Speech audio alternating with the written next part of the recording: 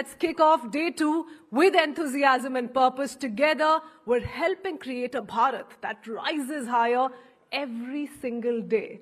Let's get started on that note while we witness some very fascinating ideas and thoughts on artificial intelligence on day 1. It's now time to take that conversation forward and more specifically explore AI's role in shaping the future of India. So we're honored to have with us today Arvind Srinivas, the CEO and founder of Perplexity AI. In this session, we'll explore how AI is not just a global trend, but also a powerful tool for addressing India's unique challenges and opportunities alike. My colleague Chandra takes this conversation forward as Mr. Srinivas joins us live from the United States. Can we have a huge round of applause, though?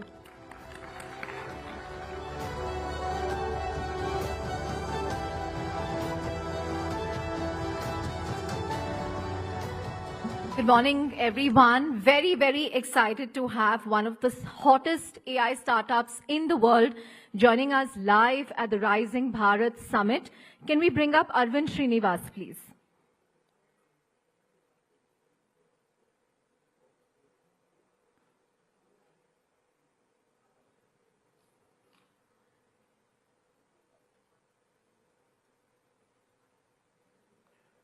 Hi, Arvind. Good morning. Good evening to you. I believe it's around 10:15 p.m.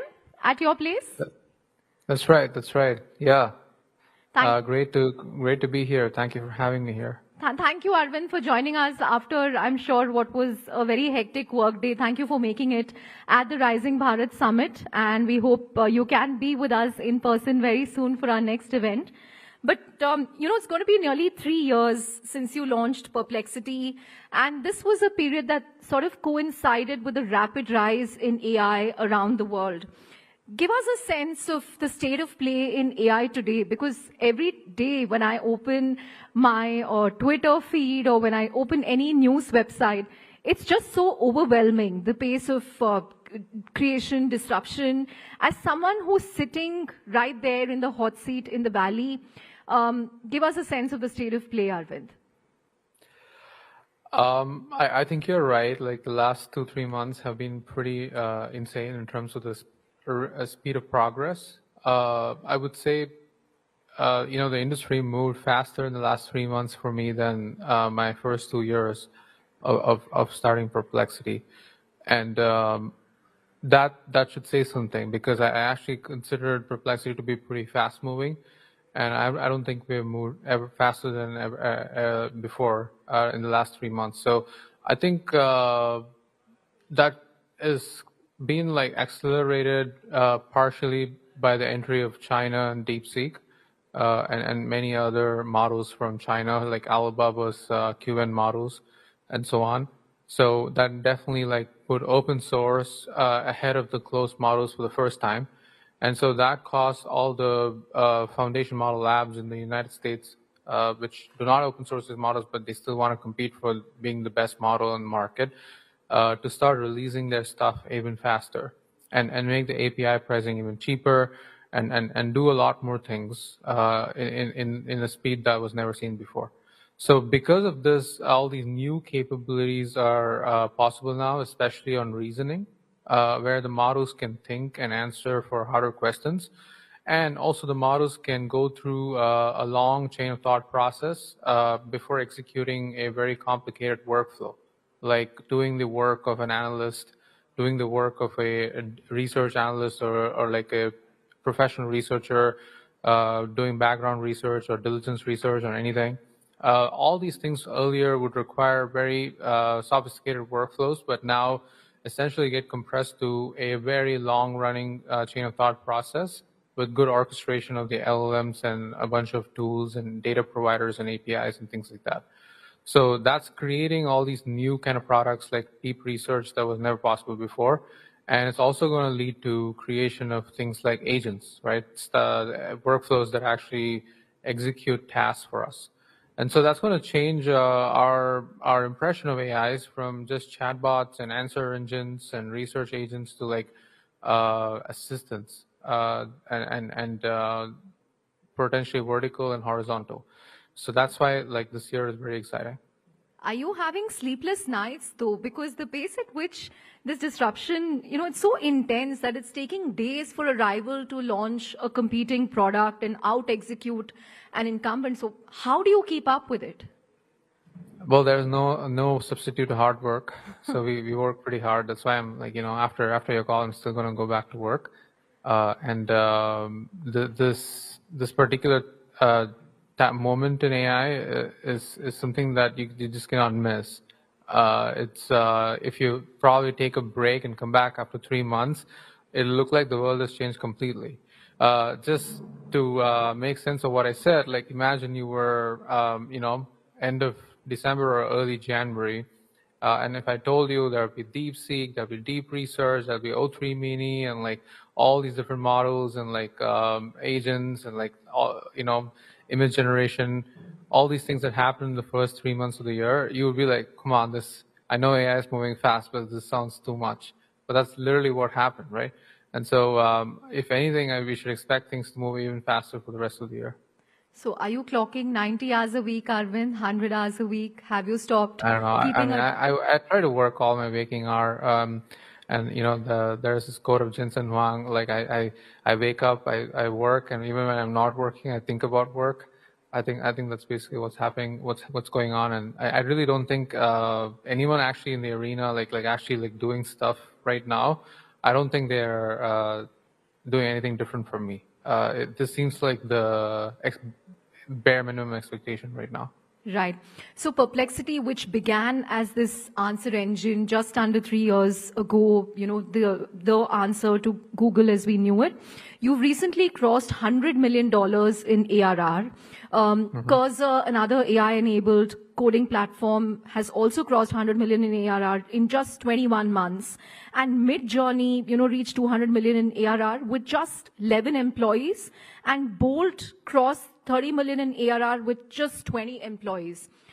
Arvind, earlier, every funding round for a startup used to coincide with this huge demand for engineers, full stack developers, mean stack developers. Their salaries would boom, at least, till 2-3 years ago, every time there was a funding round for a startup. But now we are seeing this new trend where you're able to build 10x better AI products with very few engineers, right? What does that mean for the future of engineering jobs, especially in a country like India, which produces millions of engineers every year? All of you are able to achieve so much without throwing, people at problems. Yeah, I think it's a very important question. I would just say at this point, like, if you're not using AIs when you're writing code, you're essentially stagnating yourself by sticking with the old workflow and old tooling. And people who do use AIs to write code are getting work done way faster. We see that internally, even at Perplexity. There are some engineers who are like very good at using these AIs for writing code, no matter whether it's in their editor, like in the form of GitHub Copilot or Cursor, or if it's like an end-to-end deployment app like Replit or Bolt, or if it's something that's just a separate standalone app like Perplexity or ChatGPT. Whoever is using AIs, they're getting work that's meant to be done in weeks and days. And they're able to fix bugs way faster. When somebody points out a feedback like, oh, can we move this button here? Can we change the UI to do something like this? A designer can actually just look at that, come up with a new mock-up, and then just like ask AI to write the code in Swift if it's Apple ecosystem product, and just like actually ship it, deploy it, emulate it, and see if it works, and then ship it to production, and then a new version of the app is pushed to the App Store. So earlier, this process would take weeks to write code and like go through some testing and all that stuff. Now that's being done in days. And so at the end of a year, like whatever app you have is just so much better with just very few engineers. So I think the solution, I would say, is like engineers in India, like they definitely should start using AIs as much as possible to write code and write software. And then definitely you're going to need fewer people to do the same amount of work. That doesn't mean that you don't need the other people, but you're just going to find a lot more projects. And so we can get like a lot more software projects done. There can be a lot of competing products doing the same category of products, or there can be so many different new category of products that don't exist in India yet. And then it could also mean that, like, people with a lot of creative taste no longer need to feel like code monkeys if they want to like just get paid for something, right? They have an AI to do all that for them now, so they can truly be liberated, have all the freedom to go push new ideas into production themselves, own the users, build businesses on their own, potentially get to like $1 million in revenue annual recurring on with just like a 1-person company or 2-person company. And that can lead to a completely different kind of economy too, where people publish all these apps that they made for themselves or their friends, and a few others find it interesting and pay for that. It's going to lead to a new kind of app store. So I see endless possibilities. At the same time, I'm not like going to say everything's looking good. There's going to be a transition time, and people who don't adapt definitely are going to face some difficulties. So I would say more awareness on this topic is essential. Right.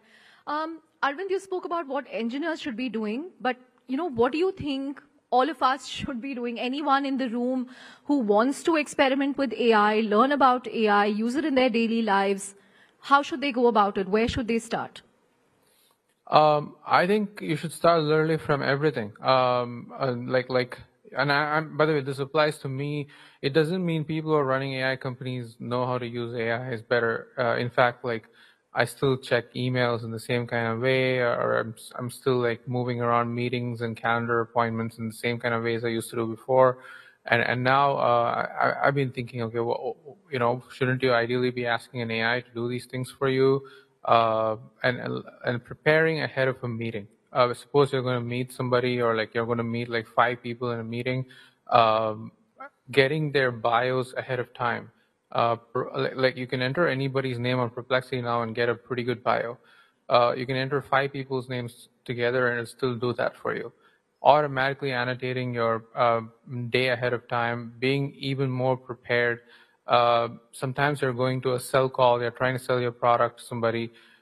Precisely doing your research on what that person likes to hear and catering your message according to that. These are kind of things I used to do manually before. I just use AIs for it now. Similarly, like when I'm trying to like ask new questions about a topic I don't understand, whatever is going on in the global economy right now, I'm not that financially or economically literate, so I can learn about a new topic as soon as something happens, without needing access to any expert. And I feel like that's a completely different future we're living in. So this is all like every common day-to-day person, all the research, making sense of the world. Everything can be done with AIs now. And then you can also customize it to your profession if you're a product manager or like a business development professional, coming up with strategies to getting better at one particular task you're doing. A lot of our product managers have to use our products themselves to get a taste for like what to improve there. Consolidating customer support, like all the feedback people give about the product on so many different platforms. And AI can actually read all of that and like triage into the right set of issues based on the frequency of complaints better than a human can today. So you got to take advantage of all these tools. Right. Arvind, we are at the Rising Bharat Forum. We had Prime Minister Modi with us yesterday. He made a very rousing speech. I want to understand about what you think India should do to improve its research prowess in AI. Last week, for instance, we had Commerce Minister Piyush Goyal comparing India with China, where he said, it's very well that we are one of the largest startup ecosystems in the world, but we are building delivery apps, we are building, we are making fancy ice creams and cookies, but where is the hard innovation and hard technology that China has been able to do, whether in semiconductors or EVs? So what would your, reading be? How can we build a Perplexity out of India? I mean, you studied in IIT Madras, you went to Berkeley and then built Perplexity out of the US. It's now going to be valued, I think, at $18 billion on your next funding round. Why can't we build a world-beating product out of India? What will it take? I certainly think we can. And just to comment on the quote, I think it's a very positively provocative comment. And generally those comments are meant to instigate, like, okay, let me come and show that I can do it, sort of a reaction. So I hope that's what it leads to. Just to make it clear, China went through this trajectory too. Whatever India is doing right now, of like trying to build clones of apps that already exist, but for the Indian market, China did that for a long time. In fact, there's a whole joke in the TV show Silicon Valley about it, of how like every single startup you just prefix a new to it and then you do it in China. That's how like the new Pied Piper. I think that's essentially what happened for a while there, and they built all that muscle to like ship products pretty quickly and iterate and like. And only then they started building new products that did not exist, and captured a global audience beyond the Chinese market, like TikTok, for example, right? And so India can certainly produce its own like TikTok, or which again is not deep tech, but it's still one product that would get the global audience rather than just the Indian audience. It's certainly possible, and like I was with. In a podcast with Nikhil Kamath, I think he was discussing the same question with me of like, what would it take for India to build an Instagram rival? And I think all these questions should be explored, like that more people should be encouraged to try these ideas. And venture capital scene is very essential. Like I think VCs in India are still very risk averse, and they like to invest in things that they wouldn't lose money on, rather than investing in things they would potentially make a lot of money on, but are okay losing some money in some incorrect bets. So the mindset should be like, okay, 95% of my investments would fail, but 5% of my investments would return me like 100 or 1000x. That the 95% that failed doesn't matter. I think that mindset doesn't quite exist in Indian venture capital right now. So if that changes, and like more people from IITs are convinced to like raise venture capital money and like found companies there and try to take on like the big tech, start with the Indian market and then expand to the rest of the world, there are some unique things that come out of it. So you take study products like YouTube or WhatsApp or Chrome. All these are products that grew a lot in India in the beginning, like YouTube offline downloads, for example, WhatsApp particularly. Chrome, the browser, couldn't really beat like Internet Explorer or Safari in the United States for a long time, but they captured the mind share and market share in India. So certainly, like that sort of trajectory is possible for new products too. Right. Final couple of questions before I let you go, Arvind. You had announced hiring plans to expand your operations in India a few months ago. How is that progressing? Any numbers that you can share on, your adoption in the India market? Because OpenAI recently said that this is the fastest growing market for ChatGPT. So if you can give us a sense of how India is shaping up for you. You're also focusing a lot on cricket content of late. So has that helped you?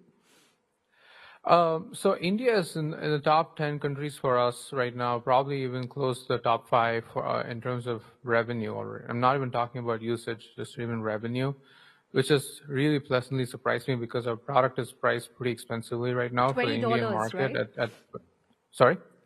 It's still $20, right? So yeah, that's right. Yeah, it's $20. It's pretty expensive. But I've pleasantly been surprised of the willingness to pay for the product. A lot of people are using the deep research agent that we have. Our Pro Search is being used by a lot of people too. And it's definitely, in terms of daily query traffic too, it's in the top 5 or top 4 for us. So it's a pretty important market.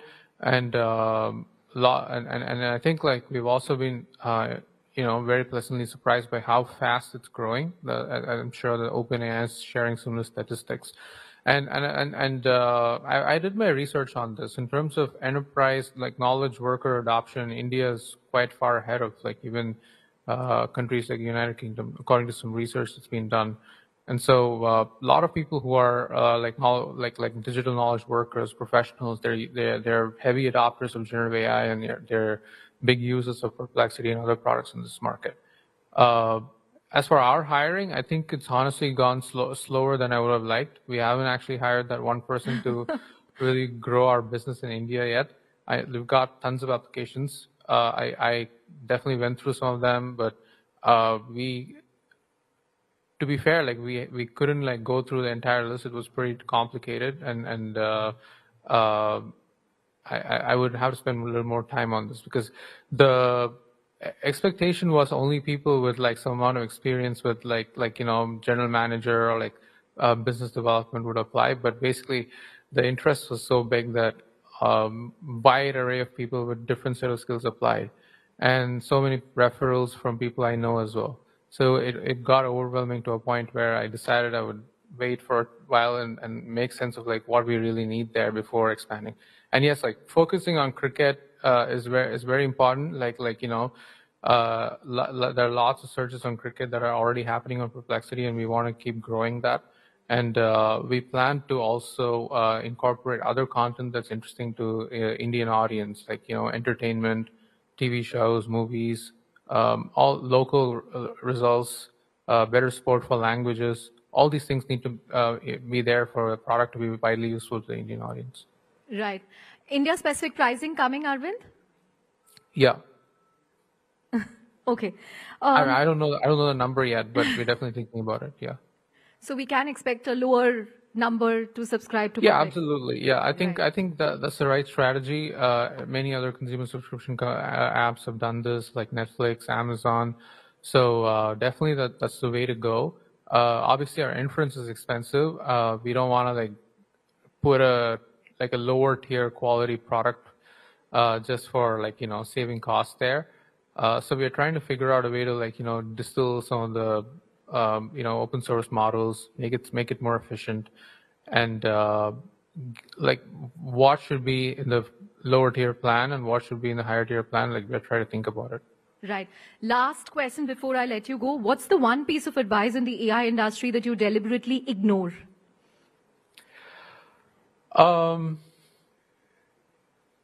I think I can say two things. One is people often want to plan ahead, right? People want to have a strategy and a plan for 1 year or 2 years and stick to it no matter what happens in the world.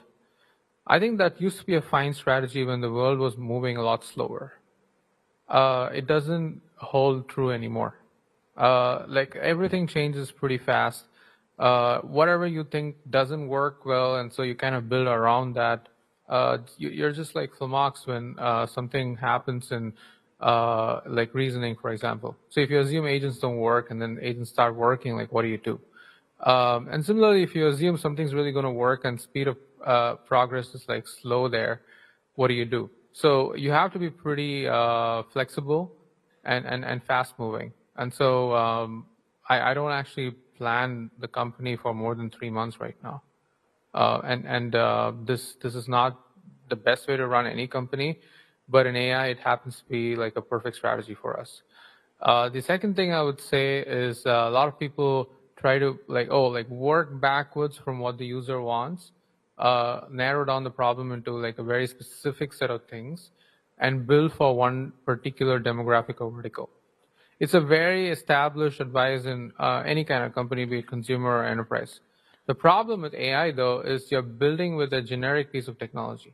It's so hard to bake in custom constraints into it, and the more custom you try to make it, the more it loses its magic of generality, which is what people love about using AIs. And so without actually having an end user or like an end demographic or vertical in mind, it's so hard to actually build anything as a product builder. But you kind of have to figure out the sweet spot of still being useful for a particular set of users, but making the product as general and horizontal as possible. And I think these are the two main reasons I would say a lot of people struggle to build AI native products in companies, but it's absolutely essential. Great. On that note, Arvind, thank you very much for joining us. You can get back to your work, but thank you very, very much for joining us at Rising Bharat. A huge round of applause, everyone, for Arvind Srinivas of Perplexity. Thank you. Thank you so much. Thank you, Arvind.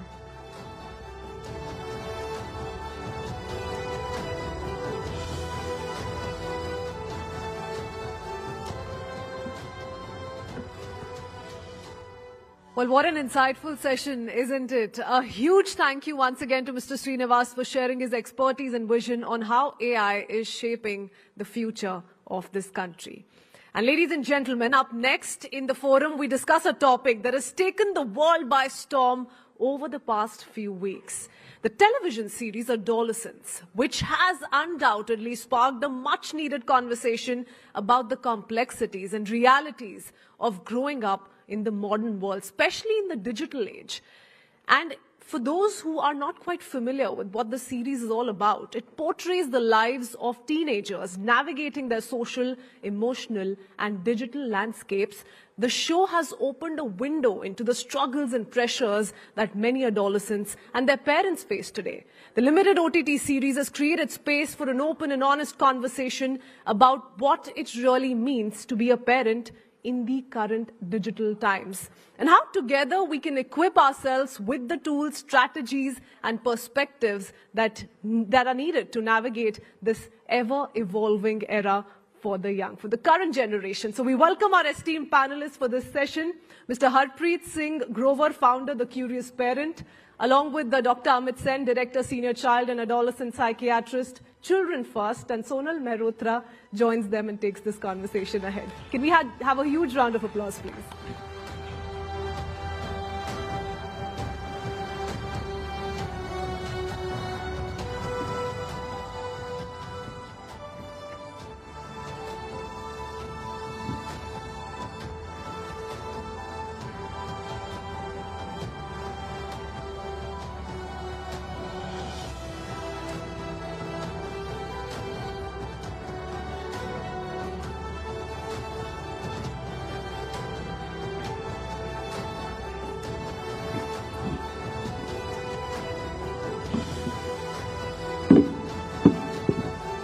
All right then, we are making quite a pivot now. You heard from the people who are making AI and turning it into really complex ideas, providing solution, talking about jobs. But here we are to talk about the flip side. So can I, before I begin, get a quick raise of hands on how many sitting here are actually parents? Quite a few, all right. Have you guys seen the latest series, Adolescence? Okay, you have. Okay, the gentleman is very convinced and is raising his hand while recording as well. Okay, so there is a lot of conversation of late. Actually, we didn't really need that series to get started about our conversation on what social media is doing. But for a minute, for everybody here, I want you to imagine a scenario. Imagine a scenario where your kid's best friend, closest confidant, and also the go-to person is not you, but somebody who can fit in your kid's pocket. Imagine a world where the kid is not coming to you for answers, pacifying, or any sort of reassurance, but going to an app. I'm sure you're going to think, oh, hello, Sonal, you don't have to imagine, it's already happening. So yes, that is the truth today. We are in times when an entire generation is growing up along with AI. And neither do they or we, to be honest, understand what it means and what it can do. So over the next couple of minutes, I am joined by these really sweet and really knowledgeable gentlemen who will help us understand a couple of questions. Number one, is social media really the culprit? Number two, is social media parenting our kids? Number three, at what age should you then give your phone to your child? And number five, if your child at home, your kid, boy or a girl, acts out and says, there's peer pressure, what to do? Everybody has a phone, everybody's on WhatsApp, why can't you give it to me? What should you do? All right? So that should set the context a little bit. Let me just begin straight away. Dr. Sen, I'm going to begin with you. So much has been said about what social media is really doing to our kids. Do you think today it's the single largest reason for distraction, disassociation, anxiety, and several other development issues that we are seeing not just in Gen Z, but also Gen Alpha? Thank you, Sonal, for the question and also for having me here. There's no question that over the last decade or two, there's a exponential rise in anxiety, depression, substance misuse, developmental concerns like inattention, difficulty focusing, not being able to complete tasks that are expected of them, and so on. And perhaps there are more than one reason to it. Social media and the digital world, no doubt, has contributed to it. But I think it's naive and irresponsible to just shift the blame and say it's social media. Who has brought social media, after all? Who has given the kids the, all the digital space? Who has created it, right? What kind of control do we have? Yeah, and questions, the other questions that you asked as to what age do we introduce them to it?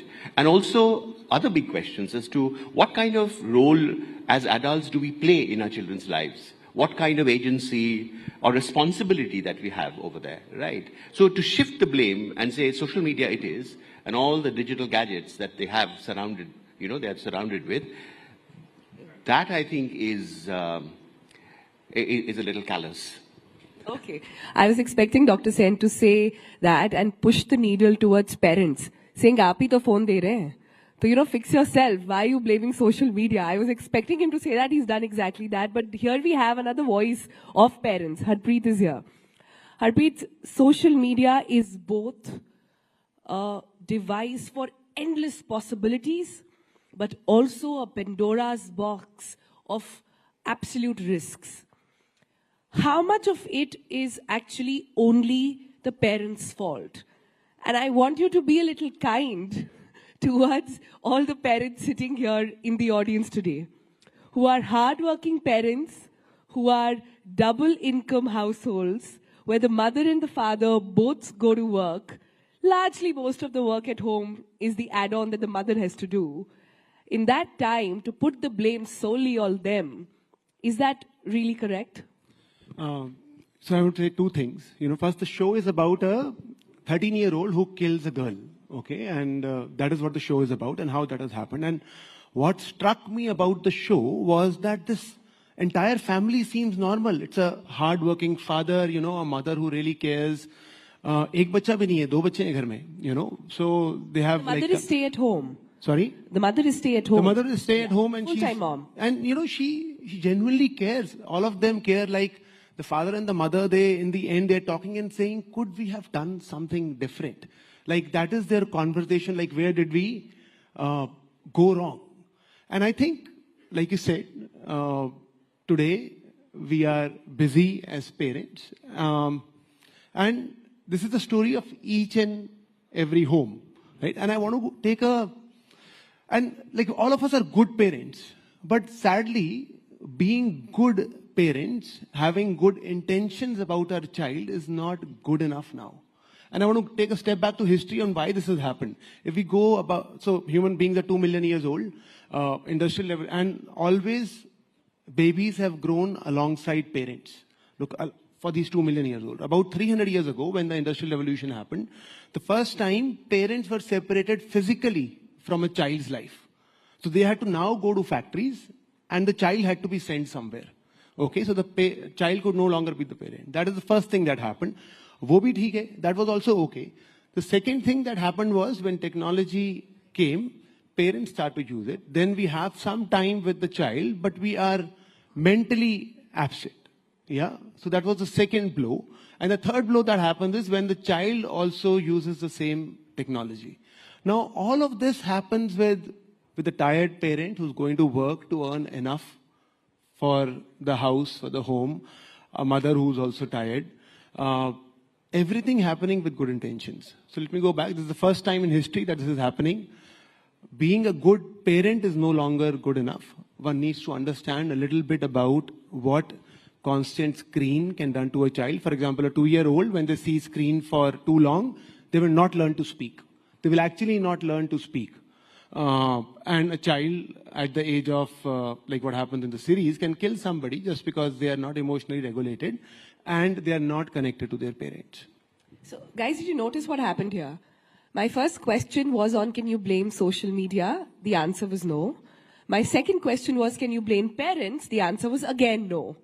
What are you guys saying? No, Who is to be fixed here? Dr. Sen first, yeah. Can I respond to that? Yeah, so there's social media, there are parents, there's school and education system. There are other things that are happening out in the world which affect children, in the playground, amongst the peer group. There is a kind of socio-political climate that cascades into the school atmosphere, into homes.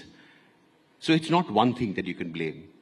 I think the stakeholders are many, and that's what we need to understand, that parenting or bringing up children is a complex issue today because of all these. It's a village. So, for instance, it's a village, yeah. And for instance, even in the TV show, if you look at the atmosphere in school, there's palpable aggression and violence that is happening. Verbal, physical, the kind of language that is used, the othering and the bullying that goes on the basis of race, on the basis of language, on the basis of, one, young person with a certain color being called a monkey and getting mimicked right in class. All of that is happening, isn't it? Where is it coming from? It's coming from the society that we've built around our children. And that's why it's getting into school, isn't it? Right? Yeah. And then, of course, there are these other things that we know exists in our world, such as neglect and abuse. It happens rampantly. And in fact, unfortunately, in India, we have one of the highest rates of physical sexual abuse in children. So how do you, draw a line or circumscribe it and say, this is the problem? It is not a linear cause and effect relationship. It's circular, it's dynamic, and all these things contribute to it.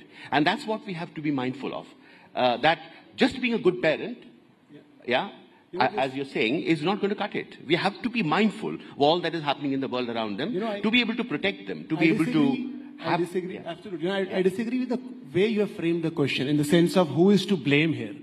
Like, if somebody was to say you are to blame, I wouldn't like it. If I tell the parent you are to blame, social media is to blame, I don't think it fixes stuff, right? In the series, there is a place where the child is being interrogated by a psychiatrist, psychologist, and at the end, the 13-year-old asks, do you like me? Like at the end of the conversation, there's the fourth visit, the final visit, the child asks, do you like me? And I think that is so profound that, so social media wants our children to be consumers. Social media wants our child to believe that happiness is external. As parents, we want our children to be creators. It is a responsibility for a child to feel that happiness ghar mein hai. It is internal. I was at the beach on Sunday, and we took my daughter, a few other kids, and there were 3 teenage girls who came, around 16 years old. They were well dressed. 3 hours we were on the beach, 3 hours they were on the beach. They did not step into the water. The only thing they did was click pictures. All 3 of them. And I'm not saying this from an angle of judgment. I am saying life is an experiencing. But for them, life is in some way in taking a picture, putting it online and saying we had a fun time. They are at the beach. They did not go into the beach, into the water. No water sports, nothing. So hold that thought then. Hold that thought. When you say kids are finding validation, finding quality time on social media, since you didn't like me saying who's to blame, where is this coming from? Because we all know kids are sponge. They absorb. They do what they see. They never do what you tell them to do. But they only do what they see. Absolutely. Yeah. Can I respond to that? Yeah. So, yes, indeed. Kids require a lot of attention. They require to be seen, to be validated, to be recognized in the way they are, right? So kids are different. They're wired differently. And they will do or choose to do different things if given an opportunity. If they do not get the validation from the sources that you would naturally expect them to, which could be sometimes parents, it could be from the schooling system, it could be from other social spaces which recognizes these differences in children, what their talents are like. If they do not get it, they have to fulfill it from somewhere. And increasingly, that is the case. In fact, we as a system are failing them in a way, all of these people, the stakeholders, in a way where the only source of this validation, therefore, comes from the selfies and the likes they get. isn't it? And that's so dangerous because it's so fragile. It'll change overnight, isn't it? Every morning, the first thing they'll go is reach out to the phone and see how many likes their Instagram post got. And that is the beginning of the day, isn't it? And the other thing that happens, of course, due to social media and gadgets is that it never leaves you. See, earlier on when we did not have all this, then kids perhaps had a bad day in school, but they would come home and get a nurturing environment. When they went out to the playground, there would be another environment. They could leave all that angst, that comparison behind. That Here, requires it follows a bit them of a into nuance, their Dr. bedrooms, Said. their toilets and bathrooms. That requires Yeah. a bit of a nuance, because it's not like bullying in schools was not happening before social media. To avoid. And you said an interesting thing, which is that validation. I want to take a small example of it. That when a young child trips, okay, before crying, the child actually looks up to the adult. If the adult is worried, if there's worry on the adult's face, the child starts to cry. If the adult's smiling, the child picks themselves up and walks away. Children learn to regulate their emotions, how they should behave from adults around them. If they start learning it from social media, there is an issue there. Yeah. I'm very glad you brought that example, because I want to move towards some solutions here. I think a lot of people are nodding their head in the audience because they absolutely agree with a lot of these scenarios going on at home. So do I. All three of us are parents, and we all have gone through this phase, including Harpreet. He might not look it, and providing answers to all other parents as well. I'm sure you've had your share of experiences as well. So how do we solve this problem? Because I'll tell you how it starts. It starts with the mother or the parent. They're also human, not being able to sort of control the child, getting tired. And it's just that one song of Coco Melon. It's just wheels on the bus. It's just round, round, round. It's so innocent. It starts with that one screen. Are you saying we've got to clip it at the source? Are you saying we've got to ensure that if we want to safeguard our kids from any kind of social media abuse, distraction, we've got to clip it there and put a deadline?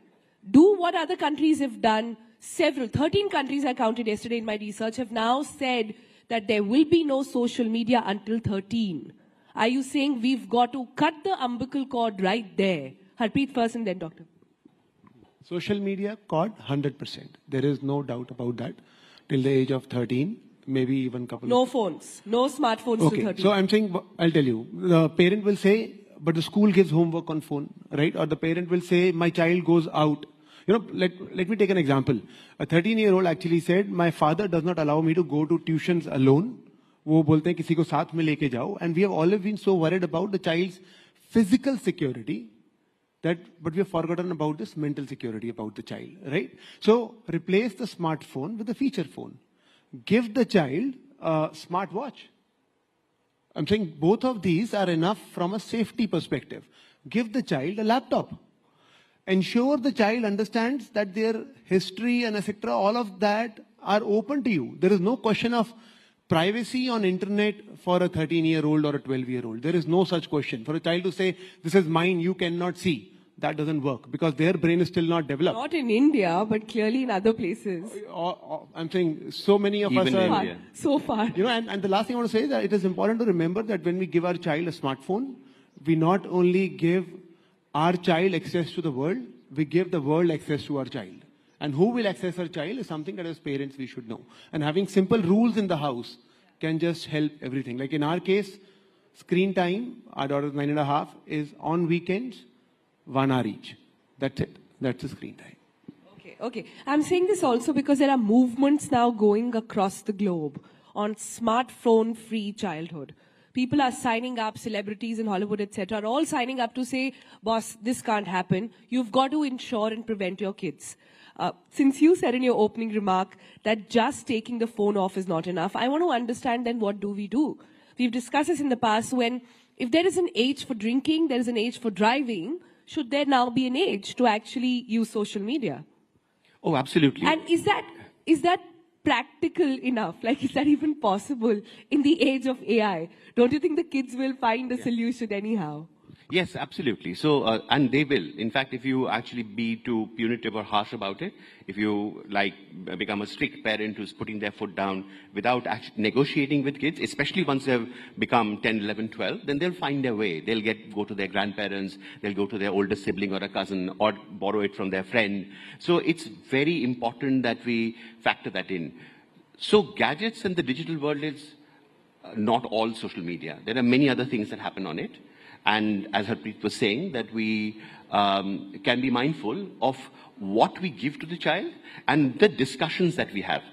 I'm absolutely, I would object to the idea of giving smartphones and tablets to 2, 3-year-olds, which parents often do. But once they come into primary school, perhaps once they're 5 or 6, indeed there is a lot of learning that is happening. You know, and schools are giving homework there. They're giving projects, and there are activities, including creative activities that are happening there. So we have to divide the time that kids, use the digital space with. For instance, we can divide it into education. We can divide it into social connections, including friends and family, where you do video calls and chats. Then there is social media, and finally entertainment. There's entertainment as well, isn't it? Yeah? And you can't get away from that. And there are various gadgets that are fulfilling it. Now, does that regulation really work, Dr. Sen? No. So the thing is, it's important for us to define it and to help and to get into those conversations from a very early age, from the beginning. You said a very beautiful word earlier. You said if you negotiate with your child. Yes. Yes. Can you expand on that? Yes, absolutely. So the negotiation can start. So in the beginning, when children are very little, you can still have a conversation, but you're a custodian, and you can put your foot down and say, this is a boundary. Yeah, like you have half an hour of any gadget in the weekdays and maybe 1 hour in the weekends, and that's all you'll get, right? But once they begin to get into tweens, as they call it now, and all their peers are doing it, right, and they're watching it, they'll come and fight with you about it, right? That's when the negotiation starts. That's when asking questions about, so what do you think the screen is doing to you? What do you need it for? What are these different categories that you use the screen for? And that's when you can together collaboratively establish boundaries. As children grow up, when they become 13, 14, they will have their say. And it's important to respect it. So as long as we are able to make these decisions through negotiation and collaborative, then chances are that they will not do it behind your back. And if they have indeed crossed the boundary, they might come and tell you. You have to have the relationship first. And in fact, your question was, how do we deal with it? The first thing you deal with is how do you build on your relationship. It keeps changing. It's a very dynamic process. Your relationship with a baby to a toddler to, tweens and then to teenagers is entirely different. And how do you negotiate through that is another big question. Many times I find, if I can just finish with one last thing, many times I've found that parents, when, children become teenagers, say that, oh, ab to bade ho gaye. They look after themselves, They have their own world. They have their own friends. And little do they realize that that world is going to completely take over their lives. And parents will have little to contribute then. I loved what you said about negotiating. I find it so beautiful and so hard. So, Harpreet, what's the toolkit? What's the magic mantra here? Like we were discussing earlier, a perfect parent, do they even exist in today's world? And is there a code to achieving that? I know a lot of it is mirroring, and I know a lot of it is what they see in their own surroundings. But when social media, when you think that your child is in your house, under your care, in their room, even then they're not alone now. They are with the gadget. And no matter, like Dr. Sen also said, no matter how hard you try, they will find a way. So what do we do? What is the way out here? Can I take an example? Can I read out something? Is that okay? I'll read out a little bit few lines. But I'm saying I met a husband and wife with a 15-year-old, and we were sitting on the grass, and I meet less parents generally, but they had requested, and we met. And they said, our daughter is completely into her smartphone. She keeps ordering stuff from Amazon and keeps taking pictures and putting them online. We are worried that she's not serious about her 10th exams. What do we do? And very intense about it. And so I asked that... आपने नहीं पूछा कि आप कितना time spend करते हैं social media? I think it is okay for adults to see smartphones. I genuinely feel it is okay. Our brain is developed. We can self-regulate. I don't think I think when a child says, आप देख रहे हो मैं क्यों नहीं देख सकता? I don't think that's a valid question. I would say to the child, आपकी height बड़ी नहीं हो रही है, आपकी height बड़ी हो रही है, मेरी नहीं हो रही है. So I can see because my brain is developed, your brain is still developing, you can't see. Like I have no shame in saying it. You can see only for 30 minutes, I can see for 4 hours. That is how it is. And I think that we don't need to be apologetic to our children for it. So I asked this 15-year-old that, do you see phone for so long? Is it hard for you to resist? She said, yes. And so I told the family that you are such a wonderful family, that your child has actually come with you, is sitting with you, is agreeing with this, what this is happening. So, you know, you have a connection that is very apparent. And I think that is the magic thing, that your child is more, even though child is not able to resist the phone, they have more connection with the parent than with the mobile. And you know, when I saw Adolescence, the series, at the end of it, I wrote something. And it was that, what I wrote was lessons from adolescence. And I said that I will not let my child below the age of 16 have access to social media. I will replace my child's smartphone with a feature phone, with a smart watch, with a laptop. I will not be bullied by my own guilt when my child says everyone has it. I will not think to myself, oh, I am giving it for studying. If my child feels left out of groups because he is unable to chat with his friend after school, I will explain to my child why that is okay. If my child is quiet, I will not think of that as okay. I will not think kids nowadays are like that only. I will find time for my child, time to connect, time to chat. I will not work with my imaginary child. I don't want a child who's good at what I want them to be good at, like boxing, football. I will see what my child enjoys doing. I will see my real child, not my imaginary child. I am responsible for my child. I love my child. Beautiful, beautiful. You know, huge round of applause, please. Harpreet, that is very, very thoughtful. Very, very nicely said. I have to wrap up, but not before asking this last question. To be a more present parent today requires work. it requires work. It requires a lot of work. It requires building up a lot of other skills as well. What my worry is that in order to do that, more and more women will have to take the lead, and more women will then lead to outside of the workforce. Is the key here then to try and not just talk about parenting, but try and talk about fatherhood first? Yes, and why is it that the women have to take the time off? Not at all. It's a responsibility of both the parents. And I can say that, vouch for it from my own experience, that I think that both of us, me and my wife, have been working parents all through. And we have, given our capabilities, our interests, the connect that we share with our child, we have divided responsibility.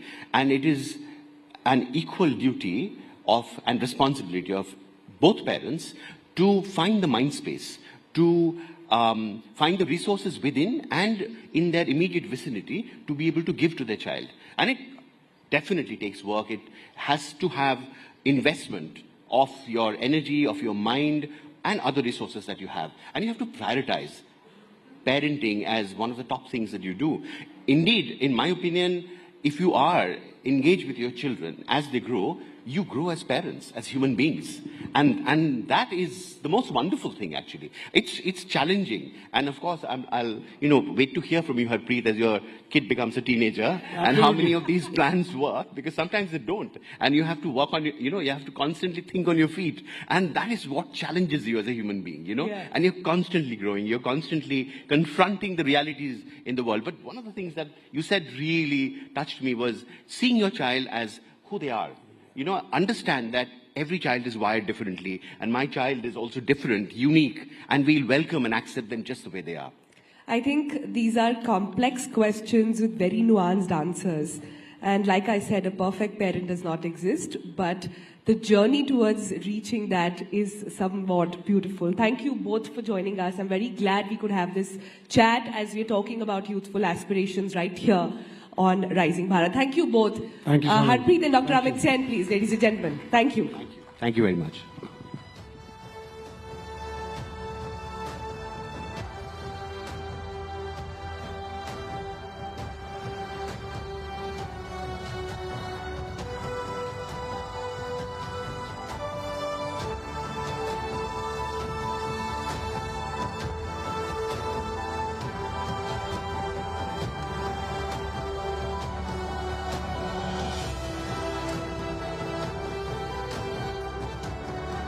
What an engaging and insightful discussion that was. And I think everyone here must make a promise today. Parents, future parents, to take all of these lessons back home and continue to have these open discussions in our homes, communities, and beyond. A special thank you once again to our speakers for sharing their expertise and for bringing with them all those thoughtful insights. Up next, ladies and gentlemen, we're fortunate to have with us Swapan Kataria, the co-founder and CEO of Crown LNG. Swapan is a very visionary leader who has been at the forefront of empowering young minds, driving innovation and creating a more dynamic future for India. So let's grab this opportunity to learn from one of the leading voices in this space and get inspired by Mr. Swapan's perspective on what it truly means to have an empowered youth and an energized nation. Please join me in welcoming Mr. Kataria to the stage. I would also like to call on stage Palki Sharma, who will be taking this conversation forward.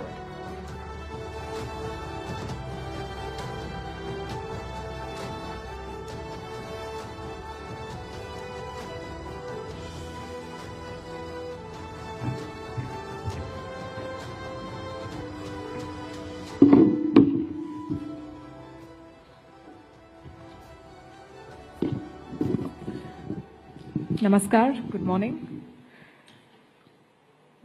And welcome to this session. Joining me as introduced is Mr. Swapan Kataria, co-founder and CEO of Crown LNG, and we will talk about energy security, and how it can help empower India's growth.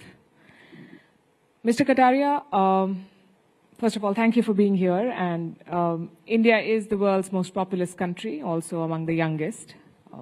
So the energy need is only going to grow, and yet energy poverty is very real in our country.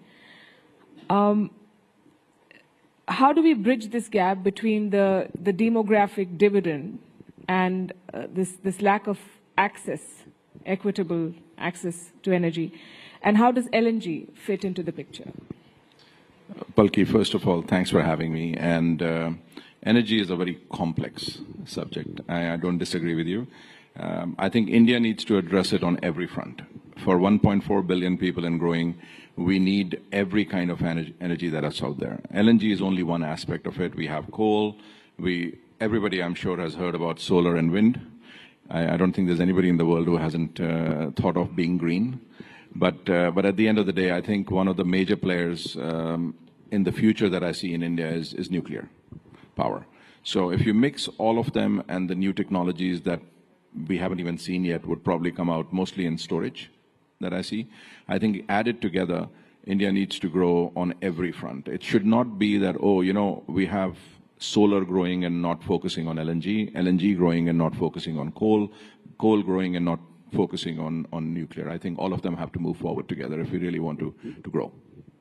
Right, but there's so much talk and focus, talk more than focus on renewable energy. Yet you're talking about LNG. So is LNG, according to you, a bridge fuel, or is that a long-term bet that we'll have to make? I think it's the latter, in my belief. I probably sound biased because I'm from the industry, but at the end of the day, in my 30-year career, I've seen solar and wind grow a lot, and they're here to stay. I'm not saying we're taking anything away from that. But at the end of the day, for India, we need on-demand power. You cannot grow jobs and help the youth without industry, and you cannot build industry without on-demand power. And for you know, the capabilities that nature has in its own hands, you cannot guarantee that with solar and wind, unfortunately. So you have to look at coal, you have to look at LNG, and you have to look at nuclear. Right, and for a country like India, where the demand is so big, where we have, at a policy level, committed to sustainable development, and yet at the same time we have a very ambitious growth target. It's not an easy balance to have. 75% of our energy comes from coal.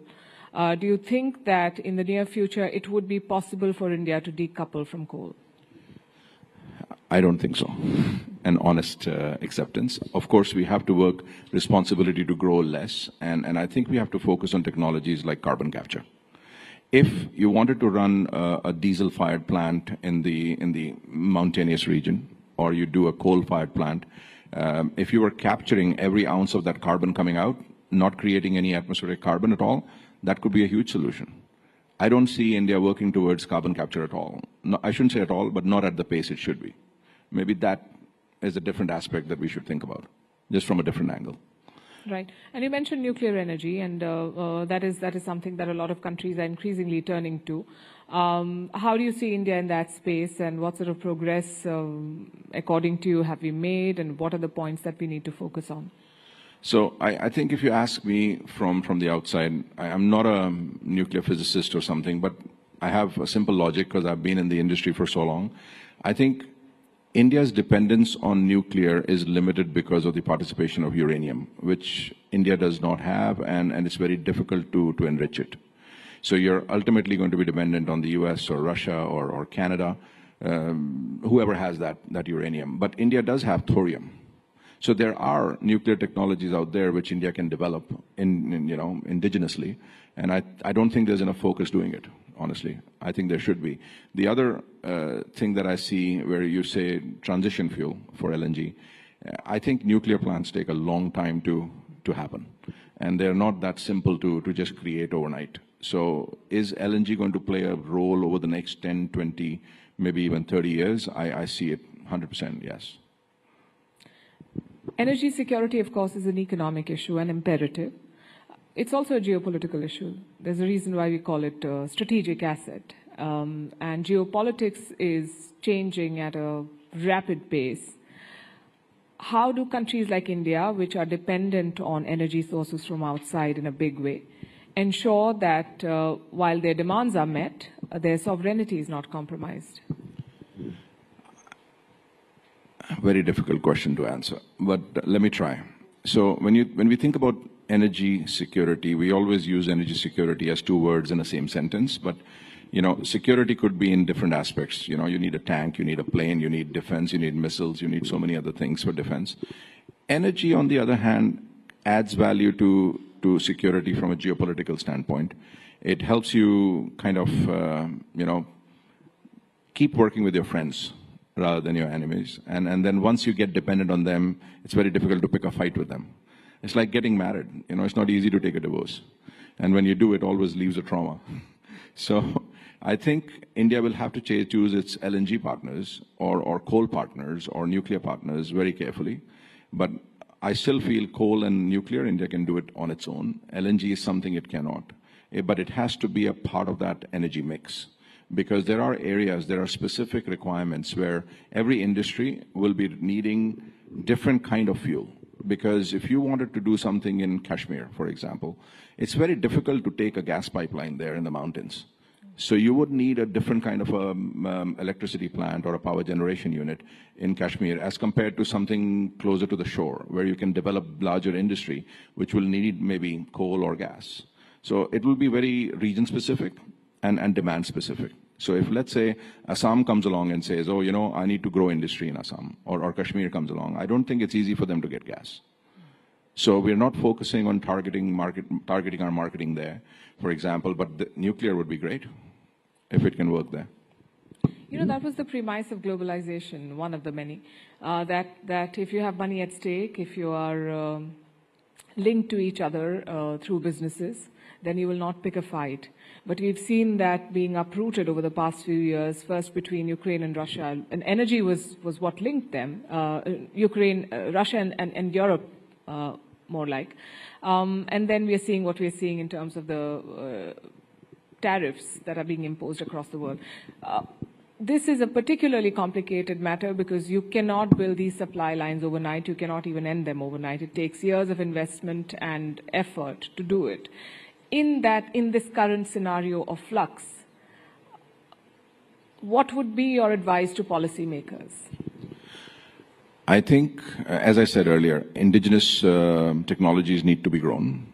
Like even for us, if we're in the LNG business and we operate in various countries in Asia, in Africa, in South America, and Europe, and we see that India is not doing enough to grow its own technology. So if I had to make a plant, I need a compressor, I need a power plant, I need a, some special alloys which can take minus 165 degrees of, liquid, which is LNG.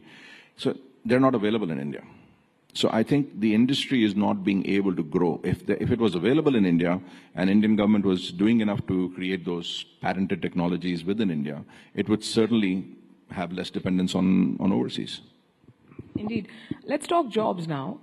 How can LNG and the broader energy sector become engines of employment for the Indian youth? And we need a lot of jobs in this country. Actually, it just baffles my mind. Most of the kids that I meet, they want to go into IT. They want to move their keyboards. And the real jobs are in the energy sector, in the oil and gas sector. People don't find that working for an oil and gas company maybe is that, glamorous. I think that the mindset has to change. Even if you look at most of the colleges and universities, they have petroleum courses, very limited universities have them.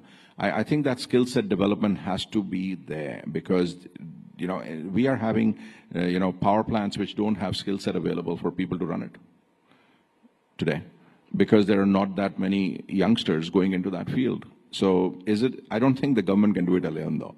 I think the private sector and the government have to work together to get that skill set up. And I think there are tons of jobs. This is one of the biggest booming sectors for jobs, and the young people should be training themselves into nuclear, into gas, into coal, into power sector, into ancillary industries which can operate on these, related to these energy industries.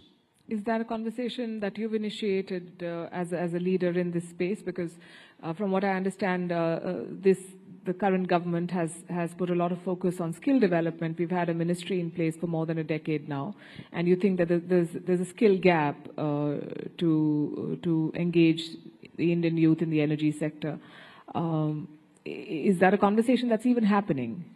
We are trying to, rock the boat wherever we can. I don't think we get too many responses, but if we, shake 10 trees, we might be seeing maybe 1 or 2 of them move. But I think 9 of them should be moving, actually. I agree. Is there room for the Indian youth to innovate? Because the buzzword is startups now. Everyone's talking about a startup. But this seems like a very capital-intensive, legacy sort of a business or an industry to be in. Is there an opportunity for a young person who comes with, like you said, homegrown solutions or technology or in the startup space? Can people do stuff here? I think the youth of India is the most powerful youth that I've seen anywhere in the world. Not that I might be biased because I'm from India, but at the end of the day, when I come back, I see that, if I had been born 10, 20 years later, it would have been much better. Because you get an ecosystem of so much energy in people and in kids these days. And I think they don't have that support mechanism, which they need to grow. Because it's easy to say that there is a startup community in India, but it has to be nurtured. Right? Not just nurtured by helping them get orders, getting them also trade finance. And I think one of the biggest missing pieces that I see between startup and realization into commercial activities is the capital aspect of it. And I don't think there's enough capital being spent. There are few people that I've seen in the private sector doing whatever they can in their own world, but I don't think that's enough. I think there has to be a centered focus on startups from the government where, let's say, if I were to be an investment office, for example, give me a tax rebate. I'll invest it in there. So I don't know if there's enough being done to nurture those startups. Yes, they're being given a huge promise that, okay, do it, you get a 5-year tax rebate. But I don't think after that there's anybody hand-holding them to make them into an industry. So you're saying we need more mentorship and we need more incentives, of course, but more mentorship. 100%. Right. When we talk about infrastructure or policy making, one of the challenges that we see in countries like India is the urban-rural divide, and that applies to energy as well. Energy access. We are heading into a summer that looks, by all indications, is going to be a punishing summer. How do we bridge this divide in the energy space? I think the only way to bridge it is having better planning. This summer is not happening this year alone, Palki. It's been happening for years. And the bureaucracy is still thinking, oh, you know, we can't move this because that has not happened and that cannot happen because this guy didn't say anything. We have to give up those excuses and just take a call. And somebody up there has to put its foot down and say, okay, enough is enough. We've looked at this for 10 regular years. The summer's growing. It's getting tougher. We take every kind of energy at whatever cost we get at the end of the day in an emergency. It almost is an emergency situation. But if we planned 10 years ago, we wouldn't be in this situation today. But if we don't do something today, we'll be in this situation tomorrow. And okay, I'll go back a few questions. You were talking about young people entering the space. We have a reasonably young audience as well here. Why don't you share your story with us, and why did you decide to go into the energy business of all things, and what has your journey been like? I think I was actually living in Russia when I entered the energy space back in 1993. And I was in the trading business, and you know, I fell into a trading contract which was related to trading crude oil. And it was very profitable. And I never looked back after that. But that being said, I think if there was one thing that people should think, that energy sector is not just crude. It has such a vast footprint in our daily lives. It's not funny. You have to actually take a moment. A lot of people don't spend the time to look at oil and gas sector because, as I said, they don't consider that glamorous. I don't know, maybe, you know, if I was in the oil sector, would I get a better date? Maybe that would be the way to look at it for the younger person. But I think from a stability and a job perspective, energy projects are very good. They have a long gestation period, and when they operate 20, 30, 40, 50 years. So I don't think there's any other industry which offers a better job security than the oil and gas industry. I think that's a strong pitch. Yeah, I have supported that. I've seen it. For me, it was looking at, okay, how much it's time to money. Okay, the IT sector looks very fancy because, you know, everybody thinks that, you know, there's a Silicon Valley out there. But this is day to day. You need this every day. This is not services industry. It is actual products being made which affect and you know, get utilized in our daily lives. And like you said, you've traveled the world. You worked with different countries, companies, and of course you worked very closely with players and partners in India. How have you seen the landscape change in India over the last decade when it comes to building better supply lines, ensuring more energy security for the people of the country? In simple words, I think there is improvement. But if I expand on it, I don't think there's improvement enough. And I'll give you an example, and I hate doing it because I don't think I ever want to compare ourselves with China. But China had the similar kind of population, and they already knew they're in the same situation. They don't have oil and they don't have gas. At least not enough to cater to their own people. In fact, I think India has more gas than China. But what they did was they went out and started buying gas fields globally. So they started investing into those gas fields so they can control the volatility of price for their consumers in their country. It doesn't matter if you have it, right? So when I was brought up with only, you know, a little bit of thinking from my father. It doesn't matter if you have it today or not. What did you do today to have it tomorrow? So I don't think we're doing enough today to have it tomorrow either. That's my biggest worry from my perspective. Even now? Even now. I think we are trying to do contracts for buying. We are trying to discuss long-term contracts with countries which have it. We are trying to do very good diplomatic relationships with those countries. I don't think we're investing enough. We should not be giving our product requirements into the hands of other people. We should go and buy it ourselves. We should control the value chain. We're not doing enough to control the value chain.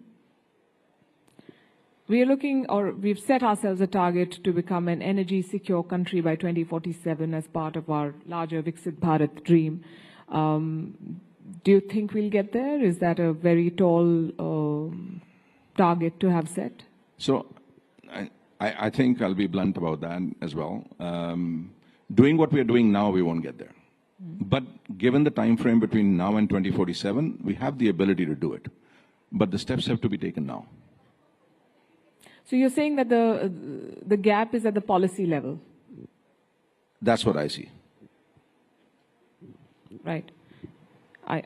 I hope the policymakers pay heed to advice from you and others like you. I was reading about what you've said in the past, and I understand that you've been a big champion of artificial intelligence in the energy space. How do the two sort of come together? Actually, they came together because of the demand in electricity, and ultimately the gas fills that electricity requirement. So we started, because we had access to, or we have access. So when you look at India and you want to bring LNG into the country, you have to go through a very rigorous process which has been put together by the Indian government to actually go and enlist and get approved for a license to import product into India. So at the moment, Crown LNG is establishing a project in Kakinada in Andhra Pradesh, which is 7.2 million tons per annum, and which is approximately 10 to 11% of India's total import licenses available today. So when the larger, hyperscalers, they wanted to put these things here, they approached us and said, hey, we need access to on-demand power. We cannot survive on solar and wind, because what if there's no electricity? Then it's not like we cannot operate our data center. So that is how we started our first conversations with them, and we realized that how important on-demand power is.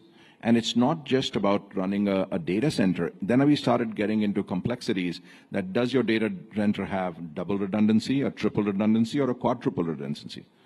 So now, not only that, if you need a 200 megawatts power plant, for example, they want you to build 600 or 800 megawatts of power for it. They'll use only 200, but the other one should be standby. If the one, conks off, the second one starts working. So when you start thinking of that much of built-in optionality, you start thinking about that kind of a cost infrastructure. We felt that it's something which we can certainly support, and that's what got us into the AI. That's very interesting, actually, and the way you put it, one would have thought that that's common sense and most people would do it, but I'm surprised that it's not happening. I thought the same before I got into it. Right. Swapan Kataria, thank you very much for your insights and for your policy prescriptions that we hope reach the right people and trigger the changes that need to be made. Well, I'm always here to help if they need me. Thank you very much, and thank you for being such a fabulous audience. Thank you, everybody, for listening.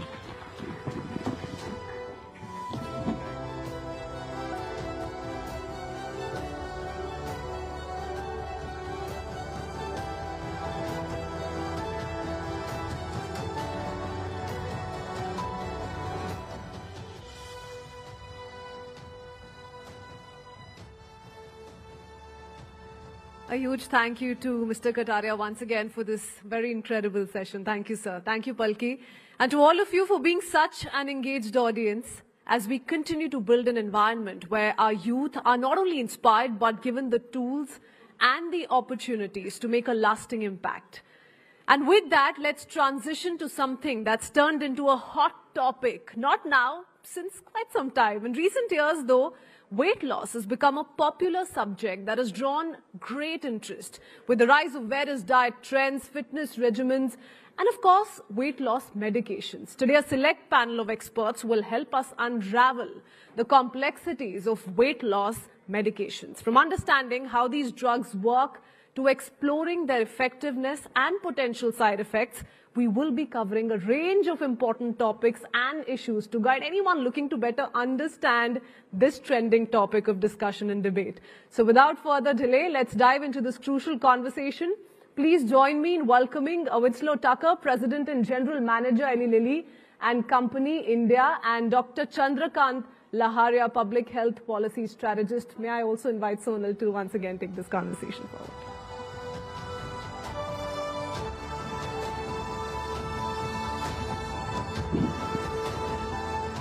All right, almost good afternoon there, and we are back this time with another fascinating chat. I think if there's one thing that connects us all in this room, no matter your age, no matter your gender, no matter your nationality, is our health. And it is so important to sort of address that at the Rising Bharat Summit here, where we're talking about youthful aspirations. I'm so thrilled to have our panelists here with us on stage who've taken out the time to discuss about this topic, which a lot of people are talking about, but very few know about. There is a lot of information, not so much that is true. So over the next few minutes, the idea is to decode the science behind weight loss drugs. The idea is also to understand who is it for. And the idea is also to get a better grip on how to approach this as a society, as a nation.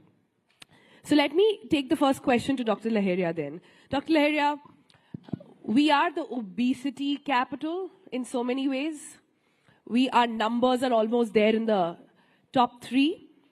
At this time, when weight loss drugs should in a way be, like if it were any other disease, it would be celebrated, that finally there is a cure.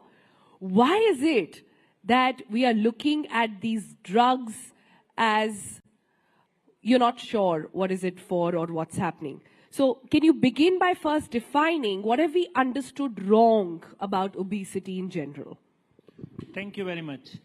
So one of the important development in last decade has been, last decade and more so in the last few years, has been that we have started recognizing obesity is a health issue, a health condition or disease which require treatment, care, management.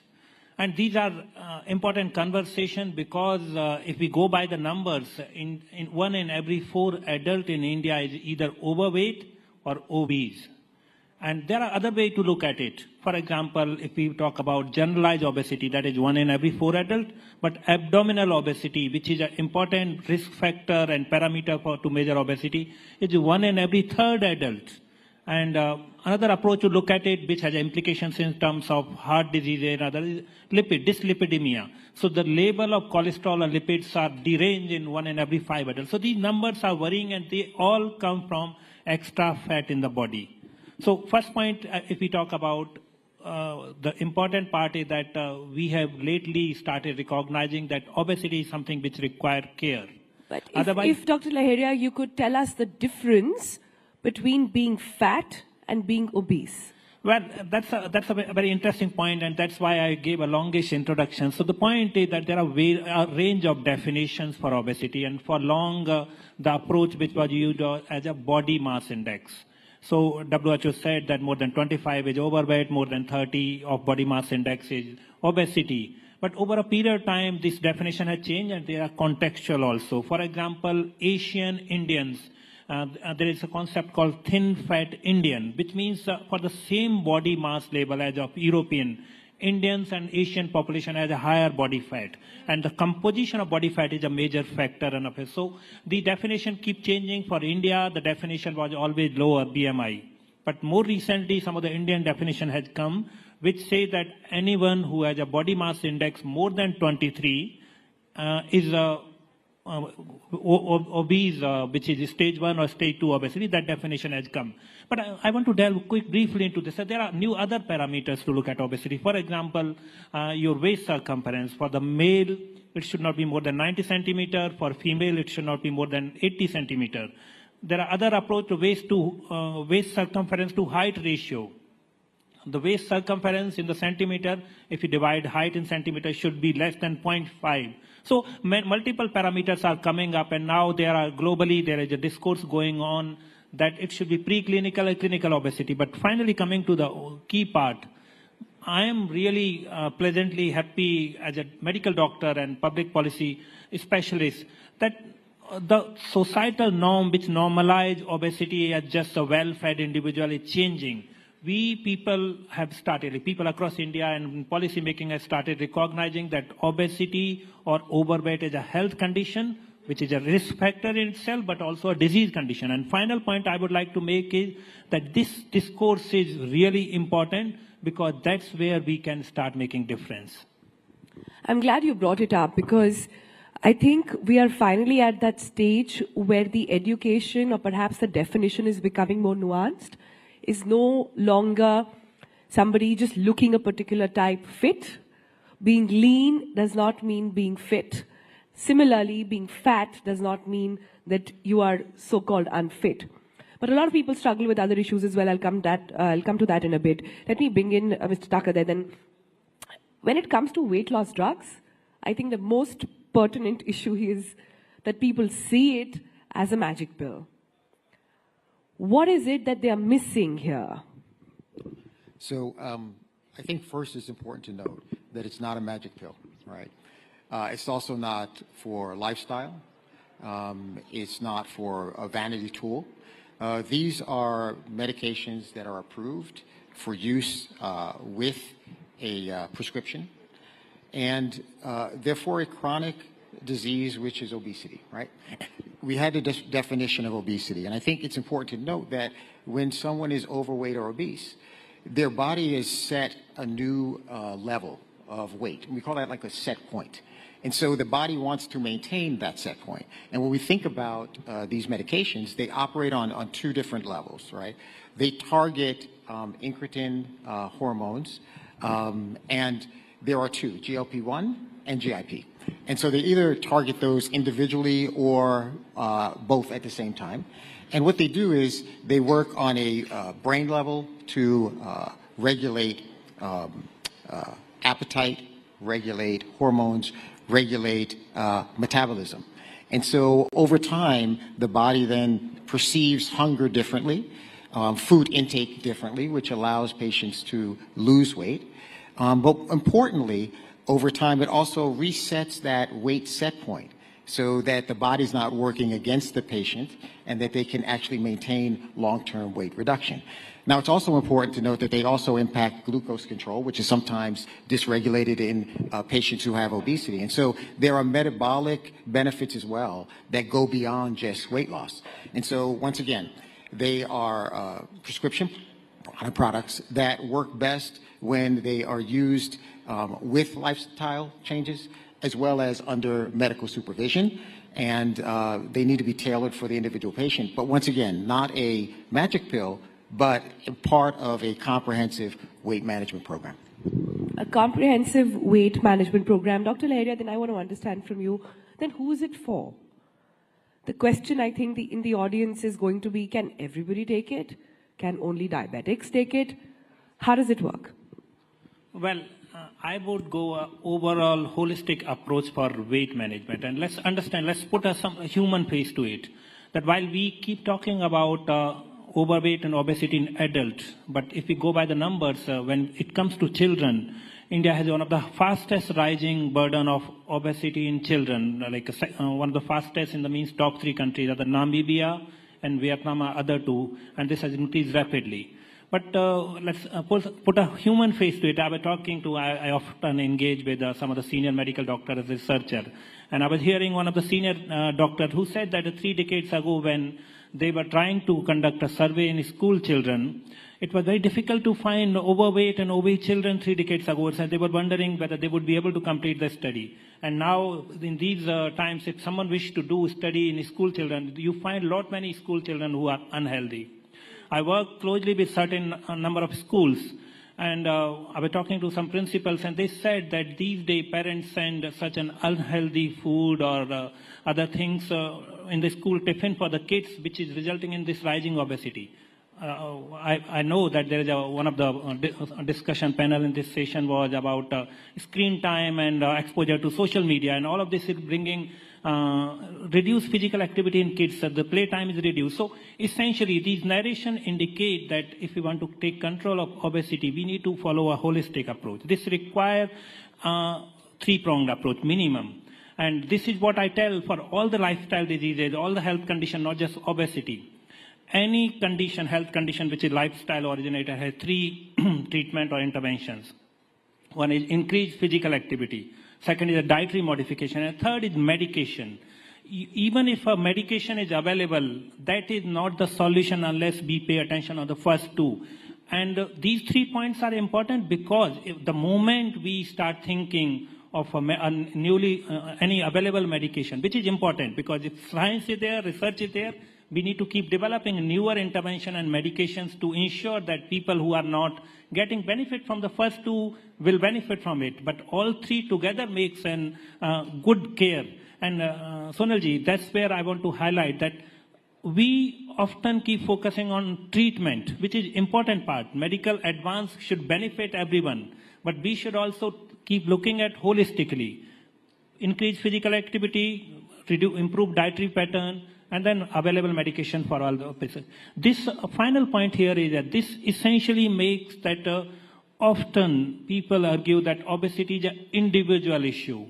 They believe that, okay, if someone is overweight, obese, it's their fault. I believe that this is a societal issue because there is a higher economic burden of obesity. If as a society people are overweight or obese, that has an economic cost in the terms of healthcare. It has a cost in the reduced workforce capacity in the terms of sick time or absence from the work. And there are estimates available in 2019, this World Obesity Federation data. In 2019, around 1% of India's GDP was equivalent was loss on the obesity-related challenges, absence from work. So it is worthwhile to invest in every intervention, including medication, increasing physical activity, dietary intervention. This will help economic growth, and this will help in any country becoming a developing or prosperous nation. Yeah. So obesity has multiple dimensions, and I can keep talking about these. Yeah, we let you. That's the whole point of this discussion. But I'm so glad you brought that up. Because I think, and Mr. Tucker, if you can take that question, in a society where physical transformation has to be more led by work and hard work, and natural transformation is glorified so much, what role and what larger role are weight loss drugs then, sort of playing there? So one thing that I want to start with is saying is that, I'm actually very happy that we're having this conversation and that obesity is starting to get the attention that it deserves in India, right? We want to provide gratitude to the Prime Minister and also to media for raising this because it's a critically important issue. Now, weight loss drugs overall are part, as you said, of that overall management. And I think that we have to change the narrative around weight loss if we really want to address it. You're right, it is around not just lifestyle, it's around lifestyle and a comprehensive approach. But we also have to recognize that there is a bit of a stigma on weight loss, and that patients who have obesity or who are living with overweight every day are addressing this stigma. And until we start to change that, we're not going to actually have patients or individuals who are living with obesity actually seeking some of these treatments. Now, where I think that these medicines can change that is it's starting to change the view of how we think about obesity. It's not just about blame, it's really about biology, right? We know that there's a different way you need to address this, and I think that's critically important. I think also that, as you talked about, we have to be really cognizant that this is part of that comprehensive approach, and that if we do that over time, we'll start to see patients come forward and feel more comfortable in seeking treatment. I'm very glad you brought that up, because the follow-up to that, Mr. Tucker, is that what is the biology of obesity? Yeah. I think the needle needs to shift on not just what is weight loss, but first we need to be very clear on what is obesity. Yeah. And how do we tackle that? So what is the biology there? So I'm not the medical expert, so I'm not going to talk about the biology specifically. What I can tell you of how these medicines actually impact that biology, okay? So as I started to talk about earlier, we know that a lot of things change when a patient is obese, right? How they perceive their satiety, how they perceive their appetite, their body is working against them, so they continue to increase. What these products do is they act both on the mental side, so they change how you perceive being full, they change how you perceive that your appetite, and so that reduces. It also works on the level of slowing their gastric emptying as well. So what that means is you feel full sooner and for longer, and so therefore your appetite changes as well, right?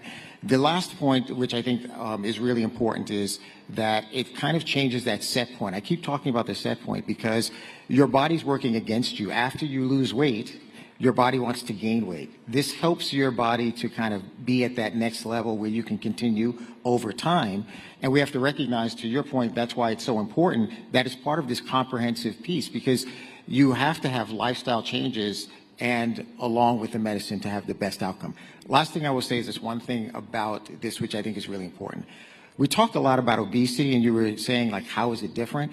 I think we want to change the conversation from just obesity to better health, right?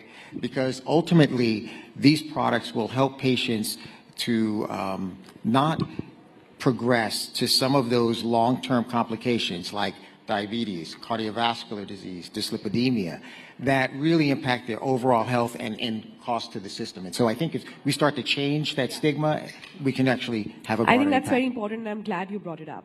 But just to expand on that, and if Dr. Lahiriya can also come in on this biology of obesity and how it works here, because a lot of people still feel that, oh, just take these injections and that's it. That's all you got to do. I don't need to hit the gym. I don't need to put in that extra hours. It'll control my appetite, and that's that. Can you sort of drop some truth bombs there?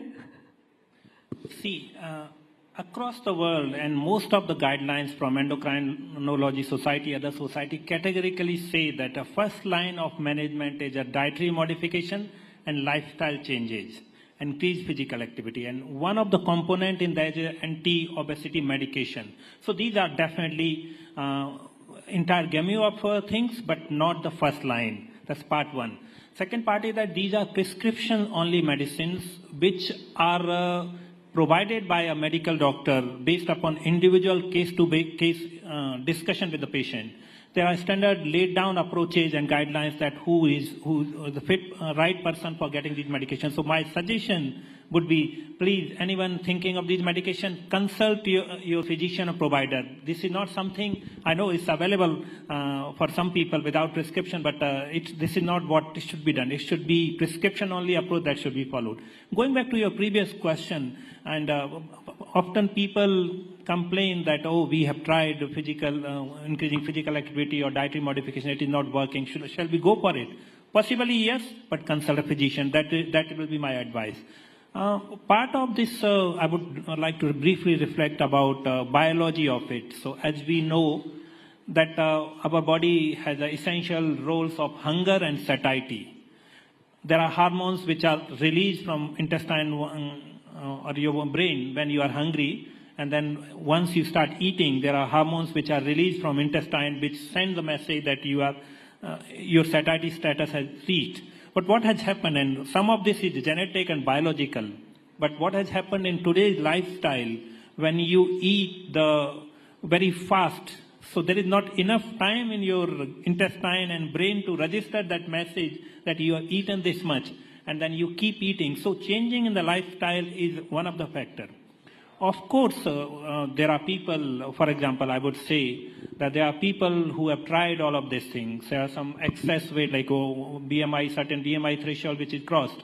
For them, if a prescriber suggests, and these are the medications which can wonder, and we know that we now have medications which can reduce 15 to 20% of the weight over a period of 3 to 6 months. But I'm again warning that this is something that doctor-based, prescription-based approach which need to be followed. And even if you are being prescribed medications, there is definitely a role of lifestyle modification, physical activity, and other aspects. But let's look at the other side of the spectrum then. And I want to understand the struggle.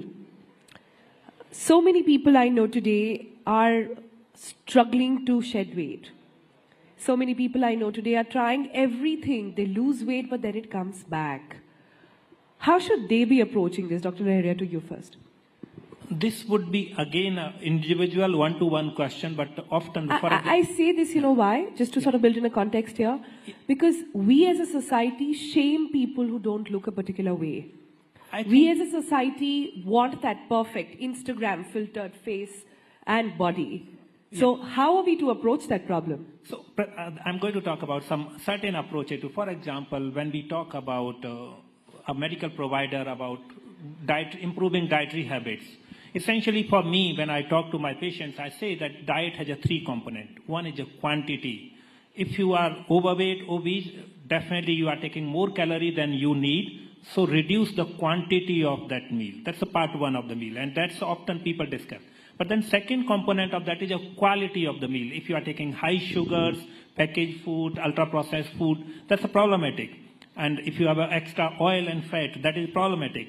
So you need to alter quality of the meal, which essentially means reduce fat, reduce carbohydrate, and increase protein. So first part was the reduce quantity, second is improve quality of a meal, third is the sequencing of meal also, the way you eat, how quickly and how slowly you eat. So I just gave you an example of that, how the same meal or same approach which they are following, but bringing the nuance to it. Another approach to it is, for example, there are many patients who are overweight and obese. Definitely, in very likelihood, they would have a fatty liver. Now, what people do not understand that why fat is a problem. I tell them, and this is the unscientific reason, that anything which should not be somewhere, if it's there, it is problematic. So when your body has extra fat, it gets deposited in liver, viscera, other organs, and other places. And since it should not be, for example, it should not be in the liver, and it is a fat there, then your liver starts recognizing that's a foreign antigen. So it starts inflammation.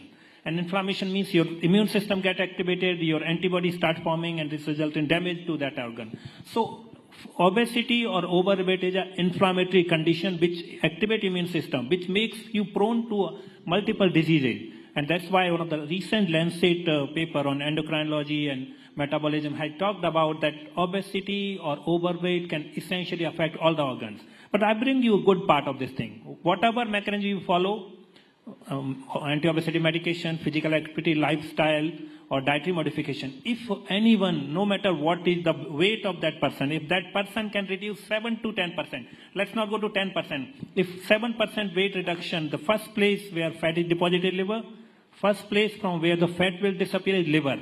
And you will control many other conditions.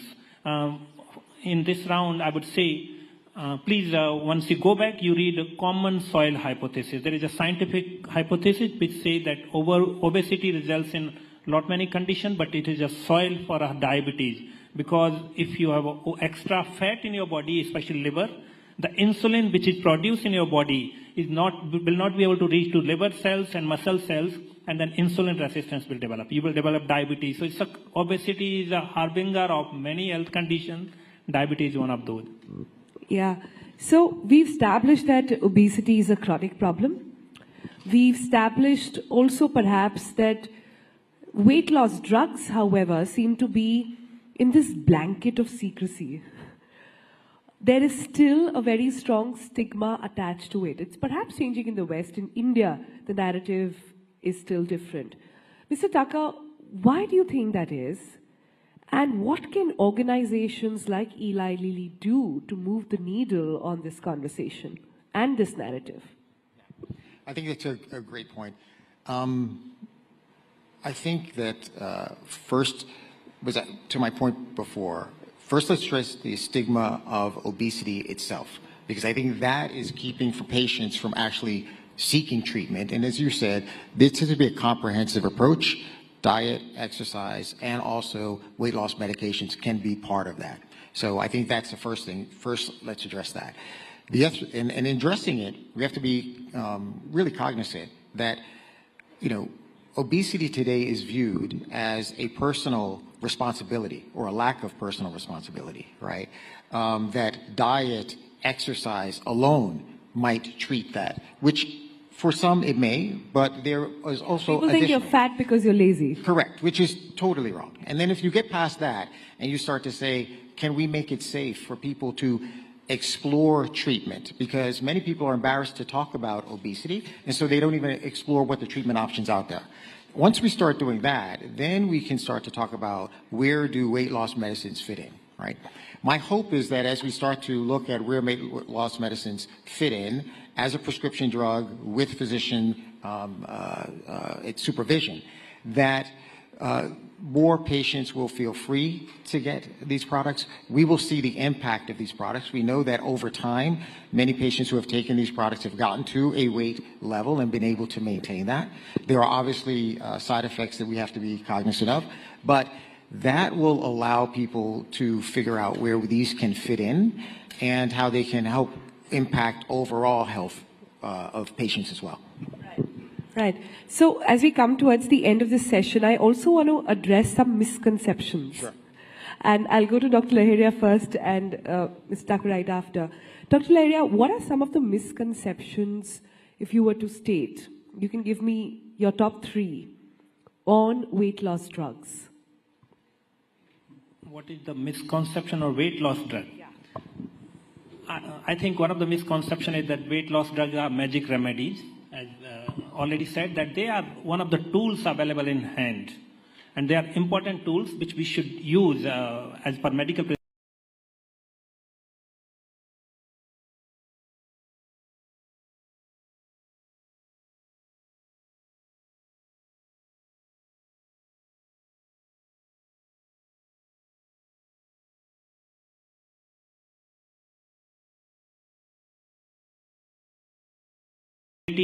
Society and government responsibility. Everyone need to play a role in this approach. For example, if someone advised that you do physical activity, but that requires school should have a playground, that requires city should have a space for bike ride and other things. So it requires intervention on multiple levels. I think I've done 3. Yeah. Your top 3. I think the first one would be that there's a myth that weight loss is due to not would say personal responsibility as much. Yes, personal responsibility, but also it's a choice, right? That you choose to be obese. And I think that's totally incorrect, right? We know that. I think there's another one that everyone loses weight the same way. We know that's not true. It's an individual response, and therefore it has to be tailored to them individually. The last misconception, I think, is a big one, which is that obesity is not a disease.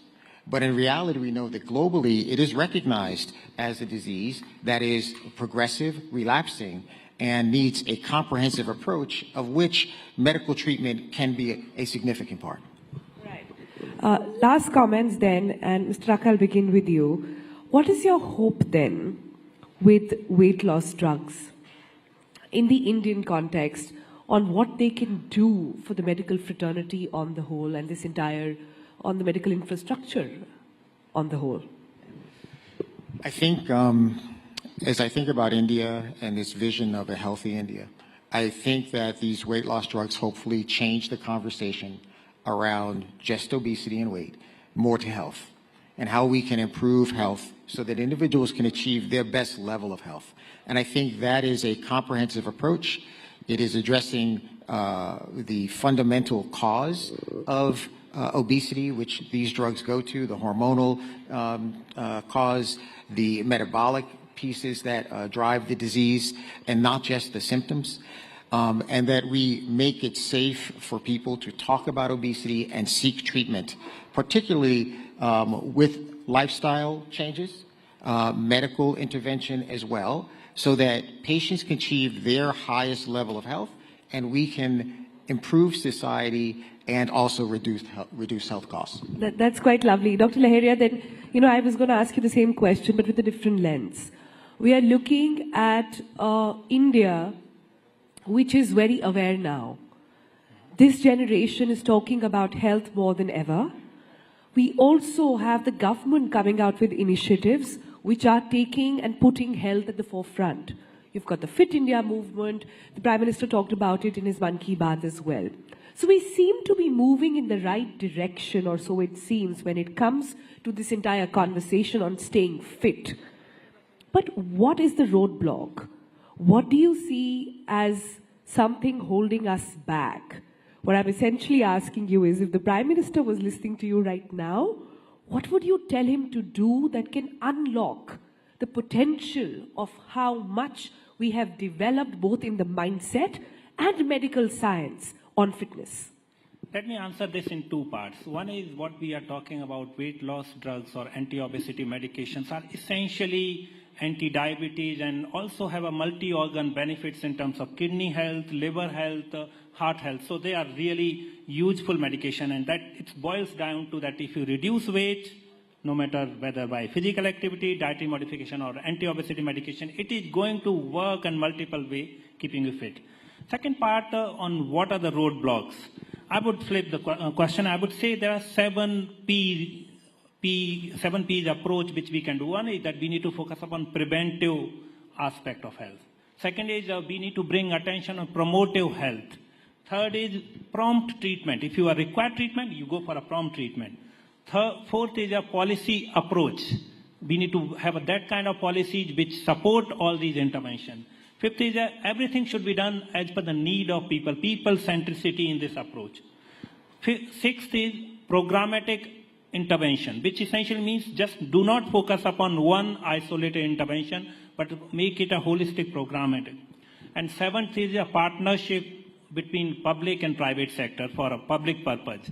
So we need, if we do 7 P's, prevent, promote, prompt treatment, policy research, people centricity, programmatic approach, and partnership, it will take care of a holistic approach on our different components. Otherwise, simply focusing on medication or increasing physical activity or reducing oil is not going to work. We need to give it a shape of that where all the components are taken care of. I think that's very well said. Thank you both for joining us on this very, very fascinating discussion. I think personally, we are at the cusp of really understanding and unlocking health and wellness in the country. And this is going to be a very, very critical piece of understanding how we approach it. Ladies and gentlemen, I bring to you Mr. Taka and Dr. Laheria. Thank you so much for being here.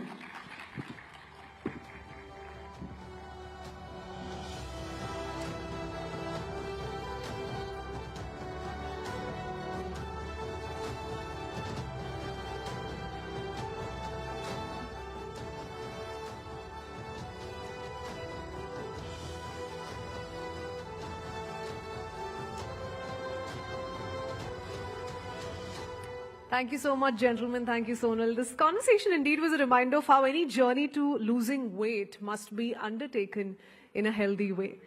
And now we get down to discussing two genius minds present amongst us here in the audience. Youngsters who have captured the imagination of scholars and mathematicians around the world.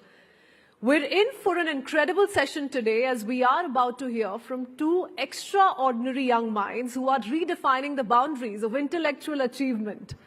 First, we have amongst us Vishwa Rajkumar, a 20-year-old memory champion who recently won the prestigious Memory League World Championship. Vishwa has set new benchmarks for whatever is possible in the world of memory sports. And joining him is Aryan Shukla, a 14-year-old prodigy known as the human calculator, and we'll hear more from him. But he has amazed audiences worldwide with his lightning-fast mental arithmetic skills. Let's get ready to be inspired by two masterminds who are joining us here. And welcome, let's welcome Vishwa Rajkumar and Aryan Shukla to the stage. Toya Singh, my colleague, will be taking this conversation forward.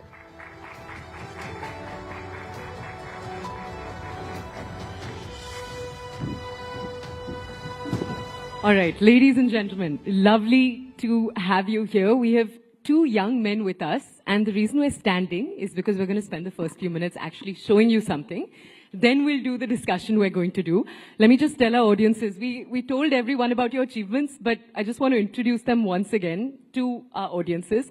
Right here we have Aryan. Aryan, you're just going to be showing us some mathematics. He's the person who we said was a human calculator. I don't know if you like that description or not, so we'll talk about that in a second.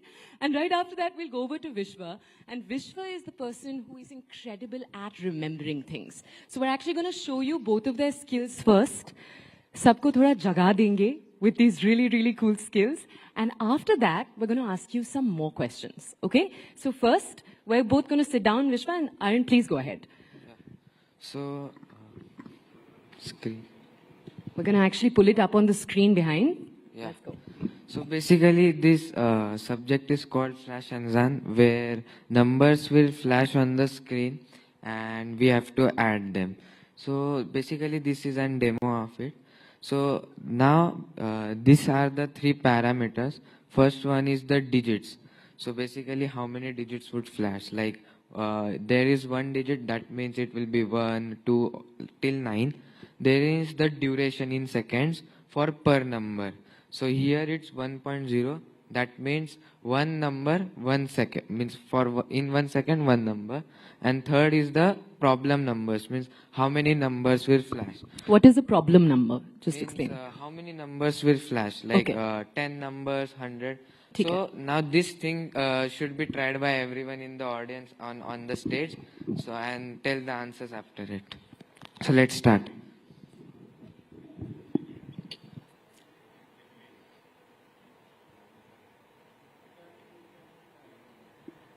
So we have to remember those numbers, add them, subtract them.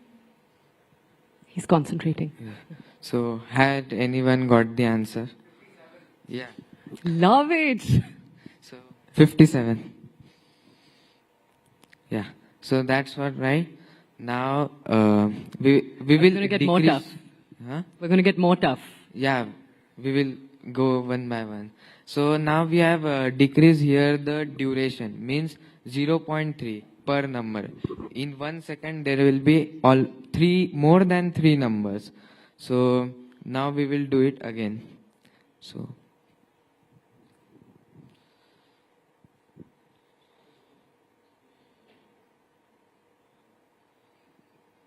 has anyone got? 55. Yeah.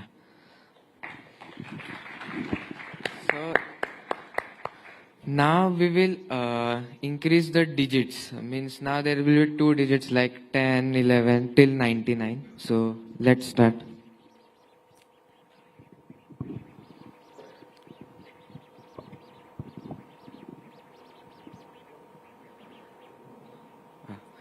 The answer is 671.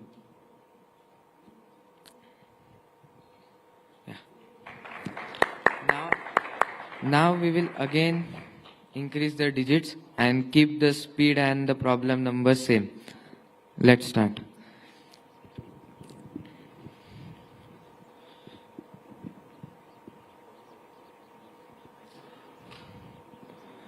The answer is 4990. Let's compare. Yeah. So now we will show. So now we will again increase the digits, and here we will, instead of doing 10, we will do 100. So let's try.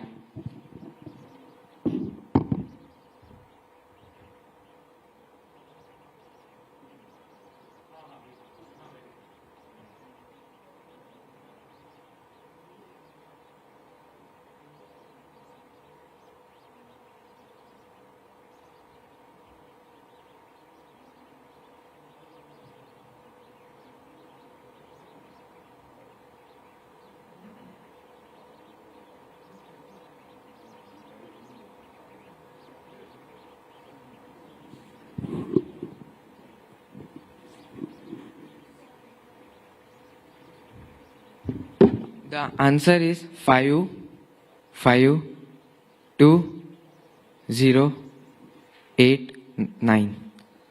Let's compare. Again.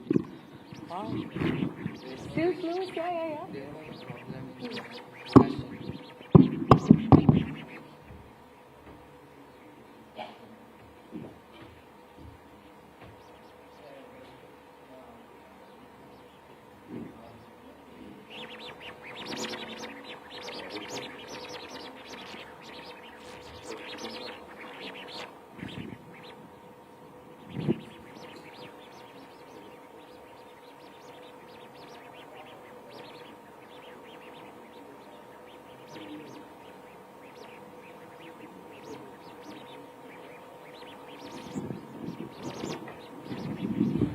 The answer is 5, 6, 0, 1, 5, 8. Wow.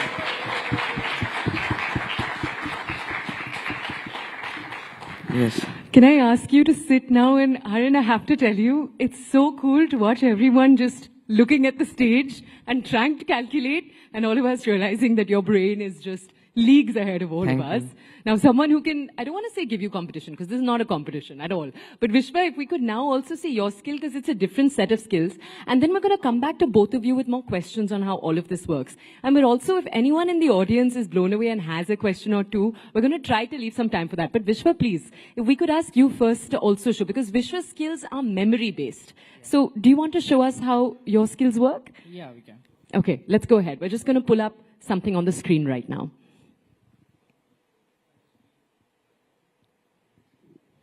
Okay, so on the screen, let me just check if they're ready. We're going to be pulling up a sequence of numbers. Wait, one second. Can I stand? Yeah, of course. Go ahead. Do what makes you comfortable. So before starting, I'm asking, how many digits can a person memorize within a minute or so? Shout out a number. Can you memorize anyone here 100 digits by just seeing them once? No, right? Okay. So as I'm on stage, I'll try to do a bit slow. But still, I hope it would impress everyone. Okay. Can we start? Yeah, okay.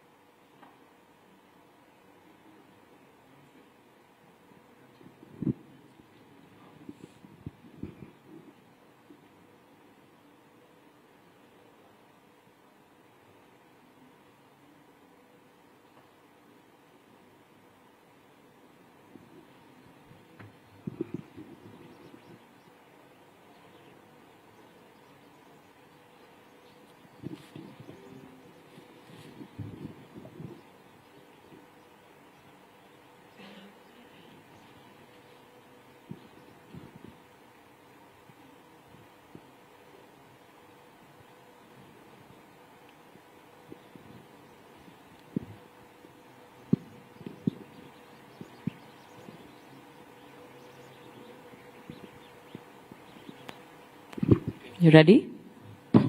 Yeah, I'm ready. I memorized them. So I'm going to recite them in order. You can check it. 3729, 6135, 7515, 1467, 4520, 0867, 3618, 1954, 8153, 1144, 5672, 9961, 4955, 6473, 1343, 1988, 2567, 0925, 3398, 7810, 7173, 4540, 5175, 4303, 8429. Thank you. I did it a bit slow, but my personal record, which I broke in World Championship, which happened online, I memorized 80 random digits in just 13 seconds, which is almost like 6 digits per second. Thank you. So, you know how our parents always tell us ki pani piyo? So, one very crucial part of your process is drinking water. So, you'll always see Vishwa with a can of water next to him or a bottle of water. You've talked about how being hydrated is important. Yeah. A reminder to everyone, there are jars of water on your table. Piyo, pani. Let's go ahead. All right. So the other thing we thought we would do very quickly is I'll very quickly give Vishwa a list of words. Oh, we can hear the satisfying snap of cans of water opening right now. But I thought we'd give you a list of words. Because what he just did was with numbers, but he can also do this with words. So we're going to give him 20 words. And we're not going to ask him to repeat them to us till this conversation is done. Okay? So we're going to ask him lots of deep questions and let's see uske baad remember karte ya nahi. You're ready, right? Yeah. Okay. So the list of words, and I am a normal human, so I could not remember them. I hope that's all right. Is dog. Dog. Grass. Grass. Helix. Heels. Helix. Like a DNA helix. Yeah, okay. Helix. Yeah. Chewing gum. Chewing gum. Rocket. Rocket. Flamingo. Flamingo. 54. 54. Boys. Crease. Grease. Chips. Chips. Filibuster. Filibuster. Okay, filibuster, okay. Swimsuit. Swimsuit. Bus. Saliva. Saliva. Continuum. What does it mean? Continuum. Continuing. Pagdi. Bakri. Pagdi. जो sir पे पहनते हैं ना पगड़ी. Okay. You're okay with the different language there? No. Okay. We'll discover. Yeah, okay. Lemon. Disappointment. Cadbury's. And fiscal stimulus. What is the last word? Fiscal stimulus. I don't understand what is it. Should we just go with fiscal? Fiscal. Yeah. Yeah, okay. Yeah? Yeah. Fiscal is, I wanted to mix up the different categories of words. So let's see. ठीक है? अभी नहीं, at the end of this conversation. So we'll come back to him at the end. So let's come to both of you and ask you a little bit more. Now, Arun, if we could come to you first to ask you a little bit about the technique that you use. So you couldn't see this, but he was turned there and he was actually moving his hands. And it looked like you were moving an abacus. Is that, an abacus is that wooden thing with beads on it. Is that what you were doing? Am I making, because I often see people in these championships moving their hands. Is that what's going on? Yes. So basically in Flash Azan, we generally use abacus technique. Flash Azan is what it's called. I Yes. just wanted to repeat that. What Yeah. is that? Why is it called that? Flash means numbers flashing, of course. and Azan means numbers. Huh. So it flash numbers. So it's in different language. In Arabic, Azan means numbers in Arabic. What language? Azan, Turkish. Okay. So this basically abacus technique is used to solve Flash Azan. Also, there are many techniques from Vedic maths and mathematics which are used to solve other subjects, which we'll be discussing about, like multiplication, square roots, division, calendar, and more. So tell me a little bit more about the Vedic maths. I want to double click on that. In the last few years, so by last few years, I mean a decade and a half, India, you have tuition centers, for example, that will teach Kumon, which is one method. You have Vedic maths that's kind of re-entered into public life. Of all of these techniques, what's your process been to discovering them? Is it, so both your parents are here today. Did one of them guide you through that process? How did you decide ye karna hai? Because I just want to tell everyone here, he's 14 years old. So how old were you when you decided this is what I want to do? So from childhood, I love to play with numbers. So when I was of age of 6, I started doing mental calculations, learning mental calculations. So I started to learn these techniques. Means my parents taught me, or we searched about the many sources. Like these methods are easily available on many sources.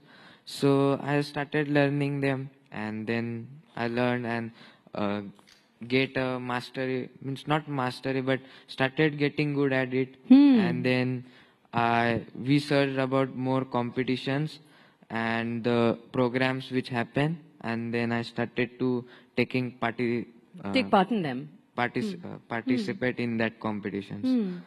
From 2018 I started doing that. Right, and you've also, so we haven't talked about what you've won, and you've been winning for a few years now. Yes. Let me just come back to you in a second.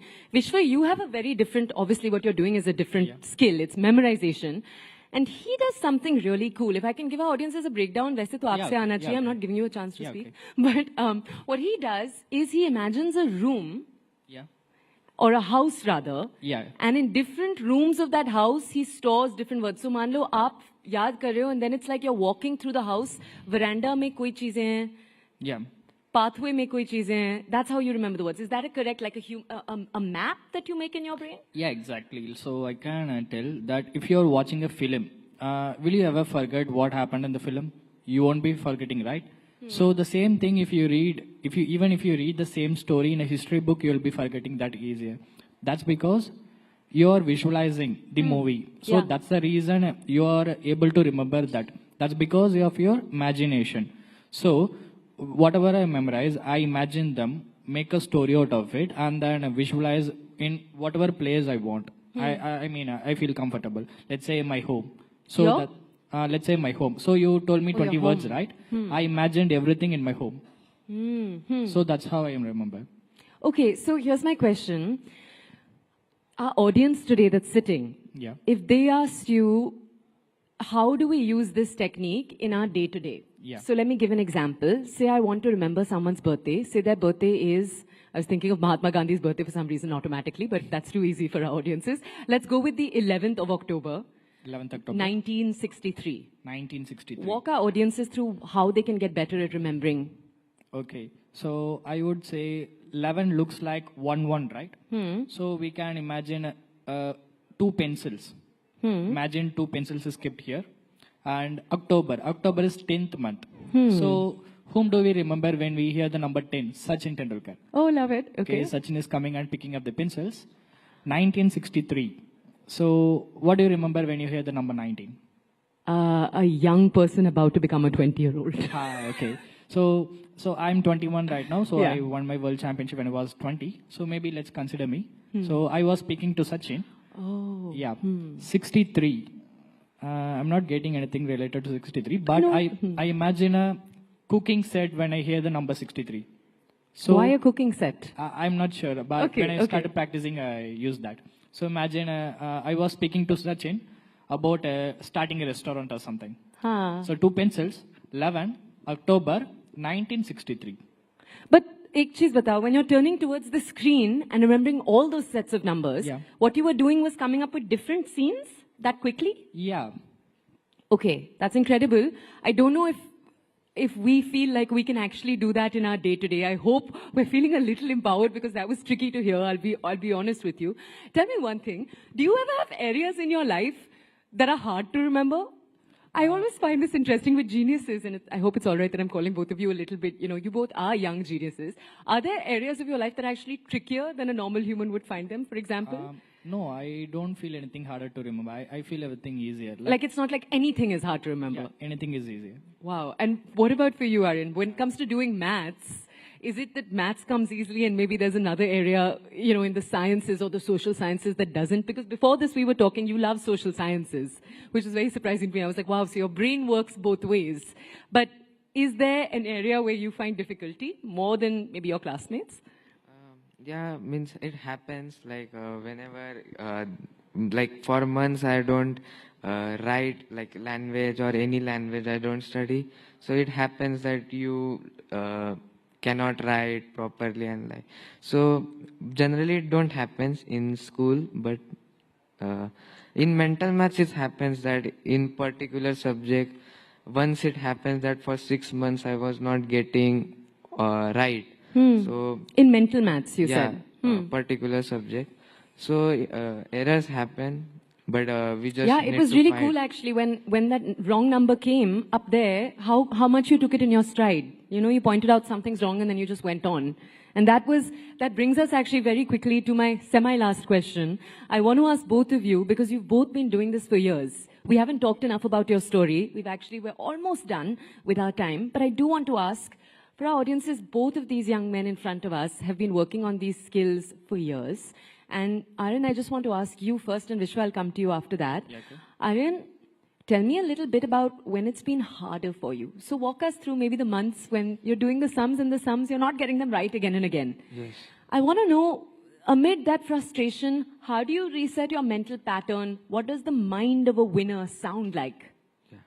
So I would say the most difficult time was the COVID time, because there were no competitions. For 2 years, there were no competitions.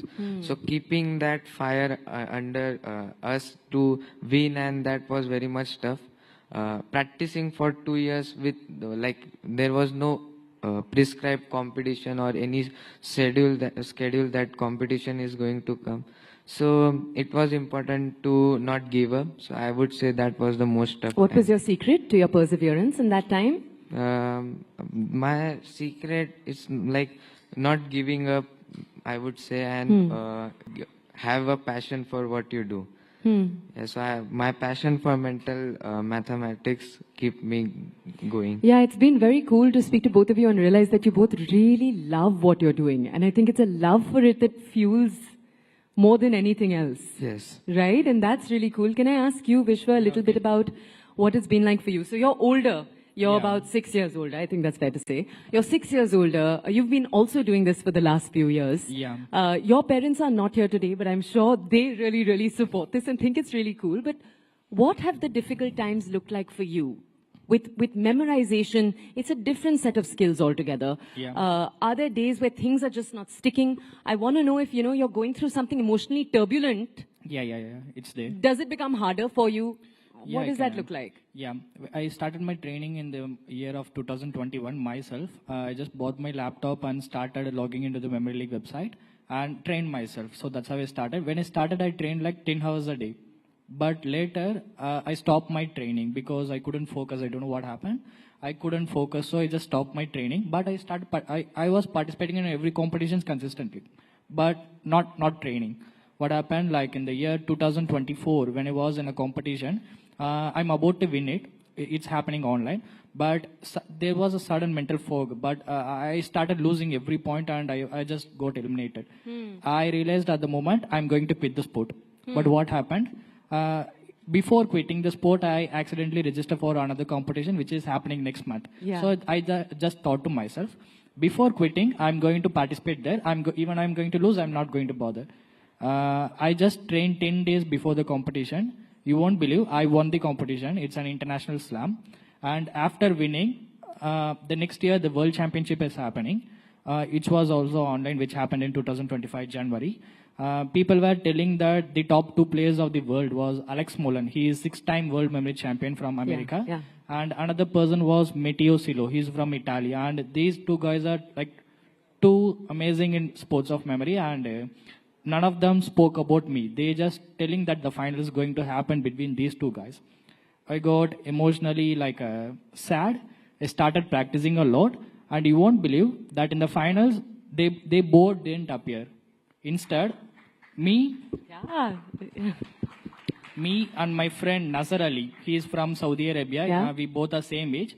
He too got emotionally sad, and we both practiced really hard for 2 months in the month of November and December. And in January, Alex and Matteo just got lost to 2 persons. Was it We you and both- him? Yeah. Lovely, huh? No one thought that this is going to happen because a lower ranked player Yeah. from nowhere, we both came to the top, and I won the world championship. He came as a runner-up. This is such a sexy India story. You know what I mean? In the sense that Yeah. so many times we hear about young people like both of you. I just Yeah. want to tell our audiences also, you're 20 and he has a New York Times profile about him. So if you search him, you'll get this whole article about your memory techniques, Yeah. which I just think is so cool. Okay, we're going to have to wrap up, and I want to thank both of you. But before we do, we have a list to ask of him. So we're going to do that. Yeah, I okay. hope you're ready, Vishwa, for your okay. moment of truth. Let's go. Do you want to start from the top and tell Yeah. us? Dog, grass, helix, chewing gum, rocket, flamingo, 54 boys, grease, chips, flimbuster, swimsuit, bus, saliva, continuing, bugdy, lemon, disappointment, Cadbury's, and fish skull. Yeah, this is the fiscal stimulus. All right. It's been lovely to speak to both of you. And I think I saw a hand up in the audience. You're going to have to be very quick. We just have a minute left. Please go ahead.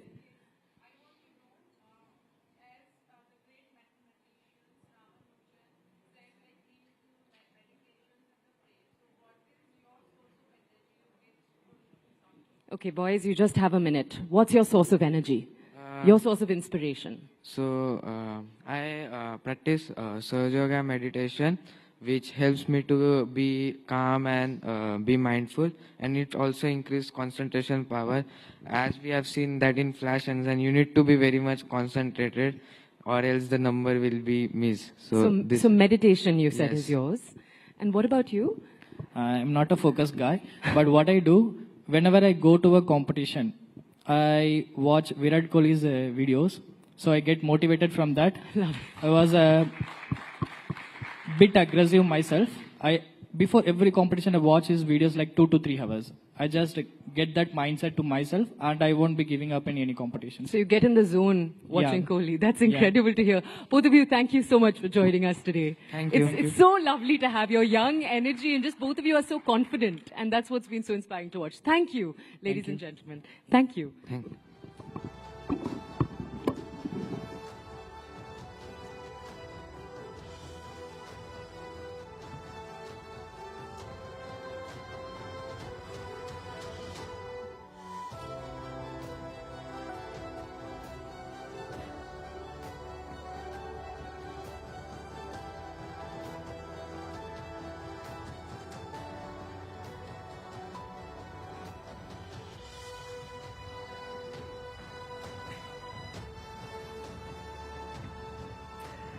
Well, to say that everyone was mind blown would be an understatement. Thank you so much, Vishwa and Arya.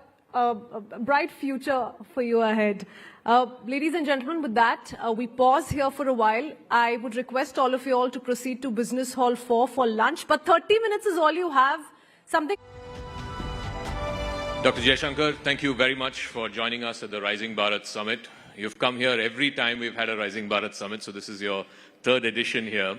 But I want to start off with something significant which some of our audiences may also be interested in knowing. It is the number 2,140. Does that hold any special significance for you? I shall enlighten our audience and maybe even enlighten you. That's the number of days that... This sounds like one of Elon Musk's tweets. That's the number of days he's been External Affairs Minister. He's the longest serving External Affairs Minister of India since Nehru. So we can have a round of applause for that. And what a time to be in charge of India's foreign policy. You look back at the last 5 years and 10 months now, it's going to be almost 6 years. What do you think has been Indian foreign policy's singular achievement in these last 6 years? One thing if you were to name, with the mic, sir. I would say, this is Bharat rising. So how do you manage the process of rise under extremely turbulent conditions? Because managing a process of rise is tough enough, but countries normally hope that you get a very conducive environment. We've got as tough an environment as anybody could sort of. No, not hope for. Not hope for. Anybody could actually imagine. Imagine. And I think getting through that, just look at these last 6 years from a foreign policy perspective. You've had Ukraine, you've had the Middle East, you've had the whole Indo-Pacific turbulence, you had Afghanistan, you've had Myanmar, you've had COVID, you've had meltdown of various kinds, political changes in our neighbors.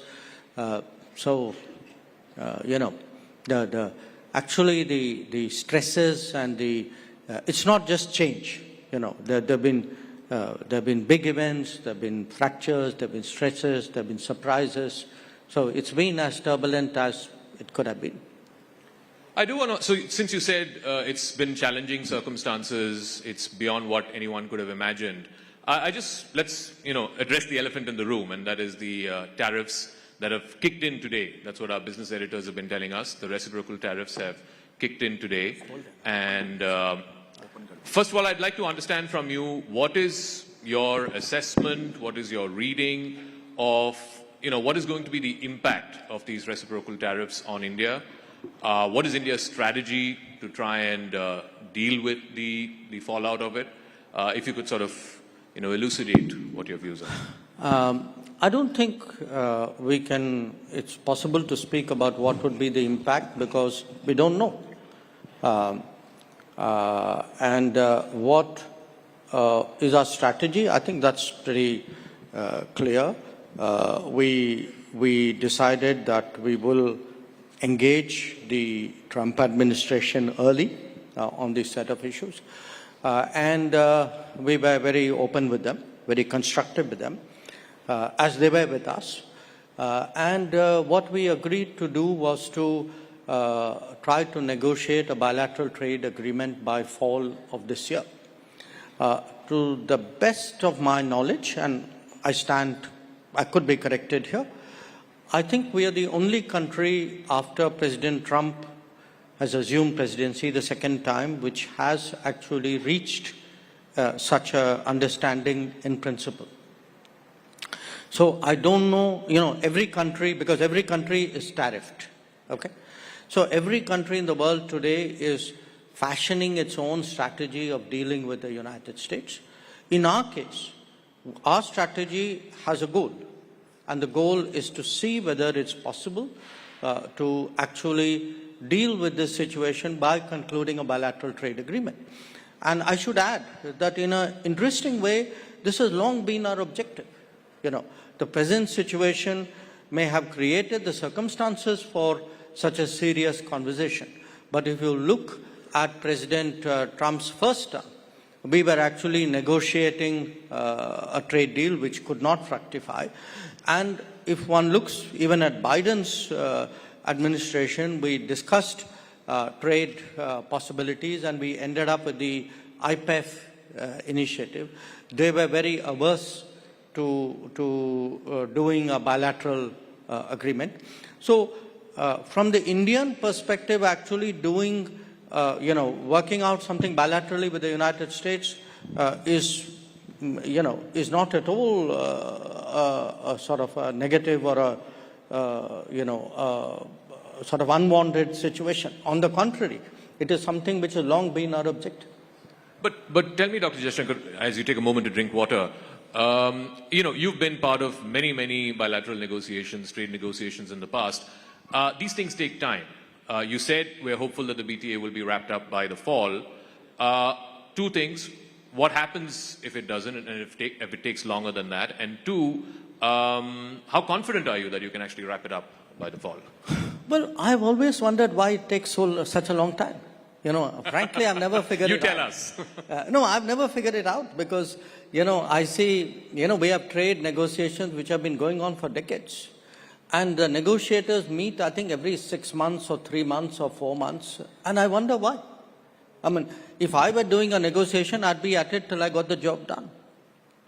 And I think today, when I look back at the last, since the Prime Minister's visit, I'd say mid-Feb, so we're about 6 weeks since then, we've actually had multiple rounds in this period. I think we've had more periods, discussions with the Americans in the last 6 weeks than I suspect we've had with the Europeans in the last 2 years. Wow. More discussions with the US in the last 6 weeks than what you've had with Europe in 2 years. But you're also sort of accelerating the FTA talks with EU, with UK and so on. Do you think that, this is a 35,000 feet view question, do you reckon that Mr. Trump, by doing what he's doing, is forcing other countries to, start trading more with each other and start, processing these FTAs in a quicker fashion? Look, you are attributing everything in a way to President Trump. Mm-hmm. I understand why.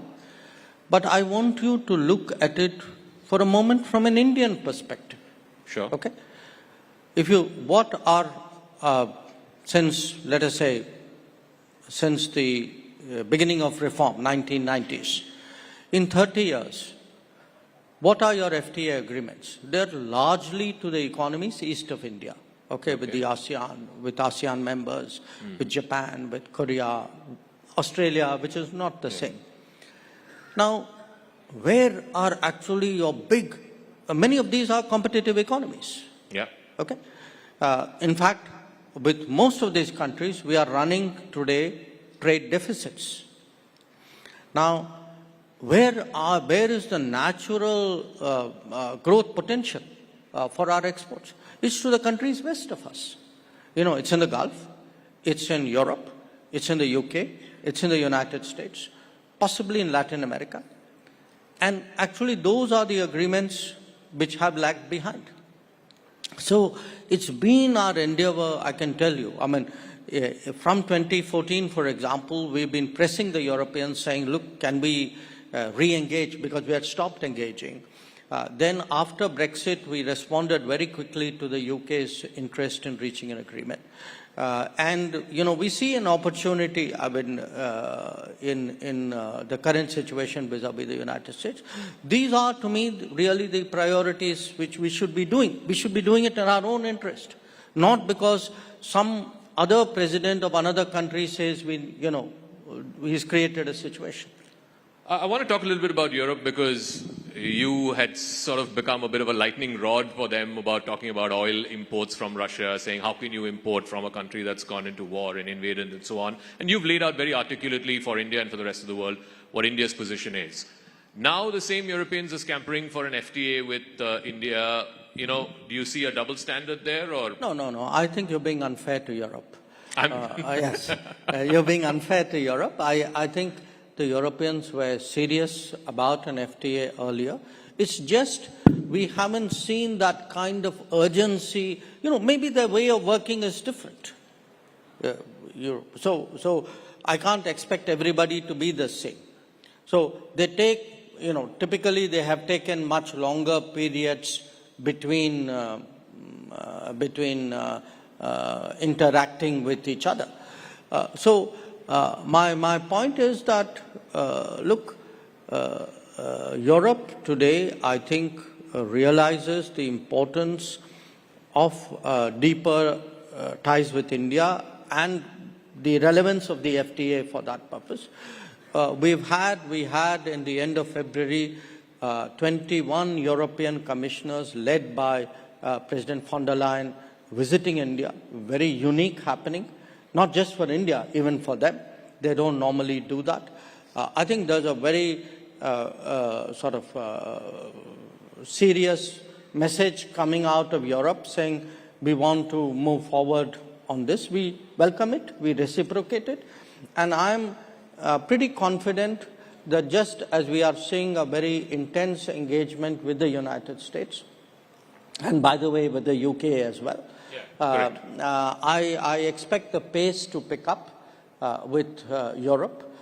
We have an aspirational goal. We'd like to close out the FTA this year, but when we get there, we'll see. I want to talk about the neighborhood. Last time you were here at the summit, the big concern, the big talking point was the relationship with China, and you had said that the relationship is not normal, and we need to deal with the situation at the border for the relationship to become normal. Now, there's been a disengagement process. The Prime Minister has met with the Chinese President. You've met with your counterpart, I think, on a couple of occasions since then. How would you describe the state of the relationship with China? How far away from normal is it? Well, it's obviously better than the last time I was here. Sure. I think the disengagement, particularly the Depsang-Demchok, was important. We are now addressing, to some extent, issues on the border because there's been a force build-up over a period of years. But there were many other things which also happened during this period. Some of it was a collateral of the situation. Some of it was actually a carryover from the COVID era. For example, our flights, direct flights, stopped during COVID. They were not resumed. The Kailash Mansarovar Yatra stopped during COVID. It did not again resume. So I think there is work to be done. We are at it. We are, sort of trying to see whether a lot of this post-COVID and, parallel to the border tension, the combination of these issues, how much we can progress on this. We are looking at it because at the end of the day, we have always maintained that the situation which we saw between 2020 and 2024 was not in the interest of either country. It was not in the interest of our relationship. And I think there is a recognition of that now. So it's on the road to being normal again? Well, I think we are moving in a positive direction. The problem with your profession is you want instantaneous transformation. The challenge of my profession is it's a very arduous and painstaking one. I'm glad that we are sticking to each other's respective professions. But, because there's so much talk around trade and because President Trump has made that the point of conversation, you referred to, we have trade imbalances with a lot of countries to the east, right? Is this, you reckon, an opportunity, again, academically speaking, an opportunity for India to look at some of those trade relationships and say that, these imbalances cannot sustain, just like America is saying that, an imbalanced trade relationship is not working for them? Well, we've had concerns. We have articulated those concerns. This is not my direct remit, but I have a visibility into it, and we work as a team within the government. I think one of the issues for us, for example, has been the review of the ASEAN-India Trade in Goods Agreement, ITIGA, which we believe has been unnecessarily prolonged. I think it's important for all countries today to realize that the nature of the global discourse on trade is changing. There are new parameters, there are new metrics of judgment. I think countries will do what they need to do to protect their businesses, to protect their labor, to protect their societies. We cannot be an exception to it. So I think we have concerns with many of the countries east of us, countries with whom we have FTA arrangements, and also countries with whom we don't. Prime Minister was recently at the BIMSTEC summit. You were there with him. It's the first time that he met with the new interim leader of Bangladesh, Professor Yunus. There's been a lot of concerns here in India about some of the statements that have been made by the leadership there, some of the goings-on the ground, whether it's attacks on minorities, so on and so forth. From within whatever you can divulge in the public domain, what did the Prime Minister tell Professor Yunus, particularly on this comment about India's northeast being landlocked and, Bangladesh being the gateway to the ocean, and also on the attacks on minorities, on both those issues? No, look, I think the main messages from our side, which came out at the meeting, one, that our relationship with Bangladesh, for historical reasons, is a very unique relationship. It's a very fundamentally a people-to-people connect. Much more so, perhaps, than any other relationship than I can think of. And that's something we need to recognize. So, it's not necessarily one of the government of the day. Secondly, we have concerns. We have concerns about the rhetoric which is coming out of people in Bangladesh. We have concerns about radicalizing tendencies we see. We have concerns about the attacks on minorities. And I think we were very, open about sharing those concerns. Again, as a country which, no country wishes Bangladesh well more than us. That's in our, I would say almost in our DNA, if you can say that. And as a well-wisher, as a friend, I think we hope that, they make the, go the right way and do the right things. And as a country with a, which has a democratic tradition, democracies require elections. That's how mandates are given and mandates are renewed. So, we hope that they go down that path. From well-wishers to not-so-well-wishers, I want to talk about Pakistan. Two questions. One, because this news just came this morning, the Tahir Rana, who's the convict in the 26/11 attacks, is likely to be extradited perhaps in the next 24 to 48 hours. So I want your comment on that. And second, this whole thing, Balochistan seems to be in a bit of a flux, and Pakistan has resorted to its old, copybook that, India is doing this, so on and so forth. So on both those issues, I would like your there's nothing really new that I can say on the Tahir Rana issue. I mean, obviously, we welcome the decision of the American legal process. On the Balochistan issue, look, I don't want to say anything. I mean, there is clearly a very disturbed situation there. People are suffering there. And if I say something, there'll be finger pointing. So I don't want to say it.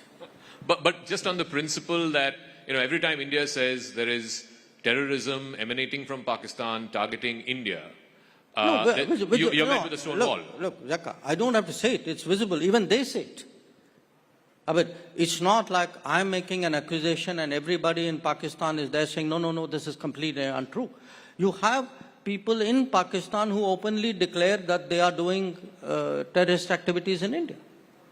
So this is not an argument. I mean, this is not a hypothesis. This is something they proudly claim.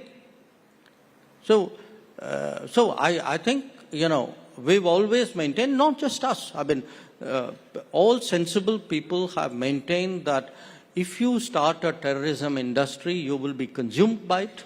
And that is exactly what we are seeing today in Pakistan.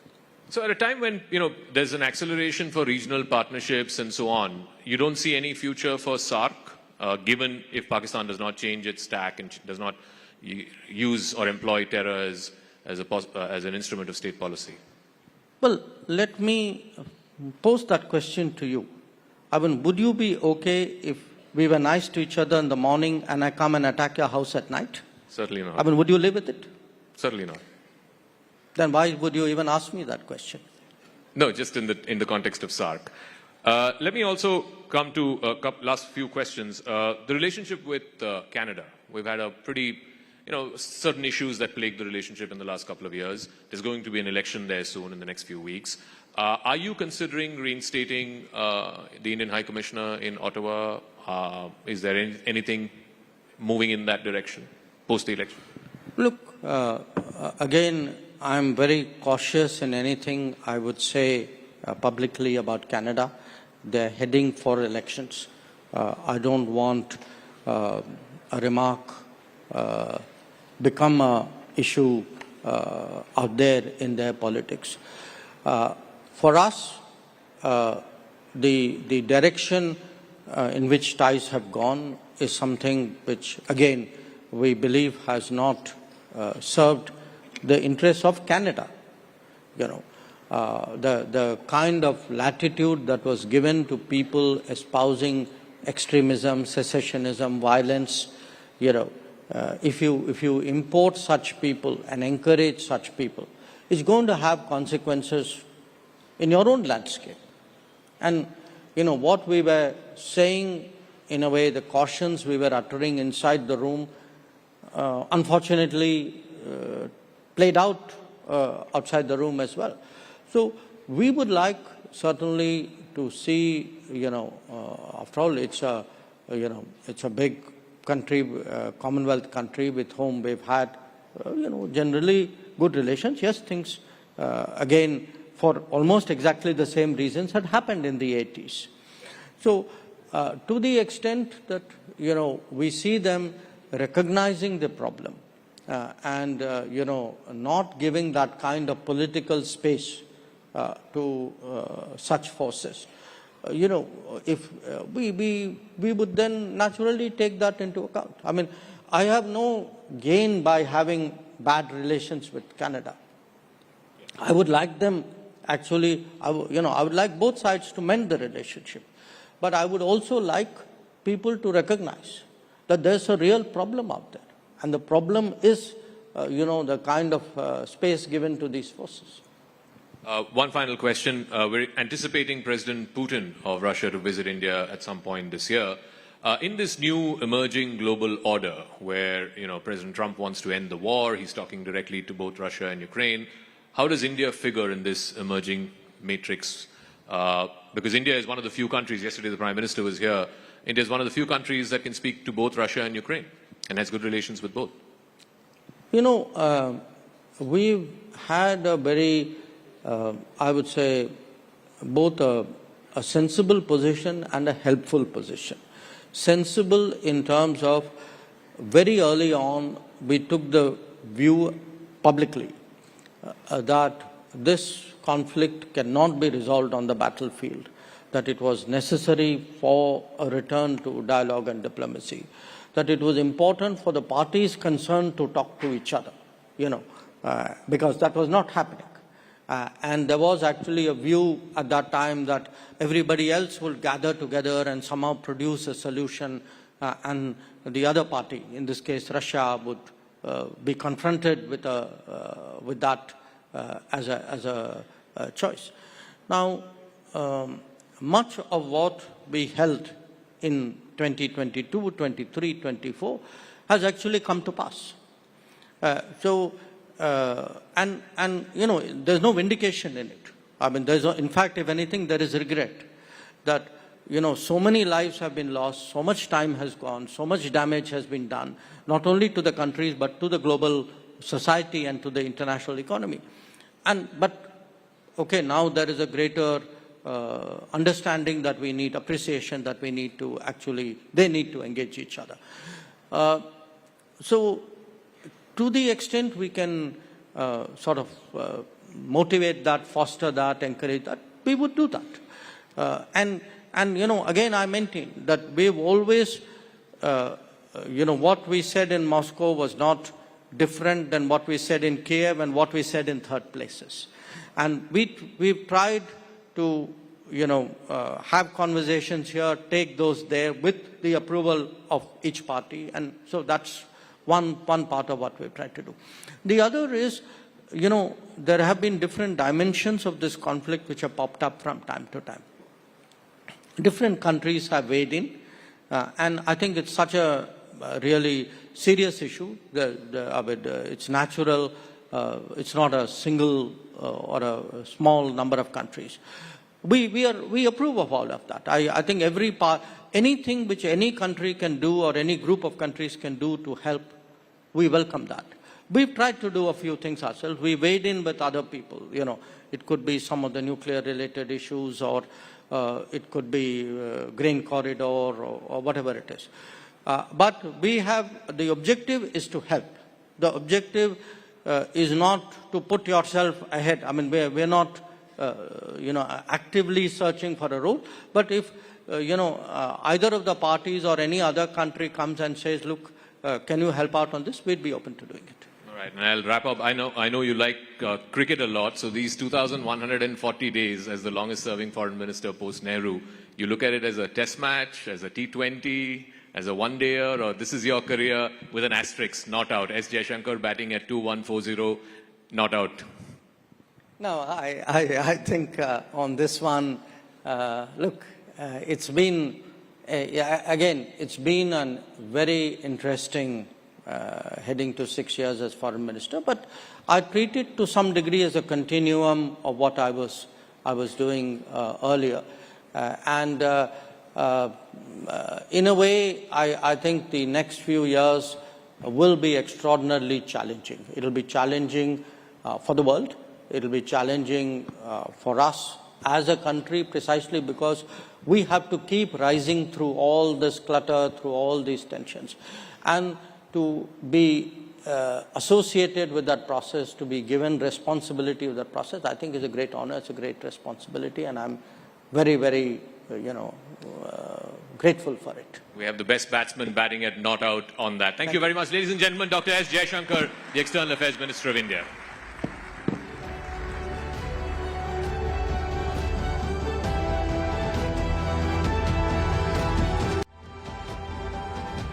So Justice Chandrachud, one of the longest serving Chief Justices of India, thank you very much and welcome to Rising Bharat. My colleague Ananya is with me and will be asking you a few questions. Let's start with the theme of Rising Bharat this year, which is Youthful Aspirations. There's a crowd of young people here. What would you tell young people, who want to get into your profession particularly, at a time when, let's face it, there's a challenge of technology in your profession, there is entry barriers, all kinds of things. People are saying lawyers won't be required anymore. What would you say to young people who want to make law their profession? The most important thing about the law is that it signifies a commitment to public service. Because the law is all about societal service. Of course, lawyers do service to themselves as well when they earn fees from their clients. But that's a small part of the story. The essence of law is realizing rights, and in the process of realizing the rights of others, to bring about a wider social transformation. So in that sense, I would encourage young people to join the law. It's a profession which is breaking glass ceilings. It's breaking feudal barriers. It's breaking patriarchal barriers. You asked me about, AI, and will AI take the place of lawyers or possibly judges? Well, there's lots that AI can do, as we will possibly discuss, but there's one thing which AI cannot substitute, and that's compassion, a sense of love, a sense of respect, a sense of dignity, and that only humans can bring to the process. But the profession still has a lot of entry barriers, right? I mean, you talked about feudal barriers, gender barriers. How do you make the profession a lot more egalitarian, if you will, for people who are wanting to enter it and make a career out of it, particularly in the context of women? Again, it's something that you've taken a great interest in when you were a judge and then later on CJI. Do you think this is a level playing field? Well, there are two segments of the profession that we must deal with. One, which is purely in the private realm, which is unregulated, namely lawyers entering into courts. And then you have the more structured part of the legal profession, where young lawyers join the judiciary right at the inception. And there you find that because the process of recruitment to the Indian judiciary at the lowest levels is structured, it's based on competitive examinations, on interviews, where there's a level playing field, particularly for women, you'd find that that's the place where the social barriers are being broken down. Because a young person across the realm, irrespective of their command over English, because as you know, the local language, the regional language is the language of the courts. These young people are now entering into the legal profession. They're all first-generation judges. So quite contrary to what is portrayed very often in the media, these are people without any background who aspire for nothing but the best. The second thing that is happening is that so many young women are entering into the Indian judiciary at the lowest levels. You asked me about women, and should we deal with that briefly right now itself? I mean, I'll leave it to you, because there's something very important that, we need to focus on about women. The issue about creating a level playing field for women is not just an issue of the legal profession. It's an issue which has a broader social. If the child falls sick, is down with measles for 2 weeks, who stays home? The mother? Who stays home when the woman is expecting a child and she's in an advanced stage of pregnancy? Obviously, the person who's carrying the child. Now, what happens as a result of these societal inhibitions and barriers? The woman also has a very disproportionate responsibility for looking after the elderly in the family, parents, in-laws, the aged in the family. So, if a woman drops out of the workforce at an early stage, it becomes extremely difficult to get back. Now, take the case of the Indian judiciary. If a woman has, say, had a break for 3 years or 5 years when the children were young, it becomes extremely difficult then to get back at the same level as a male counterpart would be at. For the reason when we are recruiting judges to the High Court, we look at how many judgments do you have? What's the volume of cases that you have dealt with? A woman who has faced this break in career is basically not able to compete at the same level. So first and foremost, we will have to therefore lower, in a certain respect, the entry barriers or the entry standards to have more women entering into the higher judiciary, which is not to say that you are lowering quality, but you are lowering these barriers, conscious of the fact that women face these disproportionate social burdens which men do not necessarily face. But as I said, Zaka, this is not really so much an issue of the legal profession as a broader social issue. In the legal profession, there are certain peculiar things which women have to combat. One of them, for instance, is that, the high mobility at the workplace. You don't go to one job or one desk and sit there the whole day, right? Going to your office is only a very small part of a woman's or a man's role in the legal profession. You're working in the court all day long, but your work doesn't come to an end after court hours are over. You go back to your office, you're meeting clients, you're traveling cities. So in a sense, these particular constraints of the legal profession have a disproportionate impact on women in our society. And really speaking, therefore, there has to be a broader societal response to ensure that more and more women enter into the workplace. But as I said, India is changing. I mean, you just look at the audience in a court and you will find an overwhelmingly large number of young women today in our courtrooms, which is just a sign of the changing times.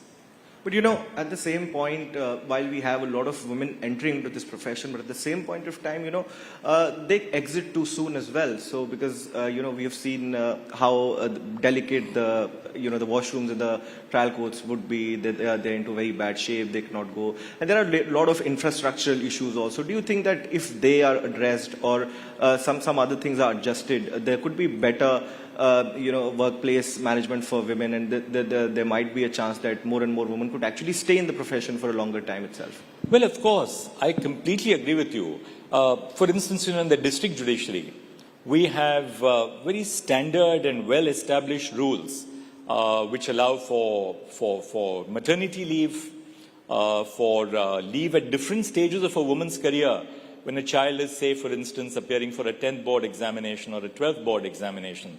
So where you have structured rules which provide for a level playing field for women, women are able to really respond to the challenges of the profession.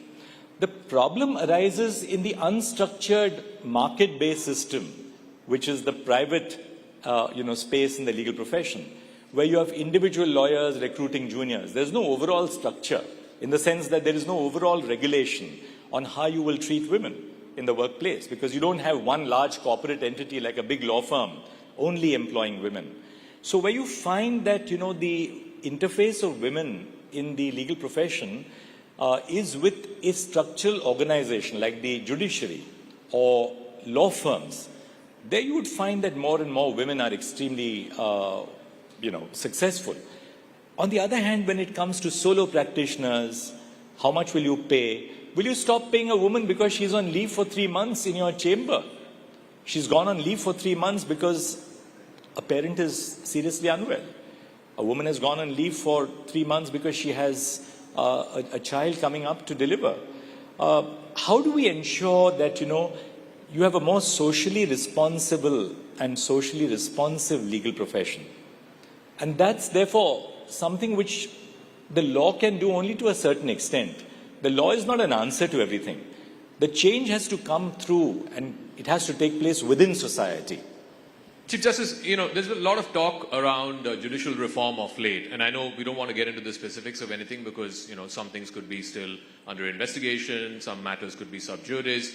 I just want your 35,000 feet view on judicial reform. Is it a good time to have this debate in this country? You were part of, various judgments which talked about judicial reform. There is a view that, something needs to be done. I want your 35,000 feet view on whether it is an apt time to have that debate in this country about whether some certain things need to be reformed in the higher judiciary. 35,000 feet above sea level, when you have an air pocket, the pilot tells the passengers to fasten their seat belts and navigates that air pocket. Now, there is something to learn from that, and that's something which I have learned over, years of being in the judiciary and before that as a lawyer, which is never take decisions which are reactionary. When you have a problem on hand, deal with that problem on hand. Allow the dust to settle. Have a broad stakeholder consultation, a broad reflection on what needs to be done, and then take decisions which will be in the interests of the institution and the nation. Never take decisions on the spot because you may be reacting to a situation and your decision would be a decision which may not be well thought of.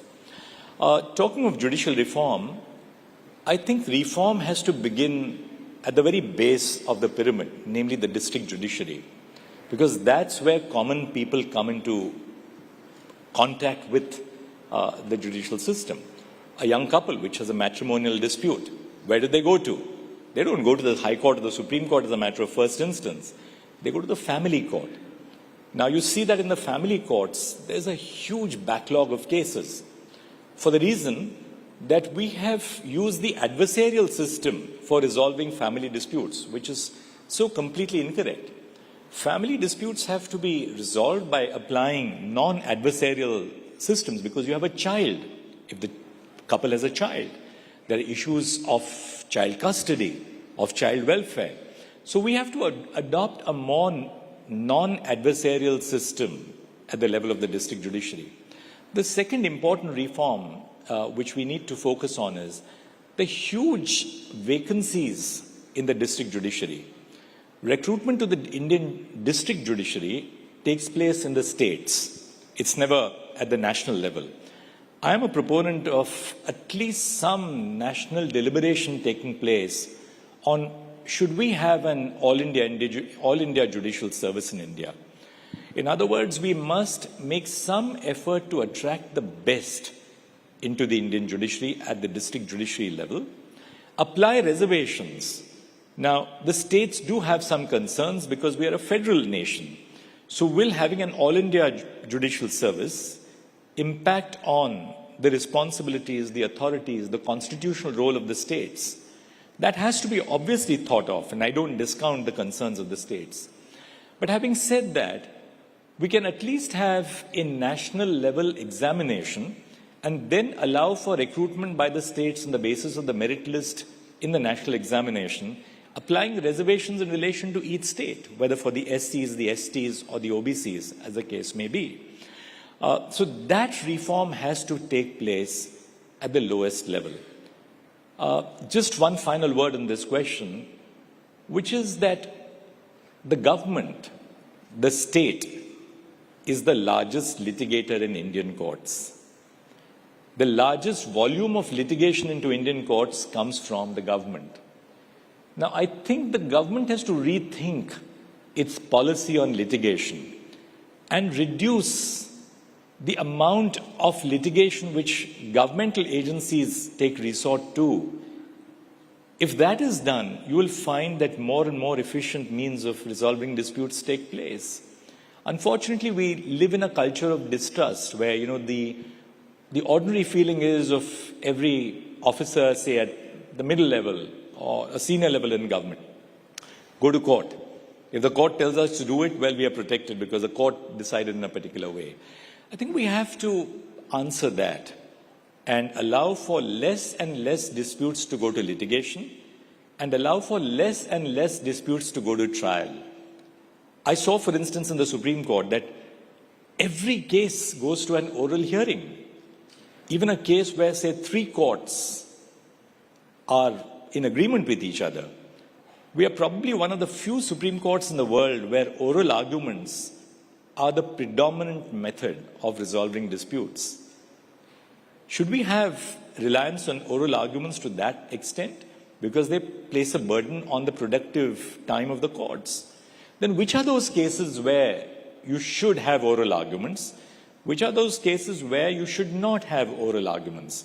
Some serious conversations across the nation on these aspects is necessary because we now have gathered experience over 75 years of the functioning of the judiciary. And there has to be a broader national dialogue on these critical issues which face the Indian judiciary to make it a more efficient judiciary, because unless we do so, the judiciary will not really, in that sense, be able to be a critical component in the advancement and the development of the nation.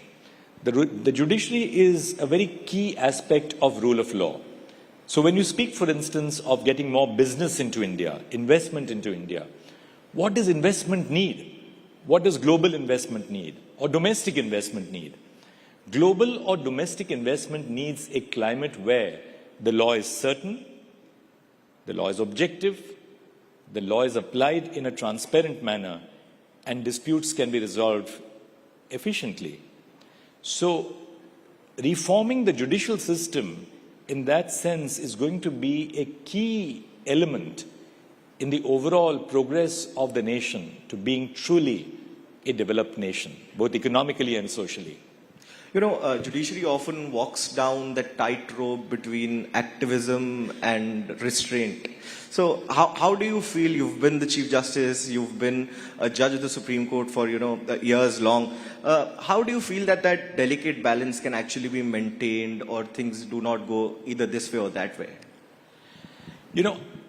I don't think that the dichotomy or the conflict is between judicial activism and judicial restraint. The choice is between judicial responsibility or judicial abdication. Take a very simple case like COVID vaccinations. The government initially was not a proponent of the policy that vaccinations should be supplied free of charge to all Indians. Now, the case came up before the Supreme Court of India. We were in a lockdown. We were all doing the case through a video conferencing platform situated within our own homes. And we asked some critical questions to the government. We said, is it not your duty to ensure that public health is prioritized over everything else at this particular point of time?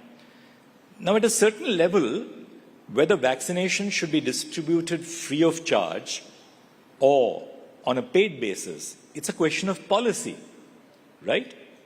But is it a question of policy when you are dealing with the right to life of our citizens? And the answer would be no. So it ultimately you're looking at the perspective of the problem. And I gave you this particular case because I believe the Supreme Court had a very important role in getting the government to agree to a policy where free vaccinations would be distributed across the nation. And as we know, we were a success story, not just domestically, but across the world where, our vaccinations reached out to different parts of the globe, including nations which are not developed nations or which lacked resources, where we provided vaccinations to them. So courts, coming back to your question, apply standards which are laid down in the law. They apply standards which are laid down by the Constitution. Take a case of the environment and development. To what extent should you protect the environment? To what extent do you allow for development by, say, setting up a greenfield airport or highways in hilly areas, which are necessary for national security? So courts constantly are applying legal standards. And therefore to say that, courts are activist is, I think, not a very correct appreciation of the way work takes place in the courts. The courts have a responsibility under the Constitution. If they were not to fulfill that responsibility, it would amount to abdication. And therefore I said the questions of responsibility versus abdication and not really activism versus restraint. So I just wanted to follow up on that. You say that the choice between activism versus restraint is a false one. It's more responsibility versus abdication.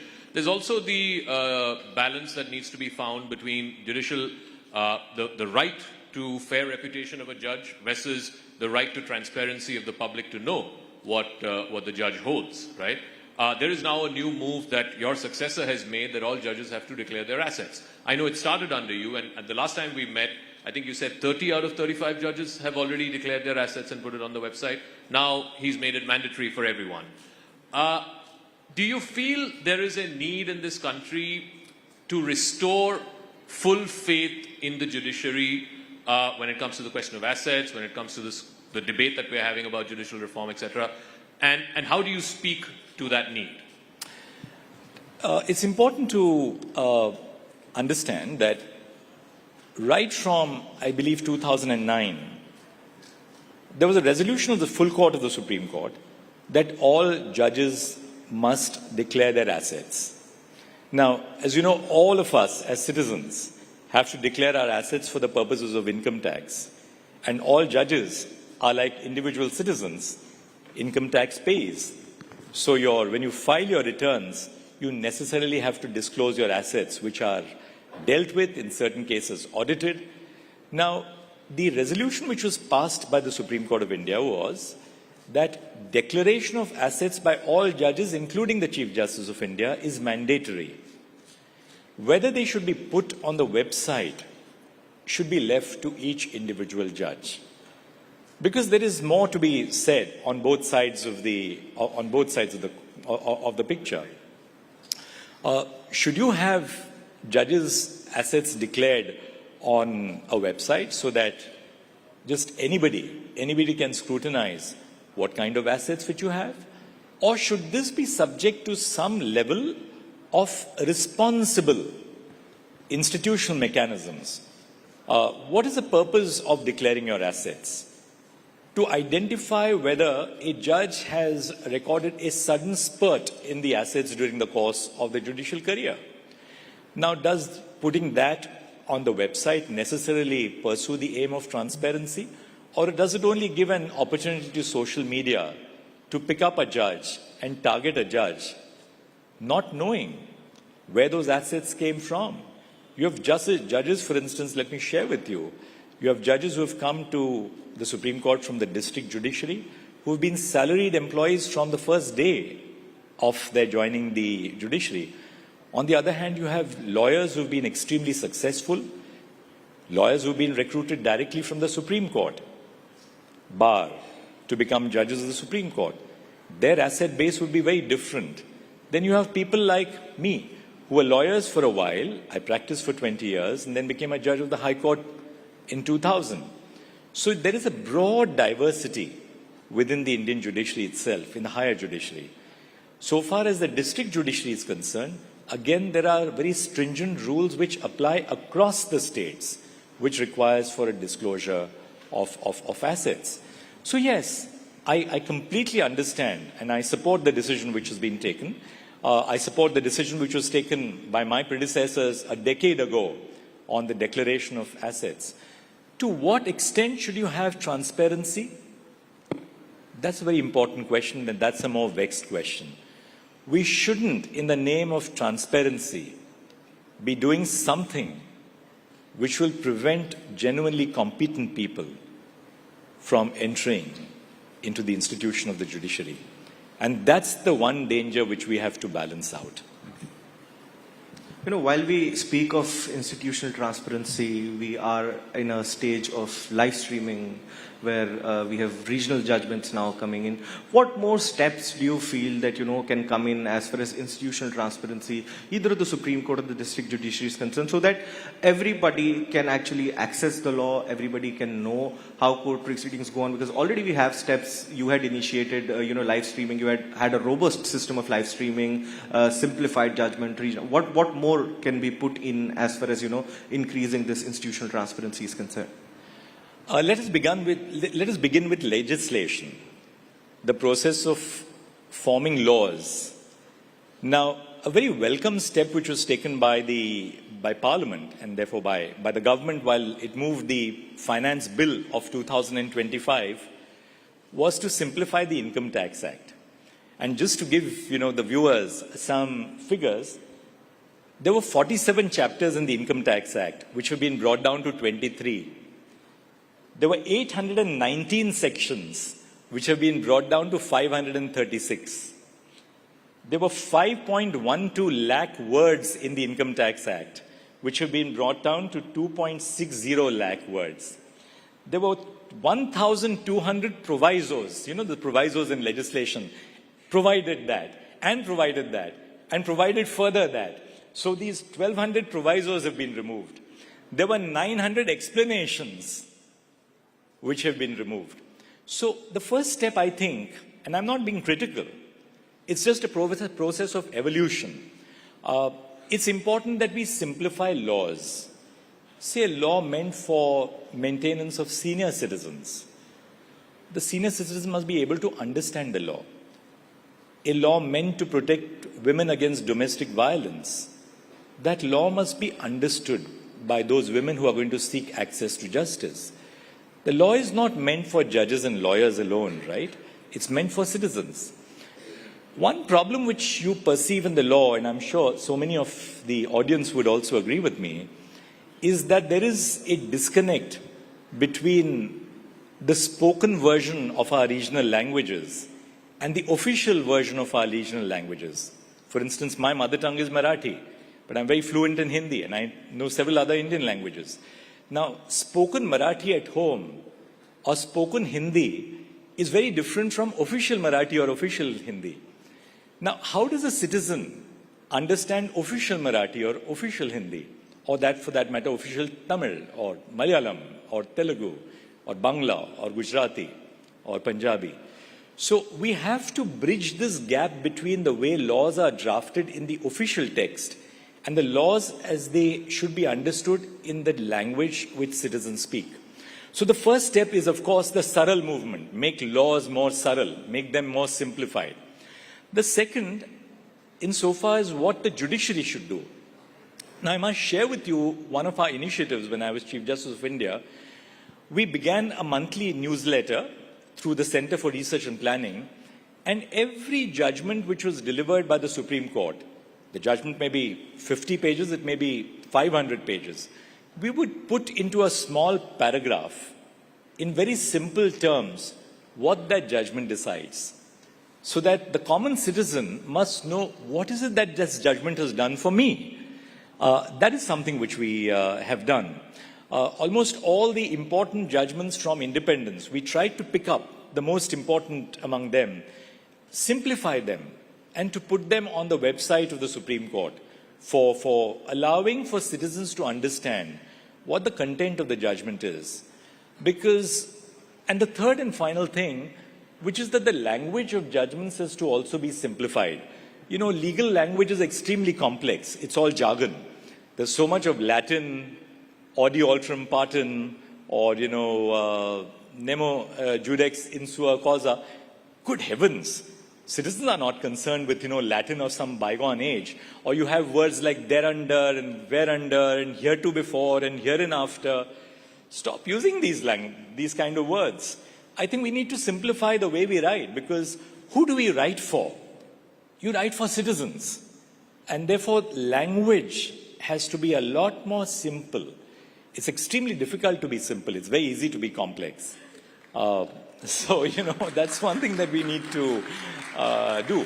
Final thing, live streaming. You know, live streaming, I think, has been a very critical part of our outreach to citizens. Live streaming of court proceedings has taken the work of particularly the Supreme Court and the High Courts to the homes of Indian citizens. It's also, you know, democratized access to justice. A citizen across India, a citizen sitting in Meghalaya, can appear and watch proceedings before the Supreme Court. When we had the Lok Adalat, we had citizens all over India watching what we were doing in the Lok Adalat. So it sort of allows for citizens to participate in the work of the courts. I do want to ask you, you know, the Supreme Court recently delivered a judgment, you know, upholding the right to freedom of expression, particularly in the context of comedians and poetry and satire and so on. So you have that on the one hand, and then you have, and earlier on in one of the answers you talked about how judges are at the receiving end of social media criticism, right? And you have been a victim of that as well. One day you're celebrated as a poster boy of liberalism, the other day you're criticized because somebody didn't like a judgment that you wrote.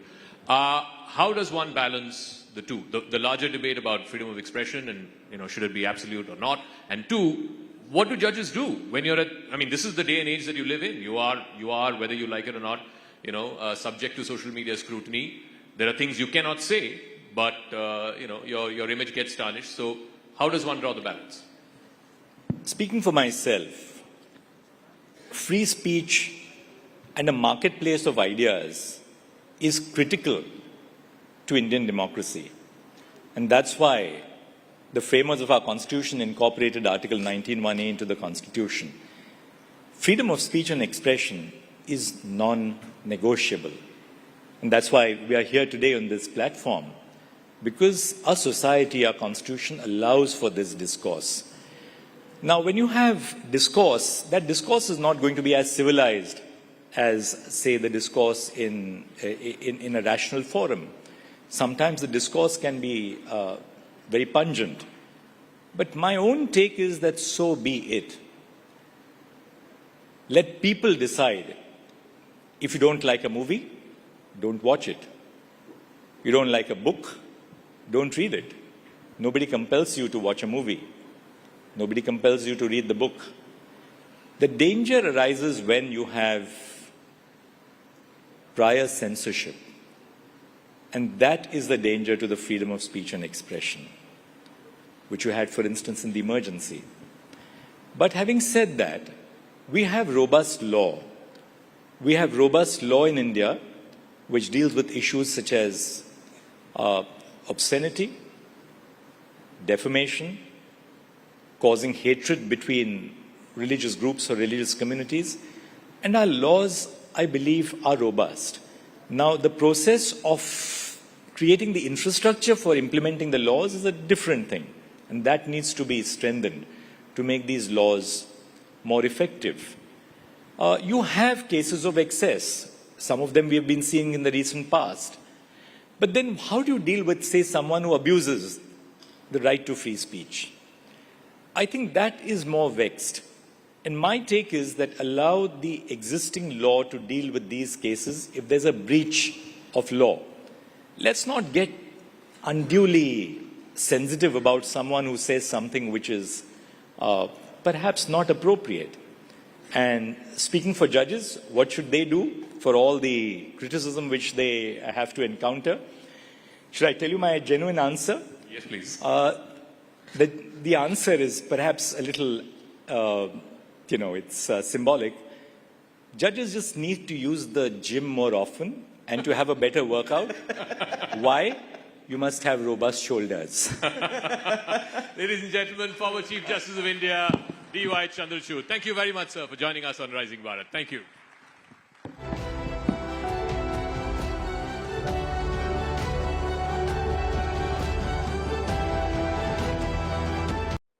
Hi, Arvind. Good morning.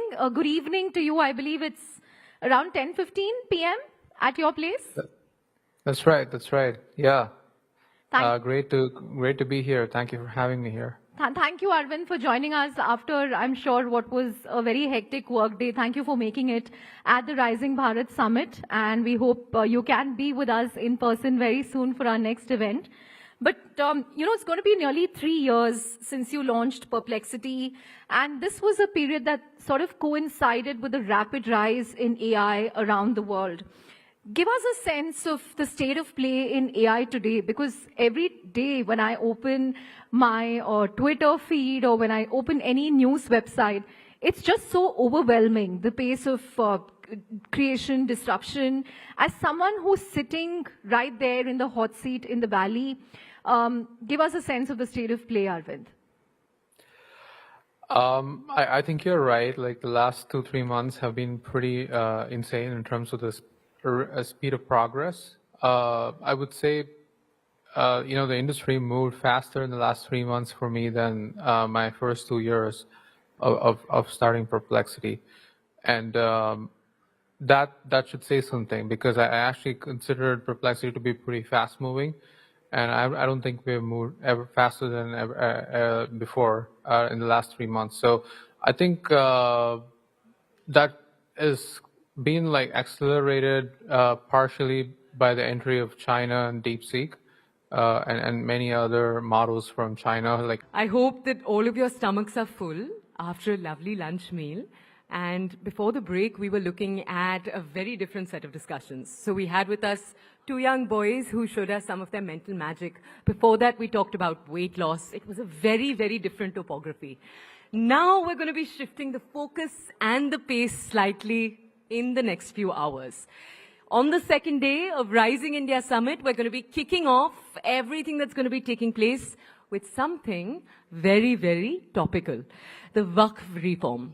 It concerns the management and the oversight of Muslim religious and charitable endowments, and in the last few days, it's become a huge point of scrutiny, particularly around the broader issue of political appeasement, whether it is, whether it isn't.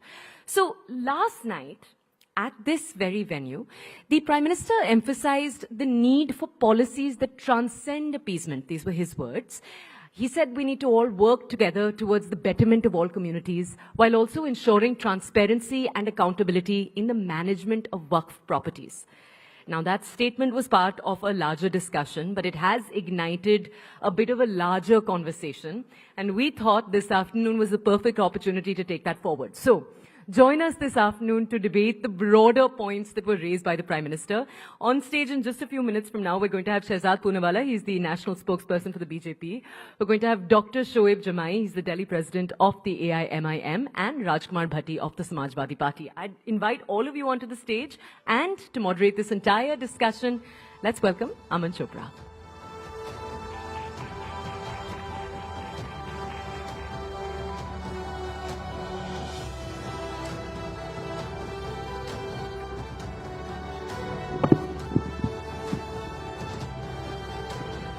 तो देखिए, कल प्रधानमंत्री नरेंद्र मोदी ने वक्फ पर चर्चा करते हुए एक बात कही।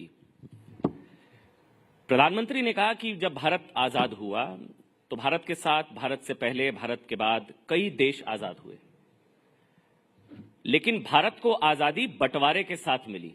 ये प्रधानमंत्री के शब्द थे कल। उन्होंने इसके पीछे वजह बताई कि तुष्टीकरण का बीज आजादी के वक्त ही बो दिया गया था। लेकिन जो सबसे महत्वपूर्ण बात शहजाद उन्होंने कही, वो ये कही कि आम मुसलमान अलग देश के पक्ष में नहीं था। आम मुसलमान अलग देश के पक्ष में नहीं था। कुछ कट्टरपंथी सोच वाले लोग थे जो देश के सीने पर बंटवारे की लकीर खींचना चाहते थे। कांग्रेस ने उस कट्टरपंथी सोच को खाद पानी देने का काम किया।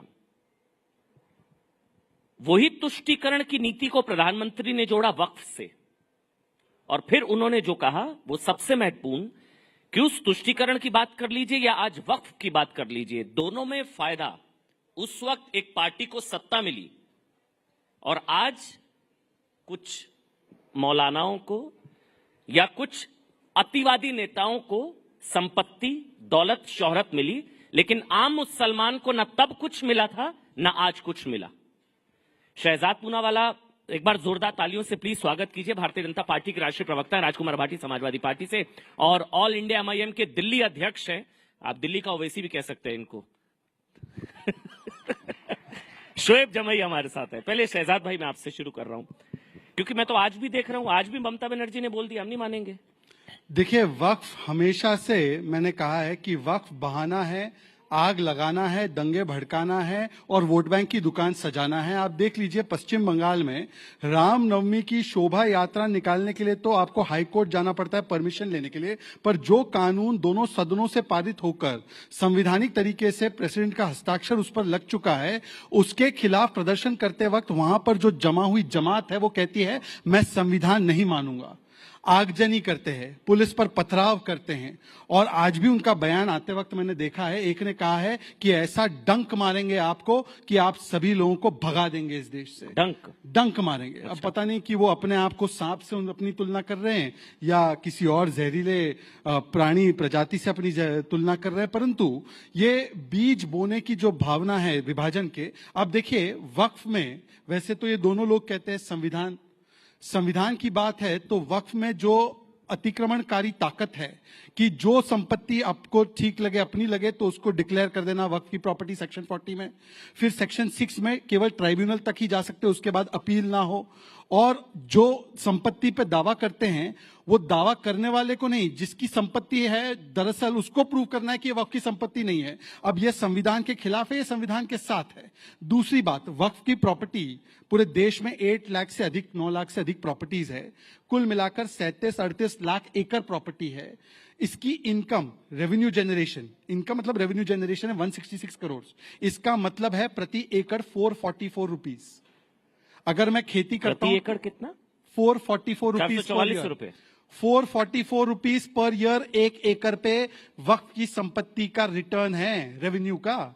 और अगर आप किसानी की देख ले या अगर आप अर्बन एरिया में कोई लैंड की पार्सल देख लीजिए जिसको डेवलप किया जाए, तो मिनिमम 1 लाख से 5 लाख रुपए प्रति एकड़ आता है। तो इसका मतलब क्या है? अभी देखिए, हम लोगों ने नवरात्र भी मनाए, तो नवरात्र में आपने देखा होगा माँ कात्यायनी के हाथ में, एक हाथ में प्रतीक होता है, कमल चिन्ह होता है, और दूसरे में हथियार भी होता है। तो एक तो ये संपन्नता का और सामाजिक न्याय का एक हथियार है कि जो गरीब, पसमानदा मुसलमान, जो बेवा है, जो यतीम है, जो अनाथ है, जो आगा खानी है, बोरा है, दरगाह के लोग हैं जिनके अधिकार मारे जा रहे थे, उनको अधिकार सुनिश्चित करेगा। ये स से संविधान की सुरक्षा, जैसे माँ हत्यारों से सुरक्षा करती है, वैसे स से संविधान की सुरक्षा का हथियार है। और स से सुशासन का एक औजार है जिससे कि भ्रष्टाचार बंद होगा। तो स से सामाजिक न्याय, संविधान और सुशासन के खिलाफ। ठीक है, ये क्यों लोग कहते हैं स से शाहीन बाग बना देंगे और फिर बोलते हैं हम संविधान वाले हैं। नहीं, लेकिन एक बात जो प्रधानमंत्री ने कल एक और बात करी, उन्होंने कहा कि भाटी जी मैं सवाल आपसे ले रहा हूं, प्रधानमंत्री ने कहा कि इस जो भू माफिया या आक्रमणकारी नीतियां, ये प्रधानमंत्री की नहीं है, मेरे शब्द है, लेकिन उन्होंने आगे कहा कि केरल में ईसाइयों की जमीन पर कब्जा, हरियाणा में सिखों के गुरुद्वारों पर कब्जा, सिख ईसाई हिंदुओं के मंदिर, वो तो आप मेरे से बेहतर जानते, तमिलनाडु में 1500 साल पुराना मंदिर, वो हमारा, पार्लियामेंट हमारा, संसद हमारा, ये हमारा, वो हमारा। तो आपको नहीं लगता कि कुछ क्रियाकलाप ही इस तरह के थे कि बदलाव लाना बहुत अनिवार्य, अपरिहार्य हो गया था, लाना ही पड़ता? जो किरण रिजिजू ने कहा कि ये नहीं आता संशोधन, तो साहब पार्लियामेंट भी शायद वक्फ का होता। राजकुमार भाटी जी, क्या क्या बदलेंगे प्रधानमंत्री जी? इतिहास बदलेंगे, भूगोल बदलेंगे, समाज विज्ञान बदलेंगे, संविधान बदलेंगे, देश की लोकतंत्र को बदलेंगे, देश की सोच को बदलेंगे। असल में जो असली समस्या है वो ये है अमन जी कि राष्ट्र निर्माण में, राष्ट्रीय आंदोलन में, राष्ट्र की आज़ादी में इन संगठनों का और इस विचारधारा का कोई योगदान रहा नहीं है जिससे प्रधानमंत्री जी आते हैं। तो इनके पास बताने के लिए, गर्व करने के लिए कुछ बातें हैं नहीं। आपने एक कहावत सुनी होगी कि किसी लाइन को छोटा करने के 2 तरीके होते हैं, उसके बराबर में बड़ी लाइन खींच दो या उस लाइन को मिटा दो। तो प्रधानमंत्री जी लाइनें मिटाने की प्रयास करते हैं, बड़ी लाइन उनसे खींची नहीं जाती। अब वो कह रहे हैं कि देश के बंटवारे को हवा दी कांग्रेस ने। अब जिस व्यक्ति ने इतिहास पढ़ा होगा, अभी तो बहुत लोग ऐसे जीवित हैं इस देश में जो 1947 के समय मौजूद थे, या नहीं भी थे तो उस समय के अखबार हैं, उस समय के रिकॉर्ड हैं। देश की आजादी की जब लड़ाई चल रही थी 1857 के बाद ही अंग्रेज इस बात को समझ गए थे कि भारतीयों को बांटे बिना हम इस देश पर शासन नहीं कर सकते, तो उन्होंने डिवाइड एंड रूल की पॉलिसी अपनाई। हिंदू मुसलमान को आपस में लड़ाओ, तो अंग्रेजों ने ही मुस्लिम लीग का गठन कराया। मुस्लिम लीग को वही फाइनेंस करते थे और हिंदू महासभा को भी अंग्रेज ही फाइनेंस करते थे। हिंदू महासभा का गठन भी उन्होंने ही कराया। कोई मुझे जवाब दे दे, शहजाद भाई दे दें कि सावरकर को 60 रुपये महीना किस बात का देते थे अंग्रेज, और 60 रुपया जब देते थे जब प्राइमरी के टीचर की सैलरी 15 रुपये महीना होती थी। आज प्राइमरी के टीचर की सैलरी 50,000 रुपये है, यानी कि आज का 2 लाख रुपया देते थे अंग्रेज। किस बात के लिए देते थे? जिन्ना से कहते थे हिंदुओं के खिलाफ बोलो, और सावरकर से कहते थे मुसलमानों के खिलाफ बोलो। इन दोनों के बयानों ने, इन दोनों की नफरत ने, इन दोनों के 2 राष्ट्रवाद के सिद्धांत ने भारत का बंटवारा किया। कांग्रेस कभी भारत के बंटवारे के पक्ष में नहीं थी। गांधी, अंबेडकर, पटेल, नेहरू कभी बंटवारे के पक्ष में नहीं थे। दुर्भाग्यजनक बंटवारा हुआ, उसका सबको दुख है, पूरे भारत को दुख है। हमारा एक हिस्सा कटा, लेकिन उसके लिए आज ये कह देना कि प्रधानमंत्री कहेंगे तो कौन विश्वास करेगा कि कांग्रेस ने हवा दी थी और ये नहीं चाहते थे बंटवारा। इस देश में 2 राष्ट्र की सबसे पहला जो सिद्धांत दिया वो सावरकर ने दिया। 2 राष्ट्रवाद की बात पहली बार की सावरकर ने की। सावरकर का आप हिंदुत्व वाली किताब उठा के पढ़ लें या गोलवलकर की आप बंच ऑफ थॉट्स पढ़ लें, वो कहते हैं कि ये देश हिंदुओं का देश है। अभी ना भाटी जी, जब मैं डिबेट में आ रहा था, तो जो मेरे गेस्ट कॉर्ड में सेतु हितेश हैं, वो कह रहे थे कांग्रेस के प्रवक्ता नहीं है। मैं कहा कमी नहीं महसूस होगी, आपने मुझे सही साबित कर दिया। बहरहाल मैं एक बार अब शोभ में हो गया ना, मैंने बोला ही नहीं कुछ। आपकी दोस्ती इतनी गाड़ी है कांग्रेस के साथ, कांग्रेस पूछ नहीं रही है आपको, और आप कांग्रेस के बचाव में आप ऐसा मैदान में उतरे हैं प्रभु, कांग्रेस के सम्मान में आप ऐसा मैदान में उतरे हैं कि कांग्रेस भी कहेगी इतना तो हम अच्छे नहीं जितना भाटी जी बता रहे हैं। बहरहाल एक बार शोएब जमाई, कानून तो मानना पड़ेगा शोएब भाई, कानून तो मानना पड़ेगा ना। ममता बनर्जी कह रही है हम नहीं मानेंगे, आप भी शायद कहते हैं हम नहीं। कानून तो, संविधान से ऊपर तो कोई नहीं है ना शोएब, संविधान से ऊपर तो कोई नहीं है ना। देखिए ऐसा है कि झूठ को जो है ना भव्यता मिल गई है। The lie has been glorified, और दुर्भाग्य से हमारे टीवी चैनल और मीडिया भी उसी को एजेंडा को चलाते रहते हैं, और जनमानस के दिमाग में आ जाते हैं कि अच्छा ऐसा है, वक्फ बोर्ड ऐसे कब्जा कर लेता है और ये कर लेता है। एक बात बताइए, वक्फ बोर्ड कोई मुसलमानों की स्वायत्त संस्था है, ऑटोनोमस बॉडी है, या स्टेट गवर्नमेंट के द्वारा एक रिकमेंडेड, बल्कि उनके अंडर में, जिसमें स्टेट के सेक्रेटरी, जिले का डीएम, चीफ मिनिस्टर के द्वारा अपॉइंटेड लोग, उसके ही द्वारा यहाँ से अपॉइंटेड जज उसके ट्रिब्यूनल में होते हैं, बल्कि एक कानून के तहत वो एक बॉडी होती है किसी भी स्टेट में। और किसी भी जमीन पर जो रजिस्ट्रेशन एज अ वक्फ होता है या कोई वक्फ करता है, वो बिना सर्वे के नहीं होता। सर्वेयर भी गवर्नमेंट का, स्टेट गवर्नमेंट, अगर बीजेपी की सरकार है या कांग्रेस की भी सरकार है, सर्वेयर उसको सर्वे करके रिपोर्ट देता है, डीएम उसको सही पाता है, तो ही वो वक्फ में रजिस्टर हो। अब इतने तमाम प्रोसेस से कोई चीज गुजर के आती है तो आप कहेंगे कि अरे मुसलमान तो वक्फ बोर्ड के नाम पे कब्जा कर रहा है। अरे तो कब्जा कर रहा है, अगर किसी गांव में, तमिलनाडु के किसी गांव में किसी ने गलत क्लेम कर दिया, किसी सर्वेयर ने गलत रिपोर्ट दी, या किसी डीएम ने उसको अप्रूव कर दिया, इसमें मुस्लिम समाज का क्या दोष? नंबर 1 ये झूठ फैलाया। अब दूसरा कि वक्फ बोर्ड के पास जो है ना तीसरी सबसे ज्यादा जमीन है, पहली होगी रेलवे, और ठीक है, रेलवे और रक्षा तो देश की है ना, ये निजी है, इसलिए पहली है दुनिया में सबसे अमीर जी। अभी एक डेटा, एक आंकड़ा उठा के देखिए, जो हिंदू इंडोनमेंट बोर्ड है, हर देश में, हर समाज के पास, हर धर्म का एक एक बोर्ड है।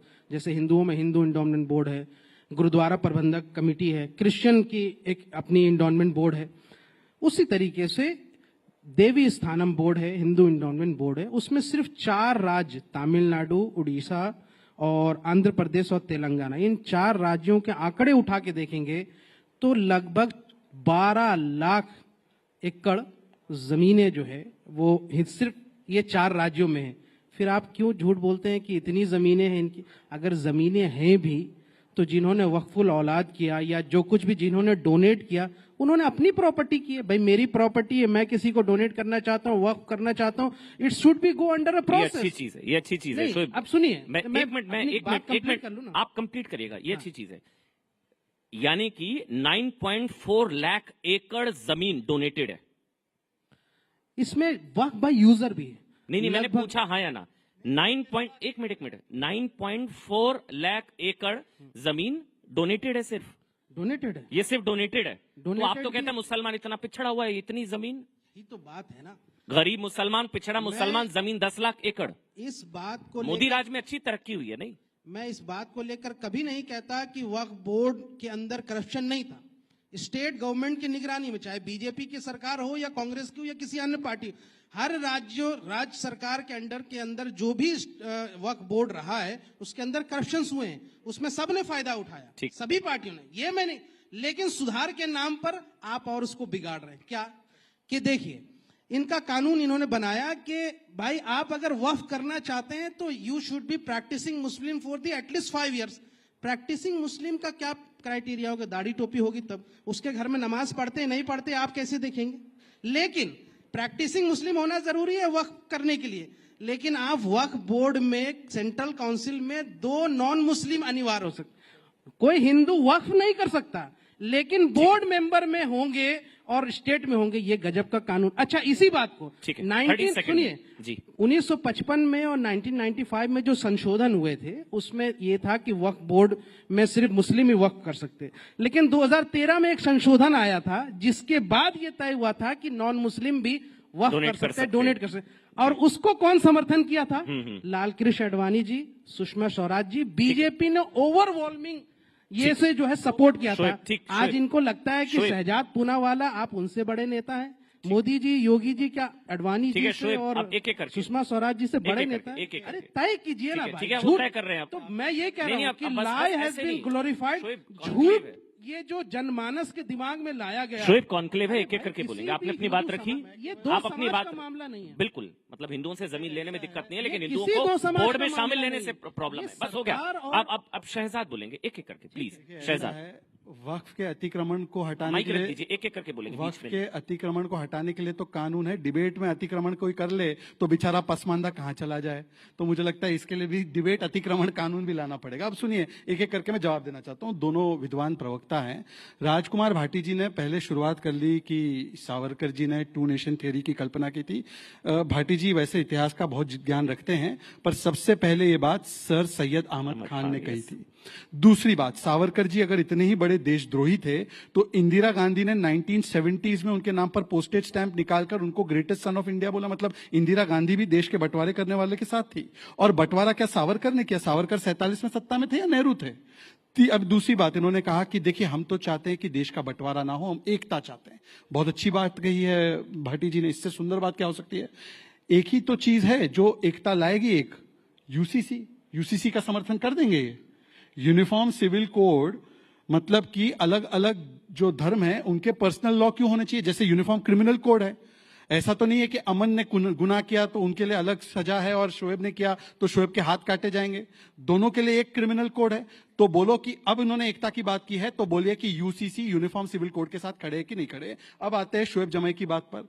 शोएब जमाई जी, पहले तो आप काफी ज्ञान रखते हैं इस पूरे मसले पर और आपने इस पर स्टडी भी की है, ये अच्छी बात है। परंतु वक्फ बाय यूजर का कॉन्सेप्ट 95 के कानून में आया और 95 के कानून का हमने विरोध किया था। दूसरी बात, इस्लाम के नजरिए से अगर देखेंगे तो आप एक चीज कल्पना कीजिए। अमन जी, आप मक्का मदीना जा सकते हैं इबादत करने? नहीं। हज में जा सकते हैं? अमन की इबादत कबूल नहीं है पर अमन की जायदाद कबूल होनी चाहिए। जाना नहीं है, मेरी इबादत क्यों करवा रहे हो? सुनिए ना मेरी बात। अमन की इबादत नहीं लेनी है पर अमन की जायदाद लेनी है। अमन की, सर मैंने आपके बीच में नहीं प्लीज। अमन की दुआ कबूल नहीं है परंतु अमन का दान कबूल करना है। ये तो इस्लामिक दृष्टि से हम इस्लाम का सम्मान कर रहे हैं ये कहकर कि केवल और केवल मुस्लिम और प्रैक्टिसिंग मुस्लिम जो है वो दान दे सकता है। ये तो इस्लाम का सम्मान है। आप लोग इस्लाम के खिलाफ जाकर काम कर रहे थे। और दूसरी बात, इन्होंने कहा 5 साल के मुस्लिम होने की जरूरत है। यह प्रावधान कोई मोदी जी, अमित शाह जी सोचकर नहीं आए।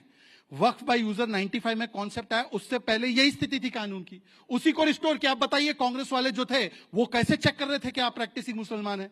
आप वही प्रैक्टिसिंग मुसलमान, वैसे ही तय होगा। अब आखिरी बात करते हैं। अब इन्होंने कह रहे कि तय कैसे, मैं सवाल ले रहा हूं, बीच में एक सवाल, ये सारी पार्टियों ने पूछा, ये संसद में मैंने डिबेट सुनी, जो शोएब का कष्ट है वैसी सबका, कांग्रेस का सबका कष्ट है, इमरान मसूद का, पूरा सवाल लेने दीजिए कि कोई प्रैक्टिसिंग मुस्लिम है 5 साल, कैसे पहचानेंगे, कैसे, कौन तय करेगा, क्या पैरामीटर होगा, कौन तय करेगा? ये ऐसा है कि अगर आप 18 के ऊपर होंगे एज आपकी, तभी आप कोई प्रॉपर्टी को दान करने का अधिकार रखेंगे, वरना तो आप माइनर है। 18 की उम्र से ऊपर होंगे तो इसका मतलब आप बर्थ से मुस्लिम हैं, तो 5 साल तो वैसे ही हो गए, तो आप मुस्लिम ही पैदा हुए हैं। हाँ, पर जो कन्वर्ट किए हैं, अब ये क्यों चाहते हैं कि कन्वर्जन केवल दान के लिए हो? आप तो चाहते हैं कि अगर कोई कन्वर्ट करे इस्लाम में तो उसको तो इस्लाम के सारे फायदे मिले ना, तो आप केवल कन्वर्जन करवाना चाहते हैं जायदाद लेने के लिए, वरना वो क्यों अप्रोच करते हैं इस प्रावधान का, जो प्रावधान कांग्रेस ने बनाया। दूसरी बात, अब मैं आना चाहता हूं, उन्होंने टेम्पल बोर्ड की बात की, 30 सेकेंड। टेम्पल बोर्ड की बात करने वाले लोग बताएं कि टेम्पल तो टैक्स भी देता है इस देश में, टेम्पल ट्रस्ट भी चलाते हैं अपने अलग से, जिसमें कि हॉस्पिटल और एजुकेशन संस्थाएं चलती है। आप वक्फ के नाम पर कितनी चल रही है, जहां पे फ्री ट्रीटमेंट या फ्री एजुकेशन, 10 ऐसे संस्थान के नाम बता देना, परंतु टेम्पल ये ट्रस्ट चलाने के बाद टैक्स भी सरकार को भरता है। और आप बताइए कि यहां पर ये वक्फ बाय यूजर चाहते हैं, मतलब हिंदू की प्रॉपर्टी चाहते हैं, पर वक्फ जो कि एक स्टैट्यूटरी बॉडी है, सुप्रीम कोर्ट ने बोला है, उसमें हिंदू नहीं चाहते, और फिर बोलते हैं एकता की बात। एक चीज कह रहा हूं मैं, एक मिनट मैं एक कमेंट लूंगा शोएब। मैं एक चीज कह रहा हूं, यहाँ जितने भी लोग बैठे हैं, आप लोग हमेशा संविधान की बात करते हैं, वो अच्छी चीज है, वो करनी चाहिए।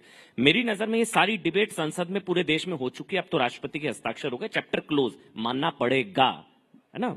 मैं ये कह रहा हूं कि संविधान से ऊपर या देश के कानून से ऊपर तो आप भी नहीं है, ना मैं हूं, ना मेरा धर्म है, कुछ भी नहीं है। संविधान सबसे सुप्रीम अमूल आ रहे हैं ना, है या नहीं है, बताइए ना। संविधान बड़ा है शरिया? अच्छा, मैं गलत बोल गया कुछ। संविधान बड़ा है शरिया? संविधान है ना सुप्रीम? सवाल पूरे कर लीजिए। अच्छा, ये सवाल, एक मिनट रुकिए पहले। मेरी नजर में मेरा धर्म छोटा है, संविधान बड़ा है। आपकी नजर में संविधान बड़ा है शरिया? संविधान ही हमें यहाँ से अपने धर्म को फॉलो करने की इजाजत देता है। तो संविधान बड़ा है? संविधान ही, आप संविधान को मानते हैं ना? तो संविधान बड़ा है शरिया? इतना मुश्किल सवाल नहीं। मैं माफी चाहूंगा, मैं गलत सवाल पूछ लिया आपके लिए। आपके लिए शरिया बड़ा है? संविधान को मानते हैं? संविधान बड़ा है शरिया? नहीं, आप पहले भले, अरे चलिए मैं आपका जवाब दे दूंगा। आप नहीं बोल रहे हैं। संविधान मानते हैं? जिनके लिए शरिया बढ़िया था 47 में चले गए वो, हमने क्या हो गया आपको? आपके लिए देश तिरंगा पहले है। संविधान और देश से बड़ा कुछ नहीं है ना। हाँ, आपके लिए नहीं, मुझे पता, मेरे लिए तो है, आपके लिए संविधान और देश से बड़ा कुछ नहीं है। धर्म भी नहीं है? आपके लिए भी नहीं है। अरे संविधान बड़ा है शरिया? अब मैंने जवाब दिया। आप संविधान मानते हैं ना? मैं आर्टिकल 40 की बात करना चाह रहा था। संविधान मानते नहीं मानते आप? जी मानते हैं। उसके बिना तो संविधान ने जो है 1937 का शरिया एक्ट भी अपनाया था, उसको मानते हैं आप? ठीक है, नहीं मानते, पूछिए। कौन? मैं क्यों मानूंगा भैया? आप मानेंगे शरिया, मैं क्यों मानूंगा? संविधान का हिस्सा है। शरिया आप मानेंगे, मैं क्यों मानूंगा? संविधान का हिस्सा है। अरे तो हो गए ना। तो संविधान बड़ा है शरिया? कभी जो है ना, कभी होशियारी गड़बड़ हो जाती है। मानिए अगर आप मानते हैं तो 1937 का शरिया एक्ट भी मानिए, जो सर कानून तो सब पर लागू गया है। बताइए शोएब, एक चीज मानिए, जो प्रधानमंत्री ने कहा ना, क्यों फिर विरोध करते हैं? देखिए मैं बहस नहीं, हम एक एक करके बोलेंगे। शोएब, शरिया कोड का शोएब एक एक करके, वो तो संविधान का हिस्सा है। शोएब एक एक करके, पर्सनल लॉ संविधान का हिस्सा है। शोएब है ना? शोएब एक आराम। मैं बस ये जानना चाह रहा हूं, जो प्रधानमंत्री ने कहा कि कुछ सवाल ओवरराइडिंग पास दी गई इस कानून में, जो सेक्शन 40 है, आप भी जानते हैं, दी गई। हमारी कोई प्रॉपर्टी का मामला होगा, हम कोर्ट जाएंगे, न्यायालय जाएंगे, आप में वक्फ ट्राइब्यूनल जाएंगे। 2013 में जो अमित शाह ने बताया 99% चांस है ही नहीं कि आप ऊपरी अदालत में स्पेशल रिव्यू पिटीशन लगती है, वो आप मेरे से बेहतर जानते हैं। तो संविधान से ऊपर एक पर्सनल लॉ को रख देना, क्या ये संविधान सम्मत है? बस इतना सा सवाल है शोएब। ये फिर एक झूठ कि भाई कोई मुस्लिम जो है वो ट्रिब्यूनल में तय कर देते हैं और ऐसे ऐसे जो है जजमेंट हो जाती है पास। इनको पता ही नहीं है ट्रिब्यूनल में कौन होता है। ट्रिब्यूनल में रिटायर्ड हाई कोर्ट के जज होते हैं, हाई कोर्ट के जज, डीएम होते हैं, एक्सपर्ट्स होते हैं, जो इस्लामिक कानून के भी एक्सपर्ट्स होते हैं, वक्फ के भी एक्सपर्ट्स होते हैं, रिटायर्ड हाई कोर्ट के जज होते हैं ट्रिब्यूनल में। और ट्रिब्यूनल के बाद भी कई केसेस इस कानून से आने से पहले भी सुप्रीम कोर्ट और हाई कोर्ट में लगातार चल रहे हैं। उसको यहां से लिया गया, उन केसेस को अपील में लिया गया है। ये कहना एक उदाहरण दीजिए, ट्राइब्यूनल का फैसला कोर्ट ने पलटा। बहुत सारे एक उदाहरण दे दीजिए। मैं सर आप भी जानते हैं झूठ नहीं, एक उदाहरण। ट्राइब्यूनल के फैसले को ऊपरी अदालत में चुनौती दी गई और ऊपरी अदालत ने ट्राइब्यूनल के फैसले को पलट दिया। एक उदाहरण। हमारे यहाँ झारखंड में एक दुमका में एक केस था, ठीक, वो मेरे ख्याल में 2008 का केस है। उसमें ट्राइब्यूनल का वो दरगाह की, यहाँ से दरगाह वहां पे थी और उसके बगल की जमीन थी जहां पे कुछ कमर्शियल एक्टिविटीज भी होती थी। उसको चैलेंज किया गया, हिंदू समाज को वहां पे उसको वापस किया। इवन कि ट्राइब्यूनल के फैसले को, झारखंड वक्फ बोर्ड के ट्राइब्यूनल के फैसले को यहां से हाईकोर्ट ने पलट दिया। ये आप जाके देखिए वहां पे। अभी चैलेंज हो ही नहीं सकता है सर। 2013 के बाद आप भी जानते हैं सेक्शन 40। अमन जी, एक वाक्य। अच्छा, एक वाक्य, केवल एक वाक्य। ट्राइब्यूनल जो है, पहले सुनिए ना, पहले शोएब कंप्लीट कर ले। मैं इसको कंप्लीट कर दूं। मैं इसको कंप्लीट कर दूं। सवाल उठाए थे। जी एक मिनट भाटी जी, वो 30 सेकंड 30 सेकंड में कंप्लीट करेंगे, फिर भाटी जी टाइम आपका खत्म हो रहा है। नहीं बिल्कुल मैं इसको कंप्लीट कर देता हूं बस। नहीं 30 second Bhati ji, please please. कुल मिलाकर सबसे पहली बात बहुत कम टाइम मिल कि अभी जो है ना बहुत सारे पर्दाफाश भी हुए, लेकिन ये इतिहास में भी जाते हैं। मैं ये कहता हूं कि आप कानून बना रहे हैं, कानून में संशोधन किए, जिन पर यहां से हम केस लड़ रहे हैं, जिसमें हम सुप्रीम कोर्ट गए, अभी हमारे राष्ट्रीय अध्यक्ष भी गए, पार्टी भी गई, वहां उसकी डिस्कशन होगी और सारी चीजें खुल के आएंगी। लेकिन जो इतिहास की बात इन्होंने की, मैं चूंकि वाइंड अप कर रहा हूं, इन्होंने इतिहास की बात की कि भाई इतिहास बदलना है, और इतिहास वही बदलने की कोशिश करते हैं जिनका अतीत या इतिहास गौरवशाली ना रहा हो। हमारा इतिहास, हमारे आबा अजदाद का इतिहास गौरवशाली रहा है, चाहे 1857 की क्रांति हो या भारत की स्वतंत्रता आंदोलन में हमारे आबा अजदाद की कुर्बानियां हो। जो लोग के इतिहास गौरवशाली है, शोएब जमई को इतिहास बदलने या पलटने या उसको एनसीईआरटी किताबों से हटाने की जरूरत नहीं है। जिन विचारधारा का इतिहास गौरवशाली नहीं है, वही इतिहास को बदलने की बात करते हैं। बहुत मैं इसलिए बोलना चाह रहा था कि रजाकारों का इतिहास ना बता दे। हाँ भाटी जी आप बोलिए। तो वक्फ बिल को लेकर और एक यूसीसी को लेकर दो बातें कही थी, उस पर मैं थोड़ा सा स्पष्टीकरण देना चाह रहा था। वक्फ बिल पे तो जिस दिन से ये विषय शुरू हुआ, जिस दिन से बहस चल रही है, मेरे दिल और दिमाग में बड़ा भयंकर विरोधाभास चल रहा है जी, युद्ध चल रहा है अंदर अंदर। मेरा दिल तो कहता है कि मैं मोदी जी की बात मान लूं, बीजेपी के मित्रों की बात मान लूं कि ये मुसलमानों के भले के लिए लेके आ रहे हैं कानून, मुसलमानों से इन्हें बहुत प्रेम है, ये गरीब मुसलमानों की मदद करना चाहते हैं, गरीब महिलाओं की, बेवाओं की मदद करना चाहते हैं, ये वक्फ की आय बढ़ाना चाहते हैं, ये वक्फ को बहुत ऊंचाई तक ले जाना चाहते हैं। दिल मेरा ही कहता है कि मैं मान लूं, लेकिन दिमाग काम शुरू कर देता है। दिमाग कहता है ये तो वही लोग हैं जो कहते हैं सारे आतंकवादी मुसलमान होते हैं, ये तो कहते हैं या तो जय श्री राम बोलो नहीं पाकिस्तान चले जाओ, ये तो कहते हैं कि होली तो यहीं मनेगी, घर से मत निकलना अगर तुम रंग से डर लगता है तो। इनके तो सारे जलूस मस्जिद के सामने जाकर रुकते हैं, वहीं पर जाकर फिर भद्दे भद्दे नारे लगाते हैं। इनका तो सर्वोच्च नेता चुनाव में जाके कहता है अगर हम चुनाव हार गए तो ये आएंगे तुम्हारी भैंस छीन लेंगे, मंगलसूत्र छीन लेंगे, 4 कमरे का मकान है तो 2 ले जाएंगे। तो फिर दिमाग कहता है कि यार इनकी नीयत पर विश्वास तो नहीं किया जा सकता। ठीक है, अगर मुसलमानों के लिए इनके मन में दया और रहम होती तो ये कुछ और करते।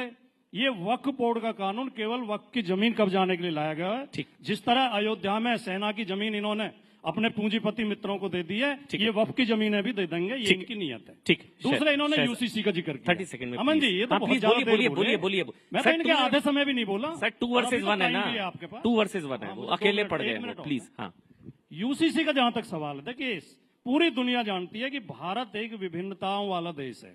यहाँ कोस कोस पे पानी बदला, 4 कोस पे पानी। यहाँ ऐसे लोग भी हैं जिनके 2 सगे भाइयों के बच्चों की आपस में शादी हो जाती है, एक भाई की बेटी एक भाई का बेटा।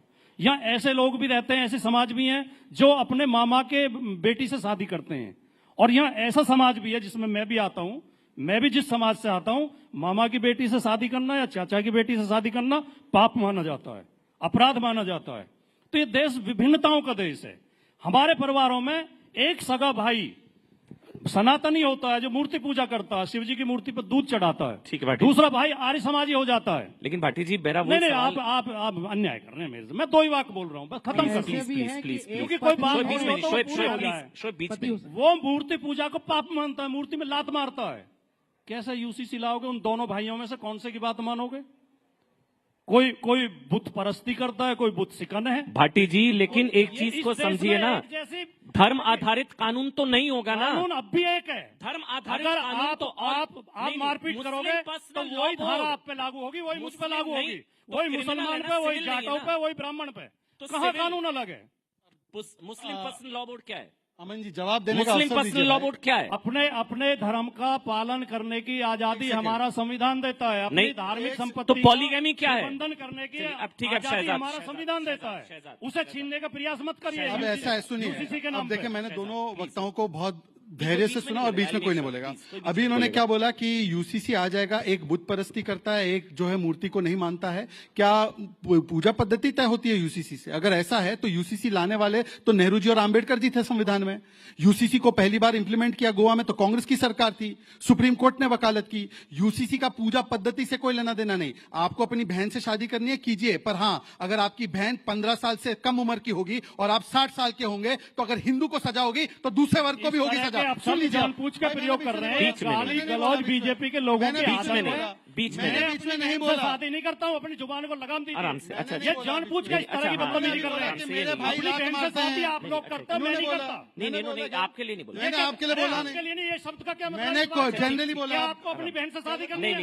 किसी को भी, जानबूझ के किसी को भी, भाटी जी, इनके पास मसाला होता नहीं। अच्छा ठीक है, इनके पास तर्क होता नहीं। अच्छा ठीक है, इनके पास ज्ञान होता नहीं, तो बदतमीजी पे उतर आएंगे। ठीक है, हो गया भाटी जी। और फिर ये बेइज्जत नहीं, आप बोल दीजिए, आपने उनके लिए नहीं कहा, नहीं कहा उनके लिए, हो गया। ऐसा भाटी जी, उन्होंने आपके लिए नहीं कहा। बड़ी महफिलों में बेइज्जत करके निकाले गए हैं। अरे बस ऐसे भाटी जी प्लीज। इन्हें तो आदत पड़ी हुई है। राजकुमार भाटी, उन्होंने आपकी फैमिली के लिए नहीं कहा। वो क्या आपने कहा है? शहजाद बोल दीजिए, आपने कहा है? आपने नहीं कहा। मैं कहा होता तो तालियां क्यों बजती? नहीं, और वो मुझे मैंने कहा कि खामखा का ड्रामा मैं बोल रहा हूँ, मैंने कहा आपको मेरे पे है, मैं बोल रहा हूँ, मैं नहीं अलाउ करूंगा, बस बात खत्म। ये जो चैनल आजकल चला रहे हैं कि बीजेपी उन्होंने आपकी फैमिली के लिए नहीं बोला है। उन्होंने बोला कोई भी अगर करना चाहता है परिवार में। एक दिल्ली की मुख्यमंत्री हमारे राष्ट्रीय अध्यक्ष के लिए एक चैनल पर बैठ के गाली दे रही है, एंकर ने नहीं टोका। ऐसे एंकरों को भी बेनकाब करना पड़ेगा। ये एंकरिंग नहीं है, ये गुलामगिरी है, ये नौकरी है किसी पार्टी की। शहजाद ठीक है, माफी मांगी आप इसके लिए? नहीं बोला। क्या आपने अब शब्द बोले? के लिए नहीं बोला। नहीं बोल दीजिए, एक मिनट बोल रहे हैं। इन्होंने कहा कि आप अपनी बहन से शादी कर सकते हैं। अरे कोई आप प्लीज क्लैरिफाई, ये इंपॉर्टेंट है, फैमिली पे नहीं। मैं भी बोल रहा हूँ, नहीं बोलना होगा फैमिली पे। मैं भी आई ऑल्सो। आप इतने अब शब्द बोलेंगे? चलिए हाँ प्लीज, एक मिनट। ऐसा है, सुनिए। और शर्म नहीं? अरे वो बोल रहे हैं भाटी जी, लेट इन स्पीक, लेट इन स्पीक। कभी A1 A2 B2 पता नहीं क्या करते हैं, कभी कुछ करते हैं। भाटी जी लेट इन स्पीक, बैठिए, लेट इन स्पीक। भाटी जी बोलने दीजिए, माफी मांगे, बोलने दीजिए, उसके लिए बोलना होगा उनको। माफी चाहता हूँ अगर अगर आपको, हाँ प्लीज शहजाद प्लीज, अब बीच में नहीं प्लीज। ऐसा है, भाटी जी प्लीज। अगर मैंने किसी, मैं भी बोल रहा हूँ परिवार पे नहीं होगा। इसके अलावा कोई शब्द नहीं होगा कि मैंने गलत बोला। मैं भाटी जी आप, मैं बोल रहा हूँ ना, परिवार पे नहीं, परिवार पे नहीं बोला है। मैं बोल रहा हूँ नहीं, किसी की हिम्मत नहीं है। मैं बोल रहा हूँ किसी की हिम्मत नहीं है। भाटी जी आई रिस्पेक्ट यू। पूछ लीजिए क्या मैंने इनके परिवार पे बोला है? आप एक बार बोल दीजिए, देख लीजिए, यहाँ पे देख लीजिए, यहाँ पे देख लीजिए। मतलब कि डिबेट को डिरेल करना है। इन्हें सब जानते हैं हम। ठीक है, ये जो क्लोजिंग कमेंट। अच्छा क्लोजिंग कमेंट प्लीज, हो गया भाटी जी। सारे आरएसएस मुख्यालय, भाटी जी आरएसएस मुख्यालय से बताइए, ये इनको बोल दिया आरएसएस के, ये ठीक है। 3-4 आदमी ने फंड लहराया, ये बताइए, केवल 3-4 आदमी ने फंड लहराया है। ये 3-4 आदमी आरएसएस मुख्यालय से। चलिए हो गया भाटी जी, आरएसएस मुख्यालय से सब लोग बताइए। कह रहा हूँ नहीं कह रहा, आरएसएस मुख्यालय से। आप लोग आरएसएस से मुख्यालय से आए हैं क्या? अरे ये फंड वाले आरएसएस के मुख्यालय। अरे बस भाटी जी, भाटी जी पूछ लो, बुला के आ जाओ, इनका पर्चे पूछ। राजकुमार भाटी, वहाँ से बैठ कर। राजकुमार भाटी प्लीज, आप अपना नाम अच्छा बताइए। Please please please please please please please please please. आपने नहीं अच्छा सुना, मुझे वाइंड अप इन्होंने वाइंड कहा up wind up wind up आपने वाइंड नहीं अप सुना। Wind up wind up please इन्होंने प्लीज। कहा था अपनी बहन से शादी करिए। बस नहीं, चलिए आपने वाइंड अप नहीं सुना, वाइंड अप आपके कान में वाइंड अप रुई थी। Wind up wind up. आपके कान में रुई थे क्या? जी जी हो गया भाटी जी, नहीं सुना क्या आपने? चलिए हो गया भाटी जी, भाटी जी प्लीज प्लीज। यार बदतमीजी के लिए बुलाए जाते हैं, गाली सुनने के मैंने लिए बोला बुलाए ना जाते हैं। उनको। चलिए एक बस कंक्लूडिंग कमेंट है। शहजाद प्लीज, चलिए आप प्लीज शहजाद खत्म कर रहे हैं हम। अब आप ही बोलेंगे नहीं, या तो माफी मांगे वरना मैं बोलने नहीं वाइंड अप दूंगा। करना पड़ेगा, ऐसे नहीं होता। आपने बहुत अपमानजनक भाटी जी शब्द ऐसे कहे हैं। गुंडागर्दी नहीं। आपने मुझसे कहा कि आप अपनी बहन से शादी करिए, इसके लिए आपको माफी मांगनी पड़ेगी। नहीं मांगोगे तो मैं बोलने नहीं दूंगा, इस शो में तो बोलने नहीं दूंगा। करना करिए। गुंडागर्दी किसकी आदत है, किसकी फितरत है, समझ में इन्होंने ये वाक बोला था या नहीं बोला था? नहीं बोला। आपने क्या बोला था एक बार क्लैरिफाई कर दीजिए। ठीक, आप बोल रहे आप ऐसे पास मत आइए। चलिए आप, चलिए मुझे वाइंड अप करना होगा। ठीक है, कोई दिक्कत नहीं है। शुक्रिया, शुक्रिया आप सबका, शुक्रिया सोहेल भाई आपका, भाटी जी आपका बहुत बहुत शुक्रिया। हाँ प्लीज आप बोल लीजिए। एक मिनट भाटी जी, एक मिनट बैठ जाइए। इस कंप्लीट, एक मिनट प्लीज, एक मिनट। ये नहीं चलेगा। चलिए ठीक है, ओके, माफी चाहता हूँ। ठीक है, शुक्रिया, शुक्रिया आप सबका, नहीं रहा। शुक्रिया। मैं शहजाद पूना वाला, आप मेरी इतनी बेइज्जती करोगे। चलिए धन्यवाद, शुक्रिया। यार एक स्वाभिमानी शुक्रिया, मैं अपनी इज्जत की रक्षा करना जानता हूँ। Thank you.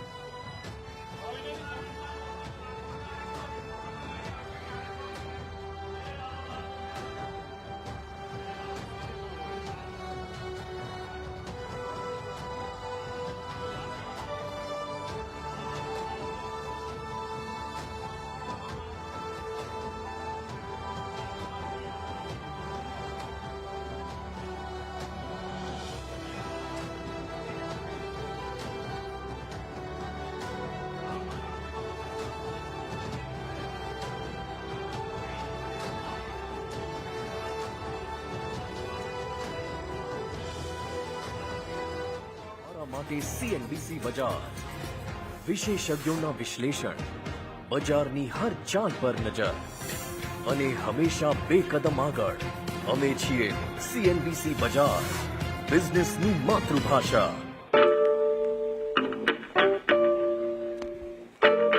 All right, so we're doing this for the third year. Don't think anyone's ever achieved this before.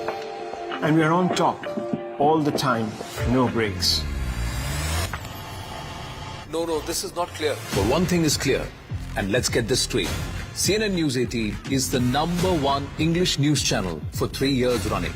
Because in a world that is experiencing groundbreaking shifts, We keep our eye on the ball and the whole world.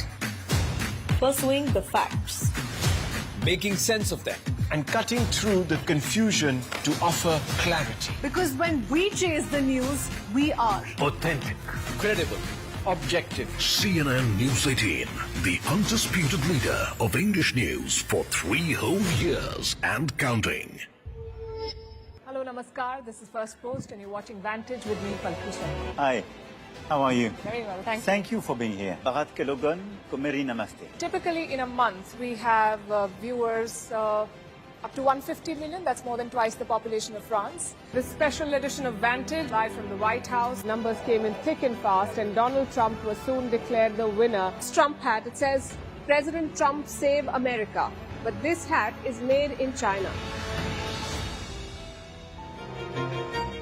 As G7 leaders gather in southern Italy, Vantage is taking you to the heart of the action. We're on our way to Tel Aviv, and as you can see, sirens sounding. This was one of the first sites of the attack by Hamas. Good afternoon, Prime Minister Lakshman. Good afternoon. Greeting you with aloha and namaste. Do you think that Ukraine is at its weakest position? This war is not about Ukraine. We're trying to bring down the current government in Syria. Today, First Post has brought together geopolitical strategists from across the world. China is still the biggest security challenge. President De Silva, welcome to First Post. Welcome to First Post. Detailed analysis on the stories that matter the most to you. We throw a spotlight on global issues from an Indian perspective. We are trying to make our mark in the digital town square. We are building a news platform with a video nucleus. Today we begin in Asia. Indian Prime Minister. Ladies and gentlemen, please take your seats. The show will begin shortly. You are requested to keep your mobile phones on silent mode.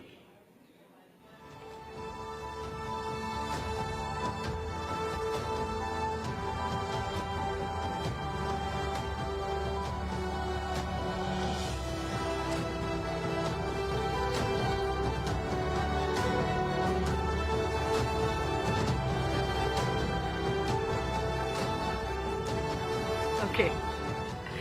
Ladies and gentlemen, I know it's a lot to ask of you after the last few minutes, but I'm going to ask you to sit down quietly for a little while. There's a lot to discuss, I know. All right. We'll just give everyone a few minutes. Right from the back where people have stood up. Sit down, sit down. We'll just wait for all the chairs to be filled. Okay, you're going to have to bear with me as we wait for some little bit of running. Okay. So we've decided to switch tracks. The temperature was so high after that that we're going to take a little while before we get into political discussions once again. So, shifting focus, we're going to move to a topic everyone thinks about all the time, which is money. We're going to return to politics after that.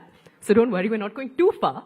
But let's shift our focus very quickly to money. We're diving into a topic that is absolutely critical in today's fast-paced, consumer-driven world. We're talking about financial literacy, the importance of saving, especially for the younger generation. So whenever we talk about building wealth, the one thing that financial analysts will tell you is it's not about earning more. So it's not about navigating a higher salary. It's also about making smart choices with the money that you are earning every day, creating habits that will pay off in the long term.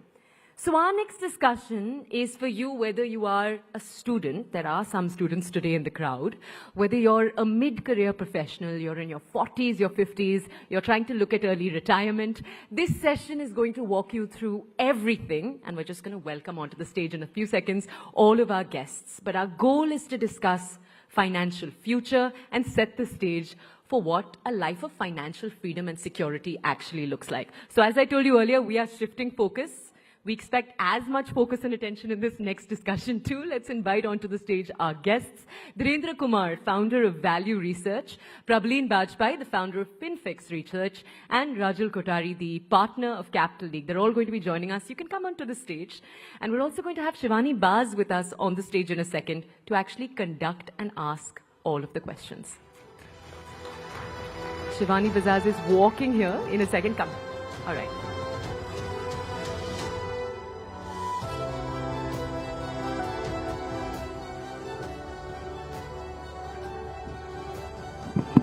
Thank you so much, Toya, for that.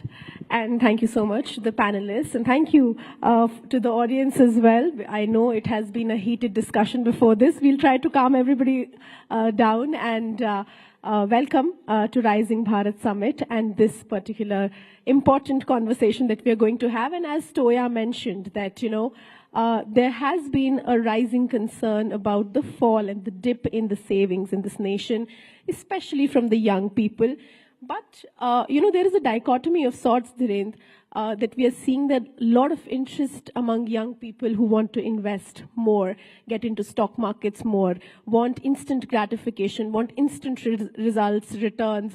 And, you know, the most important question and the most asked question that I personally have whenever I speak to young people, people who are 19 years old, 22 years old, is that, you know, which fund gives the maximum returns? Is there a fund which gives 50% returns? Dhirendra, and I know that on Value Research, there are questions like that every day. So, you know, is savings mindset more important?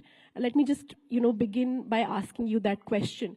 As a country, are we looking at a time where that is going to be very important, because we are seeing that young people now in India are not investing and saving that much? Yes, you know, your investing journey doesn't start till you save. So you can't borrow money and save. You will, you know, you will get bankrupt without having the money.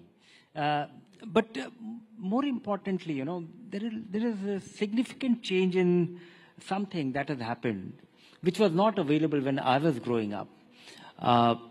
My parents, or most parents in my surrounding, in the vicinity, they had a fairly regular, predictable income for life, which is unlikely, you know. Ever since I started, I was very unsure that, you know, I might be growing, I might be declining, I might be, you know, languishing, but I don't think I got into a career which was a job for a life or any such thing. Then the instant gratification bit. In my times, you know, the waiting time for getting a scooter was 8 years for my father. And for me in Delhi, when I set up Value Research, the waiting time for getting a telephone connection was 9 years from MTNL. If you actually refer to all this, you know, and today if you wish something, you get it. So, you know, this is instant gratification is the new default. Then people are, you know, these are very significant societal changes which we have seen in the last 20, 30 years, which is, you know, lifestyle inflation is considered normal. If you are growing in life, then you are spending your way to demonstrate growth. Otherwise, you are not good enough. You are not prospering. You are not doing. So, that is one. That is another. Third is that, fear of missing out is something real. A lot of people are very upset, very disappointed with themselves. It actually hurts their confidence. If they are not able to demonstrate that they have really achieved it, they are not left out, they are not in the backstage. Then comes spending is visible, savings is not. You can't demonstrate that you are a thoughtful guy who has a reasonable thing, and if you lose your job, you can take care of yourself. Your dependents can bank on it. So that is thing, and then financial discipline, is a life skill which is not being told. I grew up in a family where I was unable to discover, or know when I was graduating that whether my parents are well off, poor or rich, because for different things, their reaction will be very different. I wouldn't know that. That is not the case. Today it is getting demonstrated. Then comes, schools teach you algebra. They don't teach you affordability. So that's a very significant, So I would not say that, today youth is reckless. I think they are, completely, what to call it, they are untrained in risk. They are, they're unaware of it. Well, I think that is a very important point, Dhiren, and I would want to go to you, ma'am, with that point particularly, because the world has changed and the teachings and the learnings that kids should have about financial discipline, about investments, about savings probably are not moving as fast as we are seeing the world move.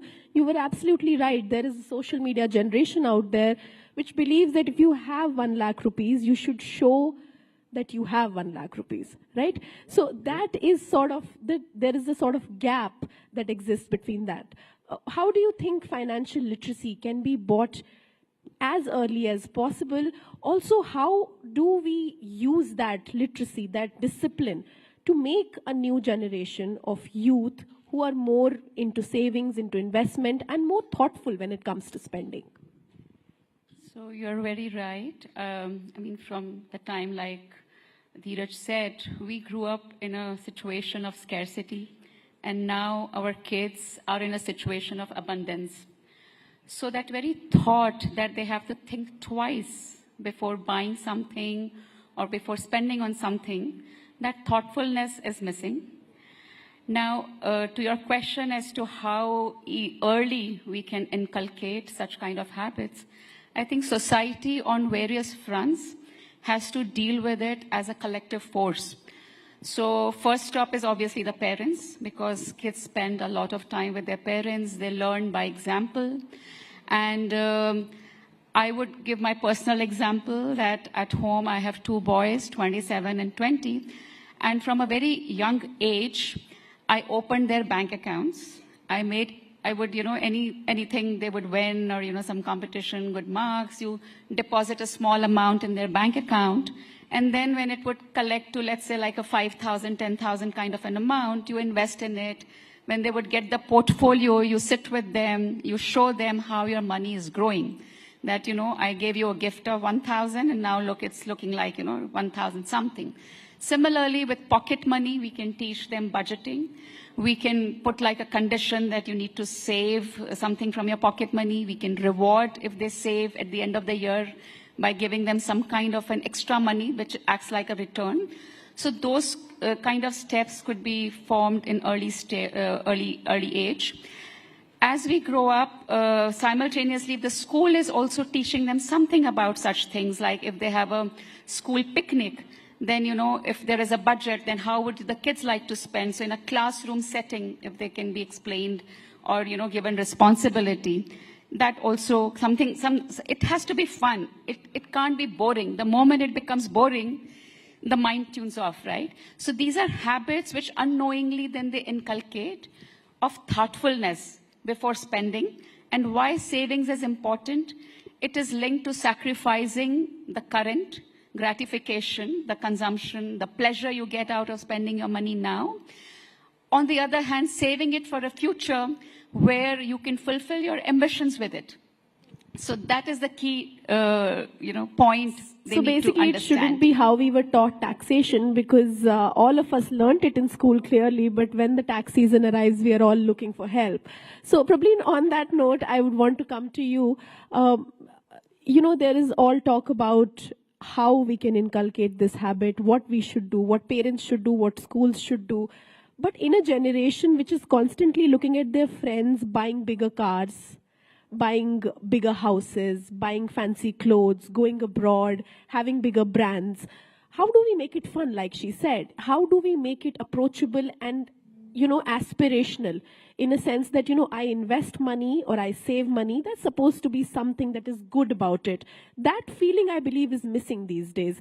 It's more on how much you spend. It's more on what brands do you wear, what car do you drive. How do you strike that kind of a balance? I think one of the most scary trends which I feel is there in the society today is the growing comfort with credit and loans. Because most of our pictures that we post, that have gone on a foreign trip is probably out of a personal loan that the person has taken. I know somebody, in fact, my RM from the bank, he came and he said, "Ma'am, kuch bata do, mere finances theek karo." And I said, "Where do you invest, how much and all?" I said, "Start with 5,000, you're getting 25, 30, kuch shuru karo." He said, "Nahi ma'am, maine shaadi ke liye personal loan liya tha, abhi main wo pura kar raha hu."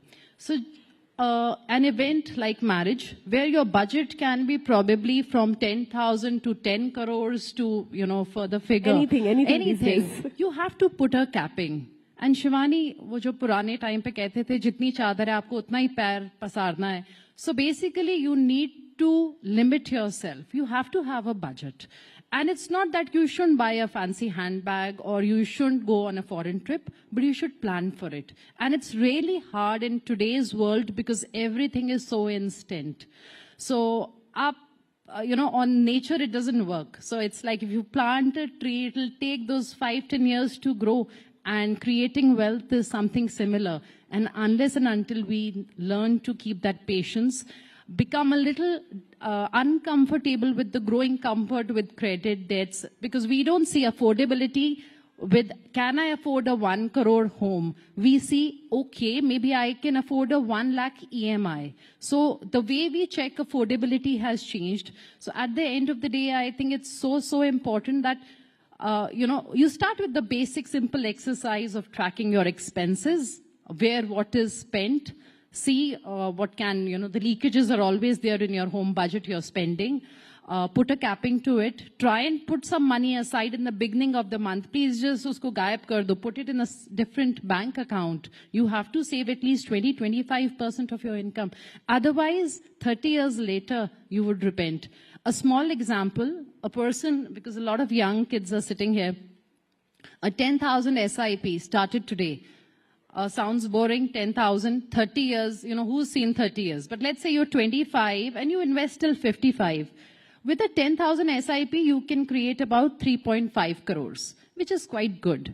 If you now that's a calculation people want to hear, yeah. So go on. If you do a 10% step up, so if you're just increasing your SIP with 10% each year, you can create 8.7 crores, which is not bad. Now, let's say another person says, I'm not starting at 25 because I will earn more when I'm older. Because we tend to overestimate our earning capacity and kind of underestimate our future expenditure. That person, let's say, starts 20 years later, has to retire at 55. So starting at 45, 10 years to go. Now, when you start with 10,000, you can only create 23 lakhs in those 10 years. Now, you'll say, no, but I can do more. Okay, so let's do a 50% step up. Even a 50% step up will give you 1.8 crores. So what that person needs to do is save about 16 times. So 1,60,000 during that 10 year to reach that basic 3.5 crore mark, which the person A was able to do with that 10,000 SIP. But that patience has to be there, Shivani, and it cannot be, it's not something that you can borrow. You need to practice it. It's like meditation. So you have to invest practice, and I think then only it can happen. Otherwise, we won't have a very healthy financial well-being kind of the youth of today. They won't have that kind of a wellness tomorrow. Absolutely. Two things that the youth of today wants and needs: meditation and investing patiently. So you touched upon both of them. I would want to come to you, Dhiren, with 2 points that Prableen made. One, the easy access to credit. Is it a boon or a bane? It seems to me like, this becomes a problem, while, as she said, now affordability is looked at with the kind of EMI that you can actually afford on a monthly basis and not on the entire sum of money that you are doing. So even though it's very important, it's something that puts money in the hands of people, but where do you think the lag is? What needs to be fixed in this scenario? No, very little needs to be fixed in this, because, it is good to have available credit, but it is not at all good to avail that credit for unnecessary things. It was a great deprivation for the whole generation for the first, 20, 30 years of post-independence, that there was no credit available. People could not borrow money.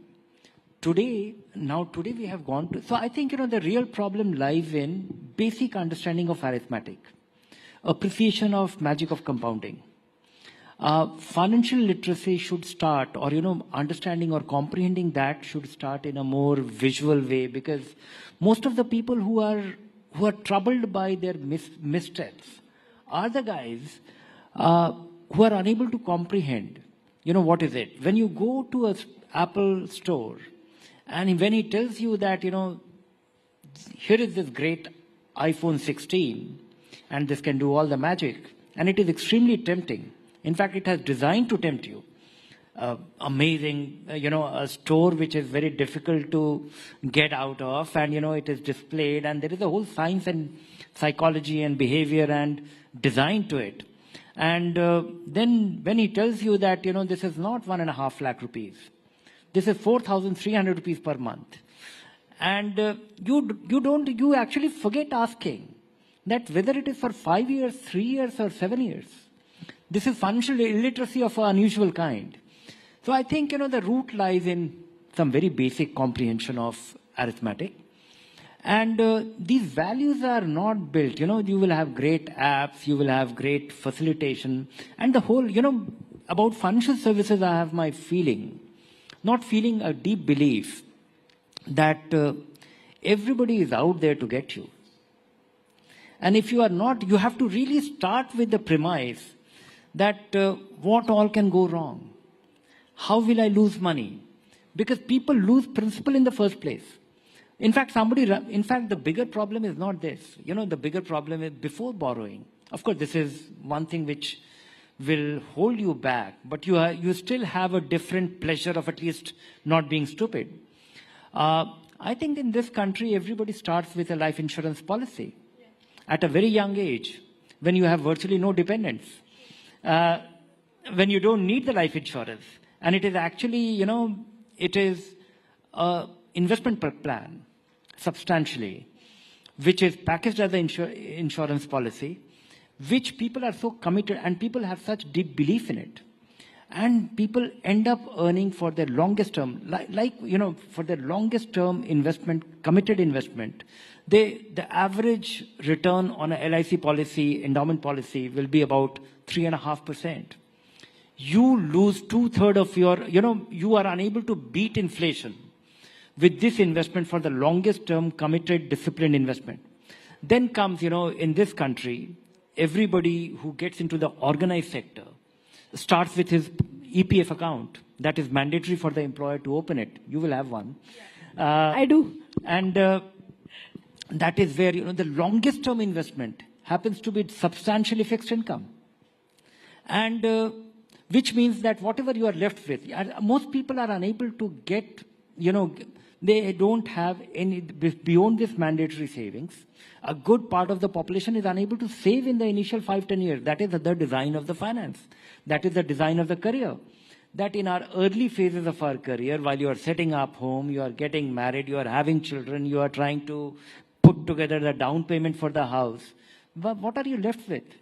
And the only thing which is going is not actually able to demonstrate to you that, magic happens with your investment, because it's not getting. So the longest term investment that we make is into fixed income. Then we end up with, some opportunistic investment in equity, and that is why we end up being a speculator with our equity investments. And that is why you get this question that, how to make quick money with this which fund. In fact, the which fund is a gentleman.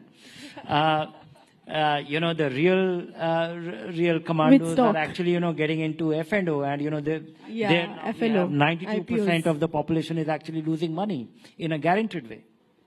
So there seems to be then a lack of understanding of the financial world as a whole. As you said, you have to get into this space thinking everybody is out there to get you.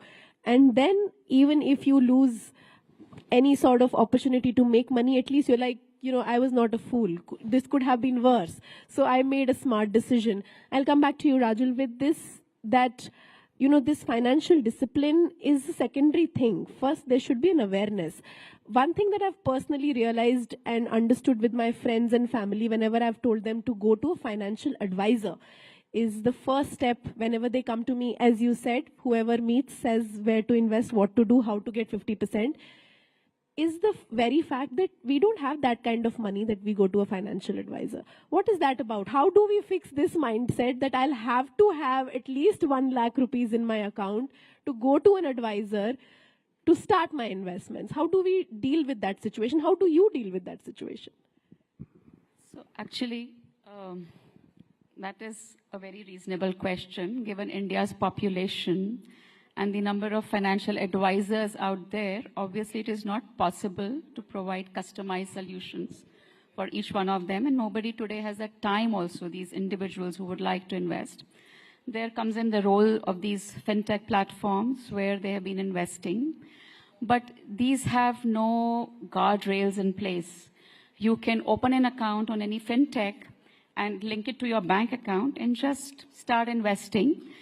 There is no framework, there is no structure that unless you do your risk profile, unless you figure out what is my time horizon, what are my goals, for which purpose I'm investing, you can straight away choose a stock, an IPO, a mutual fund, and with very little, thinking, thoughtfulness, again, I would say, it is done in a very, very ad hoc manner. So for these fintechs, I don't want to blame them. It is a game changer, actually, because they can reach millions of people in one go with a very, very standard solution, which will actually work for a lot of people.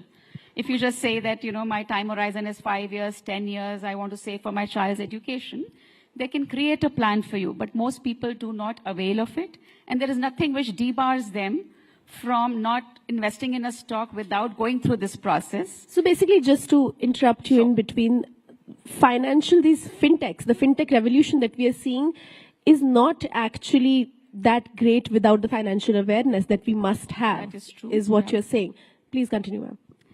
So yes, so first comes awareness, thoughtfulness, and the same platforms can be, leveraged to create that awareness. At the same time, I think it is the responsibility of institutions like banks, AMCs. Today, what are the youngsters most influenced by? Even when they're buying something, consuming something, they're influenced by these so-called influencers on social media that, okay, which, sneakers or which dress or which even makeup stuff I should buy. And they will watch reels endlessly and be driven by purchases based on that. Similarly, why don't we leverage similar influencers to create that financial literacy? Let's try, rather than teaching it through the typical book method, which these people do not, this generation would not so, openly listen to. Get them where they listen, where they're present, where they're applying their mind. So today there are a few financial influencers, but it is like a drop in the ocean. For every 1,000 influencers whom these millions of brands use to influence their sales, you have a handful of financial influencers. So we would need more of them. People like us can cater to a very, very small segment, and that is difficult to replicate without the use of technology. And since there is a phone now in everybody's hand, why not use it for, creating that literacy as well as making your thoughtful, mindful decisions which are linked to your risk appetite, which are linked to your goals, and giving them enough sense of what are the risks there. But that's the point. How many people, how many young people do understand the risk profile? Because unless the market falls, nobody is scared of anything. Everybody thinks they're going to make money. Prableen, how do you think about it? You deal with a lot of young people. You know, until last month, everybody thought that they're going to be millionaires by the end of this year. And today, everybody's sort of asking the same question again. Should we stop our SIPs right now? Is this the right time? How do you deal with these questions? And what is the right answer for that, for the benefit of the audience sitting over here? So ideally, we should be clubbing ourselves as a risk-averse, moderate risk, or a high-risk investor. But interestingly, our risk profile keeps changing with the markets. So when the markets are doing well, we're all okay with a small cap, and we want those 104% returns because we're all smitten by the recency bias because we see what has been there in the recent past 6 months and 1 year data. And that should not be the case, of course, Shivani. So what we really need is that you have to know what your risk appetite is, and you only get to know or realize it when the markets are in times like we are in at present. So I think in the last 6 months, a lot of people, 7 months, must have realized that, okay, maybe I'm not okay with a 20% fall or a 25, 30% fall in my portfolio. So I think you sometimes need these hard times in the markets to realize what your actual risk appetite is. It is it's a calculation, it's a process actually through questions which you should be answering and coming to your risk profile. But if you haven't done well, then the natural way of learning is, markets teach you then during such times. But ideally, if you're investing in the markets, then you can't be a fair weather friend. दुख सुख दोनों में आपको साथ देना है market का, and then only the markets आपका साथ देंगी. So if you are continuing with your SIPs when the markets are going up, you have to continue with your SIPs when the markets are down, and you have to complete that cycle. So that's the point really, of the SIP. really important. The SIP is based on the premise of rupee cost averaging, which we borrowed from dollar cost averaging. How do you average? You have to buy, like she says, when markets are going up and when markets are going down. If you only invest in while the markets are going up and stop when the markets fall, then actually you are at a loss. You've invested in a rising market. In a very easy manner, when my friends ask me, I say, when do you go to a mall to buy more stuff? When there is a sale. So, we all have to look at it like there's a sale in the market, so you put more money. We are running out of time, but I'm going to put the last question to the entire panel. I'm going to start with you, Dhiren. UPI has been a game changer in this country. And I would want to ask you, in a precise, concise way, what do you think will it take for the country's youth to move from UPI to SIP? Just like we are enthusiastic about quick sending money, how do we do that with the SIP? No, I think, the kind of thing that has happened with SIP, I don't think it is difficult. People have to go through this cycle. And there's a growing awareness, and I think we will have the next generation of apps which will nudge you on every spend. Your UPI spending can well be a point of nudging you that, okay, what will be the worth of this in 10 years' time? And, depending on the kind of, because there are necessary spending being done through UPI, and then there are not so important. And if there is an app which is enabling that, which is telling you that, okay, you are having this pizza, but do you know this will be worth your dental treatment when you turn 60? Then I think you'll get little. It could be a natural. Technology is not a solution. It can only enable you. From a positive reinforcement, what we need now, the next generation, is a negative reinforcement. Rajul, from UPI to SIP, how do you think SIP can become the new next boom? There are already some ideas out there. So I know of a company called, I think, Change Jar. What it does is that every time you spend and whatever is the change, you round it off, and that amount is invested in gold. And there are a couple more like that where, you can round it up, top it up. And there, when you collect it, after 6 months, you see, oh, you have, collected a substantial sum. Nudging is another thing, like you said. Even, just think of it. These days, we have so much coffee, which we never had, the older generation. And each coffee mug at the Starbucks costs $300-400. Assuming we are having 2 cups a week, even if we give a 1, in 5 years, if you invest that money at 12%, that will be a good amount, like 1.5 lakhs. Absolutely. And you could fulfill a bigger dream with that kind of money.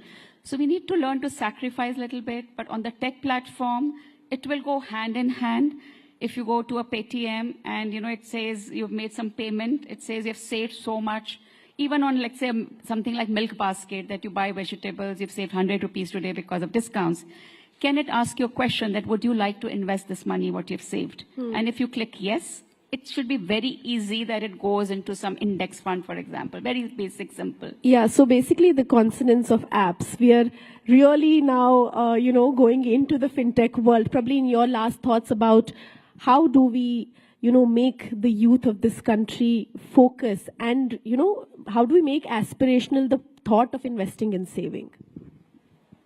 At the end of the day, we can use all the help apps, financial literacy, knowledge, but it has to come from within, Shivani. There has to be the realization you have to sacrifice. It's not going to be easy. So even if I decide that, we decide that I need to lose 1 kg or 2 kgs, we all struggle with weight issues. There is a sacrifice which goes into it. You have to diet or you need to exercise. So wealth creation or any sort of future financial saving cannot be done without sacrificing something today. So there has to be some sacrifice and then only it can happen. But as, because we're talking about SIP, I think the youth of today, the example of Chinese bamboo, you sow it for 2, 3, 4 years also, there is no crop on the surface.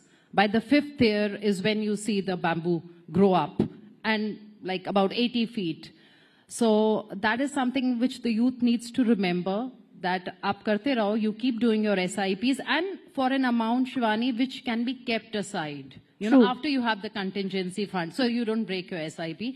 And then that patience that has to be learned. Without that, I don't think we can achieve anything. So basically the end thought is that we need to save before we consume rather than consuming and then thinking about saving investment. Thank you so much, Dhiren, Rajul and Prableen. Thank you so much to our audience.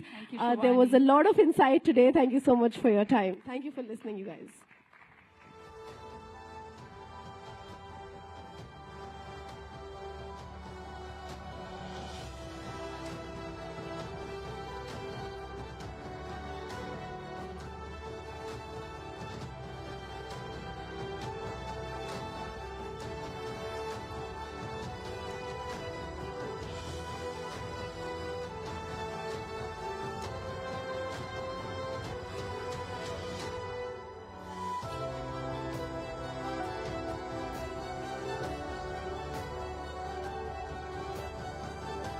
Okay, all right. Let's move on now from that conversation about finances.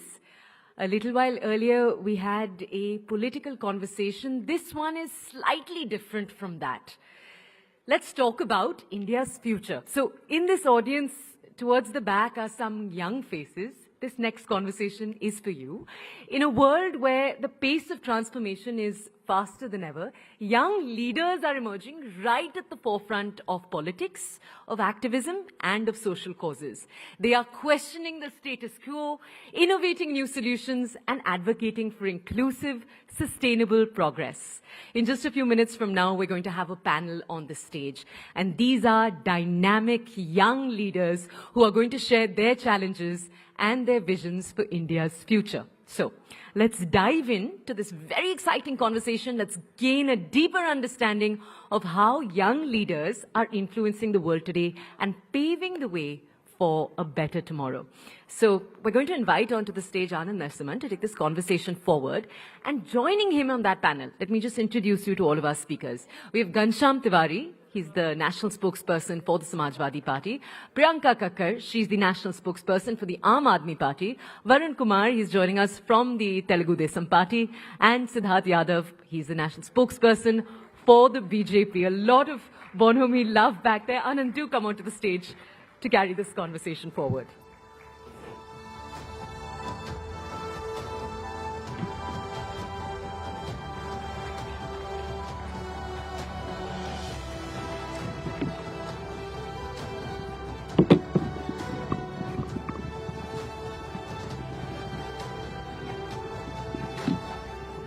Namaste. Oh, if you can always smile like this with each other, like.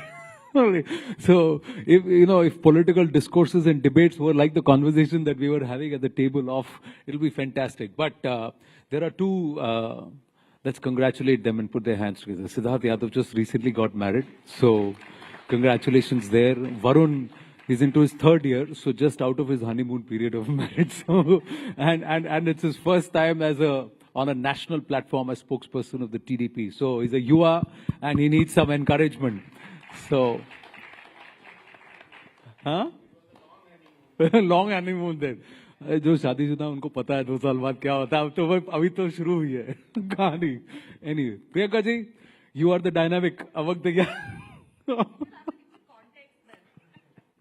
You'll have to give the context since she said that young dynamic leaders. So I looked at him. I said, "I'm dynamic. You are young," and that is what he's referring to.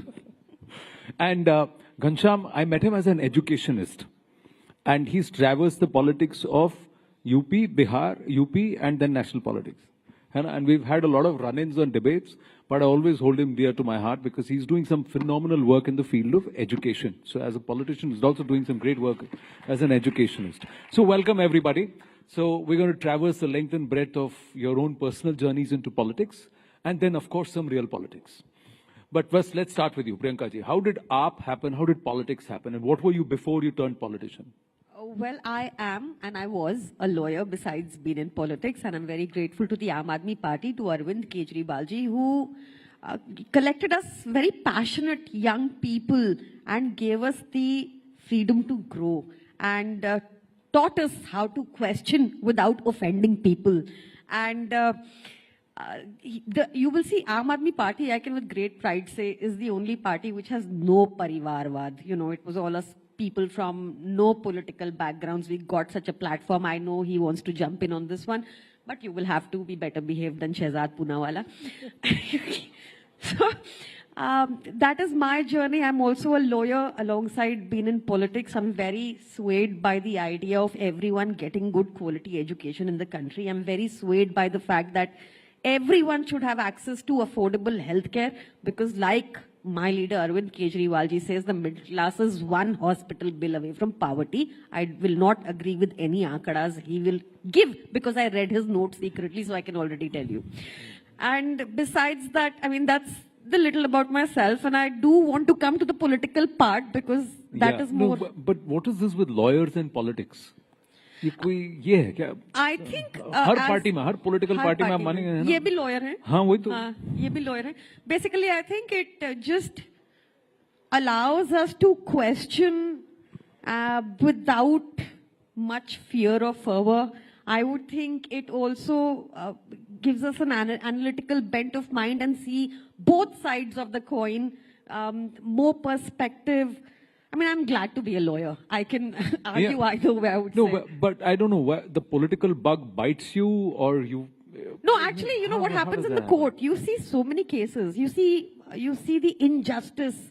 You see what is happening with the country in a more broader perspective than what the media influences you through. Sorry, I don't mean it in a negative way. No, sure. It's just that the problems there is a dynamic and there is a perspective. Yeah, the problems there are manifold. And then you get to read about them, indulge in them, you get to know the perspective. It's a much broader field which gives you... Kabhi aisa hua, you had a run in a heated debate with another spokesperson and next day you are on the same side arguing in court, or you got to work together on a particular case? Yes, it has happened. And I think that is the beauty of a democracy, where I can fight with Siddharth Yadav currently and maybe have a cup of coffee thereafter. You think that happens even today? Not because so a lot of seasoned politicians say कि वो ज़माना और Not था. so much. I agree. Not so much. It used to happen, but not so much anymore, which is sad. Why is that, Ghanshyam, as we get into your journey as into politics? Thank you so much for this stage. My journey into politics. My father served Air Force. I grew up studying in Kendriya Vidyalayas, became passionate about social sector, traveled the country from Punjab to Tamil Nadu to Maharashtra to UP, Rajasthan, studied in Karnataka, became a semiconductor engineer. Worked in Bangalore, now semiconductor is a buzzword, worked in Bangalore with Texas Instruments and Intel. But eventually my fascination to enter social sector motivated me to pursue higher education. So went to IIM Bangalore, Kellogg, some of these good institutions, Harvard. Eventually came to Patna after the education and worked with Nitish Kumarji for around 6 years in Bihar on various ideas from politics to communications, and began a education startup in Delhi in 2016. Akhilesh ji invited me to be a national spokesperson for the party, and here I am. I think to your question that why is it divisive now, I think we have too many people thinking that they will sit on a sofa in their drawing room and decide who's nationalistic, who's Hindu, who's not Hindu, rather than traveling across the country, living in our beautiful villages, towns. I think when you travel the country, from village to town to city, across the nation, you realize that nobody is wanting anybody to give anyone certificate of nationalism, or certificate of Hinduism, or certificate of Islam. I think it's a handful of people who want to paint the entire country in one way, and that is why things are becoming divisive. True, but you can also fight on television or argue, fight on the floor of parliament. You have a political difference, but you can still be friends.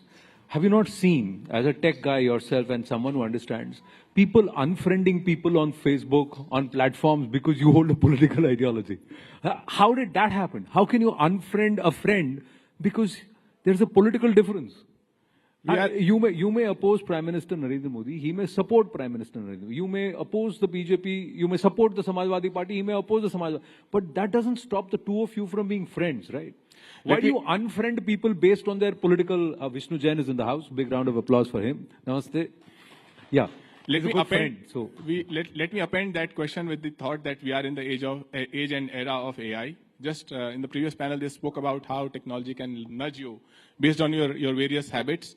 You will be in a time when you can speak to your phone and it will talk to you in a conversational AI in any language about your account, the habits, the kind of scams you can be exposed to, the kind of investment you can make. Similarly, you take Siddharth's phone, you take everyone's phone here, Anand's phone, my phone, right? And you ask the phone in due course, based on the messages on my phone, am I a hateful person? Do I get everyday messages of hate? And you will know the answer. If your phone tells you, it's not Ghanshyam Tiwari or Priyanka Kakkar or Anand, it's not Modi ji. If your phone tells you that based on the history of your messages on your phone, you are a hateful person or you're not a hateful person, you get so many messages related to hate. It could be related to any community. But if your phone is telling you that for 10 years, your message history tells you you've been a hateful person, then there's no way you can sit across the table for a cup of coffee with somebody who thinks differently. Fundamentally, we have to decide for the youth and for the future, whether it is through television, through YouTube, we're talking about adolescents as well, are technologies, messages, this continuing barrage of painted, single-minded narratives making us hateful or not? If we don't decide, technology will decide for us. One final point. When you get a call, those of you who have Truecaller on your phone, if the number says it's a spam, you'll probably not pick up. So before you knew that person, technology has already marked that person as spam. In due course, the same technology, if somebody is speaking, Siddharth is speaking, I am speaking, and a bottom ticker, which is AI generated, says that this person is hateful, you may not listen to him. But there's a fundamental difference in the comparison that you make, and I hope the audience appreciates that. When you unfriend a person, that person is already your friend. It's not technology or a number. A number is spam. A person is not. And I said you're unfriending people. I'm not saying you are befriending people or deciding not to accept it. Hanji, ji. And then we'll get Varun one and has to agree and admit that what has happened in today's time is it's my way or the highway. So if you don't, it's the government has imposed it such, you have a different view, you are an anti-national. The area and space for discussion, that has become very narrow. And that is one thing which percolates from the top, you know, when it trickles down from the top and we also think similarly, and then the person will unfriend you. This is what I think. No, I'll tell you one thing. Let me ask you. There are political parties who have, I will tell you personal experience, who have decided not to come on my show because they believe this person's point of view is not akin to us or whatever their position. All right, That's your professional position as a politician. Does that mean you will not come and sit and have a coffee and have a conversation? There's a difference there. Why is it that what is your political position is deciding your personal life and how you will behave and interact with it as people? Sorry, I'll get Varun in. Yes, Varun. And as an ally, as somebody that is the TDP, which was part of the NDA, then moved out of the NDA, and I was back thick in the NDA and propping it up largely, along with the JDU. What is your point of view? And as a youngster, you must have got into politics in the last 8-10 years, correct? 16 plus. All right. So I have a cycle party along with me. Our symbol is also cycle. I have an ally already, so I have 3 friends already on the stage. So 3 things, Anandji. In politics, there are no permanent friends and permanent enemies. First thing, let's get that right. Second thing, in social media, you add friends, you don't make friends. Okay, friends are made outside and you add them on social media. Please don't get confused. We have a tendency of feeling people as friends on social media. They are just your contact list. That's what is my personal opinion.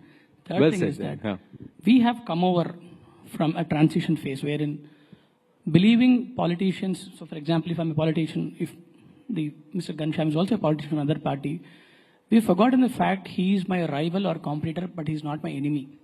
Okay, we have now come with an agenda where you are from another party, you are my enemy.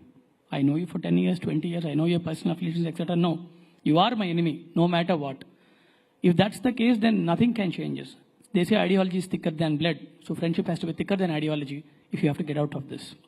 So anybody who comes with that mindset of unfriending someone, even in personal life, not social media, even in personal life, because he believes in a different ideology, I think that has to be evolved at a personal level. It has to come from the inner side.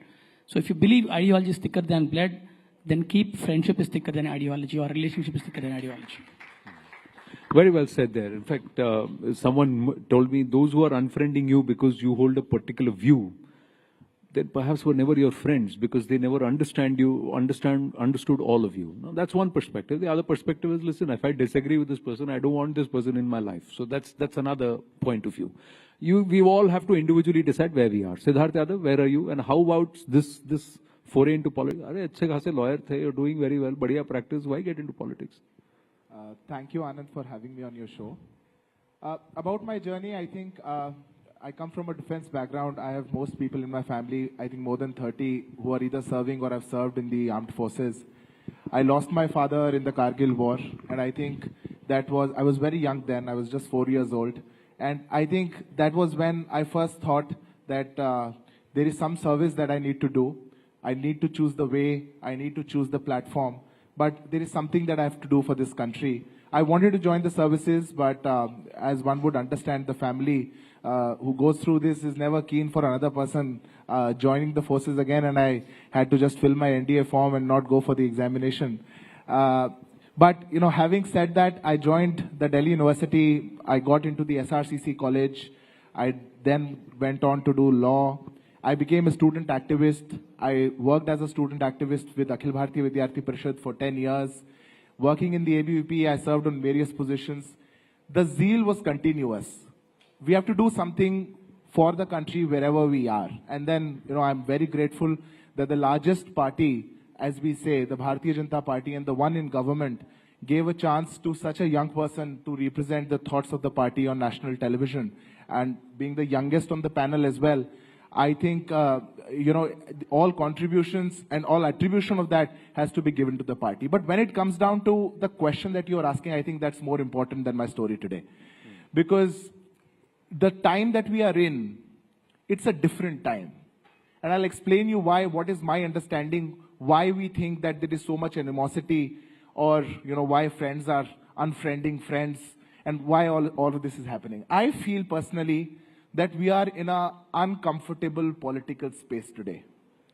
That uncomfortable political space is because the comfort in this country of a political space was when one party ruled the country for 50 years. Now system is challenged. New people came in. The entire atmosphere is changed. When one party was ruling this country for 55 years, things were very different. Probably we were always in the opposition. We knew how to be in the opposition. Probably we only knew how to be in the opposition. We had never even dreamt of, how do we do if we get into power. But in the past 10, 11 years, when the people of this country gave a solid mandate, a government after government, a clean majority, choosing one leader, backing one leader, transformations happening, a lot of systems are challenged. When that happens, and when we stand at that juncture, it is difficult to accept, and I'm not blaming anybody or any political party that they cannot accept the defeat or they cannot accept the change, but it is difficult to accept that this can also happen. Now in India, we are in power from past 11 years, and we accept that we are not going to be in power probably for the next 100 years, next 50, 55 years. But the reality is that governments can come and governments can go. The reality is that the people are backing ideologies. If a Congress will go, no unstable governments will come. If a Congress will go, stable governments will come. If one thought which was there, which was prevailing in the country, if that goes away, there is this thought which is challenging what we were told and taught for so many years. When that happens, I think, these differences grow up. And it also becomes so, and I'm going to make a political point now, which probably will have to be answered, because I think this session should not be like the last one, and also not should be like the previous one. But I'm going to make a political point. When a prime minister in this country is elected by the people, an official campaign by the party which ruled this country for 55, 60 years is that Chaukidar chor hai. Ye Prime Minister chor hai. If I have to speak for Priyanka ji, in 2015, his party leader made a tweet कि PM Modi is a coward and a psychopath. If we say such things, if top leaders say such things, अब मैं और प्रियंका जी उसके बाद बैठ करके coffee भी पिएंगे अगर, और मैं इनको बोलूंगा कि आपके लीडर ने गलत बात बोली, she is bound to defend what. No, I tell you. I think if we, I just conclude in 10 seconds. Yeah, I think if we go beyond that, and we as young politicians, I think, because all of us are young, if we start to draw that line and say कि नहीं चलो ये चीज मेरी party ने गलत करी या आपकी पार्टी की ठीक थी, I think कि वो unfriending वाला काम कम हो जाएगा और we can have more coffees. I'll say just one quick thing. I think when the language of the Prime Minister and the culture that Prime Minister communicates will be visible in the language of anchors, will be visible in language of spokespersons, will be visible in the language of members of parliament in the debates. And because our debates in parliament are visible to everybody, you can see the language of debates. It was not long ago that a Delhi MP abused openly in the parliament and not one BJP MP stood up against it. In fact, senior leaders were laughing and cheering him. So I think as far as language of the Prime Minister is concerned and things that has been said up to the Prime Minister, whether it is Chandrababu Naidu ji, he has said, I think this is the new normal that has been set up. But we are here to discuss what is the newer normal that is possible for the youth. My worry is that when the top leadership demonstrates poor language, we're talking about protests from Samajwadi Party on the language of Delhi Chief Minister, then the language of society goes for a toss. And when there's a barrage of hateful messages that are sent to mobile phones of the largest party in the country, then there's a problem. I'm going to make one final point, which is not political. So, Ghanshyam, one final point. Okay. I think today in our country, some things which have become very important have stopped being political. For example, you look at the newspaper, you will read 3 lakh Indian students. I studied abroad. 3 lakh Indian students are at the risk of losing their OPT. Has anyone in the government, raise your hand if you have heard anyone, Mr. Jaishankar or anybody else, speak up for them? These are people, we just spoke about wealth, young and wealthy. These are people who took loans like me, went abroad with a promise of a certain kind of future for them, and then their family holds them as social trophies. Why should the government not talk about it? Why should the government not talk about tariffs? These are things that matter to the future of our country. Suddenly, we are in a phase where this is not political, but Aurangzeb is political. Something that happened 500 years ago is political, but what is happening 5 minutes ago is not political. Right. No, Can I respond to that? No. I tell you what. We can always have this political bashing, and one can bash the other at all points in time, and it's very convenient to do. The point is that the conversation around Aurangzeb came from somebody from the Samajwadi Party. The utterances of Prime Minister Narendra Modi can be criticized, but the utterances of leaders of the Samajwadi Party or other people across the this one are not very to be colored in glory. The point I'm trying to make is not the political scoring point. Now, the point I'm trying to make is, you may disagree with the Prime Minister, but all political parties need fresh infusion into their political parties. So if there is a whole vision of 1 lakh fresh faces into politics, non-dynastic people into politics. Now, the PM did not say they're going to join the BJP, right? The PM said, we need at least 1 lakh people over the next 20 years joining politics, so that there is fresh infusion of political thought. Now, whether they join AAP, they join any Samajwadi Party, TDP, any of the political party, Congress or BJP, any political party, you need fresh infusion.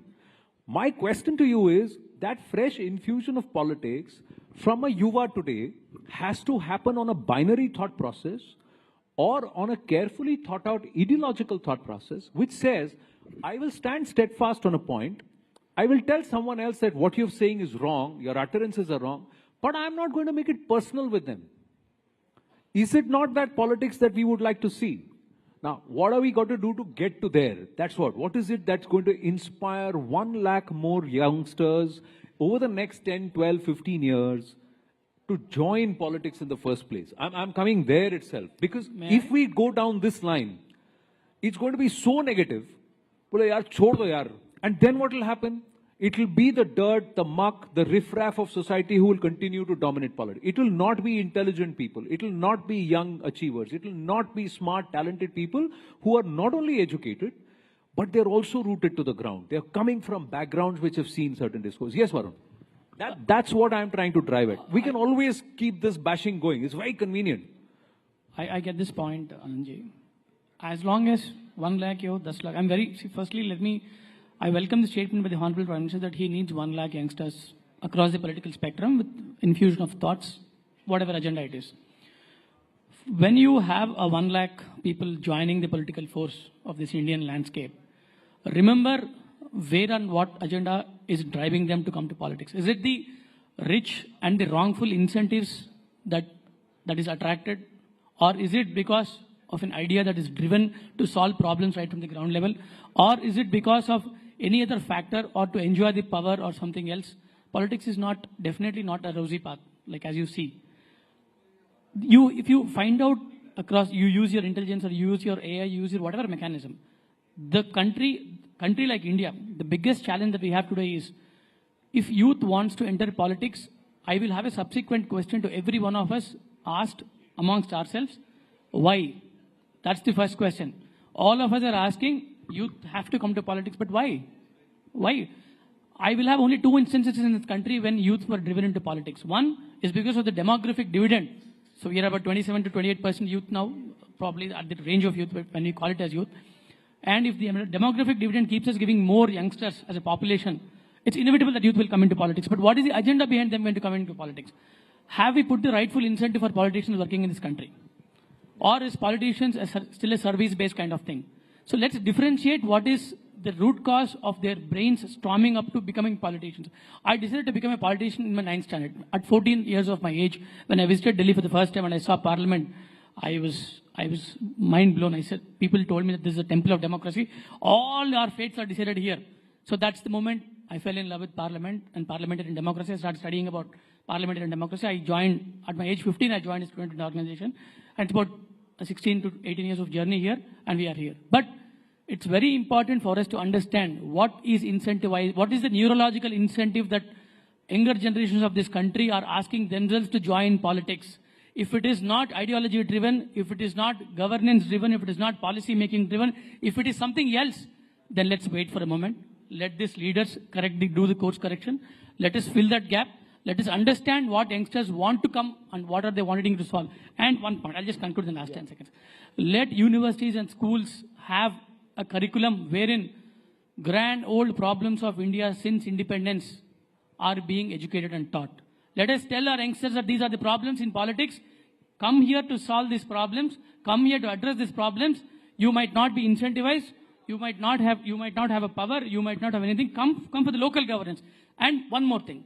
In a country with so much of population and with 543 MPs now, so even if you make it double the number, it won't be enough. The ratio is very thin. Have the local government strengthen.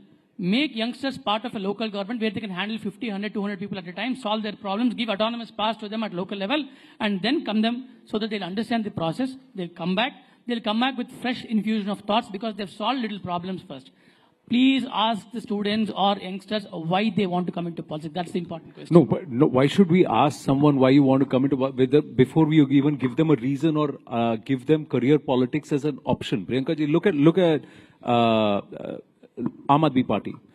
12 years, 2010, massive rise, India against corruption, 2012, transformation into a political party, 2025, you reach your zenith, and somewhere with the loss for Delhi, there are questions asked around Punjab. So as a political party, you will also have to recalibrate.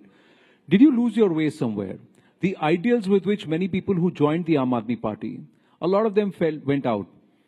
Did the goals change? Did the goalposts shift? And if the AAP model of governance or the AAP model of growth as a political party fails, then will youth want to look at other options, fresh options? Anandji, there are two questions there. Yeah. I'll answer both. First is that we still got 44%, BJP got 46% in Delhi. What had happened is that, there was a systematic dismantling over the past 5 years where our leaders were imprisoned, where work was stalled, their obstacles were created. It was all a good master planning by BJP, no doubt, but still 44% people. May I request for some silence in the audience, please?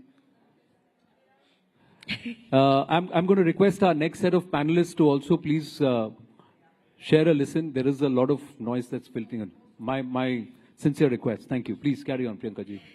Secondly, I really want to make one observation that I had is, you started with people unfriending because of political differences. I saw that between 2014 and 19, the first 5 years, definitely I would say that. But the new worry is that the youth today does not want to talk politics. They say, I'm apolitical. Why did that happen? When you arrest a Disha Ravi, saying that this is propaganda, she is not working for the climate, you somewhere silence the youth into questioning you. When you arrest an Amit Sharma, a journalist, and urinate in his mouth because he questioned about train derailment, people will be like, oh, I'm apolitical. So this systematic dismantling of our institutions in a way, because you can arrest anyone arbitrarily, this systematic, this vindicative kind of But this is not a one-way street, Priyanka ji. It's not a one-way street. I'm saying the government did it intentionally so that people say, I'm apolitical. Every political party that once gets into power gets corrupted by this. So there are actions which happen by every political. I'm not shielding anything. Superman said, with great power comes great responsibility. I agree with Yeah, Superman. but there is also Plato, Socrates, who said power corrupts and absolute power corrupts. Absolutely. So, Yes. so where do you draw the line? How do I tell anybody and everybody that politics is a viable option? Final 1.5 minutes between you and Ghanshyam. Yes. Anand, I think I want to make one thing very clear. We are the youngest country of this world. We have around 70% people who are below the age of 35. The average age of this country is 28 years old. India is aspirational. India is growing. India is not what India was in 2013. When I joined college, I was not an aspirational youth. When I joined college, the headlines of my newspapers that I used to read were that इतने scams हो रहे हैं India के अंदर, हमारी forest reserve deplete होती जा रही है, we are a fragile 5 economy. A lot of such things were there. Today, the narrative has changed. When the youth, when they are going out, when the youth has so many opportunities, when India is growing, airports double होते जा रहे हैं, सड़कें ज़्यादा बनती जा रही हैं, startups from 1 unicorn to 100 unicorn. When the country is growing like that, I think it is the aspirational India which has to just ignore this noise. No. You have to ignore the noise. Aspirational India. No, here is the thing. The aspirational India also needs to see an intellectual political discourse. Absolutely. So raising the bar of the political discourse is a collective responsibility. Absolutely. It's not the responsibility of one party or another. It's everybody. I think Anand, the young should not be blamed for changing that discourse or bringing that animosity between political parties. The young in all political parties, I think this must be a phase where probably this has happened. But I speak for everybody sitting here. All the young people who are joining politics, who are contributing on various platforms in various ways, are more acceptive of different ideas and are also as you know, long as working long in as ways as which long are as different than there others. is an allowance of multiple streams of thoughts rather than blocking one or the other. Yes, Ghanshyam, final word. Go to wind up. I'll conclude with two simple thoughts on the core topic. One is an opportunity, one is a challenge. We spoke about 1 lakh young politicians. With the passage of Women Reservation Bill, today after 6,000 MPs and MLAs in the country, 600 are women. With the passage of that bill, there will be 2,000 women MPs and MLAs in the country. If for each of these seats there are 4 women who are contesting, we're talking about 8,000 candidates. Yes. And Why were you opposing it? Each such woman having 5 women members in their team, we're talking about 50,000 new women entering politics just because of that. The challenge for the youth is going to be, if you just look at the data, and no matter what the government says, the average wealth of a politician is rising. When you think about the average poverty lowering in the country, when you start with a prospect that jobs are not there, a lot of people are becoming delivery boys, the challenge that you will face due to wealth in politics, due to crime and corruption in politics, is rising at a very rapid pace, and it will be your biggest hurdle no matter what the ruling government says. Well, I think we're going to wind up on that note to say that it is the responsibility of every individual political party, its patrons, its leaders, to ensure that this does not happen. What you highlighted does not happen. People don't join politics to make money, to turn it into a corrupt practice rather than to look at policy and clean governance. Thank you for an engaging conversation. Future looks bright with voices like these. Thank you very much. Thank you.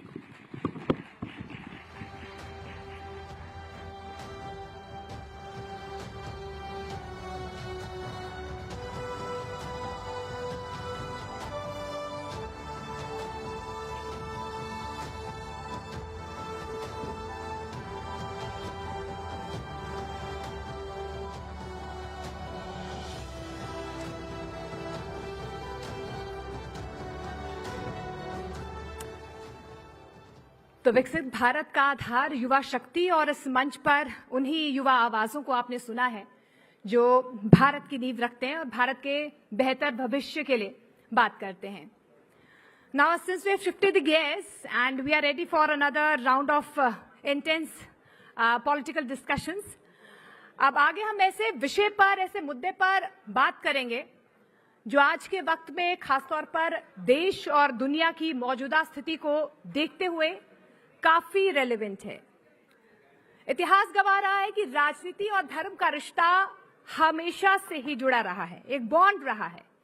कभी धर्म ने कानूनों का आकार दिया, कभी political mission में धार्मिक भावनाओं का इस्तेमाल किया गया, और कई बार राजनीतिक नेतृत्व ने धार्मिक संस्थाओं पर गहरा प्रभाव भी डाला है.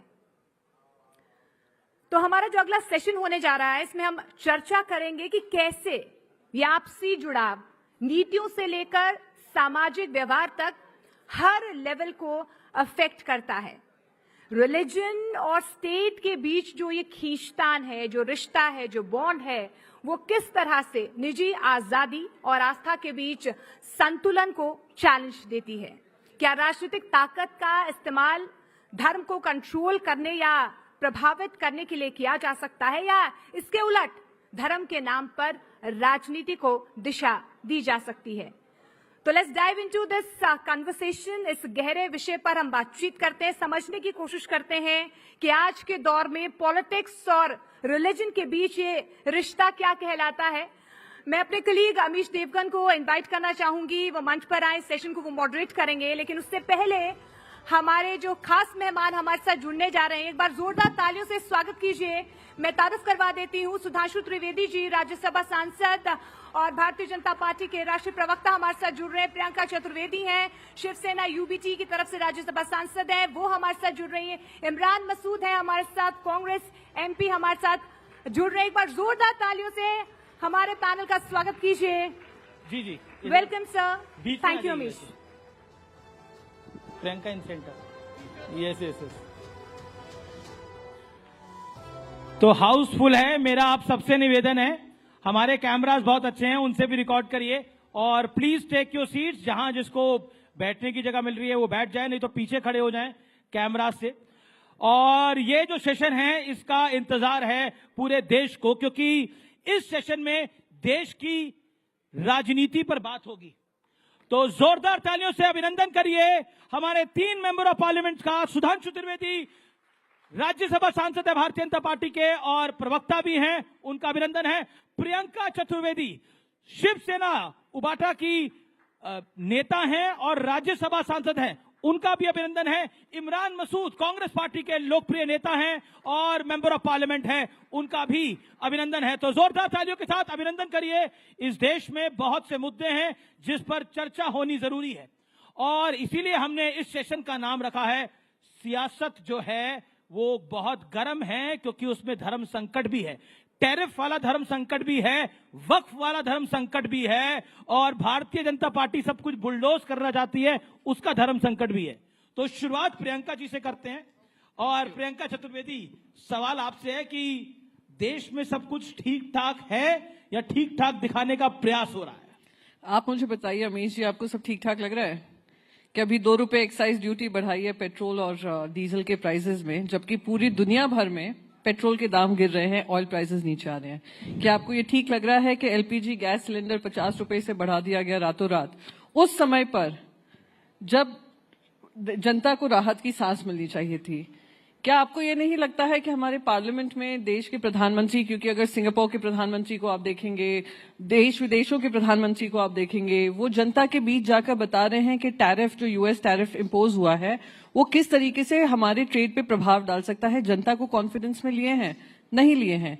क्या हमारे जो कॉमर्स मिनिस्टर हैं उन्होंने एक भी बार पार्लियामेंट में टैरिफ्स के बारे में बात की है और क्या इम्पैक्ट पड़ेगा? बल्कि कॉमर्स मिनिस्टर को स्टार्टअप इंडस्ट्री को एनकरेज करने की बजाय महाकुंभ में जाकर कहते हैं क्या जिंदगी भर दुकानदार बने रहोगे, चाइना को देखिए। अरे चाइना जैसा आप सपोर्ट भी तो करिए, पॉलिसी से सपोर्ट करिए, फंडिंग से सपोर्ट करिए। आज देश के 80 लाख लोग राशन पे निर्भर हैं, रोजगार कहाँ है? तो मैं मानती हूं कि मेरे देश में बहुत कुछ अच्छा चल रहा है और अच्छा चलना चाहिए, पर हमारी जो प्राथमिकता है, जनता से जुड़ी हुई प्राथमिकता है, उस पर ज्यादा चर्चा होनी चाहिए। जिस दिन यूएस के टैरिफ रोल आउट हुए थे उस दिन रात के 3 बजे तक हम लोग पार्लियामेंट में चर्चा कर रहे थे वक्फ अमेंडमेंट को लेकर। मैं उम्मीद कर रही थी कि कुछ हमें बताया जाएगा कि किस तरीके से हमने इस कदम उठाए हैं, क्या डोनाल्ड ट्रंप से बातचीत हुई है, क्या वहां के ट्रेड सेक्रेटरी से बात हुई है और कैसे हमें राहत मिलेगी, पर उसके बारे में कोई चर्चा नहीं हुई। तो बस यही है कि पटरी पे लाने के लिए वो डिरेलमेंट जो होता रहता है ना, उसको काबू में लाना जरूरी है। तो सुधांशु जी, विपक्ष के अनुसार तो सब कुछ ठीक नहीं चल रहा, आपका वक्फ पे ज्यादा ध्यान है, टैरिफ पे कम है। क्या आपको लगता है कि ये आपका भी सियासी धर्म संकट है? क्योंकि मैं ऑपोजिशन जो बात बोलती है उसको कोट कर रहा हूं कि बीजेपी मुद्दों को इसलिए भटकाती है कि उनको पॉलिटिकल फायदा हो सके। देखिए, यहीं पे समझ में आता है कि विपक्ष की सोच और समझ क्या है। टैरिफ को लेके पूरी दुनिया में किसी को समझाने की जरूरत है कि क्यों हो रहा है? मैं चैलेंज करके पूछता हूं, दुनिया के एक स्टॉक एक्सचेंज बताइए जिसमें क्रैश ना हुआ हो पिछले 48 से 72 घंटे में। चाहे जापान का निकेई हो, चाहे हांगकांग का हैंगसेंग हो, चाहे चाइनीज हो, चाहे ड्यूटिश मार्क हो, यूरोपियन स्टॉक एक्सचेंज हो, न्यूयॉर्क का डाउ जोन्स हो, हमारा 3.4% गिरा है। आपको पता है हैंगसेंग तो 13.5% गिरा है, 15% तक जापान का गिरा है, और अकेले अमेरिका में $7 ट्रिलियन डूबा है, 420 लाख करोड़। भारत में 17 लाख करोड़ रुपए। भाई, इसके बाद भी किसी को लगे कि समझाने की जरूरत हो। मजे की बात यह है कि वो पार्टी कहे जिसके नेता सबसे ज्यादा विदेश घूमते हैं, विदेश घूम घूम के खूब भारत के बारे में प्रचार करते हैं, ऐसा नहीं हो रहा, वैसा नहीं हो रहा, और उसके बाद उनको समझ में नहीं आ रहा है कि बाहर क्या है। इसके लिए कहा जाता है अमित जी, समझ के समझाओ उसको जिसके की समझ है, और जो समझ के भी ना समझे, समझो कि वो ना समझ है। तो ना समझ को कैसे समझाया जा सकता है? अब रही बात इसकी, तो ना समझ कौन है? अब मैं एक सीरियस बात बता दूं। देखिए, टैरिफ्स के ऊपर रेसिप्रोकल टैरिफ अमेरिका ने लगाने का निर्णय लिया। सिर्फ भारत पे नहीं, सारा दोष ये लोग मोदी जी की गवर्नमेंट को दे रहे हैं, 60 देशों पे लिया है। और चाइना को तो अभी थ्रेटन किया है 50% लगाएंगे।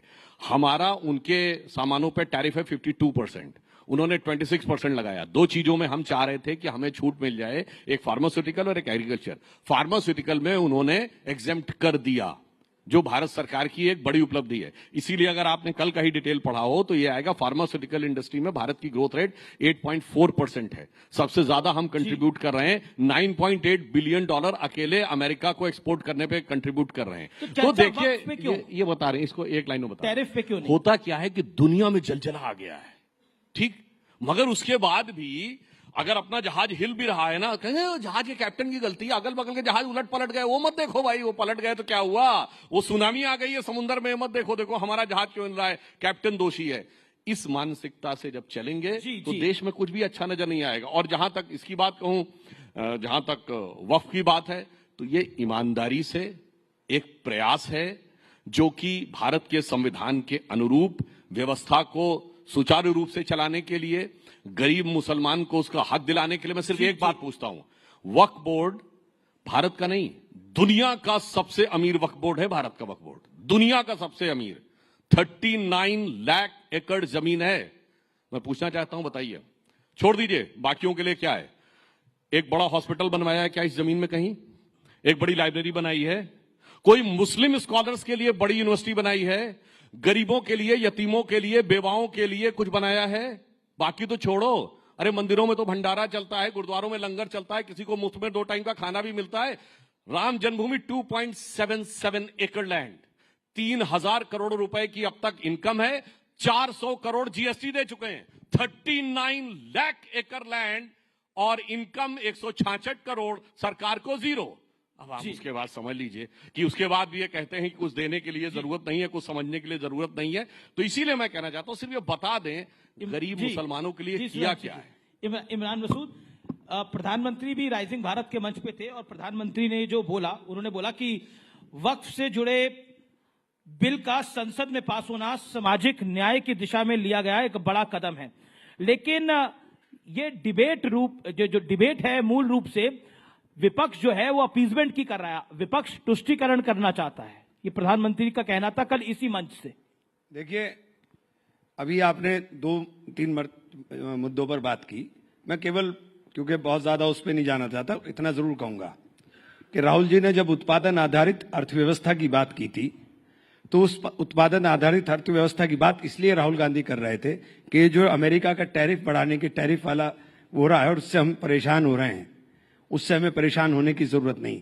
भारत अपने आप में इतना बड़ा देश है कि हमें दूसरे के ऊपर निर्भरता कम से कम होनी चाहिए जी। और मुझे नहीं पता, ये जो टैक्स आपने बताया कि मेडिकल की जो दवाइयों के ऊपर कुछ छूट मिलने का था, मैं चूंकि मैंने जानकारी पढ़ा नहीं, मुझे कहीं दिखाई नहीं दिया, हो सकता है आप सच हो, लेकिन आपको तो बोलने में महारत है, इसलिए मैं 100% कुछ नहीं कह सकता कि उसमें क्या है क्या नहीं। कोई भी चेक कर सकता है जाके, नेट पे जाके। नहीं, वो 5 जून तक है, फिर उसके बाद भी लागू किया जाएगा, सो डोंट भ्रमित मत करिए। एक्सेप्ट कर लिया कि अभी है तो 5 जून के, देखिए 5 जून में कौन सा वक्त है? दूसरी चीज, जब आपने वक्फ की बात, मैंने प्राइम मिनिस्टर को कोट किया जी, वक्फ की बात की, और प्रधानमंत्री ने जब ये एक बार जब आए, उन्होंने कहा कि मैं देश के अंदर मुसलमान के एक हाथ में कुरान और एक हाथ में कंप्यूटर देखना चाहता हूं। गरीब मुसलमानों को हक मिल रहा है। मैं बोल रहा हूं ना जी जी। जब उन्होंने ये बात बोली थी तब ये बहुत अच्छा लगा था कि प्रधानमंत्री जी ने ये बात बोली है, लेकिन करना उसके बिल्कुल उलट है। मदरसे में कुरान पढ़ते हैं तो मदरसों पर ताला लगा देंगे, मदरसों का रजिस्ट्रेशन 2016 से रोका हुआ है कि मदरसों का रजिस्ट्रेशन नहीं होगा, और बच्चों की जो स्कॉलरशिप थी जहां से कंप्यूटर पे बच्चे पढ़ सकते थे, आप सारी स्कॉलरशिप रोक देंगे। अलीगढ़ मुस्लिम यूनिवर्सिटी, जो यूनिवर्सिटी सेंट्रल यूनिवर्सिटी है, उसके लगातार फंड के अंदर कटौती करते चले जाएंगे और 2 सेंटर उसके बंद होने के कगार पर आ जाएंगे, और उसके बाद फिर ये आप उम्मीद करेंगे कि आप मुसलमान की शिक्षा की बात करेंगे। आपने वक्फ बोर्ड के लिए कहा, सबसे पहली बात, मैं चूंकि जेपीसी का मेंबर था, मेरे पास सूचना आई थी जेपीसी में कि हमारे पास 9 लाख एकड़ लैंड है, 9,44,000 एकड़ लैंड है, लेकिन वो 9,44,000 एकड़ लैंड पिछले 8 महीने के अंदर 39,000 एकड़ कैसे हो गई, ये समझ से बाहर है। और ये कौन सा आंकड़ा आया है, ये भी समझ से बाहर है, क्योंकि आप क्या बोल रहे हो आपको यही नहीं पता है। आपकी सरकार ने 2021 में सुप्रीम कोर्ट में एफिडेविट देकर कहा कि हमने 100% प्रॉपर्टीज का डिजिटलाइजेशन करा लिया है, लेकिन जब आप जेपीसी के अंदर आते हैं तो कहते हैं नहीं कराया है। आप सुप्रीम कोर्ट में बोल कर आए हो, और सुप्रीम कोर्ट में आपने कहा है, हमारे किरण रिजिजू साहब पार्लियामेंट में स्टेटमेंट देते हैं कि 4,99,000 से लगभग दुगनी प्रॉपर्टी हो गई। अरे भाई, दुगनी प्रॉपर्टी कैसे हो गई? किसी ने वक्फ तो किया नहीं, किसी ने वक्फ नहीं किया। इतना हिंदुस्तान के अंदर जो वक्फ है, 90% वक्फ प्रॉपर्टीज 1906 से पहली है। 1906 डेट किस लिए कोट कर रहा हूं कि 1906 के बाद ये तो देश की संसद भी किसी ने वक्फ की बोल दी। प्रयागराज में जहां महाकुंभ हो रहा था उसको भी वक्फ पे का बोल दिया। मुझे आप बोलने का मौका दीजिए। जी जी, 20 सेकंड। जब पार्लियामेंट में आप बोलते हो, पार्लियामेंट में आप बोलते हो कि पार्लियामेंट भी वक्फ का ना, मैं नहीं बोलता, क्लेम किया। हाँ, क्लेम किया। एक मिनट, बदरुद्दीन अजमल ने क्लेम। एक मिनट। बदरुद्दीन अजमल कोई मुसलमान इस्लामिक वो थोड़े ही हो गए कि बदरुद्दीन अजमल किस हैसियत से वो क्लेम कर देंगे? बदरुद्दीन अजमल ने अगर प्रॉपर्टी वक्फ की है तो बदरुद्दीन अजमल क्लेम कर सकते हैं। बदरुद्दीन अजमल की हैसियत नहीं है कि बदरुद्दीन अजमल क्लेम कर देंगे। वो जो मस्जिद है पार्लियामेंट के सामने, वो रायसीना गांव की मस्जिद है। 1911 में जब लुटियन जोन बनाने की बात हुई, जब लुटियंस बनाने की बात हुई, तो इन 123 प्रॉपर्टी जिसका बार बार पार्लियामेंट में बहुत बार जिक्र हुआ कि हम एक तरफ आप बोलते हैं, एक सेकंड सर, एक तरफ आप बोलते हैं मस्जिद नहीं कब्जाएंगे, दरगाह नहीं कब्जाएंगे, ईदगाह नहीं कब्जाएंगे, कब्रिस्तान नहीं कब्जाएंगे, लेकिन 123 प्रॉपर्टी का बार बार जिक्र करेंगे पार्लियामेंट में। उस 123 प्रॉपर्टी में 123 की 123 प्रॉपर्टी ये 4 ही हैं जो अंग्रेजों से झगड़े के बाद 1913 के अंदर वक्त को दी गई। ठीक है, ये वही प्रियंका भी बोल रहे हैं, फिर उसके बाद सुधांशु जी आप एक साथ आंसर दीजिएगा। असल में आपने इतना वाइड क्वेश्चन था, उसे बहुत शॉर्ट में हो नहीं रहा मुझसे। पूरा अगर कर लेंगे बाकी टाइम मैं आपको, बाकी टाइम आप मुझसे ले लीजिएगा, लेकिन इसे पूरा हो। हाँ, बिल्कुल। तो ये जब प्रधानमंत्री जी ने कहा कि हमने ये गरीब मुसलमानों के लिए, पसमंदा मुसलमानों के लिए, आप इसमें मुझे ये मेरे पास कानून रखा हुआ है, इसमें एक जगह बता दिए पसमंदा मुसलमानों के लिए कुछ करने का क्या हो।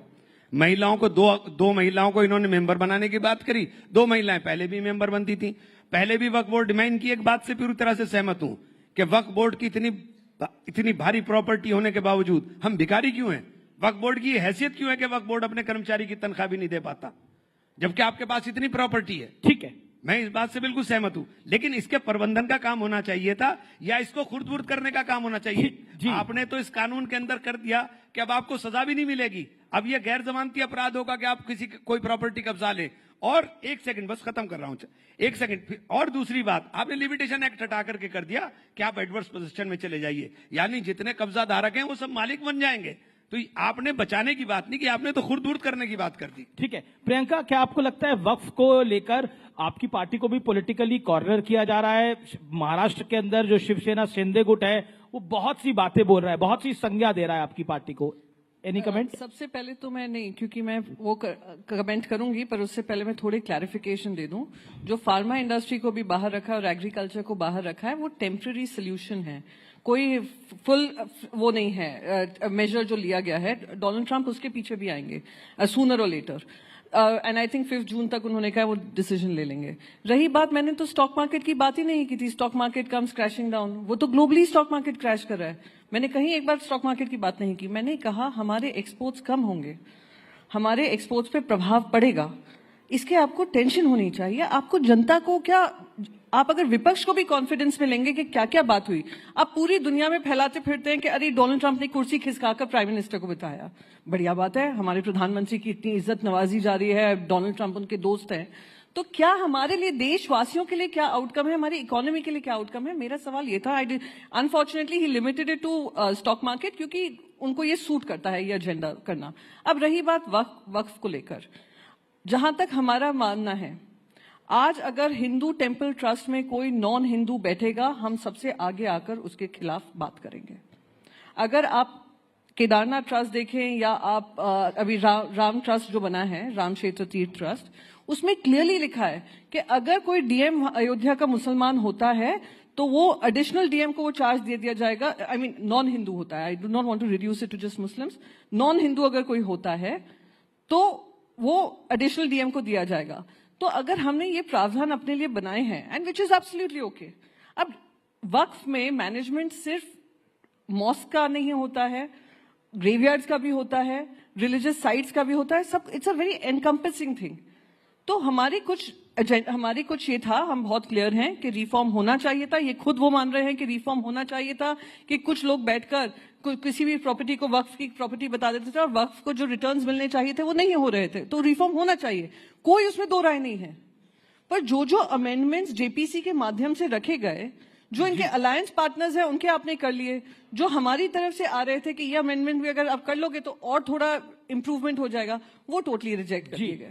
अमेंडमेंट आपने नहीं माने और आपकी पार्टियों, आपके इस बिल को जिन जिन आपके सहयोगियों ने सपोर्ट करा उन पे भी भारी पड़ रहा है। ये मैं नहीं बोल रहा, कुछ इस्तीफे आए रालोद से, कुछ इस्तीफे आए जनता दल यूनाइटेड से, उसकी मैं बात कर रहा हूं। दोनों बातों का जवाब देता हूं। पहली बात तो प्रियंका जी तो मुंबई से हैं, अरे बड़ी स्वाभाविक सी बात है, अगर दुनिया में डाउनफॉल आएगा तो एक्सपोर्ट में कमी आएगी। एक्सपोर्ट की कमी का बिल्कुल लॉजिकल रीजन मैंने बताया है कि पूरी दुनिया के शेयर मार्केट्स में, बल्कि अगर आप जेपी मॉर्गन एंड चेस की लेटेस्ट रिपोर्ट पढ़ें तो वो तो कहती है अमेरिकन इकोनॉमी में 60% चांस है रिसेशन आने का, क्योंकि वहां भी एकदम से प्राइसेस आगे बढ़े हैं। तो जब दुनिया की इकोनॉमीज में रिसेशन आएगा तो हमारा एक्सपोर्ट कम होगा ही होगा, इसमें कोई बहुत दिमाग लगाने की जरूरत नहीं है। इसलिए मुझे लगता है कि जो लोग समझदार हैं, पढ़े लिखे हैं, वो राहुल गांधी के प्रभाव से बचने का प्रयास करें जो इस तरह की चीजों में आते हैं। राहुल गांधी के आप खूब पीछे पड़े रहते हैं। दूसरी मैं बताना इस बार 99 ले आए हैं। देखिए वक्त पे एक टेक्निकल बात बता, मैंने बोला इस बार राहुल गांधी के पीछे पड़े रहते हैं, इस बार 99 ले आए हैं वो। अरे राहुल गांधी जी तो किसी से पीछे, अपनी पार्टी के नेताओं के पीछे पड़े। गुजरात में कहते हैं आधे हमारे हैं, आधे बीजेपी के। हमारी पार्टी के अंदर क्या बताया जाए, छोड़िए वो बात को। मैं ये कहना चाह रहा हूं, देखिए वक्त में बहुत क्लियर है, मंदिरों की, मस्जिदों की कमेटी, दरगाहों की कमेटी, कब्रिस्तान की कमेटी, उस पर कोई प्रभाव नहीं पड़ने वाला है। वक्फ का उससे कोई मतलब नहीं है। केवल जो लैंड का मामला है वो मैनेजमेंट का विषय है, उसका धर्म से कोई मतलब नहीं। इमरान मसूद कुछ काउंटर पॉइंट नहीं, अभी सुन ले पूरी बात। 1964 Allahabad high court judgment, clear cut पढ़ लीजिएगा। 1976 Bashir Ahmed versus state of West Bengal, जिसमें उन्होंने क्लियर कट कहा है कि ये कोई कॉन्स्टिट्यूशन में आर्टिकल 26 का मतलब इसमें नहीं है। अब सुनिए 1993 केरला हाईकोर्ट का जजमेंट, जिसमें कहा मुतव्वली इज नॉट इक्विवेलेंट टू महंत, ये इलाहाबाद हाईकोर्ट के जजमेंट में 64 में कहा गया है। तो बहुत साफ बात है, इट्स लाइक कि जैसे माइनॉरिटी इंस्टीट्यूशन है मदरसे, अब आप कहेंगे माइनॉरिटी कमीशन का चेयरमैन हमारी उसका होना चाहिए। भाई this is like a minority commission, तो माइनॉरिटी कमीशन का चेयरमैन नहीं होगा, हमेशा मुसलमान नहीं हो सकता। तो इनकी वो एक सिख भी हो सकता है। ये उस मानसिकता से है कि माइनॉरिटी कमीशन का चेयरमैन हमेशा मुस्लिम होता था, इसलिए इन लोगों को ऐसा लगता है। और एक बात मैं कह दूं, फिर हमारे राष्ट्रीय अध्यक्ष नड्डा जी ने फ्लोर ऑफ द हाउस पे बोला था, जिस ढंग के प्रोविजंस यहां हैं दुनिया में किसी मुस्लिम कंट्री में वक्त में नहीं है, ना सऊदी अरब में जो इस्लाम की जन्मस्थली है, ना इंडोनेशिया में जो सबसे बड़ा मुस्लिम कंट्री है, ना टर्की में जो खिलाफत की सीट रही है, और ना आईएसआईएस वाले इलाके वाले इसमें सीरिया और इराक में, इसलिए, और ना पाकिस्तान और बांग्लादेश में। इसीलिए मैंने बोला था, कहावत होती हिंदी में, नया मुल्ला प्याज ज्यादा खाता है, यहाँ गैर मुल्ला प्याज ज्यादा खाता है, और इतना प्याज खाता है कि आंखों से आंसू निकल रहे हैं। भाई साहब ऐसा है कि कौन गैर मुल्ला, कौन हिंदू, कौन मुसलमान, उसका सर्टिफिकेट भारतीय जनता पार्टी नहीं देगी। भारतीय जनता पार्टी हिंदू की ठेकेदार नहीं है, नहीं थी, ना ही रहेगी। आप नहीं बताएंगे कौन सी हिंदू पार्टी है, कौन सी हिंदू पार्टी नहीं है। किसने आपको ये ठेकेदारी दी है? कोई ठेका चला रहे हैं आप? मैं एक सेकंड मुझे कंप्लीट कर लेने दीजिए।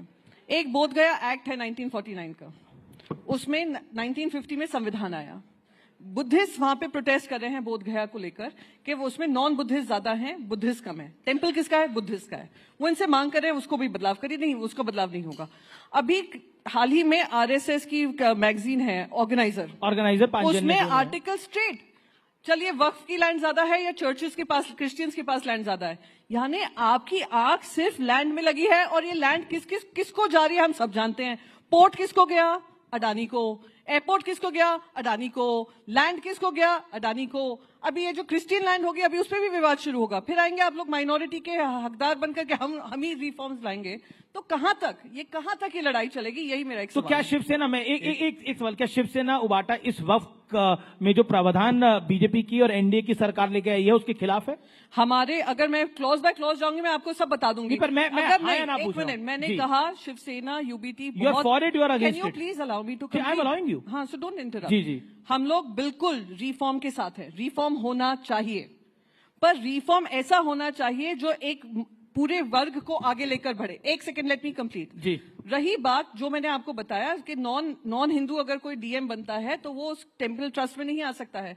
ऐसे ही आप नॉन मुस्लिम्स को ला रहे हैं तो कहीं ना कहीं एक मुसलमान के मन में शंका होगी कि क्या आप अपने लोगों को भरने का काम करें। एक मिनट जी। हमने दूसरा हमारा था कि रेट्रोस्पेक्टिव नहीं होना चाहिए, प्रोस्पेक्टिव होना चाहिए। हाँ, वो टीडीपी ने भी कहा, वो जेडीयू ने भी कहा, हाँ हम मानते हैं उसमें अमेंडमेंट हुआ।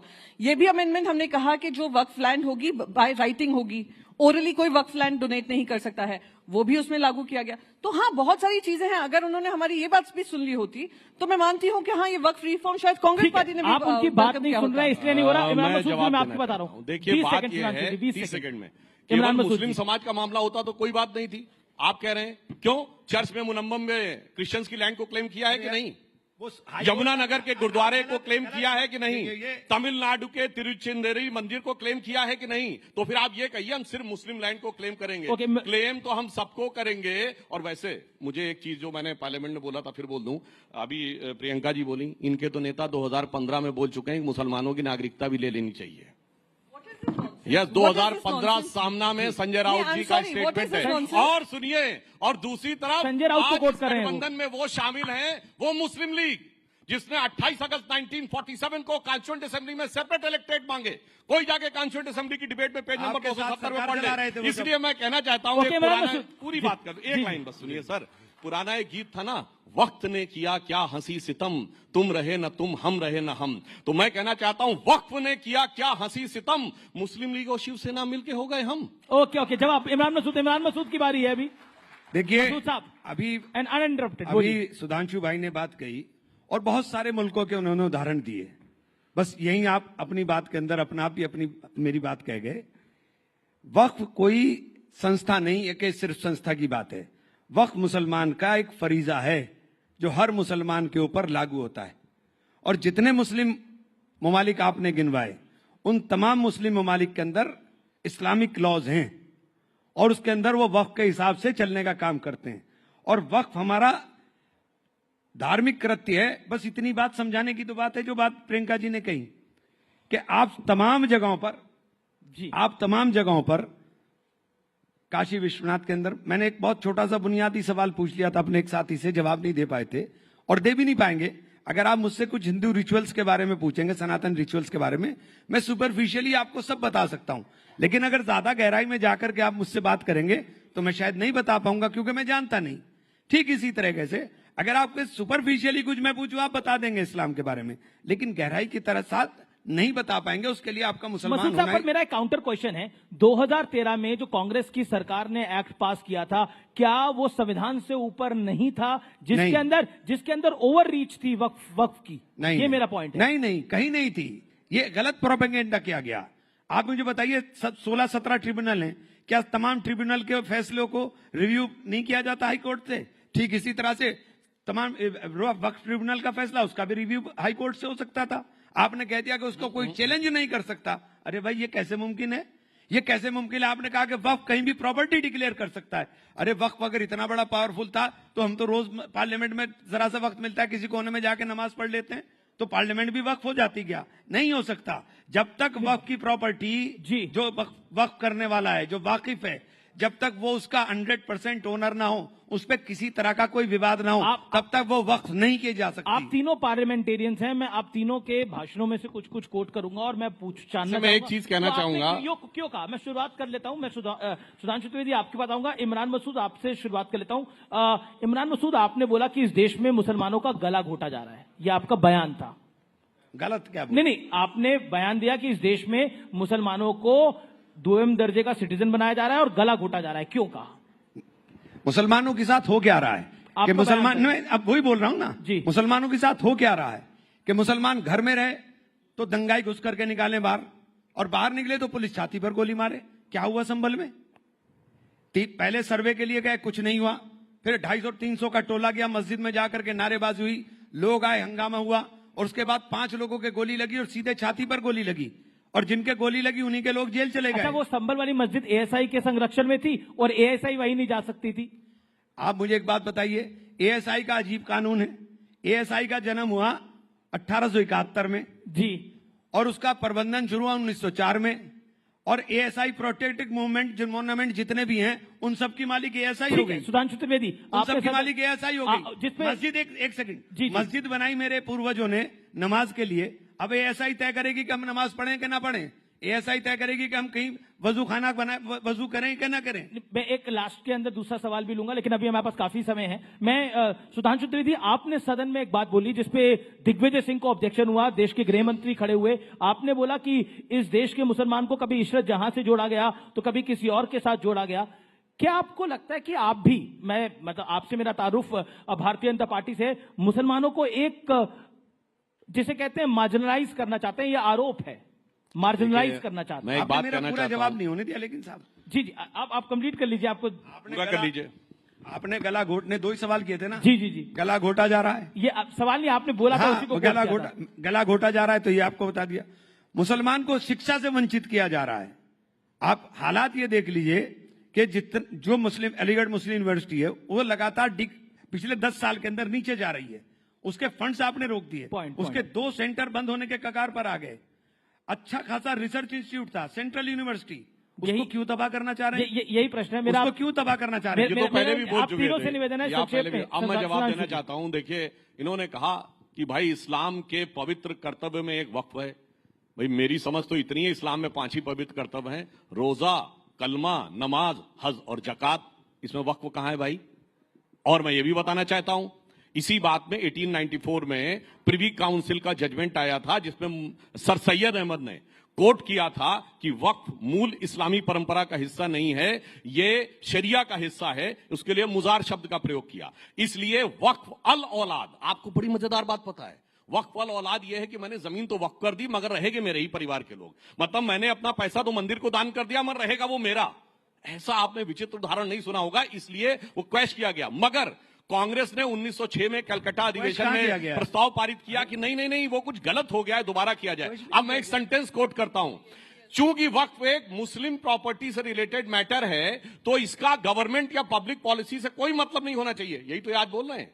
ये इंपीरियल लेजिस्लेटिव काउंसिल में अप्रैल 1913 में मोहम्मद अली जिन्ना का स्टेटमेंट है, जो कांग्रेस के सपोर्ट से इन्होंने अंग्रेजों के जमाने में कराया। 1913 से 2013 तक इनकी किस वाकफियत ही नहीं बदली। और मैं पूछना चाहता हूं, इमरान मसूद साहब तो यूपी के रहने वाले हैं, यूपी कह रहे पढ़ाई लिखाई में पीछे रह गए। पता है आपको, सैयद मुसलमानों की रेट ऑफ लिटरेसी 1931 में 24% थी, जब यूपी की 8% थी। और जातिगत सर्वे था तो यूपी में जो सबसे पढ़ी लिखी ब्राह्मण कम्युनिटी मानी जाती थी हिंदुओं में, वो 15%, क्षत्रियों में 13%, सैयद मुसलमान 24%, ब्यूरोक्रेसी में 20%। कहां चले गए मेरे भाई?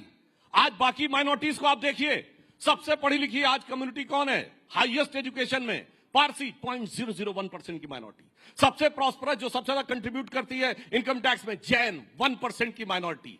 सबसे एंटरप्रेन्योर कम्युनिटी कौन है? सिख 1.8% की माइनॉरिटी। उसके बाद आप देखिए क्रिश्चियंस में एजुकेशन का स्तर कितना है, यहूदी छोटी सी माइनॉरिटी कितना है। और ये, जबकि मैं आपसे कहूं आजादी के समय इनमें से किसी एक की भी रियासत नहीं थी, 1-2 सिख रियासतें छोड़ दें, जबकि इनकी तो लाइन लगा के रियासतें थी।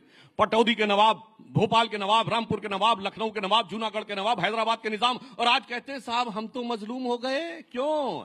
जो हुक्मराने वक्त थे वो आज मजलूम हो गए, क्योंकि सेक्युलरिज्म के जाल में ऐसे फंसे और उल जलूल हो गए। और सुनिए ये उल जलूल मामला क्या है। 2013 में आई सच्चर कमेटी की रिपोर्ट जो कहती मुसलमानों के हालात इतने खराब हैं कि साहब ये तो शेड्यूल कास्ट से बदतर है। और आपको पता है 1913 से 2013 तक 17 लाख एकड़ जमीन आई थी वक्फ में, और 2013 से 2023 में 21 लाख ऐड हो गई। मतलब गजब का आपका लॉजिक है। एक तरफ कह रहे हैं शेड्यूल कास्ट से बुरी स्थिति है और दूसरी तरफ ऐड होते जा रहे हैं। और सर आंकड़ा तो ऑन उस पे बोला। सर आप तो सदन में हैं, आपको विशेषाधिकार हनन ले आना चाहिए मंत्री के खिलाफ, अगर आपको आपत्ति है तो लाइए साहब। हाउस पे दिया मेरे सवाल का जवाब नहीं दिया आपने, जो था मैं उस पर आता हूं। लेकिन प्रियंका पहले बोले, एक लाइन बोल दूं इस पे। प्रियंका जी, देखिए मुसलमानों के बारे में समस्या क्या है कि आज के जमाने में लोगों को मुस्लिमों की जो लियाकत थी उसके बारे में भी नहीं पता है। एक दौर था जब मुसलमान दुनिया में सबसे पढ़ी लिखी कम्युनिटी होती थी। बैतुल हिकमत का नाम आपने बगदाद का सोचा होगा, that was a centre of knowledge. आपको पता है कि शुश्रुत संहिता का सबसे पहले अनुवाद अल शुश्रुत ने कराया था अरबिक में। आपको पता है कि ये मैंने जो पार्लियामेंट में ही बोला था कि जो पहले हिंदी न्यूमेरल्स वहां पे गए, जिसलिए अरबी में इनको हिंदसा कहते हैं, उससे सबसे पहले अल जब्र ने ट्रांसलेट किया, उससे अलजेब्रा बना।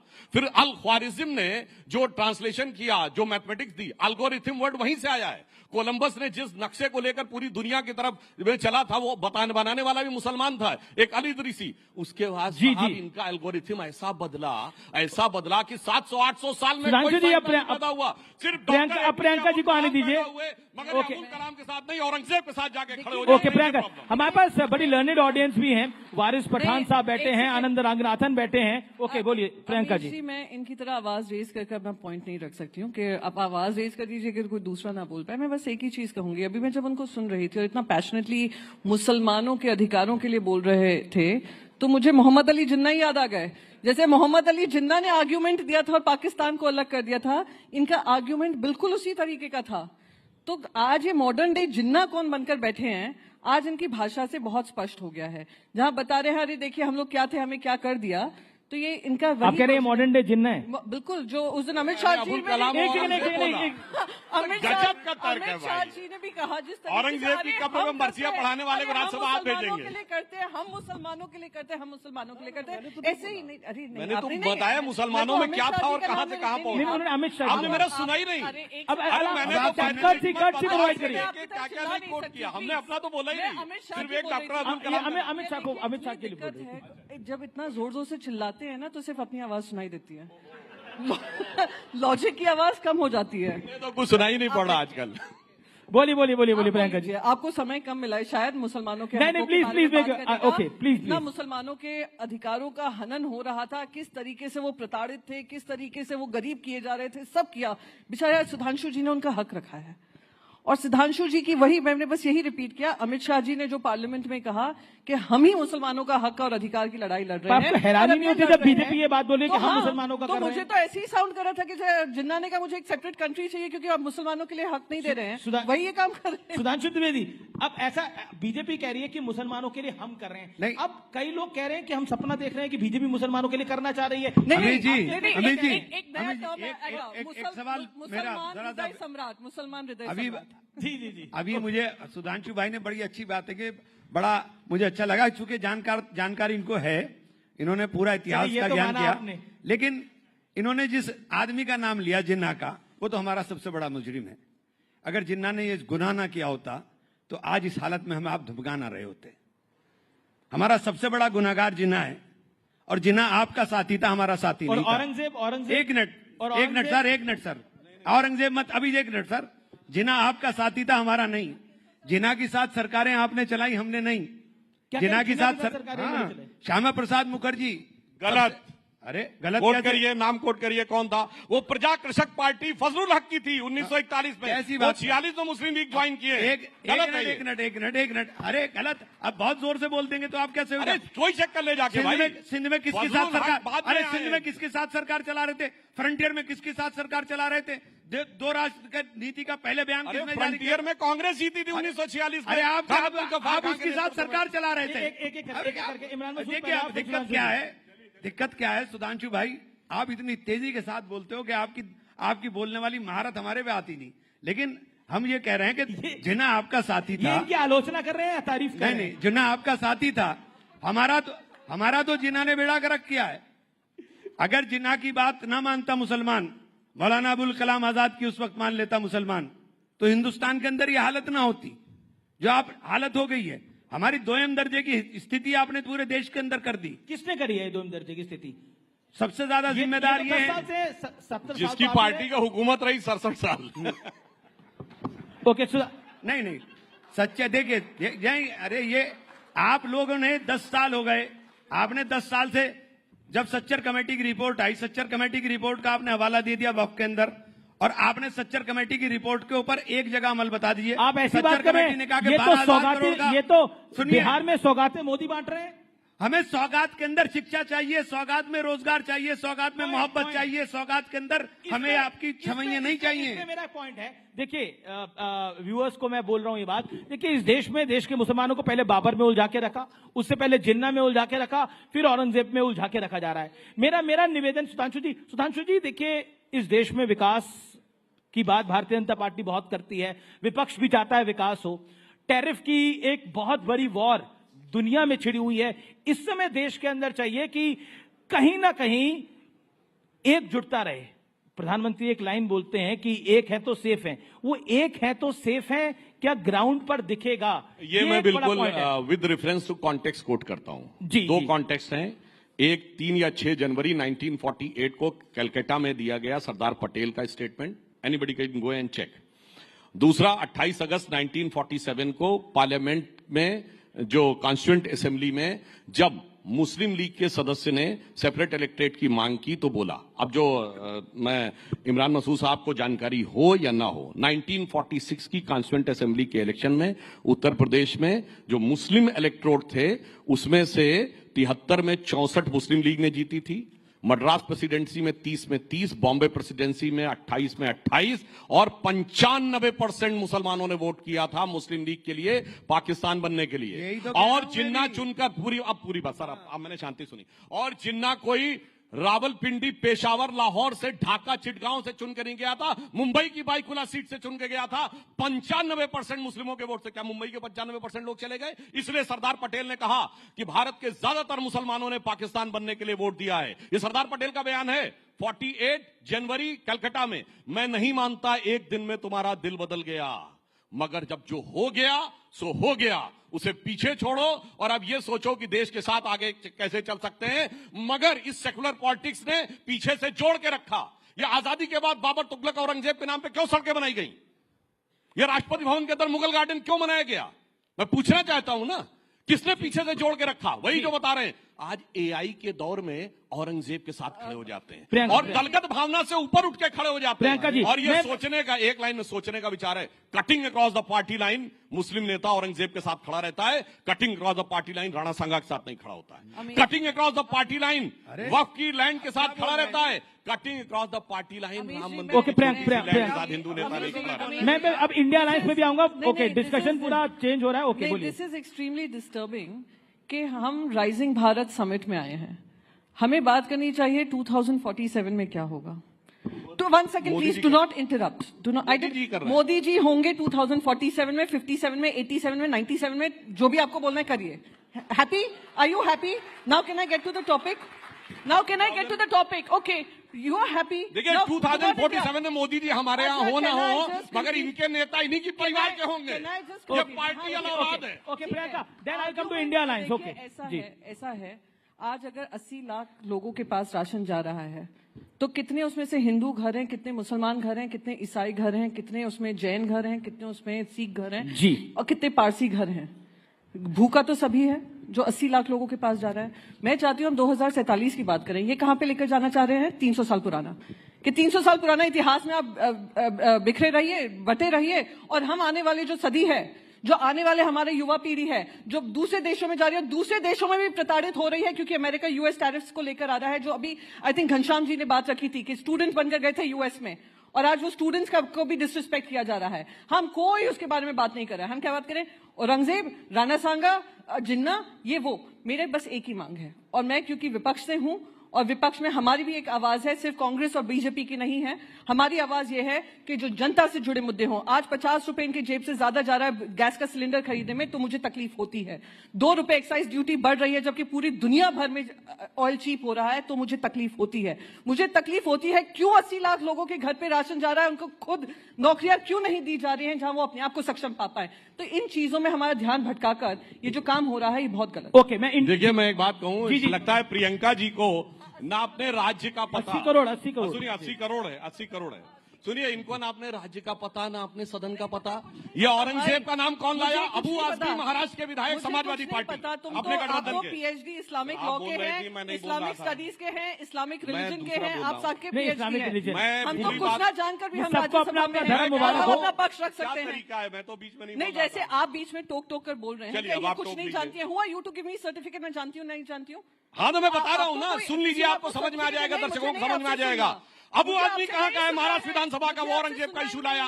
फिर इमरान प्रताप को ये लाए, इमरान मसूद जी, ये किस पार्टी के हैं? राशिद अलवी लाए, किस पार्टी के हैं? इमरान प्रतापगढ़ी किस पार्टी के हैं? MIM किस पार्टी के हैं? और सुनिए, उसके बाद राणा सांगा कौन लाया? वो रामजी लाल सुमन किस पार्टी के हैं? अरे भैया, अपनी पार्टी का अरे एक मिनट, अब एक मिनट, बाकी पॉलिटिक्स, एक मिनट, मुझे गठबंधन का पता हो या ना हो, मुझे अभी पार्टी का ये पता हो या लोग ना लेके आ पता रहे हैं। हो, पर मुझे ये जरूर पता है कि देश को आप दिशा भूल करने का काम कर रहे हैं। अरे आपके सारे एक नेता बताइए जिसने विषय शुरू किया, बताइए। चैलेंज करता हूँ, अगर आपको पता है, चैलेंज करता हूँ। मुझे भी आने देंगे आप तीनों लोगों ने किया। अब मुझे भी आने देंगे आप तीनों। इंडिया अलायंस पे आता हूँ, फिर रैपिड फायर राउंड है। अच्छा ये बताइए, इमरान भाई, ऑल सेट, देखिए आप तीनों बहुत अपनी पार्टी के उम्दा स्पीकर हैं और तीनों को मैं अरसे से जानता हूँ। इमरान मसूद, ये देखिए अब थोड़ी राजनीति की भी बात हो जानी चाहिए। ये सब जो चल रहा है, हम राइजिंग भारत के मंच पर है। एक बात बताइए, अब ये 27 का विधानसभा चुनाव आने वाला है उत्तर प्रदेश में। अब आपने तो इतना बड़ा बयान दे दिया है, अब बताइए क्या होगा? समाजवादी पार्टी के साथ आप जाएंगे कि नहीं जाएंगे? आदित्य ठाकरे ने तो महाराष्ट्र में बोला था समाजवादी पार्टी के नेता, कुछ नेताओं ने बीजेपी के साथ अलायंस का काम किया है। आपका क्या कहना है उत्तर प्रदेश के संदर्भ में? सपा के साथ जाएंगे कि नहीं जाएंगे? नहीं, ये देखिए, ये फैसला तो पार्टी का होगा कि हम किसके साथ जाएंगे, किसके साथ नहीं जाएंगे। मैंने सिर्फ इतना, मेरा काम है कि मैं अपनी पार्टी के आधार को बढ़ाने की बात करूं, अपनी पार्टी के संगठन को बनाने का बात करूं। एकजुट है कि नहीं है? 100%। आपको दिखाई नहीं दिया कि पार्लियामेंट में दिखाई दिया? एक मिनट, पार्लियामेंट में सिर्फ 24 मेंबर मुसलमान हैं। पार्लियामेंट में सिर्फ 24 मेंबर मुसलमान हैं जो मुसलमान मेंबर थे, लेकिन वक्फ के मामले के अंदर 232 वोट पार्लियामेंट में पड़े। ये हिंदुस्तान है, ये हिंदुस्तान है। दूसरी चीज मैं कह रहा हूं, हमें भाईजान बहुत तेज तेज बोलते हैं, हमारी समझ में नहीं आता, लेकिन मैं इतनी बात जरूर कह रहा हूं कि जिन्ना आपके आदर्श होंगे, मेरे आदर्श तो थे नहीं ना हैं, क्योंकि जिन्ना को हम सबसे बड़ा गुनाहगार मानते हैं अपनी इस हालत का, बदतर हालत का जो आपने हमारी कर दी है। मैं इंडिया अलायंस में आ रहा हूं, समाजवादी पार्टी के साथ अलायंस होगा कि नहीं होगा? नहीं, ये फैसला तो पार्टी का होगा। अभी क्या माहौल है? अभी क्या मूड है? संगठन की बात रखिए ना, कुछ तो ब्रेकिंग न्यूज रखिए। अभी राइजिंग भारत की बात करें हम लोग, और हम लोग देश की, हम लोग प्रियंका जी से पूछ लीजिए, ये एक्सपीरियंस करके आए हैं समाजवादी पार्टी को महाराष्ट्र के अंदर, सलाह अच्छी देंगी? नहीं, देखिए, ये बिल्कुल दूंगी और खुले दिल से दूंगी, क्योंकि मैं देश के साथ हूँ। जी। देखिए, हम लोग कौन किसके साथ लड़ेगा, कौन क्या लड़ेगा, राजनीतिक परिस्थितियों पर दिल्ली में हमने एकजुटता देखी। केजरीवाल जी को एकजुटता के कारण निपटना पड़ गया। अरविंद केजरीवाल जी को एकजुटता के कारण निपटना पड़ गया। दिल्ली में हमने देखा। प्रियंका अब एक बात कह दूं, मेरे से रुका नहीं जा रहा है, मैं बोल ही देता हूं। बिल्कुल मत रुकिए, इस मंच पे बिल्कुल मत रुकिए। जिस दिन तक भारतीय जनता पार्टी को हराने की कसम सारे इकट्ठे होकर खाते रहेंगे, भारतीय जनता पार्टी नहीं हारेगी। अच्छा, खाते रहेंगे तो नहीं हारेगी? बिल्कुल। तो कैसे करें फिर, हराए कैसे? ये फॉर्मूला तो बताइए महाराज, बताइए फॉर्मूला। देश सुन रहा है आपको।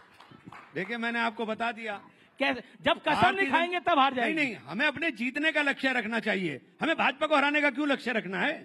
हम अपने जीतने की बात करें। आज दिक्कत क्या है, देश के अंदर भाजपा ने ऐसा नैरेटिव बना दिया, हर आदमी भाजपा को हराने की बात कर रहा है। अरे भाई, तुम्हारे हराने से हमें क्या होगा? हमें अपने जीतने की बात करें कि हम बदलाव लाने की बात करें। राहुल जी को समझाइए ना। राहुल गांधी कह रहे हैं कि मेरी पार्टी में कहीं भाजपा ही आ गए। नहीं, गलत पे उन्होंने बोला स्लीपर सेल है हमारे यहाँ। राहुल गांधी ने विचारधारा के लिए बोला है। राहुल गांधी ने बोला स्लीपर सेल है हमारी पार्टी में। कांग्रेस पार्टी में एक स्लीपर सेल है, राहुल जी ने बोला। नहीं, अमीश जी, मैं आपसे एक प्रश्न पूछूं। जितने अधिकार से आप कहते हैं राहुल गांधी जी को बोलिए, आप इतने अधिकार से नरेंद्र मोदी जी के लिए आप बोल पाएंगे? क्या बोल पाएंगे आप मोदी जी के लिए? मोदी जी से सवाल पूछ सकते हैं? नहीं, बिल्कुल। देखिए, बिल्कुल हम पूछ सकते हैं। ऐसे बयान कभी मोदी जी के सुनाई पड़ते हैं? मोदी जी अगर बोले कि बीजेपी में स्लीपर सेल है तो जरूर 15 लाख खाते में तो मोदी जी ला रहे थे। एक सेकेंड, अमीश जी, मैंने कभी भी कोई भी पत्रकार से ये सवाल नहीं पूछा मोदी जी से पूछते हुए कि मोदी जी, आपका मतलब क्या था जब आपने कहा कि आपके मंगलसूत्र खींचकर ले लिए जाएंगे? किसी ने पूछा है? मैंने नहीं सुना। हो सकता है मैं मिस कर रही हूं। उसके लिए जिसने कश्मीर देखा उसे समझ में आना चाहिए। इंटरव्यू कश्मीर 1990 सबको समझ। इंटरव्यू मैंने कोई देखा है। जिस अधिकार से भी आपने कहा कि आदित्य जी से पूछिए या राहुल जी से पूछिए, तो मैं ये पूछना चाहती हूँ उतने ही अधिकार से आप लोग, और मैं यही अपेक्षा करती हूँ अपनी मीडिया से कि हम राइजिंग भारत की जब बात करते हैं 2047 में हमारी मीडिया का क्या हाल होगा, इसके बारे में कभी आपने सोचा है? बहुत अच्छी बात कही प्रियंका जी। प्रियंका जी के लिए ताली बजाइए। प्रियंका जी ने बोला कि ये सवाल आप मोदी जी से पूछ सकते हैं। हाँ, मोदी जी से पूछ सकते हैं क्योंकि वो इंटरव्यू दे देते हैं, लेकिन राहुल जी ने तो कोई इंटरव्यू ही नहीं दिया। पूछे कैसे? जिस दिन देंगे तो उनसे भी पूछेंगे। ये भी आप बात गलत कर रहे हैं साहब। 84 इंटरव्यू नरेंद्र मोदी के। एक minute Amish ji, Aaditya Thackeray also gave interview. Uddhav Thackeray ji ने, राहुल गांधी जी ने इंटरव्यू नहीं दिया। आपने बहुत अच्छी चीज कही। अमीश जी ने कहा कि प्राइम मिनिस्टर इंटरव्यूज देते हैं। Very impressed Amish ji, I am very impressed. पर हमारे जर्नलिस्ट ने, किसी ने उनसे पूछा कि प्रधानमंत्री जी इसका क्या मतलब है जब आप कहते हो सोने की मंगलसूत्र खींच लेते हैं? अच्छा नहीं, एक मिनट, अच्छा सुनिए, अभी राहुल गांधी जी ने कहा कि कॉन्स्टिट्यूशन 47 में लिखा गया। ये कितने जर्नलिस्टों ने पूछा कि कॉन्स्टिट्यूशन 47 में नहीं लिखा गया मेरे भाई? और सुनिए, उन्होंने कहा कॉन्स्टिट्यूशन हजारों साल पहले का है। तो भाई ऐसा अद्भुत ज्ञान जो राहुल गांधी जी के पास है, वो कहते जिसको तुम देख रहे हो वो राहुल गांधी वो है ही नहीं, वो तो खत्म हो चुका है। तो मुझे लगता है ऐसा ज्ञान। और आप उसके बारे में क्या कहेंगे जो प्रधानमंत्री कह रहे थे मैं नॉन बायोलॉजिकल हूं? क्या बात आप बोल रहे हैं? देखिए साहब, अब कांग्रेस का आप व्यक्तिगत अभी आपने इतना सवाल पूछा, व्यक्तिगत इन्हीं के चैनल पे कहा था हमारे मैं किसी काम से आया हूँ, कोई अवतार। अरे मतलब आप ऐसी बात कर रहे हैं? आपने पूछा सपा और कांग्रेस साथ रहेंगे या नहीं, ये जानते क्या सवाल इसके बारे में आप बोलेंगे? इसके बारे में भी इस पे सिर्फ एक लाइन बोलेंगे। मैं पूछूंगा चंद्रबाबू नायडू और नीतीश बाबू साथ रहेंगे कि नहीं रहेंगे? हमारे तो वो हमेशा साथ थे, 95 से बीच में थोड़े समय के लिए अलग हुए, तो हमारे साथ रहेंगे। मगर इनके साथ जानते क्या स्थिति है? लोकसभा में साथ थे, फिर बाई इलेक्शन में अलग हो गए, फिर वक्त पे साथ आ गए, फिर अलग हो गए। इनके लिए एक लाइन है सपा और कांग्रेस के रिलेशन के लिए कि मिलो ना तुम तो हम घबराएं, मिलो तो आंख चुराएं हमें क्या होगा। Okay okay okay, rapid fire round है, एक सवाल, दो सवाल हैं। सबसे पहले इमरान मसूद साहब आपसे, कौन बेहतर पॉलिटिशियन है, राहुल गांधी या प्रियंका गांधी? Choose one. आप कैसी बात कर रहे हैं? नौकरी खतरे में डाल नहीं, अब मैं डबल माइक लगाऊंगा। मुझे आप एक बात सरिए, आप पूछेंगे ये रैपिड फायर राउंड का मतलब होता है ना, एक लाइन में जवाब। एक लाइन में जवाब भाई। नहीं, आप राहुल गांधी और मोदी जी के बारे में पूछेंगे तो मैं जवाब दूंगा। मैं पूछ दूंगा। ओके ओके, अब मुझे मौका दीजिए। इमरान मसूद, अगला सवाल आपसे, वक्फ संशोधित कानून मानना सही है या गलत? क्या कहते हैं आप इसके ऊपर? मानना सही और गलत तो एक अलग विषय है। मानना जब कानून, देखिए कानून अगर बन गया और हम सुप्रीम कोर्ट में गए और सुप्रीम कोर्ट से भी इस पे मोहर लग जाती तो मानना पड़ेगा। ठीक है, देश कानून से चलता है, देश हमारे बात से नहीं चलता है। प्रियंका चतुर्वेदी जी, विपक्ष का बड़ा नेता कौन है, राहुल गांधी, अखिलेश यादव या उद्धव ठाकरे? Choose one. महाराष्ट्र के लिए तो उद्धव ठाकरे जी हैं, और देश के लिए? मेरे लिए तो as my party leader Uddhav Thackeray ji हैं। I am very clear. देश के लिए देश के लिए भी अगर उन्होंने महाराष्ट्र में एक अच्छा मॉडल दिया तो देश का भी एक अच्छा मॉडल ही प्रस्तुत करेंगे। ठीक है, और किसकी विचारधारा आपकी विचारधारा के, यानी आपकी पार्टी की विचारधारा के ज्यादा करीब है, कांग्रेस या भारतीय जनता पार्टी? देखिए, हमारी पार्टी की, मैं अपनी पार्टी की विचारधारा की बात करूंगी, जिनका मैं वही कंप्लीट कर लूं, एक्साइटेड मत होइए जी। के दिल में राम, हाथ में काम, आपको किससे क्लोजेस्ट है वो आप समझ लीजिए जी। सुधांशु त्रिवेदी, वक्त झांकी है, आगे क्या बाकी है? वक्त आने पर बता। मैं हमारे यहाँ तो प्रधानमंत्री है। आपने पूछा, सवाल हमसे क्यों है? सुनिए, इसलिए कि आपके यहाँ अभी हसरतें हैं होने की, हमारे यहाँ ऑलरेडी है, इसलिए अंतर है। अब पूछ लिया, आपने पूछ लिया, आपने पूछा। सुनिए, अब आप बता दीजिए ना, आप बता दीजिए ना, आप बता दीजिए मोदी जी और अमित शाह में कौन है? हमारे यहाँ तो मोदी जी प्रधानमंत्री हैं, किंतु परंतु नहीं है। आप क्या हसरतें लिए हुए 1 दर्जन लोग खड़े हुए हैं इंडी गठबंधन में। अरे ठीक है, मेरे ही भाग से छीका फूट जाए। जी, आपका सवाल, अगला सवाल, आपने सवाल क्या किया था? अगला सवाल और आखिरी सवाल है, अखिलेश यादव बेहतर हैं या राहुल गांधी बेहतर हैं? आपकी राय के अंदर एक को चूज करना पड़ेगा। बिल्कुल निश्चित रूप से अखिलेश यादव, चूंकि कम से कम कुंभ में स्नान करने तो गए, धन्यवाद। गए नहीं स्नान। ओके, आप तमाम लोगों का बहुत बहुत शुक्रिया। जबरदस्त तालियों के साथ अभिनंदन करिए हमारे तीनों सांसदों का। बहुत अच्छी चर्चा रही और तीनों ने बहुत ही अच्छे तरीके से हर सवाल का जवाब दिया। बहुत बहुत शुक्रिया तीनों का। सुधांशु त्रिवेदी, प्रियंका जी, इमरान मसूद जी, अभिनंदन आपका।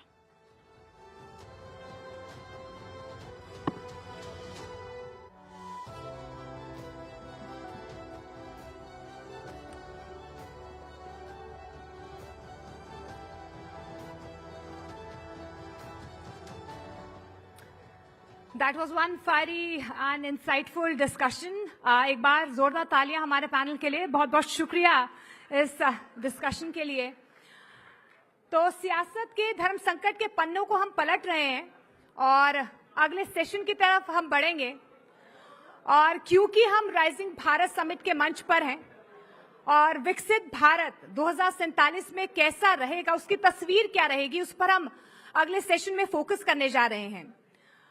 उन मुद्दों की हम चर्चा करेंगे जो आज के भारत की कानून व्यवस्था, राजनीति और समाज की दिशा तय कर रहे हैं। हम जानेंगे कि कैसे संवैधानिक बदलाव, कानूनी सुधार और सामाजिक परिवर्तन आपस में टकराते भी हैं और एक दूसरे को आकार भी देते हैं। और साथ ही ये भी जानने की कोशिश करेंगे कि इस दिशा में भारत का फोकस क्या रहने वाला है और भारत इस दिशा में कैसे आगे बढ़ रहा है। आर्टिकल 370 को हटाया जा चुका है, ट्रिपल तलाक को अपराध घोषित कर दिया गया है और अब वक्फ कानून भी आ गया है। तो ऐसे में सवाल ये है कि भारत का अगला कदम क्या होगा और इसी महत्वपूर्ण चर्चा को आगे बढ़ाने के लिए और इस अगले सेशन को मॉडरेट करने के लिए रूबिका लियाकत हमारे साथ मंच पर आएंगी। एक बार जोरदार तालियों से उनका स्वागत कीजिए। और मंच पर हमारे साथ एक बहुत खास पैनल भी मौजूद रहने वाला है। एक बार जोरदार तालियों से उनका भी मैं तारुफ करवा देती हूँ। गौरव भाटिया जी हैं हमारे साथ, भारतीय जनता पार्टी की तरफ से राष्ट्रीय प्रवक्ता, वो हमारे साथ जुड़ेंगे। वारिस पठान जी है लॉयर और AIMIM से हमारे साथ, वो AIMIM का पक्ष रखेंगे। इसके साथ साथ जाने माने लेखक हैं आनंद रंगनाथन, वो भी हमारे साथ इस मंच पर जुड़ेंगे। अनुराग भदौरिया जी हैं, प्रवक्ता है, राष्ट्रीय प्रवक्ता समाजवादी पार्टी के। आप सभी मेहमानों का बहुत बहुत स्वागत। एक बार जोरदार तालियों से इनका स्वागत कीजिए। Thank you.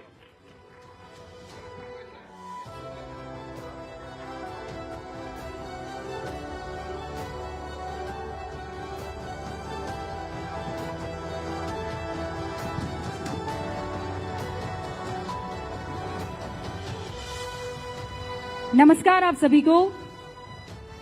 जनरली गूंज जो है, जनरली क्या, हमेशा ऐसा कभी नहीं हुआ है कि 4:50 आप मेरे लबों से ना सुने कि गूंज की शुरुआत हो चुकी है। लेकिन आज राइजिंग भारत का मौका है और इसीलिए राइजिंग भारत के इस मंच से ये स्पेशल एडिशन इस वक्त आप गूंज का देख रहे हैं।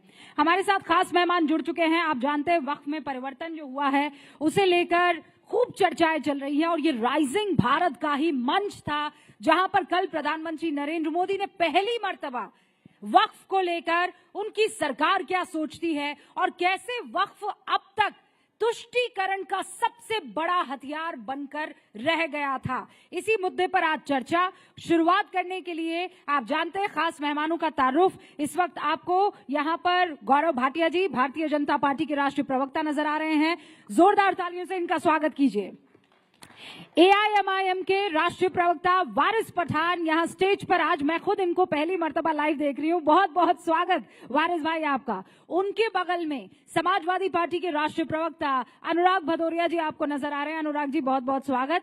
आनंद रंगनाथन अक्सर इन मुद्दों पर खतरनाक तरीके से अपनी बातें रखते हैं, पेशे से साइंटिस्ट हैं, लेकिन ये साइंस वाले फॉर्मूले जो हैं वो सोशल इश्यूज और पॉलिटिकल इश्यूज पर भी लगाते हैं। आपका भी बहुत बहुत स्वागत है। तो चलिए शुरू करते हैं। गौरव भाटिया, कल प्रधानमंत्री नरेंद्र मोदी ने ऐलान कर दिया और वक्फ को लेकर उन्होंने कहा कि ये तुष्टीकरण की राजनीति थी, इसकी नींव तो बहुत पहले पड़ गई थी, भारत पाकिस्तान के विभाजन के वक्त। सबको नमस्कार। और शुरुआत करूंगा, असंभव को जो संभव कर दे वो हमारे देश के प्रधानमंत्री श्री नरेंद्र मोदी जी हैं। और जब जब ये चुनौती देके कहते हैं नरेंद्र मोदी जी भव्य राम मंदिर बना के दिखाओ, भव्य राम मंदिर बना देते हैं। छाती पीट के कहते हैं अनुच्छेद 370 को हाथ लगा के दिखाओ, नरेंद्र मोदी जी कहते हैं जाओ उखाड़ दिया क्योंकि संविधान में लिखा है टेम्पररी है। और अब के असदुद्दीन ओवैसी के मुंह से निकला होगा जरूर कि वक्फ बोर्ड के साथ छेड़छाड़ करके दिखाओ।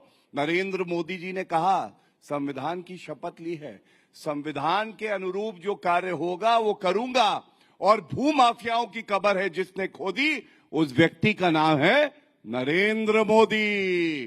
दूसरी बात, क्या ये बहुत गर्व की बात नहीं है? आप मुझे बताइए, तिरुचिरापल्ली तमिलनाडु में 1500 साल पुराना मंदिर और 1400 साल पुराना धर्म, और वो धर्म कहता है ये मंदिर और ये गांव, ये सारी जमीन वक्फ बोर्ड की है। इलाहाबाद हाईकोर्ट को ले लीजिए, उसकी जमीन भी वक्फ बोर्ड की है। तो मैं समझता हूं कि अगर कोई भूमाफिया बनेगा तो जरूर कदम उठाए जाएंगे, और जो संशोधन हुआ है, जो अब कानून बन गया है, ये भारत के हित में। और एक सवाल पूछ लेता हूं, ये जरूर बताएंगे यहाँ पे अनुराग जी से कि वारिस पठान सपा भी बैठी है और AIMIM भी बैठी है, जिनके नाम में मुस्लिमीन है जो गैर संवैधानिक है। कृपया करके ये बताइए, वक्फ बोर्ड पे कितने अस्पताल, कितने यतीम खाने, कितने विद्यालय आप वक्फ बोर्ड के बता सकते हैं बनाए हैं बेहतरी के लिए, वारिस पठान, मुस्लिमों के लिए और जो महिला है मुस्लिम समाज। देखिए रूबिका जी, वक्फ का जो ये लोगों ने इतनी घाई घाई के अंदर पहले बिल लाया, उसके बाद में उसको सदन के अंदर लाके कानून बना दिया, फिर फटाक से जाके प्रेसिडेंट के पास से उसका ऑर्डर भी ले लिया, नोटिफिकेशन भी ला दिया, अब उसके रुझान आना शुरू हो गए। अब इनको पता है कि ये मैटर सुप्रीम कोर्ट में डाला है, पेंडिंग है, 16 तारीख को सुनवाई होने वाली है। कब तकरीबन 14 से 15 लोगों ने पिटीशन फाइल कर दी है। कल ही के दिन जिसका हमको डर था वही हुआ। यस्टरडे योगी सरकार ने क्या किया, संभल की जो मस्जिद थी उसको बताया एएसआई का प्रोटेक्शन, वहां पे एएसआई गया, वहां पे जो ग्रीन बोर्ड लगा था उसको निकाला और संभल की जो जामा मस्जिद थी उसको जुमा मस्जिद घोषित कर दिया। तो जिसका डर था, बता रहे ना हम लोग कि 3D जो इन्होंने डाला था उसका ये लोग पूरा बेनिफिट उठा रहे। क्या जरूरत थी आपको लाने की? अब इसी तरह से हर जगह के ऊपर जा जाके ये लोग करेंगे। आपको सोचना चाहिए, समझना चाहिए, मैटर सुप्रीम कोर्ट में सब जुडाइज है। सुप्रीम कोर्ट के अंदर इंटरिम स्टे के लिए भी डाली गई है याचिका कि जब तक ये मैटर फाइनली डिसाइड नहीं होता है आप ये कानून को स्टे करिए। स्टे के पहले आपने शुरू कर दिया, साफ दर्शाता है आपकी नीयत क्या है। तो हम पहले दिन से यही बोल रहे हैं कि बीजेपी की कतनी और करनी में बहुत फर्क है। हाँ। इनको मुसलमानों की कोई परवाह नहीं है, ये वक्फ को बचाने के लिए नहीं, वक्फ को बर्बाद करने के लिए कानून लाया है इन लोगों ने। नहीं, पर और उसका शुरू कर दिया। सवाल पूछा मोदी जी की बात, वारिस भाई पहले जो सवाल पूछा है ये कि आप कह रहे हैं वक्फ को ये लोग बर्बाद कर रहे हैं। हाँ। मैं कह रही हूँ आपने कौन सा वक्फ को मजबूत कर दिया? वक्फ का जो किरदार था सारे मुसलमानों के पास था, है ना? वक्फ की सारी जिम्मेदारी मुसलमानों के पास थी, तो कहाँ मुसलमानों का भला हो गया? कहाँ है? सिर्फ और सिर्फ भूमाफियाओं के नाम पर जाना जाने लगा वक्फ। बताइए ना आप मुझे। बिल्कुल, अगर भूमाफिया है वक्फ के ऊपर, 11 साल के लोग सरकार, 11 साल से बीजेपी की सरकार सत्ता में, कितने भूमाफियाओं के खिलाफ क्या कार्रवाई की? आपने तो संशोधन के अंदर जो लिमिटेशन का पीरियड था उसमें यह कर दिया कि जो 12 साल से अगर वहां पे बैठा है वो कब्जेदार हो जाएगा। ये तो आप भर के और भूमाफिया को प्रोटेक्शन दे रहे हो, आप तो उसको कब्जेदार बना रहे हो। पहले के कानून में तो ये नहीं था। पहले के कानून के अंदर था कि 2 साल की सजा और नॉन बेलेबल ऑफेंस, आपने वो हटा के 6 महीने का किया और बेलेबल कर दिया। तो आप तो और प्रोटेक्शन दे रहे हो। एक बात और बता दीजिए, आपने कहा कि नॉन बेलेबल ऑफेंस था वक्फ जब पुराना था। मुझे बताइए कितने लोगों को गिरफ्तार किया? भूमाफिया रहते हुए कितने लोगों को आपने गिरफ्तार, एक नाम बता दीजिए मुझे। बहुत सारे केस चल रहे ट्रिब्यूनल के अंदर, केसेस चल रहे हैं, बहुत सारे नहीं तो जवाबदारी सरकार की थी कि हमारी थी? 70 साल जवाबदारी। अरे भूमाफिया का मैं आपको बताता हूँ ना, माफिया किस तरह से आया रूबिका जी। एक तो मैं मुंबई की, आप क्यों नहीं लिया? जिसके बलात्कारियों को आपने रास्ते में छोड़ दिया, बेल दे दिया, उसके बाद उसको टारगेट किया। जकिया जाफरी का नाम क्यों नहीं लिया जो इंसाफ की गुहार लगाते आपने मुसलमान महिलाओं के लिए? बताइए मेरे को। पहले महिलाएं होती थी वक्फ बोर्ड के अंदर ज्यादा, आपने खाली 2 का कैंप लगा दिया। अरे आप सवाल पूछे, जवाब। देखिए कैसे खोटी नियत वाले एक्सपोज होते हैं। एक ही सवाल पूछा था, छोटा सा बच्चा जिज्ञासु, उसने कहा कितने अस्पताल बनाए हैं? कितने बना दिए बीजेपी सरकार सत्ता में आके? बताओ मेरे को। कोई नहीं, मोदी ने दर्द हुआ है, इनको बोलने दीजिए, इनको दर्द हुआ है, कांटा सही जगह लग चुका है। अब ये पूरे प्रोग्राम में ऐसे ही बीच बीच में बोलते रहेंगे। देखिए जिज्ञासु बच्चे ने एक छोटा सा सवाल पूछा, अरे वारिस चचा कितने अस्पताल, कितने विद्यालय बनवाए, कृपया करके बता दीजिए। इधर उधर सारा घुमाया और सब गलत घुमाया। और तुमने हर चीज घुमा के कुछ बोला ही नहीं वक्फ के ऊपर। देखिए यही फर्क है। मैं नफासत से कहता हूं, आप नहीं कहते। तूने किया, तूने, ठीक है, ये आपकी परवरिश है, मेरी नहीं। मैं आप कह के ही संबोधित करूंगा। आप सुनिए गलतियां इन्होंने क्या करी। इन्होंने कहा सुप्रीम कोर्ट में पिटीशन चैलेंज है। हाँ भैया, अनुच्छेद 370 में भी गए थे सर्वोच्च न्यायालय, क्या हुआ? सर्वोच्च न्यायालय ने कहा संवैधानिक है। इकोनॉमिकली वीकर सेक्शन के लिए 10% आरक्षण, सर्वोच्च न्यायालय गई थी ये मंडली, कुछ नहीं, सर्वोच्च न्यायालय ने कहा संवैधानिक है। इलेक्ट्रोल बॉन्ड में क्या कहा सर्वोच्च न्यायालय ने? इलेक्ट्रोल बॉन्ड में क्या कहा? अनकॉन्स्टिट्यूशनल है। फार्मर बिल भी रिपील हुआ ना, इसी तरह ये भी होगा। ओके, एक एक करके ना। अब दो क्यों ऐसा करे, मेरे को नहीं पता। 20 सेकंड में गौरव भाटिया बात खत्म की। मैं आधा 1 मिनट चाहूंगा, बहुत जरूरी बात है। आप जमीनें हड़प रहे हैं, वो आरोप लगा रहे हैं आपके ऊपर, जवाब दीजिए ना। देखिए ऐसा है, अच्छा वो तोते भी आ गए, मैं बोल रहे हैं अभी आपका नंबर भी नहीं आया भैया। ये भाषा शैली सिखा रहे थे अभी, बिल्कुल अभी भाषा शैली संस्कार बता रहे थे। और अभी थोड़ी देर पहले बीजेपी कितनी झूठी है, अभी संस्कार सिखा रहे थे। आप तो करने लग गए। एक ये संस्कार है, देखो शिष्टाचार देख लो, संस्कार देख लो। अभी 2 मिनट में बीजेपी पे कौन यकीन करेगा बताओ? बताइए। अभी 10 सेकंड पहले बोल रहे थे संस्कार, और संस्कार सामने खुल के आ गए। कमाल है भाई। अब हम बोल रहे हैं, अब इन्होंने बहुत बोल लिया। 1 सेकंड, 30 सेकंड, उसके बाद जवाब नहीं मिलेगा। हम देखिए ऐसा है, जब भी इस तरह का मंच होता है शिष्टाचार में, एक दूसरे की बात सुनते हैं, लिखते हैं जैसे मैंने लिखा, उसके बाद अपनी बारी में बोलते हैं। ये बीच में क्यों कूद आए? अरे लो भाई, बेगानी शादी में अब्दुल्ला दीवाना। अरे अब्दुल्ला तो ऐसे ही दीवाना रहता है वैसे। चलिए अब मैं बताता हूँ दूसरी बात। सुप्रीम कोर्ट की इन्होंने करी, कोई भी कानून हो जो कि संसद में पारित होता है प्रिजम्पशन ऑफ कॉन्स्टिट्यूशनैलिटी होता है, वो वैध माना जाता है और स्टे नहीं होता है। तीसरी बात मैं इनको बता दूं, इन्होंने कहा भू माफियाओं से कौन सी जमीन ली, तो मैं आपको बताता हूँ, बीच में ना बोलिए, स्टे मिलता है, आपको पता ही नहीं। कोई सीखेगा बोलेगा क्या? अच्छा, दोनों वकील है पेशे से, ये बता देना चाहती हूँ। पिटीशन डाला है हमने के स्टे दो, आप बोल रहे हैं, रुकिए ना एक सेकंड। हाँ, किसी भी कानून की वैधता में स्टे नहीं होता है, इनको पता नहीं है। हो सकता है वकालत ये कोर्ट की नहीं करते हो, स्टे होगा। शांत। झूठ मत बोलिए सर, ये मत बताइए कि आप समझदार हो, आप यहाँ गौरव जी आप दोनों रुक जाइए। अनुराग भदौरिया, आप सुनिए, नहीं एक मिनट बात पूरी कर लूं। पहले एक बार ओपनिंग रिमार्क, फिर मैं मौका दूंगी। अपनी बात पूरी करना चाहूंगा। देखिए, एक सवाल है, जब ये देश को विभाजित करते हैं धर्म के आधार पे, ये इनका संविधान लेके आया हूं, ऑल इंडिया मुस्लिम जो पार्टी है, मुस्लिमीन, और ये क्या कहती है? ये कहती है इनका कॉन्स्टिट्यूशन, ये पार्टी बनी है मुसलमानों का नेतृत्व करने के लिए, मुसलमानों का सशक्तिकरण करने के लिए और मुस्लिम एकता को बढ़ाने के लिए। मैं पूछना चाहता हूँ, चुप हो जाइए, क्या गलत है? बीच में ना बोलिए, बीच में बात करना गुनाह है? इसलिए गलत है कि हर पॉलिटिकल पार्टी संविधान की शपथ लेती है कि वो एकता लाएगी तो सभी भारतीयों में लाएगी, नेतृत्व करेगी तो हिंदू मुस्लिम से एकता करेगी, बीजेपी एकता लाएगी। लेकिन आप दोनों ये संविधान इनकी जो पार्टियां है, ये भारत के संविधान के खिलाफ काम करते हैं। ओके, गौरव जी आपको भी रोक रही हूँ, वारिस पठान आपको भी रोक रही हूँ। अब अनुराग जी, आपने कल बयान सुन लिया था प्रधानमंत्री नरेंद्र मोदी का, लेकिन कई ऐसे दर्शक हैं जिन्होंने नहीं सुना था। मैं एक हल्का सा वो बयान आपको सुना देना चाहती हूँ प्रधानमंत्री नरेंद्र मोदी का, ताकि दोबारा डिबेट ट्रैक पर आए। उन्होंने कहा, वक्फ में आज तक इस तरह के तगड़े संशोधन इसलिए नहीं हुए क्योंकि तुष्टीकरण उसके बैकड्रॉप में, बैकग्राउंड में था। एक बार सुनवा दीजिए प्रधानमंत्री नरेंद्र मोदी ने राइजिंग भारत के उस मंच पर क्या कहा।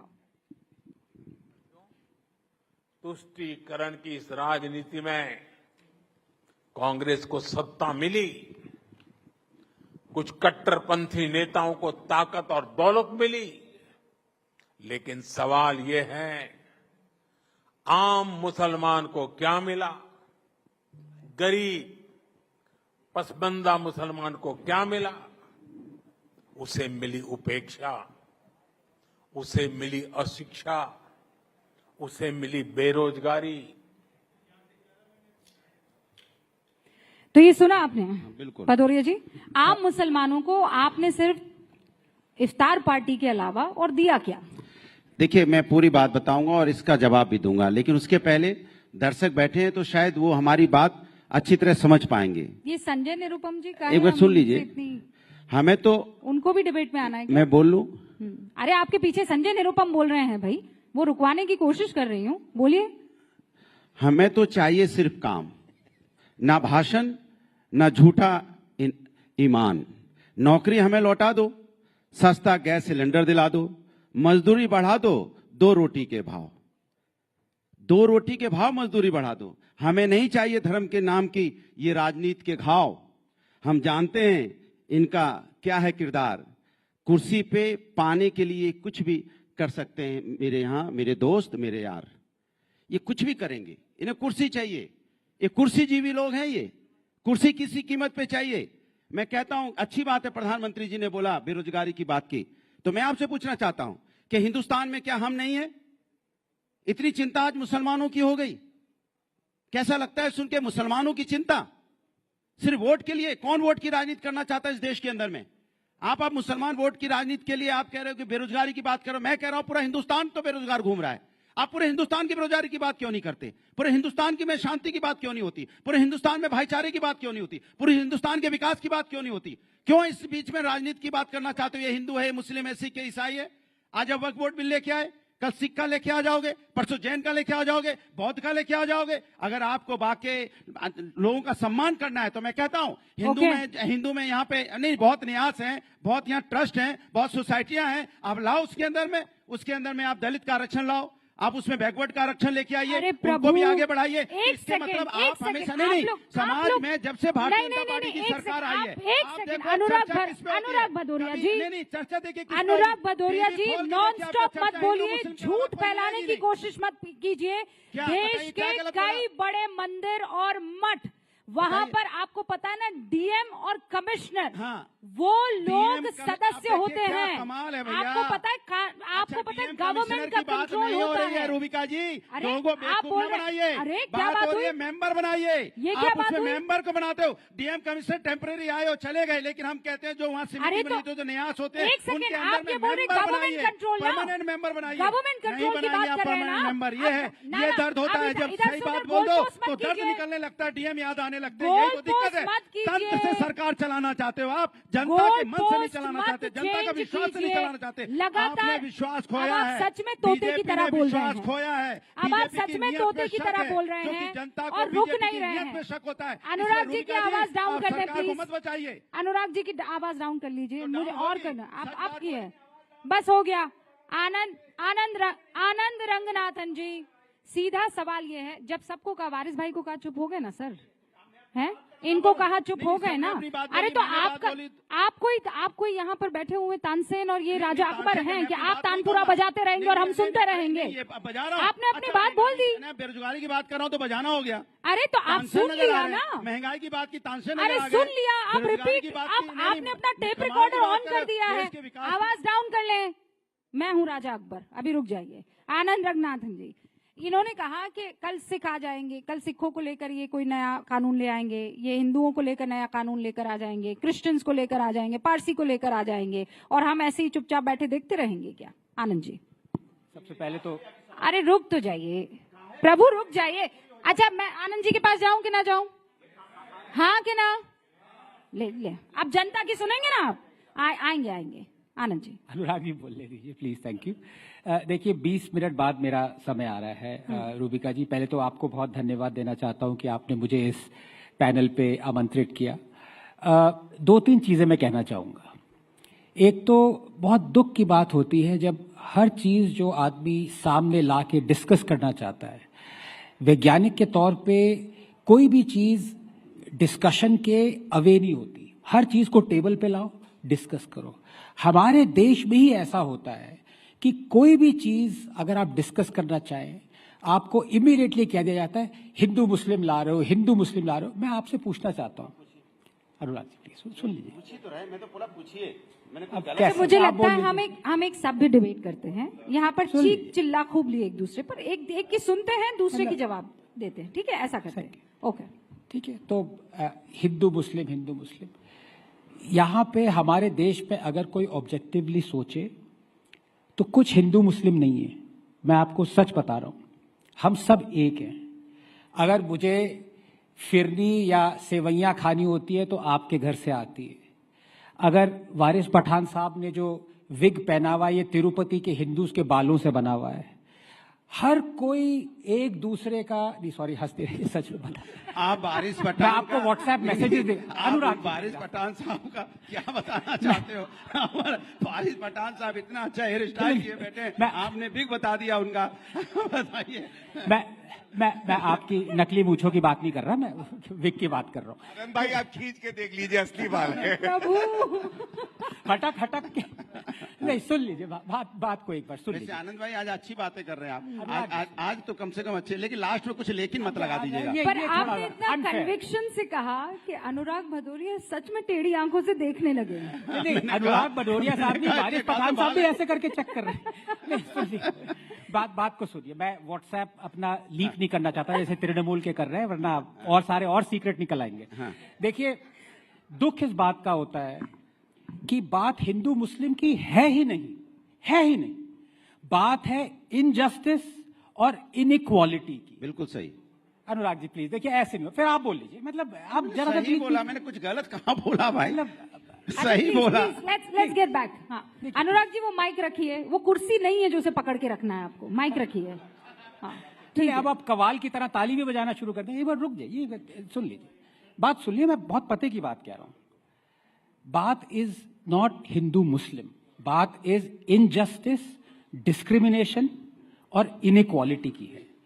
और दुख इस बात का होता है कि जो हमारी 250 मिलियन मुस्लिम कम्युनिटी है, वो जब इनजस्टिस, डिस्क्रिमिनेशन और इनइक्वालिटी देख रही है तो वो ये प्रोटेस्ट ही नहीं कर रही, वो एंजॉय कर रही है। कि ये डिस्क्रिमिनेशन, ये इनइक्वालिटी और ये इनजस्टिस हिंदूज के अगेंस्ट हो रहा है। अब मैं आपको 3 एग्जाम्पल देता हूं। नंबर 1, क्या कभी किसी मुस्लिम कम्युनिटी या वारिस पठान साहब ने कहा कि ये गलत है कि सिर्फ RTE right to education act का 93rd अमेंडमेंट के साथ जो कंजंक्शन है वो सिर्फ हिंदू रन स्कूल्स को कहता है कि अपने 25% सीट्स आप इकोनॉमिकली वीकर सेक्शन के लिए रिजर्व करो। हिंदू रन स्कूल्स और क्रिश्चियन रन स्कूल्स को नहीं कहता। ये डिस्क्रिमिनेशन नहीं है। Thousands of Hindu run schools बंद हो चुके हैं इस चक्कर में। कभी वारिस पठान साहब ने नहीं कहा ये गलत हो रहा है। कभी वारिस पठान साहब ने ये नहीं कहा कि स्टेट एक्सक्लूसिवली, देखिए वारिस भाई के बारे में एक बार सुन, हिंदू भाई के बारे में बोल रहे हैं। RTE नहीं, इनको हिंदू नहीं, ये कह रहे हैं कि नहीं, इनका कहने का मतलब ये हुआ कि सिर्फ मुस्लिम हिंदू, अरे हमारे साथ अन्याय नहीं हो रहा है क्या? हमारे साथ अन्याय नहीं हो रहा है क्या? हमें रोजगार नहीं मिलना चाहिए था क्या? हमें महंगाई से छुटकारा नहीं मिलना चाहिए था? हम हिंदू मेरे साथ अन्याय क्यों हो रहा है? मैं आपसे सवाल पूछ रहा हूँ, लेकिन इसका जवाब नहीं है। हम सफर कर रहे हैं, इसका जवाब क्यों नहीं मिलेगा? अनुराग जी एक सेकंड रुकिए। वारिस पठान पहले RTE मेरे बारे में बहुत सारी बातें। अच्छा, वो 4 पॉइंट बोल रहे हैं, उसके बाद आप इंटरप्शन। वारिस भाई 4 पॉइंट बोल दें। अब बीच में 5-5 बार इंटरप्शन करेंगे तो फिर कैसे चलेगा भाई? समय उतना नहीं है सर, जल्दी बोल दीजिए। इतने समय में तो सरकार चली जाएगी। आधा समय आपने ले लिया अनुराग। अरे ये सपा की सरकार नहीं है कि टूटी साइकिल चली जाए, चिंता ना करिए। सरकार तो भाई आप बोलिए। सरकार तो जाते जाते बच गई है। आप अपने आप कॉन्सेंट्रेट तो जाते जाते बची है। जल्दी से। मतलब मेरा रोल आपने स्पीकर की तरह बना दिया है लोकसभा के। अरे सर सुनिए, आप 5 मिनट से बोल रहे हैं, आपकी बात अच्छा, मैं क्या करूं भाई? मैं 2 मिनट में अपनी बात कह चुका हूं। Anurag ji please, it's a request. अरे मैं 2 मिनट बोला हूं, आपने 20 बार इंटरप्ट किया। ये 5 मिनट से बोल रहे हैं, इनकी बात पूरी नहीं हो रही है। अन्याय नहीं है तो क्या है? आपके मंच पे अन्याय हो रहा है, आप कह रहे बोलने नहीं दे रहे। इधर मेरे ऊपर आरोप लगाने से बेहतर होगा कि आप उनकी बात सुन लें। Okay Anand ji please try to finish it in संक्षेप। बिल्कुल। अभी कभी वारिस पठान साहब ने ये नहीं कहा कि सिर्फ हिंदू टेम्पल्स पे गवर्नमेंट एक्सक्लूसिवली कंट्रोल कर रही है और बिलियंस ऑफ डॉलर्स ले रही है। मॉस्क पे कंट्रोल क्यों नहीं कर रही? क्या ये डिस्क्रिमिनेशन, इनइक्वालिटी नहीं है? वो हटनी चाहिए। कभी ये नहीं कहा या वो हटे या मॉस्क को भी कंट्रोल करो। मॉस्क से पैसा लो। और तीसरी सबसे जरूरी बात, और ये मैं वक्फ पे आना चाहता हूं। देखिए, मेरा वक्फ बोर्ड से कोई भी डिसएग्रीमेंट नहीं है। मैं तो कहता हूं हजारों वक्फ बोर्ड हो, कोई there are hundreds of boards, NGOs, charities, let them run. Point है कि वक्फ एक्ट आ गया जो कि वक्फ बोर्ड को वेपनाइज करता है। अब मैं आपको एक उदाहरण देता हूं। नहीं सर, वक्त की कमी है, जो बातें आपने बोली जवाब दीजिए। मेरे अच्छे दोस्त आनंद रंगनाथन ने 5 मिनट में 50 मरतबा मेरा नाम लिया, तो मैं पूछना चाहूंगा आनंद भाई, आपने बहुत अच्छी अच्छी बातें बताई। मुझे बताओ, आप लोगों को मुसलमानों की इतनी फिक्र कब से होने लग गई? क्योंकि देश में है। जिनको सुनिए, जिनको मुसलमानों की अच्छा मेरी 2 मिनट की अजान से तकलीफ है, जिनको मुसलमानों के 10 मिनट रास्ते पे नमाज पढ़ने से तकलीफ है, जिनको मुसलमान की बेटियों के हिजाब से तकलीफ है, जिनको मुसलमानों के खाने पीने से तकलीफ है, जिनको मुसलमान अगर दाढ़ी टोपी रख के कुछ ट्रेन में चला गया तो उसको मॉब लिंचिंग कर देते, JRCR नहीं बोलने से तकलीफ है, उनको आज अचानक मुसलमानों से इतनी मोहब्बत आ गई। यही तो सबसे बड़ा शक आ रहा है हमको। यही तो आपकी नीयत में खोट है। अगर आपको कुछ करना है मुसलमानों के लिए, दीजिए, हमारी बेटियों को डिमांड स्कॉलरशिप देंगे। आप नहीं देंगे, दीजिए। शकिया जाफरी मरूम को इंसाफ हिंदुओं के लिए भी नहीं दीजिए। आपको डेटा देता हूं, मुसलमानों को इंसाफ दीजिए। 11 साल से आप जितने की मॉब लिंचिंग हुई सबको इंसाफ दीजिए। जिनके घर बुलडोजरों से आपने उड़वा दिए मुसलमानों के, बिना कोर्ट के ड्यू प्रोसेस फॉलो किए, आप दीजिए, उनको इंसाफ दीजिए। और अब इनइक्वालिटी की बात करो, इनइक्वालिटी कहां मैं बताता हूं। आर्टिकल 14 का ग्रॉस आर्टिकल 14 का ग्रॉस वायलेशन हुआ। मैं आपको बताना चाहता हूं, कॉन्स्टिट्यूशनल और लीगल प्रोविजन बता दीजिए कि एंटी मुस्लिम है। हिंदू एंडोमेंट बोर्ड में मुसलमान अलाउड नहीं है, गैर कौम अलाउड नहीं, लेकिन मुसलमान के वक्फ बोर्ड में आप हिंदुओं को डाल देंगे, ये क्या अलाउड है? चलिए वारिस भाई, अनुराग जी एक सेकंड। आपने कहा कि आपने एक साथ बोला कि इनको हमारी दाढ़ी से प्रॉब्लम है, इनको हमारी नमाज से प्रॉब्लम है, इनको में हमारे बच्चों के हिजाब से प्रॉब्लम है, लेकिन आपको तो जय श्री राम तक बोलने से प्रॉब्लम है। वो प्रॉब्लम नहीं है, आप बोलिए। आप किसी को नहीं बोलने पे मार डालोगे तो प्रॉब्लम है। इन्होंने गणपति बप्पा बोल दिया था, माफी मांगनी पड़ी थी। आप बोलिए, गणपति बप्पा बोल दिया था, माफी मांगी। आप बोलिए, जबरन नहीं बोलने से केस से निकाल देंगे, नहीं बोलने से एंटी नेशनल घोषित कर देंगे। चीजें जो आप लाते हैं, बाकी कोई चीज से प्रॉब्लम नहीं। यही वो जगह है जहाँ पर गौरव जी ये कह देते रूबिका जी इफ्तार हुई और आना नहीं हो पाया, यही वो जगह है जहां पर सिवैया की बात आनंद रंगनाथन कह देते हैं और आप जय श्री राम को जेसार कहने में भी घबराते हैं। रूबिका जी यही वो जगह है जहां हिंदू का जब परिवार होता है रामनवमी में तो मुस्लिम भाई फूल बरसाते हैं। यही बीजेपी को पसंद नहीं है एकता। तो हिंदू भाई मुस्लिम भाई पे फूल बरसाते हैं, हिंदू भाई मुस्लिम भाई पे फूल बरसाते हैं, मुस्लिम भाई हिंदू भाई पे फूल बरसाते हैं। गौरव भाटिया, भारतीय जनता पार्टी के दिल में सांप क्यों लौट रहा है जब हिंदू भाई सांप क्यों लौट रहा है आपके दिल में? गौरव भाटिया इसका जवाब दे दीजिए। देखिए, सबसे पहले तो मेरे भाई ने अभी बात करी कि ये हिंदुओं का भी है, मुसलमानों का भी है, सिखों का, सब बिल्कुल। मेरे भाई जो अभी आनंद भाई बता रहे थे, एक बार टीवी डिबेट में बोला गणपति बप्पा मौर्य 6 महीने तक गायब हो गए टीवी से। फिर ये भी झूठ और एक झूठ।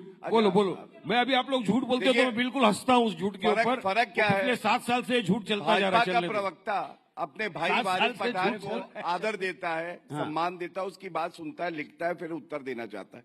ये लोग हर लाइन पे टोकेंगे क्योंकि इनको डर ये लगता है कहीं हमारा असली चेहरा सबके सामने हर लाइन पे टोकेंगे। आप देख लीजिएगा, अब मैं बताता हूँ, अच्छा ये बात तो सच है ना, ये बात तो सच है हर लाइन कि गौरव भाटिया ने जब बोला बीच में कोई नहीं बोला। हर लाइन पे अनुराग भाई जब आप बोले बीच में कोई नहीं बोला। अरे वक्त में बताओ ना, आर्टिकल 14 का वायलेशन है नहीं है, 25 का वायलेशन है नहीं है, 26 का वायलेशन है नहीं है, 25, 26 आर्टिकल 14 वायलेशन है कि नहीं है? 7 मिनट बोले और क्या चाहिए? हम 2 मिनट बोले और क्या चाहिए बताइए? ओके, अन्याय तो हमारे साथ है ना। जितनी सीटें उतनी बातें ना, रुक जाइए ना, जितनी सीटें आप रुकिए। रंगनाथन जी कितनी सीटें हैं आपकी? गौरव भाटिया 140 करोड़ सीटें हैं मेरी भी। अरे हमारी एक है लेकिन पूरे में भारी है। आप दावेदार थोड़ी हो जाएंगे। विषय पर लौट कर आइए सर, विषय पर लौट कर आइए। गौरव भाटिया विषय पे रहते हैं।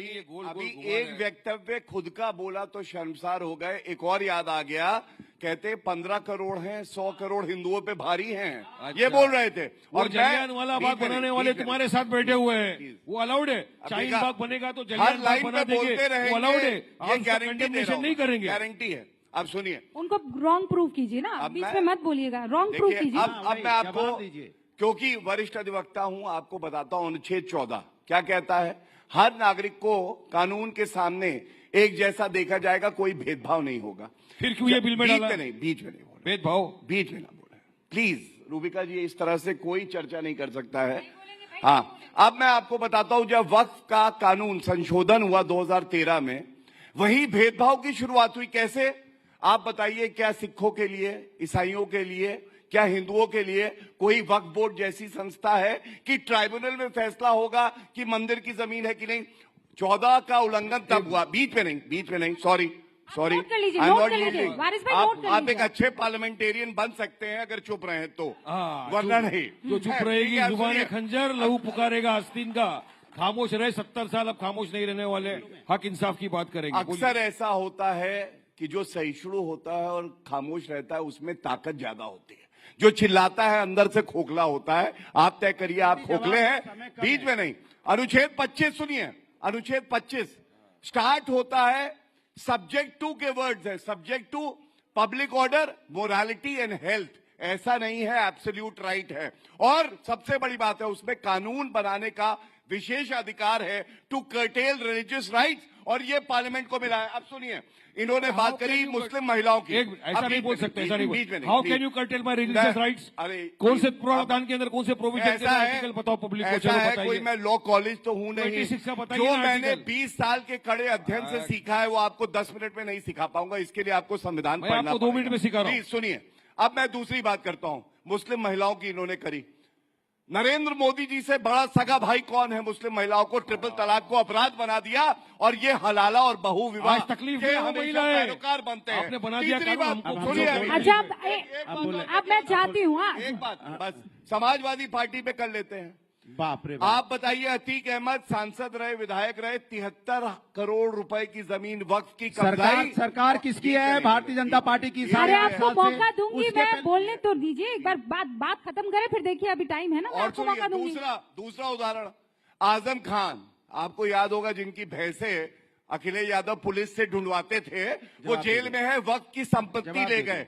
और अंत करूंगा एक ही बात कह के, ये गिराने की कोशिश करते हैं भारत को, नरेंद्र मोदी जी को। हमें ना मैं गिरा ना मेरी उम्मीदों के मीनार गिरे, मुझे गिराने में कई लोग 100 बार गिरे और ये गिरते रहे। गौरव भाटिया ने जो बातें की, सर तुष्टीकरण का आप पर आरोप लगता है ना, वारिस भाई आती हूँ, तुष्टीकरण क्यों?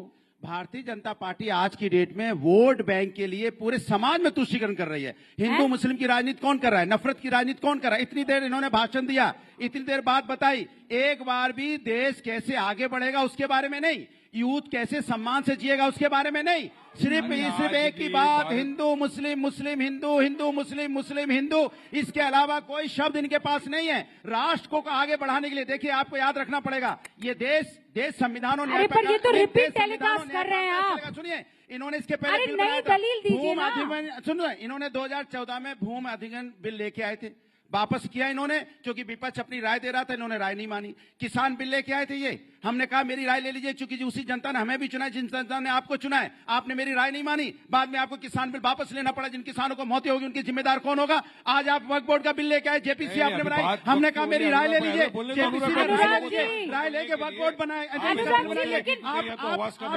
सुनना ही नहीं चाहता। कवि कहना क्या चाहता है, लेकिन इसका कवि कहना क्या चाह रहा है? कवि कहना चाह रहा है, क्या कहना चाह रहा है? कवि बोलना चाह रहा है कि इसको समझ नहीं आ रहा है। तानाशाही अपनाती है, ओके, से बिल पास करती है, ऑलराइट, बोलना चाह रहा है, पब्लिक को समझ नहीं आ रहा है। भारतीय जनता पार्टी आप वालों को भी समझ में नहीं आ रहा है। आप भी हमारे साथ अन्याय कर रहे हैं, कभी ये कहना चाह रहा है। अच्छा ठीक है, सुन लिया, कोई समझ नहीं पा रहा है। आनंद, आनंद, आपने वारिस से जो सवाल पूछे, वारिस ने उनका जवाब दिया। उन्होंने कहा दिया जवाब? नहीं दिया भाई, वारिस आपने जवाब नहीं दिया। हर बात का जवाब दिया। मैंने आनंद भाई से सवाल किया कि ये जो नया वक्फ का कानून आया है, ये किस तरह से वायलेशन नहीं है 14 का, और आपको मुसलमानों से इतनी हमदर्दी कब से हो गई, जो इनसे इतनी नफरत करते हैं, तो आप मुसलमानों के लिए कुछ अच्छा करना चाहते हैं तो उनकी बेटियों को डिमांड ड्रिवन स्कॉलरशिप दीजिए, हमको भी हमारे हिसाब से आजादी दीजिए, हिजाब पहनने दीजिए, एजुकेशन लेने दीजिए, विकास का काम करने दीजिए, हमारा माइनॉरिटी का बजट बढ़ा दीजिए। आप जो माइनॉरिटी का बजट आप कर्टेल कर देते, और जो असंवैधानिक बिल जो आप लाए, मिनिस्ट्री का बजट डबल हो गया है, इनको ये भी नहीं पता। ये मैं पन्ना लेकर आई हूँ। ओके, जवाब दीजिए। हमारा अधिकार है, हमको हमारा अधिकार दीजिए, यही तो बात है बस। आनंद, रूबिका जी, वारिस पठान साहब इतना झूठ बोल चुके हैं कि असादुद्दीन साहब सोच रहे होंगे अरे तुम इतना झूठ बोलोगे तो मैं क्या बोलूंगा। अब मैं एक एक करके इनका जवाब देता हूं, और बीच में इंटरप्ट मत करेगा, आपको आपके साउथ इंडियन बालों की कसम, मतलब विग वाले, ठीक है। पहली बात, हिंदू मुस्लिम कर रहे हैं, मैंने इनसे क्या पूछा? सीधी सी बात पूछी, जो डिस्क्रिमिनेशन हिंदूज के अगेंस्ट हो रहा है आपको वो दिख ही नहीं रहा है? आपको अब वो हमें नहीं दिखा, अगर आपको दिख रहा है तो। अरे काहे आप बीच बीच में परेशान कर रहे हैं? कैसे बोलेगा? रुकिए ना अनुराग जी, मेरे आपके बीच में नहीं बोले हैं, कमाल है। अच्छा नहीं लगता आपको? यहाँ वोट देने वाला कोई एक भी होगा ना तो पलट जाएगा, वो देगा, समझिए आप देगा। ओके आनंद, क्योंकि हम गैस की बात पूछेंगे, 50 रुपए बढ़ा है, उसपे कोई बोलने को नहीं तैयार है। एग्जाम्पल मैंने आपको दे दिए। अरे गैस के दाम 50 रुपए बढ़े, आप तो रोजगार पा रहे हो, जिनके पास गैस का पैसा नहीं हो कहां से मिलेगा? जरा बताइए। आप गरीबों से पूछे जाके, आप तो यहाँ बैठे एसी में, उस गरीब से पूछे 50 रुपए कहां से लेके आएगा? जिसके घर में रोजगार नहीं है, पूछो कैसे जिंदगी चलती है। आवाज डाउन करें भाई, सुनिए, हर बार ऐसा ही क्यों होता है? मुझे आवाज डाउन करनी पड़ती है। अनुराग जी, लड़ने से कुछ नहीं होगा, यहाँ सभ्य तरीके से डिबेट हो रही है ना। ओके अनुराग जी रुक जाइए। आनंद की बात करना आपको आनंद एक मिनट, मैंने सिलेंडर की आवाज क्या उठाई, आप चिल्लाने लगे। अरे सर, आपको सर आपने गरीबी देखी है कभी? सर सुनिए, गाँव में पूछे लोग कैसे जी रहे हैं? डांट क्यों रहे हैं भाई? डांट ही नहीं, हमको ऐसे नहीं बात करते हैं, समाजवादी पार्टी का ऑफिस थोड़ी ना है। अरे भाई सम्मानित लोग आ रखे हैं, आप आनंद ले रहे हो, सभा का ऑफिस नहीं है। मैं एक आंकड़े लेकर बताती हूँ, आंकड़े बताती हूँ। आप जिस तरीके से चीख रहे हैं ना, ये सच्चर की रिपोर्ट बताती है प्रशासनिक सेवा में मुसलमानों की भागीदारी 3%, आईएएस और बाकी जो है उनकी 4%, आईपीएस जो है वो 4%, पुलिस बल में मुसलमानों की भागीदारी तब 7%, रेलवे में 4%। आज मोदी सरकार 2025 में ये आंकड़े मैंने निकलवाए, यूपीएससी क्रैक करने वाले मुस्लिम छात्र 5.12% बढ़ गए, यानी 3% से आगे गए। रेलवे में जो 4.5% मुसलमानों का आंकड़ा हुआ करता था, वो 14.16% पहुंच गया है, जिसमें 463 गैजेटेड ऑफिसर हैं। अगर मोदी को सच में मुसलमानों से इतनी एलर्जी थी तो ये आंकड़ा बढ़ते हुए कैसे दिख रहा है? आनंद रघुनाथन, सीधी सी बात है, देखिए डेटा कभी झूठ नहीं बोलता। अब जॉब्स की कोई बात कर रहा है, अब ये भी बात झूठ बोलेंगे कि जो केम्स रिपोर्ट है आरबीआई की कि पिछले साल 47 मिलियन जॉब्स वर क्रिएटेड, ये भी झूठ है। जीडीपी भी, हर चीज झूठ कहेंगे तो उसका कोई इलाज नहीं है। और आप ठीक कह रहे हैं, अगर आपको पावर्टी देखनी है ना सर, तो आप वहां जाइए सफाई में, जहां फेस्टिवल हुआ था सफाई में, जहां पे बॉलीवुड को अब सुनिए, अब देखिए ये गलत बात, आप गलत बात बोलेंगे। आपको देखना है तो बोलेंगे गोरखपुर जाइए। आप कैसी बातें करते हैं? आप कल्चर प्रोग्राम बोलेंगे सैफई जाइए, सैफई से इतना प्यार, चले जाइए आप, आइए आप देखें क्या क्या हमने गांव का डेवलपमेंट किया। अरे तो आप एंग्री यंग मैन की तरह क्यों बिहेव करते हैं? चले जाइए, गरीबी देखनी है तो अरे गरीबी देखनी है, आपको इतना गुस्सा होने की जरूरत नहीं है। आपको पता है, कमाल की बात कर रहे हैं। आपको पता है, सुनिए मेरी बात सुनिए। उत्तर प्रदेश में नहीं है, अनुराग जी, देश में नहीं है। अनुराग जी, ये रेगुलर डिबेट नहीं है। कैसे हो गया गाँव, कैसे उन्नति कर गया अनुराग जी? ये नॉर्मल, ये अनुराग जी, अनुराग जी, अनुराग जी हद कर रहे हैं, क्या कर रहे हैं आप? अनुराग जी एक सेकंड, ये एक तो ये कॉन्क्लेव है, एक तो ये कॉन्क्लेव है, और जाट मूवी कल रिलीज हो रही है। सनी देओल की एक्टिंग आप ना करें, वो जाट मूवी कल रिलीज हो रही है। की बात होगी तो क्या क्या किस बात में टॉकिंग है? क्या कर रहे हैं आप? करेंगे बैठ के गांव में, अगर वहाँ बॉलीवुड आ गया, इनके पेट में दर्द हो गया। चलिए अब समय हम लोग ओके, अब समय ओवर हो गया है। मैं आखिरी 30 सेकंड सबको देना चाहती हूँ। पहले आप ले लीजिए पेड़, पहले आप बोल दीजिए 30 सेकंड, ठीक है? 30 सेकंड, ओके? देखिए मुझे दर्द इस बात का होता है जब आप सैफई चले जाते हैं, एक ऐसा गांव जिसको एक मॉडल की तरह से पूरे देश को लेना चाहिए कि गांव में क्या क्या सुविधाएं हो सकती हैं, ऐसा गांव आपको हर भारतीय जनता पार्टी बॉलीवुड वालों को कितने पैसे बनाइए। ओके, किसने आपको रोका? 30 सेकंड ओवर, ठीक है? आनंद, गरीबी देखनी है ना तो सफाई में जाके देखिए, 500-600 करोड़। सैफई तो बोलना सीख जाओ, सफाई नहीं है, सैफई है। अच्छा ठीक है, सैफई। सैफई, यही दिक्कत है। शहर वाले लोग प्रोनाउंसिएशन हिंदी नहीं कर पाते गांव का, तो गांव की बात करेंगे। ओके, अब मैं तमिलियन हूँ, अब आप कहेंगे कि मुझे हिंदी अच्छी बोलनी नहीं आती, तो धिकार है मुझ पे मेरी तमिल। आप तमिल में बुलवाऊं आपसे? तमिल तेरी माँ, आप सफाई बोल रहे हैं तो आप तमिल तेरी याद है। देखिए अब ये भारतीयता है, ये सीखिए आप रूबिका जी से। हर चीज में चिल्लाने का मतलब ये नहीं होता है कि आप अपना पॉइंट्स रख रहे हैं, लोग समझ रहे हैं। आपने गरीबी की बात करी, मैं आपको सैफई की बात बता रहा हूं कि जो आपने 100 की तादाद में करोड़ों रुपया खर्च किया, वो गरीबों को भी दे सकते थे। बॉलीवुड हीरोइंस को क्यों दिया नाचने के लिए? अरे भैया ये बता, इसका आंसर करिए। अरे तो इसके मतलब बॉलीवुड यहाँ जो बुला रहे हैं तो इसके मतलब क्यों बुलाते हैं बॉलीवुड? ओके सर, अब आखिरी कुछ मिनट में देना चाहती हूँ वारिस पठान, और उसके बाद जवाब देंगे गौरव भाटिया। देखिए बात गरीबी की हो रही है, ये बात गरीबी की हो रही है, इसलिए बताना चाहूंगा कि हम लोग जो लड़ाई लड़ रहे हैं वक्फ के लिए, ये गरीबों के लिए तो लड़ रहे हैं जिनके ऊपर इनका अधिकार है, वक्फ की जमीन के ऊपर बेवाओं का, यतीम बच्चों का, उन्हीं के अधिकार के लिए लड़ रहे हैं। और हमारे यहाँ पे वक्फ बोर्ड है, वक्फ ट्रिब्यूनल है, और आप जो झूठ फैला रहे हो कि ट्रिब्यूनल के ऑर्डर के नहीं जा सकते, गलत है। हाईकोर्ट के अंदर आप रिवीजन फाइल कर सकते हो। अब ये जो कानून आपने लाया है पर से असंवैधानिक के आर्टिकल 14, 24, 25, 26 का ग्रॉस वायलेशन है गौरव भाटिया जी। हिंदू एडवोकेट बोर्ड के अंदर आप किसी मुसलमान को रखेंगे नहीं रखेंगे? मुस्लिम बोर्ड के अंदर आपको क्यों लाना है? बात नंबर तो दूसरा, एक खाली 10 सेकंड में अपनी बात कंप्लीट कर दूंगा रूबिका जी।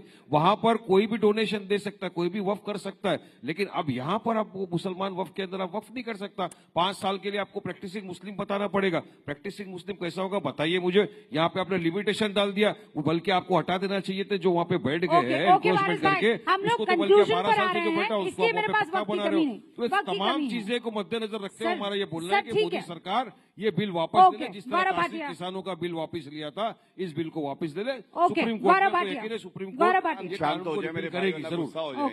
धन्यवाद। देखिए सबसे पहले तो इन्होंने विरोधाभास बात करी। इन्होंने कहा वक्फ बोर्ड पे नॉन मुस्लिम्स कैसे आ गए?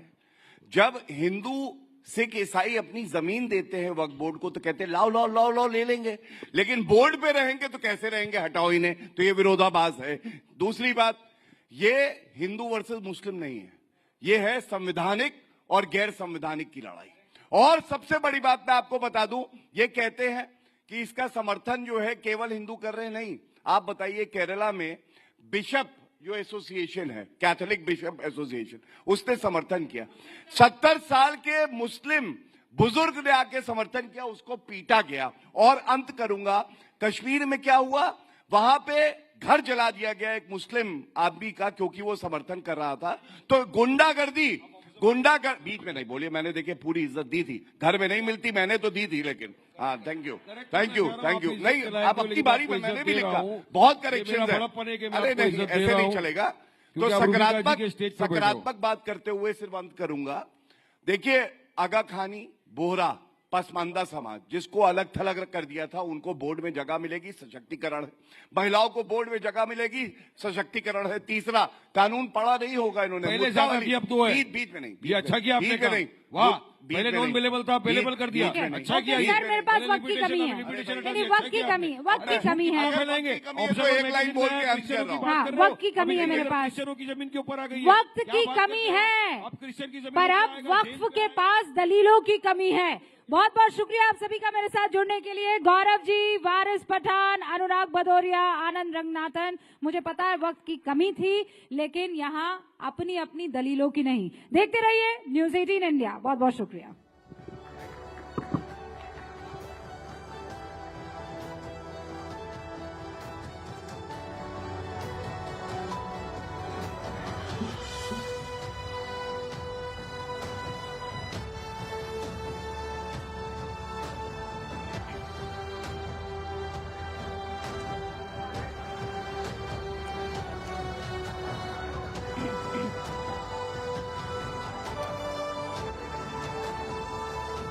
तो देखिए वक्फ के पास दलीलों की कमी है या नहीं, अगले सेशन में भी हम इसी पर चर्चा करेंगे। लेकिन मैं रिक्वेस्ट करूंगी, I would like to request everyone to please be seated for a next session.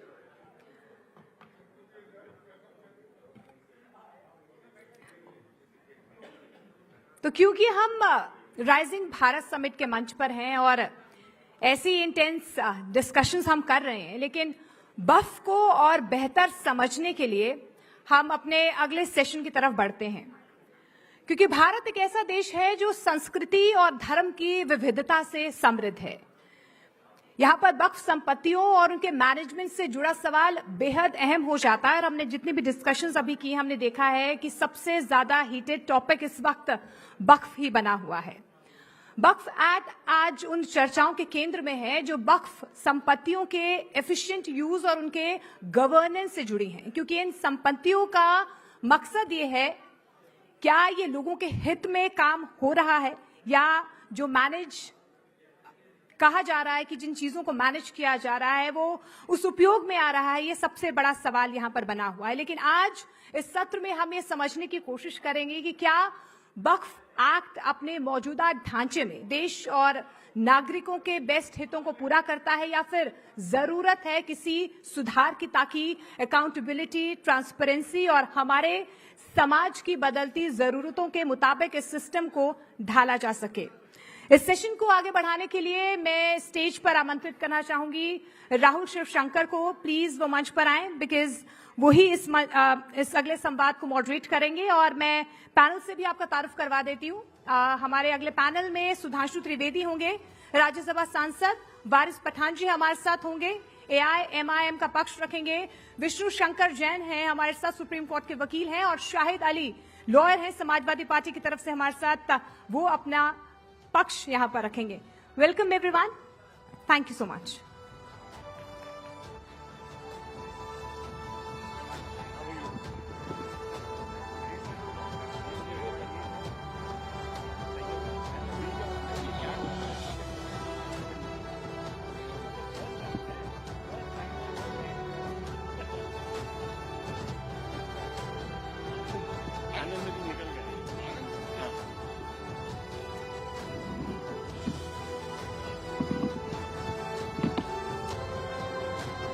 Ladies and gentlemen, thank you very much for your patience. We promise to be better behaved than the panel before this. But we're going to discuss something very interesting. The Prime Minister has spoken for the first time on the Waqf Amendment law.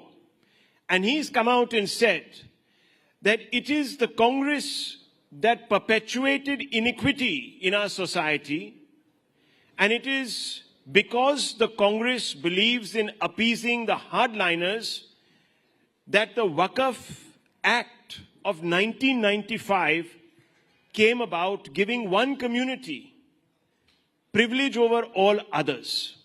How does our panel this evening react to this statement by the Prime Minister and the debate that it has sparked across the political spectrum? Let's get a sense of that. I want to first begin with Varis Pathan, who is, of course, the irresistible force on this panel, and he will, of course, be taking on the immovable force, Sudhanshu ji. So, Varis bhai, I want to understand something from you. You say that the Waqf bill perpetuates inequality and discriminates against Muslims. Can you explain how? Well, Rahul, the apprehensions which we are having regarding the Waqf Act, they are coming true now. As we rightly said, that by incorporating Article 3D in the amendment, they will now say that it is ASI protected thing and they will take away the property. Their intentions were right. And so what happened yesterday? In UP, the ASI came there at the Sambal Mosque. They removed the green board. They put a blue board and that instead of Jama Masjid, now they have written it Juma Masjid. This will go on and on. That is why we say this bill, which Act now is totally unconstitutional. It is a violation of Article 14, 24, 25, 26 of the Constitution, which is given to us by Dr. Babasaheb. And I say why? Article 14 talks about equality, Rahul. Equality should be everywhere, whether with the Hindu Endowment Board or with the Muslim Waqf Board. In Hindu Endowment Board, you cannot have a non-Muslim, non-Hindu. In Waqf Board, you can have Hindus. In Hindu Endowment Board, anybody can give Waqf. But in Muslim Waqf Board, only a Muslim who's practicing 5 years as a Muslim religion is only entitled to live. Now, why is the discrimination? That limitation period. Now, Modi said that we want to remove encroachment and all. There was a bill brought in 2015, but they've removed that. Now, if a person is there encroaching the property for 12 years, he will become the owner of that property. You have removed that, whereas this is not there in that property. So here also there is a discrimination. The right to practice religion is a fundamental right guaranteed to us by the article which is given to us by the Constitution. Article 26, I have my right. You cannot interfere into what I am doing in my religious affairs. This is the private property. This is a personal religious affairs. You cannot just enter and say, no, we will take up. You talk about corruption. Well, corruption is not there. Corruption is everywhere. When the last time what we saw in the video, which is viral everywhere, a judge's home, 15 crore rupees, more than that were stashed in a storeroom. So corruption is, does this mean to say that Modi government take away the entire judiciary? Okay. If corruption is there, what did you do for 11 years to remove those corruption? Okay, so you should have taken steps to remove the mafia and everybody. Point by point. That's why we say it's per se illegal and this has to be repealed. Okay, so you're making 3 points. Number one, that the state gets through the back door control over Muslim properties, especially religious properties, exclusively religious properties. You're saying also that on Hindu temple boards, you have now a new dispensation in which you cannot appoint non-Hindus, while this is going to happen on our Waqf board. And the third, which is a point that you have been making for a while now, that fundamentally you have a situation where you feel, and I find that strange, because for 75 years, the state has exercised control because they apprehend corruption in Hindu temples on temples. So I don't see how you're being singled out as Muslims, because the majority has suffered this for 75 years. But Sudhanshu ji, जरा आप विस्तार से ये बताइए कि ये bill जो ये कह रहे हैं कि मुसलमानों के राइट्स को सर्कमस्क्राइब करता है, वो आप क्यों इससे डिसएग्री करते हैं? There are three aspects. One is a technical aspect, one is a political aspect, another is a moral aspect. On technical ground, it is categorically clear. Number one, it has nothing to do with the committees of mosque, dargah, and qabristan. They are going to be unaffected by this. It has to do only with the management of the land. And it is being categorically and unequivocally stated by several high courts. In 1964, Allahabad High Court has used the word that the Mutawalli cannot be an equivalent of Mahant, because it's not a religious act. In 1976, Calcutta High Court has clearly said that it has having no religious connection and it is not come under the purview of Article 26 of the Constitution.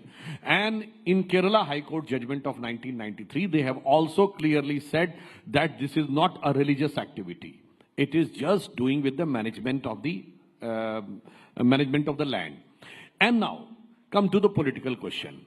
It's a very peculiar thing to understand that from 1913 to 2013, first I would like to say there is a statement that since the matter is related to the Mohammedans and related to Mohammedans law, so there is no question of public policy arise. Means government should not have any role. You know whose statement this is?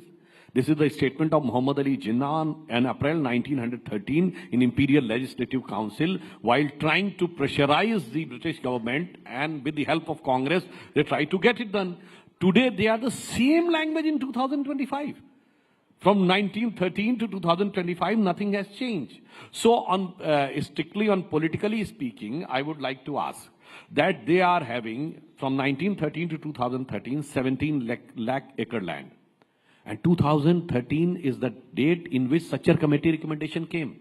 And it said that the Muslims are in a worse condition than scheduled caste. But from 2013 to 2023, 21 lakh acre land has been added. It's a very peculiar, you can say, mind-boggling logic.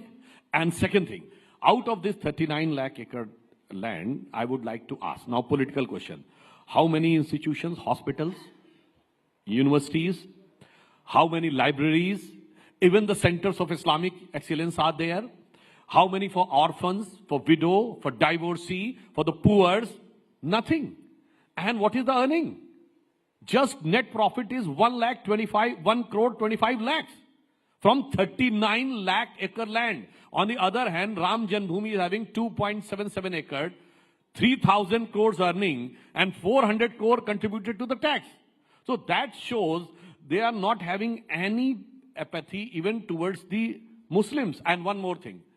If they are having so much of sentiment for Islam, why there is a separate Muslim Shia Waqf Board and Central Waqf Board?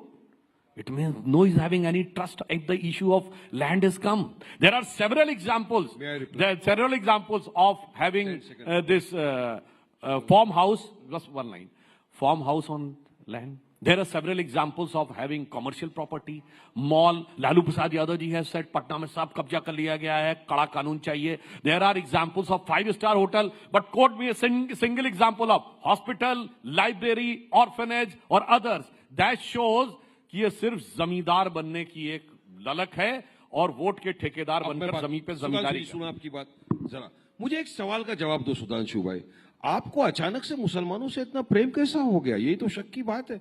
आपको हमारे 2 minute की अजान से तकलीफ है, 10 minute अगर कोई रास्ते में नमाज पढ़ लिया उससे तकलीफ है, आपको हमारे हिजाब से तकलीफ है, आपको हमारे खाने पीने से तकलीफ है, आपको हमारे दाढ़ी टोपी से तकलीफ है, आप अगर कोई चला गया शक की बुनियाद पे JSR नहीं बोला आप उसको मारते हो, आपको इतनी सारी चीजों से तकलीफ है, आप बिल्किस बानो के बलात्कारियों को खुले फिजाओं में छोड़ देते हो, जब छूट के आते बेल पे आप उनको गार्लैंड करते हो, टिकट देते हो, जकिया जाफरी इंसाफ मांगते मांगते मर गई, उनको आपने इंसाफ नहीं दिलाया। आपको अचानक से मोहब्बत ये जो आई है ना सुधांशु जी, ये वफ को बचाने के लिए, ये वफ को खत्म करने के लिए आप कर रहे हो, झूठ फैला रहे हो, आप भरम फैला रहे हो देश में। आप अगर आप यकीन में इंसाफ की बात करते हैं आपके तो जवाब मुसलमान बहनों को दीजिए, डिमांड आपके जवाब देने से पहले मैं एक चीज छोटी बात कहना चाहता हूं। मुसलमान जेल में बेकसूर बंद है, छोड़िए उनको, क्यों नहीं देते हो बेल उनको? वारिस पठान साहब, आपको उन मुसलमानों से आज तकलीफ है जो वक्फ एक्ट को सपोर्ट कर रहे हैं। मणिपुर में घर जला दिया, नहीं आप मेरी बात सुनिए। वायलेंस इज कंडेमनेबल, मैं बोल रहा हूं आपको। That is not easy to say, no, because the chilling effect of that act, and it's not just against one Muslim in Manipur. There have been several incidents where Muslims who have supported the BJP's position on the Waqf Act have been attacked. The chilling effect that goes through the community means that hundreds and thousands of other Muslims, women, pasmandas, others from different communities who are benefiting will also now keep quiet. So this is not an exception. And this doesn't mean that there's one incident. But once again, let him respond. Jafar in our community. Mir Jafar. Peculiar gains and benefits are so if people follow the constitution. Because Modi has given them okay, post, so one second. They want something from Modi. That's why they're one second. Are you saying, knowing that they are going are you against saying the that Muslim people orphans? who respect the constitution are Mir Jafars?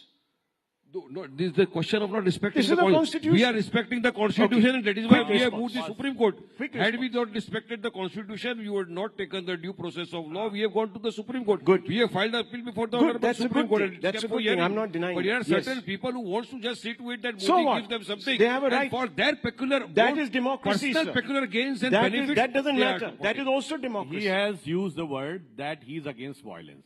But Afzal Halat ka mara hai, who was the mastermind of attacking parliament. याकूब मेनन की judicial killing हुई है.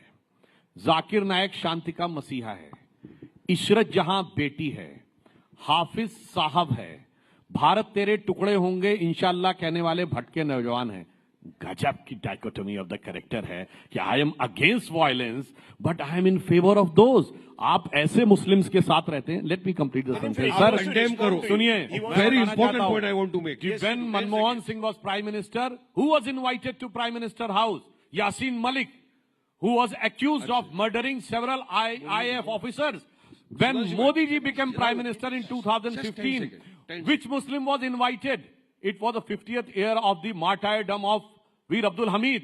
His entire family and his wife was invited and respected. That is quite clear कि वीर अब्दुल हमीद जैसे अच्छे और सच्चे मुसलमानों के साथ हम हैं और अपराधी और आतंकवादियों के साथ आप हैं. आपके खुद के एलाय शिवसेना के लीडर संजय निरुपम ने कहा कि अगर आप शाहीन बाग बनाओगे हम जलियान वाला बाग बना देंगे, जनरल डायर तैयार कर देंगे. आप उसका खंडन करते हो नहीं करते हो? बोलिए क्या स्टेप लिया आपने उसके खिलाफ, क्या एक्शन लिया आपने उसके खिलाफ?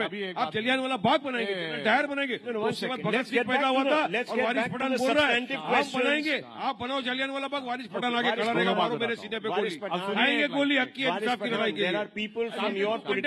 लिए. सुनिए, हाँ ये वायलेंस के अगेंस्ट है. 15 मिनट के लिए पुलिस हटा लो तो देख लेंगे. 20% 100 करोड़ पे भारी पड़ेगा. जलियान वाला की बात तो जुदा नहीं कर रहे हो. छोड़िए, बुल्ले काटे जाएंगे, राम राम चिल्लाएंगे, उसका कंडेमनेशन करो नहीं करेंगे. Please, Varis bhai, look, we are coming to the serious aspect. We're one stage today. Can he quote a single Muslim country in which Waqf board is having this type of provisions which India's Waqf board is having? I challenge him. Second thing, can he quote a single minority community in India? Does Buddhists have this right? No. Sikhs have this type of right? No. Christians have this type of rights? No. Parsis have it? No. Jews have? No. Even the Christians, the Catholic Bishop Council of Kerala has written a letter on 31st of March this year that this should be amended because 400-acre land of Christians has been claimed by them. This is the fundamental. दोनों में से बता दीजिए. एक दूसरी जगह पे संविधान नहीं क्या? भारत से बता दीजिए. दिया हुआ संविधान नहीं क्या? सऊदी के अंदर कानून आप चोरी करोगे, हाथ काटेंगे, वो भारत में लाना चाहते हो क्या? अभी आप जलियान वाला तो बनाने वाले हो ना यहाँ पे. बनाओ जलियान वाला बाग, आएंगे भगत सिंह बन के खड़े रहेंगे सामने, मारो गोली. अरे take over constitutional right. You have a right to protest. You don't have a right to impose full penalty on us. Under what provision of law did you impose full penalty on us? Okay, I'll have to shut down your mic, please. Let's not shout at each other. Please, we're within earshot. For God's sake, there's a whole live audience. Calm down. Okay, let's look at the constitutional question, because the matter now is going to go to the courts. We've tackled the politics here. Let's go to the constitutional question. Vishnu Shankar Jain, you've been arguing. In fact, you might even be moving the courts. I want to ask you, is this bill legally infirm? I see certain precedents that have been cited, and I have them here. In fact, there are several. There is the Shri Adi Visheshwari of Kashi Vishwanath Temple versus the state of UP, where legal precedents support state oversight. There are Supreme Court rulings. So, can you explain a little bit of that? And then I want Ali Saab also to come in. First of all, I want to ask a question: that what does this Amendment Act 2025 has done? Let me give you a very brief glance. Section 40 used to say, Rahul, that Waqf board has the power to declare any land as Waqf property. That has been deleted. Section 104 used to give a provision that a non-Muslim can also donate to Waqf, which was against the Islamic tenets. That has been deleted. Section 107 gave an exemption of the Waqf from the Limitation Act. That has been deleted. The Administration of Evacuee Property Act, which all the properties were of central government, that was given to Waqf by Rajiv Gandhi government by Section 108, that has been deleted. So the unfettered and unchecked powers which were there under the Waqf Act 1995 has been curtailed by the present Amendment Act 2025. Now, let's come to the constitutional aspect of it. The first Waqf Act in this country was introduced pre-independence in 1913, and the next Waqf Act came in 1923. And Rahul, if you will have the provisions of those two acts, the only provision was there to get the Waqf property registered before the district judge. It is over a period of time, over these 100 years, that so much powers have been given that today we know a very well-known saying is there in the legal terms, power corrupts. And absolute power corrupts absolutely. And it is because of that Surat Municipal Corporation was declared as Waqf property. Allahabad High Court's land, a portion of Allahabad High Court's land was declared as a Waqf property. Matter traveled till the Supreme Court. Then Bed Dwarka was claimed to be Waqf property. Chandrasekhar Azad Park was claimed to be the Waqf property. So the present Amendment Act has only curtailed the unchecked powers which was given to the Waqf board. And Rahul, let's analyze. The major ground of challenge is what? That you have introduced two non-Muslim members in the Waqf Council and in the Waqf Board. This is the major ground of challenge. Now in the Waqf Council, how many members are there? 22 members are there. And these two non-Muslim members will not be ex officio. It is mentioned in the Act. These two non-Muslim members in the Waqf Board will not be ex officio. So when you were receiving money from the non-Muslims under section 104, then also they were there. And I want to ask you a question. Varis bhai bhi mujhe bataएं, दो बातों का जवाब दें. Where is, in which Quranic text or in which hadith the concept of waqf by user is there? Please tell me. Point number one. Point number two, Varis bhai, please bataiye whether the Waqf Act 1995 does not apply, whether the Waqf Act 1995 applies to non-Muslims or not. It applies. Because of the judgment of the Supreme Court, Rahul and Rashid Wali Beg. Answer to your question. So if it applies to non-Muslims, just let me finish. If the Waqf Act 1995 applies to non-Muslims, why should non-Muslim members should not be there in the Waqf Council and Waqf Board? If it applies to me. Okay, now and according to my submission, it applies. Acha Vishnu, you have raised a very nice question. I'll rebut it. You spoke about equality. You spoke about the constitution. You say why it should not be applied here, why it is applying there. Hindu Endowment Board. Why don't you allow Muslims to be a part of it? Because no, in Hindu Endowment Board, you will allow other people from other community to give waqf, to give donation. But that is not it's not a masjid committee. Do you have removed now? About temple committees. And anybody can donate now. But as per the new amendment, Muslims can only donate to Muslims in our waqf. That too 5 years you have to show that you are a practicing Muslim. Now what is the criteria to show that a person is practicing for 5 years? Okay. What is the criteria? I want to know that because Rahul, if I want to donate, I should know the criteria for donating 5 years. बहुत साफ बात है. देखिए ये बात मैंने parliament में भी बोली थी. I want to make it very clear. इस्लाम में बहुत क्लियर मान्यता है कि जो गैर मुस्लिम है उसकी तो दुआ नहीं कबूल होती तो दान कैसे कबूल हो जाएगा. It is in respect to, otherwise दुआ कबूल हो जाए तो कन्वर्जन की जरूरत ही नहीं है भाई. दुआ तो सब मानते हैं, दुआ हाथ जिसके नहीं उसकी दूसरी बात होती है. क्या बात करते हो, सबकी दुआ कबूल होती है. ये झूठ आप फैलाओ मत. सर पूरे बड़े पार्लियामेंटेरियन हो, आपकी बात लोग हमारे माइनॉरिटी अफेयर्स मिनिस्टर गए, वो मदीना में एक लेवल तक जा सकते, उसके आगे नहीं जा सकते because he is a non Muslim. तो भाई इबादत नहीं कबूल हो सकती है, जायदाद कैसे कबूल हो सकती है? It is strictly in accordance with the principles of Islam. वरना कोई मुल्ला मौलवी मुफ्ती मुकर्रम बारी हाफिज से कहलवा दें कि गैर मुस्लिम की दुआ अल्लाह मियां कबूल कर लेते हैं तो मैं मानने को तैयार हूं. यहां पे पॉइंट दिखाई पड़ता है कि you want to manipulate the things as per your personal choices.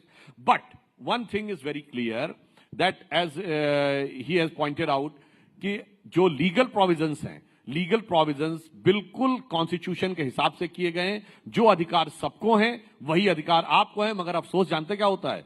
जिनके दिमाग में आज भी बादशाही बैठी हुई है, जिनके दिमाग में आज भी है हम तो कभी हुजूर नवाब थे हुक्मरान वक्त, जिस जमीन पे उंगली रख दी वो हमारी हो गई, वो अब दौर खत्म हो गया. यही गलत है, यही झूठ है. जिस जमीन पे हमने रख दी कहां से आ गया? अरे जो अगर वक्फ करता है तो बताता है मेरी प्रॉपर्टी है, सर्वे ऑफिसर अपॉइंट होता है, ऑफिसर रिपोर्ट बनाता है, गैजेट होता है, नोटिफिकेशन होता है, उसके बाद वक्फ होता है. ये आप लोग ने फैला देना ये जगह मेरी, ये होटल मेरा, ये झूठ बोल बोल के आपने पब्लिक को डराया. ये तमाम बातें झूठ है. भू माफिया बैठा हुआ था वो भी डराया. भू माफिया तो आपने निकाला क्यों नहीं 11 साल से? क्या मदद किया आपने भू माफिया निकालने के लिए? अहमद था भू माफिया, उसको निकाला भाई. 100 करोड़ की वक्त प्रॉपर्टी हड़प के बैठा. निकाला किधर? उसके बाद यहाँ पे मुंबई के अंदर आगा खान ट्रस्ट की जगह है, ऑर्फनेज. निकालो आप उसको वहां से. उद्योगपति ने बड़ा बंगला बना दिया वहां पे, नहीं निकालेंगे आप.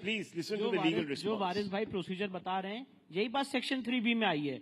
जो वारिस भाई प्रोसीजर बता रहे हैं यही बात सेक्शन 36 में आई है कि वफ अब बिना वफ डीड के नहीं होगा। इसमें प्रॉब्लम क्या? और मैं एक बात और बताना चाहता हूँ, just keep the record straight. Waqf में the manager of the Waqf is not the Waqf board, the मुतवल्ली is the manager of Waqf, not the Waqf board. Shahid Ali, let me bring him in also. He has been sitting. और पूछा था कैसे decide होगा कि practising मुस्लिम है। It's very clear, हम सबको हर जगह अपना रिलीजन लिखना पड़ता है।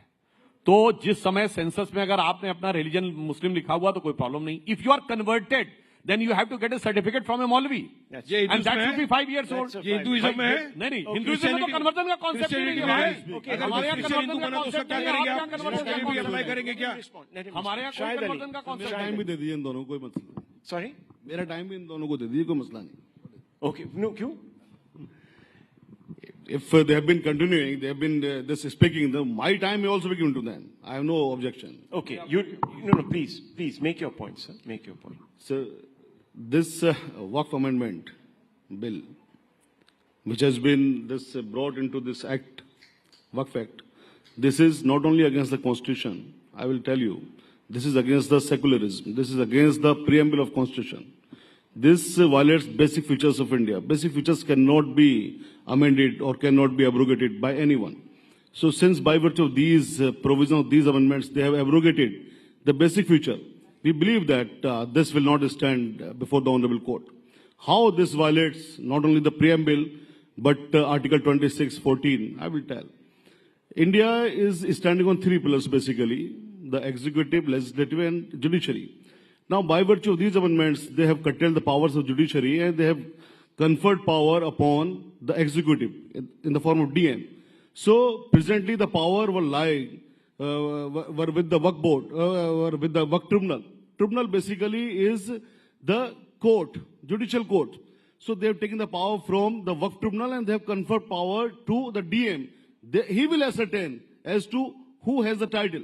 In India, here is a judicial system. Only the courts, judicial system can try and can establish and can tell by way of passing a judgment as to who is the owner. The title can be decided only by the honorable courts, not by executive officer. So, by taking power from judiciary, they are conferring power from executive. So, you have been demolishing one of the pillars of India. So whether India will be standing on 2 pillars, which is standing on 3 pillars? But do you know that some people will say that this is an attempt at equalizing the distinctions? Because for Hindus, this has been the case for 75 years, sir. So let's put that into perspective. Let's put that out there also. There's been an inequity. Anyhow, very quickly, Vishnu Shankar Jain, on this point that he has made, I'll leave it at this then. Very quickly. According to me, Shahid Bhai is relying upon the principles of secularism. The dichotomy is that when secularism was introduced in the constitution, there was no JPC which was constituted. The stakeholders were not allowed to participate and there were no discussion. But anyways, but Shahid Bhai is saying that there are certain rights which have been violated.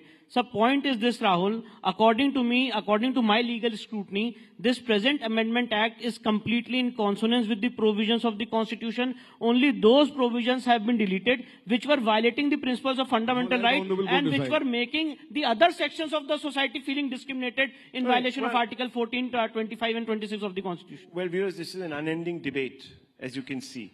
One thing I would like to ask, he has asked about secularism. I challenge anybody, even the listeners. I accept the challenge. Sir, let me complete. Can he quote a single secular country in the world which is having provisions like Waqf Board, Triple Talaq, Mehram, Halala, Hajj subsidy? And if there is a conflict between Sharia and Supreme Court, Shabano case, then the Parliament trounced the Supreme Court and established Sharia over the Supreme Court. I challenge, just name one secular country. I accept this challenge. Electoral board. I accept this challenge. Farmer bill. I accept this challenge and the debate may be convenient. No, but I'll just No, say no, one example, thing. quote I accept all this. It happens only in Muslim countries. So they tried to convert India a partial Muslim country in the garb of secularism. Absolutely not. Otherwise, Okay, we leave it at this. We'll close the debate. We've run out of time. Run out of time. Run out of time. I've run out of time. In the Constituent Assembly debate, anybody can go and check. The secularism what was proposed by Mr. K.T. Shah, That and is who true. has participated in the debate. तो मतलब आप निकाल रहे secularism ना? संविधान के अंदर छेड़खानी कर रहे हो, secularism we are को going निकाल off रहे हो। track. It was rejected Gentlemen, because please. Dr. Ambedkar said अगर minority होगा तो secular नहीं होना चाहिए, secular होगा तो minority नहीं होता. Okay, किसी so secular देश में minority नहीं होती. We're तो off. अगर नेहरू We're जी का off. कहना था We're कि off minority out of नहीं time, and we're off topic want to now. I'll remove leave the it at this, secularism please. from Too quarrelsome, please. Calm down, everybody. Calm down. It's all over. Thank you very much. Thank you very much. Okay. Okay, let's cut this. Thank you. It's over. The debate is over, sir.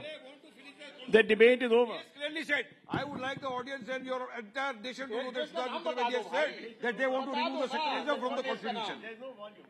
अरे आवाज जाएगा ऐसा भी है. Outside also जा सकते हैं.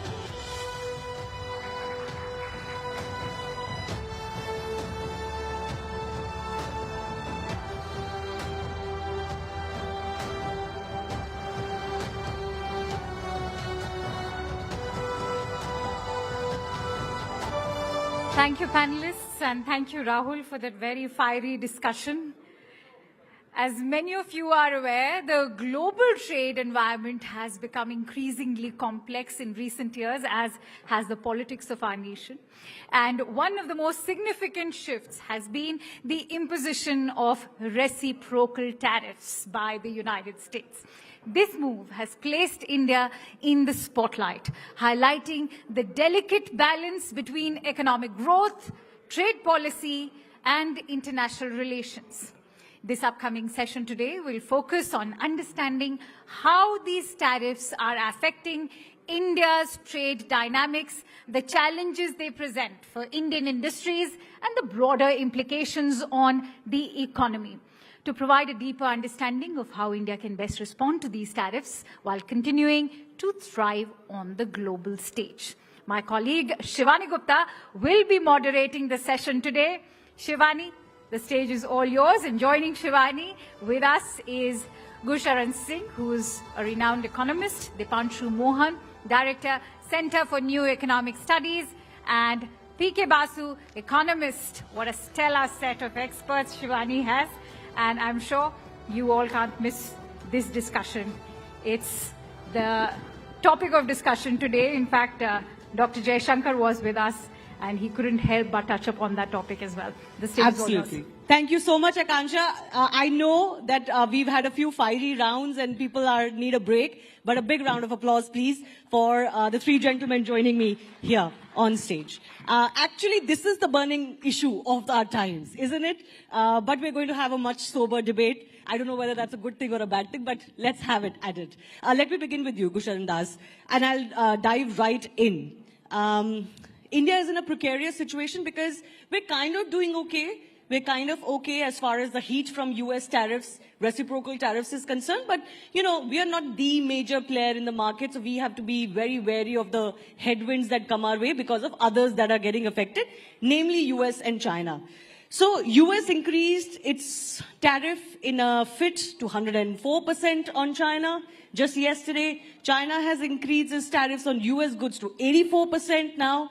Are we all going to burn in this fire, which is primarily between US and China? That's the big question. Well, first, I would say that India is in a relatively better position because we are not an exporting country. Now, that's not something to be proud of, but in this circumstance, it means that the impact will be relatively modest. And secondly, in the products that we sell to America, the tariffs on our competitors are higher than they are to us. So we have that particular advantage.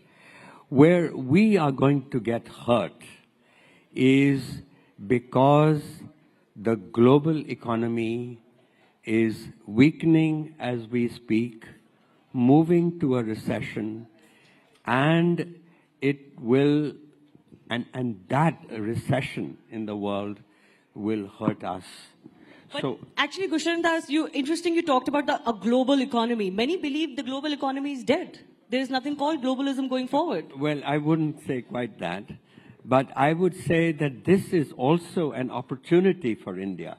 If we play our cards well, this may be the opportunity to really become an exporting country, which is to say that the reality today is partly why we are not an exporting country is because our tariffs are too high.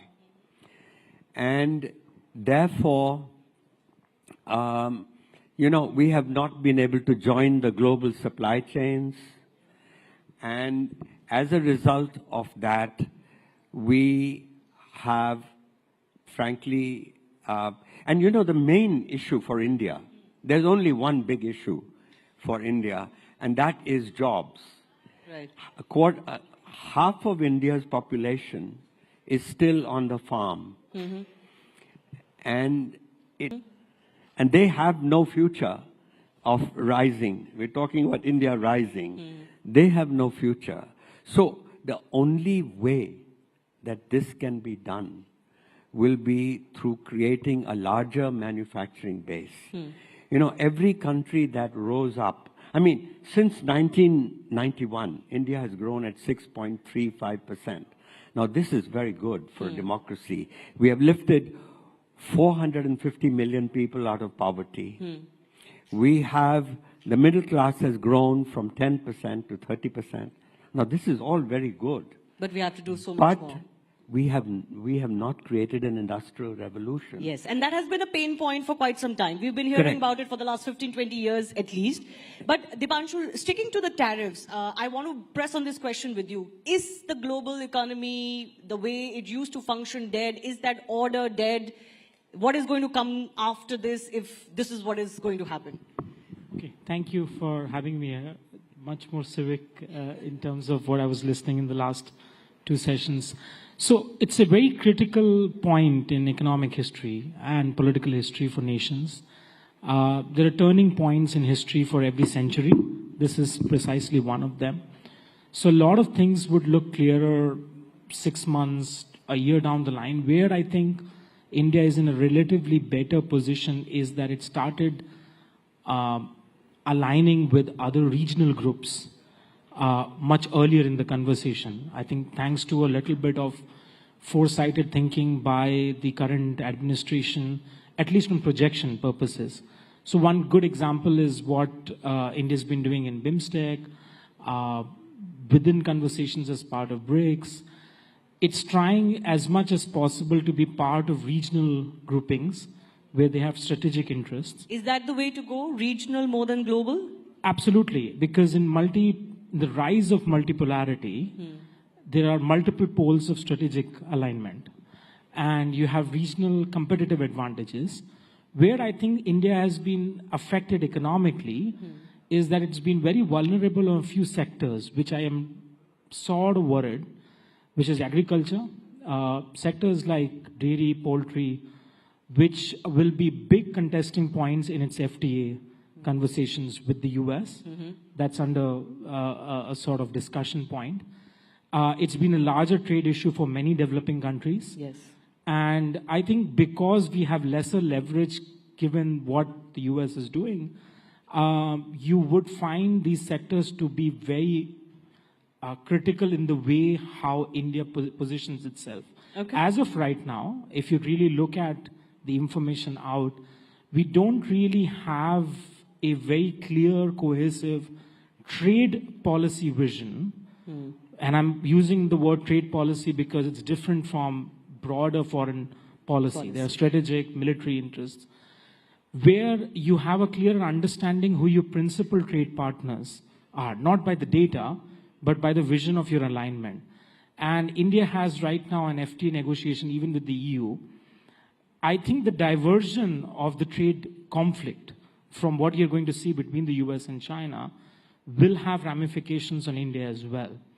And I think it is there where there is a case for a better alignment of India's partnership within the Asian continent and in Southeast Asia. Yeah, of course, a lot of people are also suggesting, why don't India and China get together better and kind of ride this out? But we all know the problems we have, the geosecurity issues, the national strategic issues that we have. So if I have time, I'll try and touch on that. But P.K. Basu, I want to ask you this.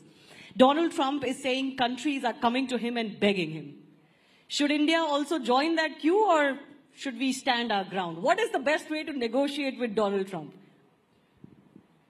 Well, let's get away from some of the rhetoric and the sort of abuse of Trump that is now sort of the global consensus. Donald Trump has been very clear, since 1988 at least, that America is being taken for a ride. I think in 1988 he was perhaps a little bit ahead of his time.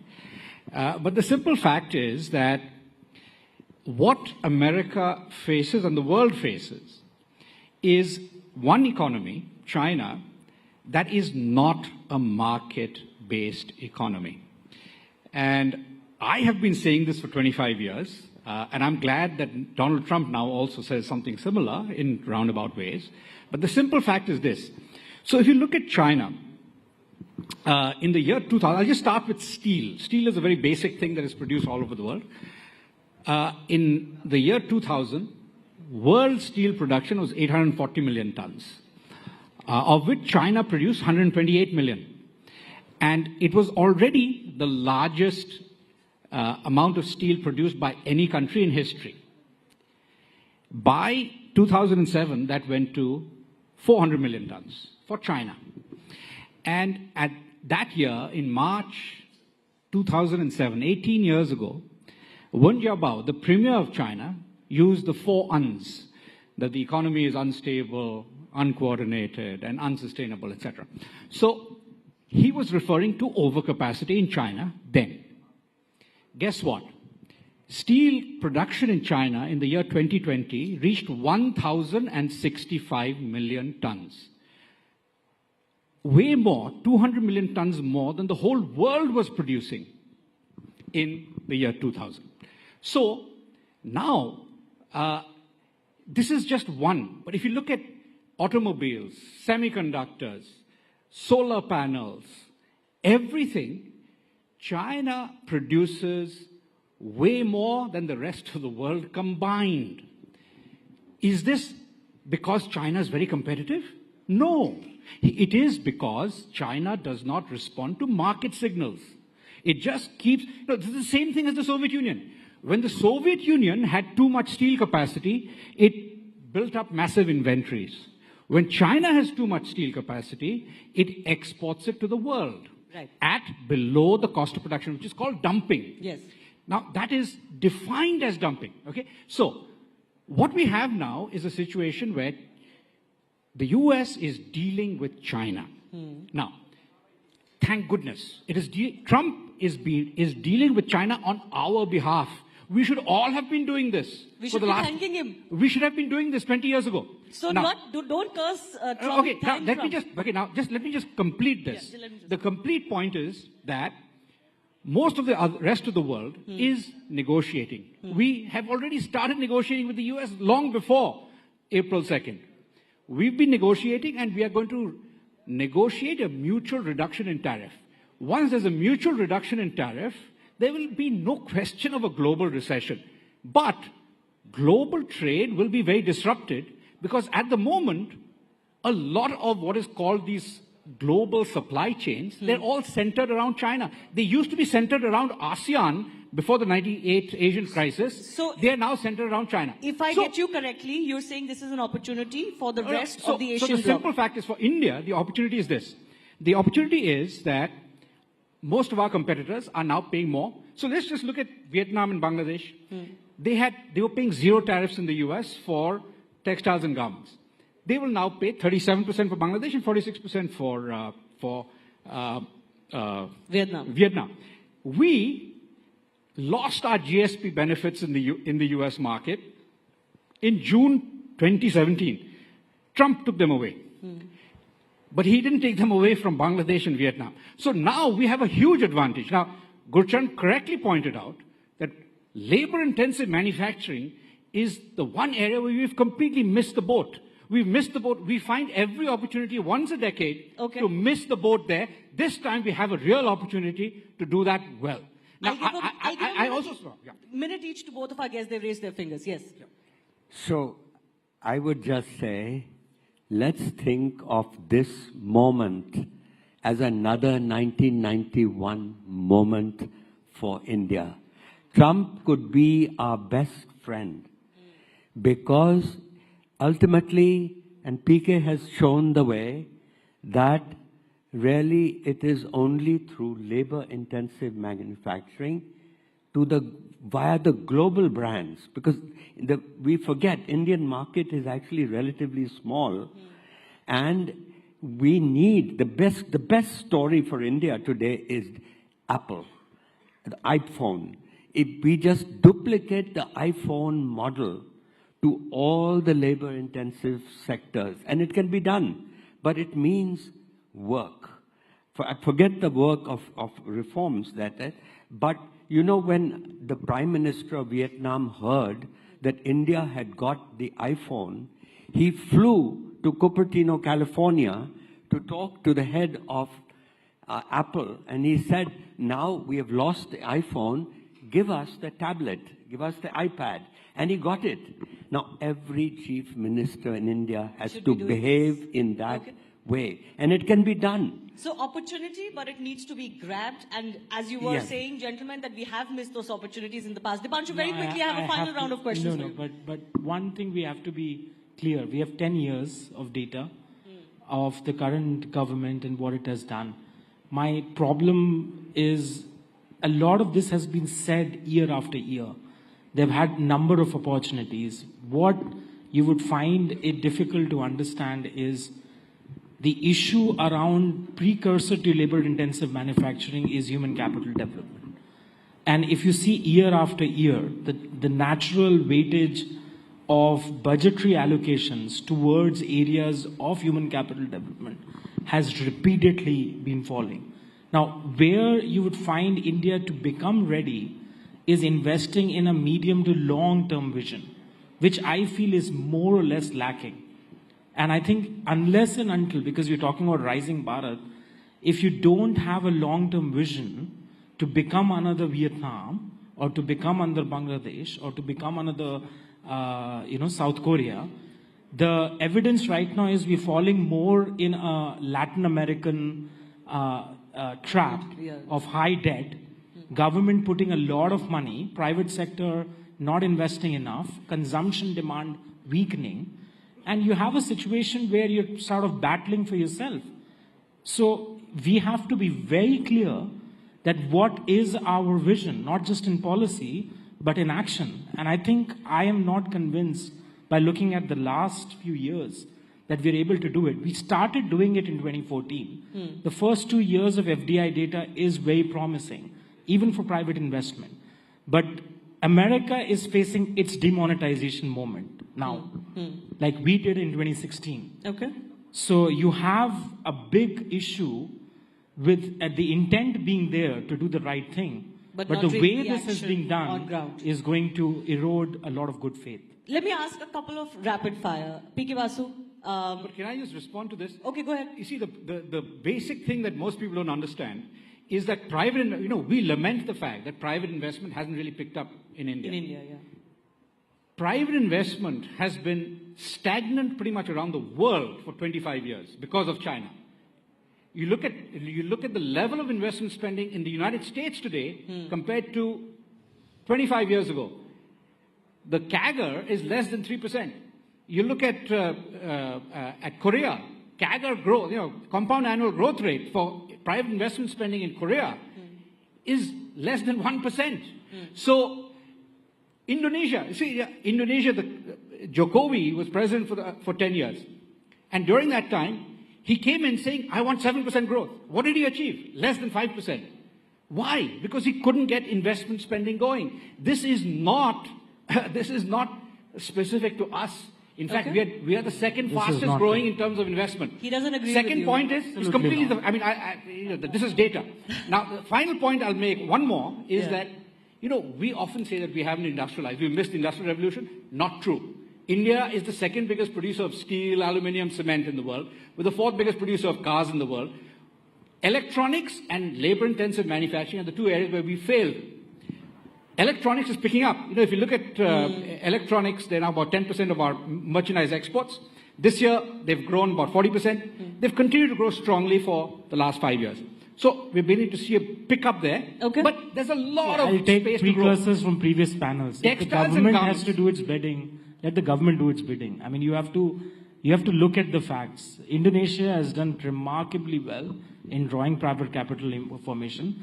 India has not invested enough in human capital development. There have been studies last 3 decades of higher functional illiteracy. You have more enrollment in schools, colleges, but you have a situation of higher youth unemployment than ever before. Okay. And this is something a- we have to be very practical about. Okay, I have a rapid fire question set for you. So, Gushan, very quickly, please add to this, then I'll go to my rapid fire.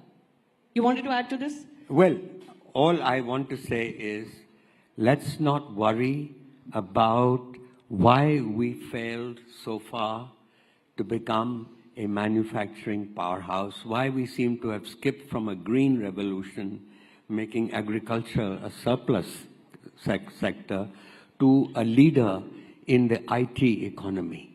What now is a golden moment, because with the tariffs against China being so high, every multinational company is scared. And China plus one, which we have not been able to harvest that strategy, this is almost like waiting, a fruit that's almost falling on the ground that we should grab. But we said that after COVID too. It Yes, didn't happen. that's exactly my point, sir. We have been saying this year after year. I've been part of so many budgetary discussions as well. This is your 91 moment. This is an intellectual bankruptcy, because I've been part of those conversations back and forth. Disagree with what he's saying. And I think this has to be put in I think we have on my left I didn't know this a was going to Senate. be so heated. Sorry. Okay, one by one. No, so let me just point out.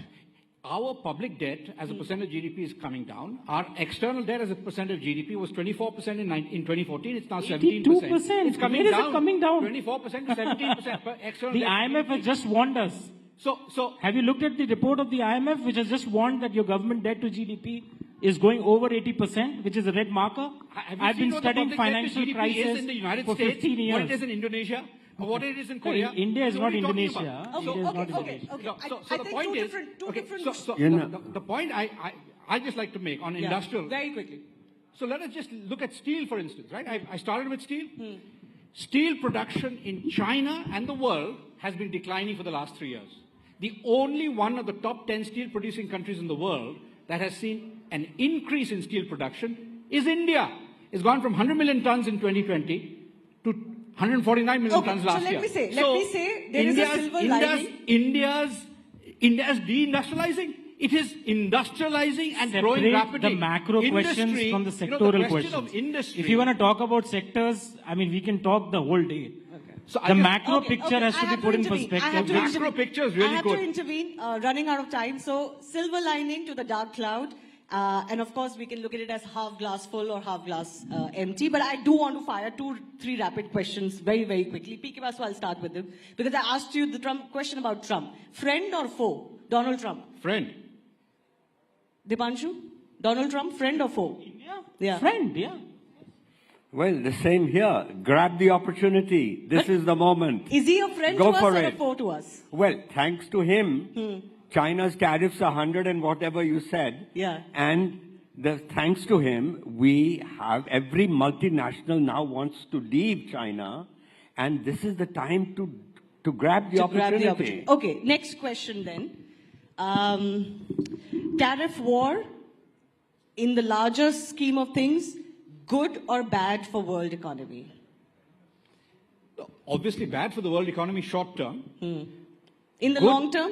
Good for US manufacturing strength in the medium term, and hence good for a broad-based industrial recovery in the US, which is good for the world. Dipanshu, same question. I just said, I mean, in the long term, we're all dead. That's what Keynes said. You have to be very honest. Okay. It is bad because, as I said, this is America's demonetization moment. Okay. We can capitalize, but we are not showing any Rapid promise. fire. Good or bad? Tariff wars. It is very bad for the world economy. Okay. It's also very bad for the United States. So this, I mean, there was a reasonably good order.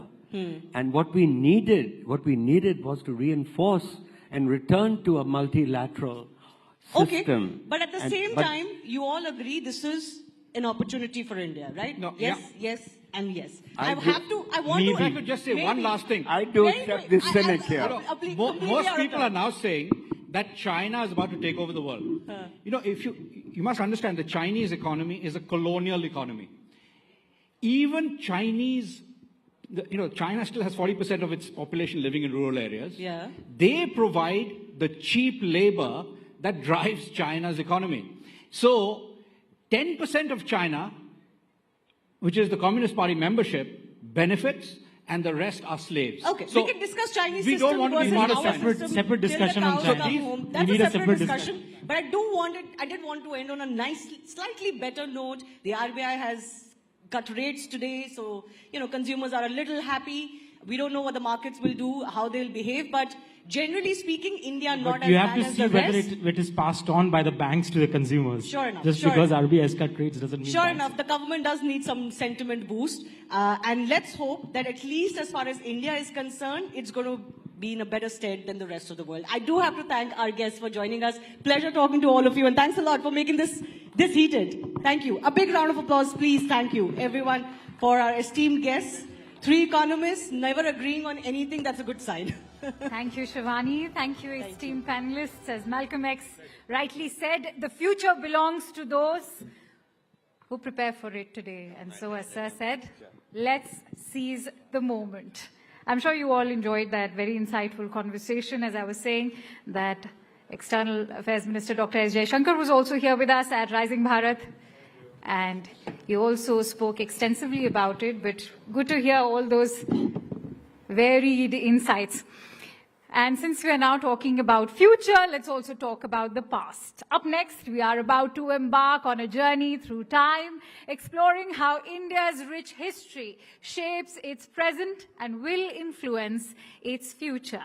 In this session, we will have to ask ourselves those crucial questions. How do we learn from our past to shape our present? What role does history play in crafting the identity of modern India? And perhaps most importantly, what kind of India do we envision for generations to come?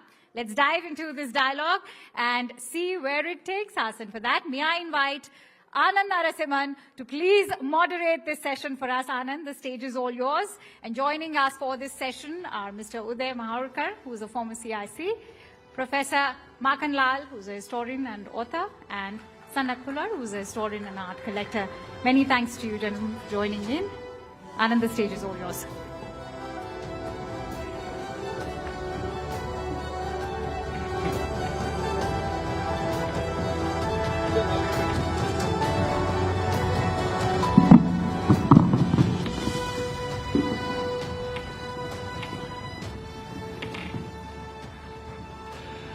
Namaste. This is a conversation I've always loved to speak about, our history.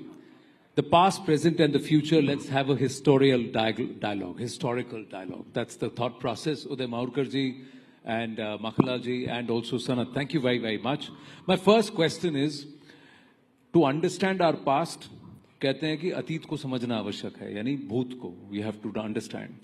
और भूत, if you are able to understand our past, reconcile with our past, accept it, that's when we can live in the present and perhaps look ahead to the future. How much do we know our history? And how much do we need to know our history to even be able to perhaps understand the present circumstances so that we can course correct for the future? I think there are many false and true narratives going around, in terms of history. I think if we don't interpret history properly based on true history, then our future is difficult. You need to identify true history and then interpret it properly. So I think there is a need for National History Interpretation Commission. I think so. Correct. Now I'll put 2-3 things. Sultanate period. Amir Khusro. Correct. Amir Khusro is sold as a great Sufi and great symbol of Hindu-Muslim brotherhood. But he was supporting Alauddin Khilji also.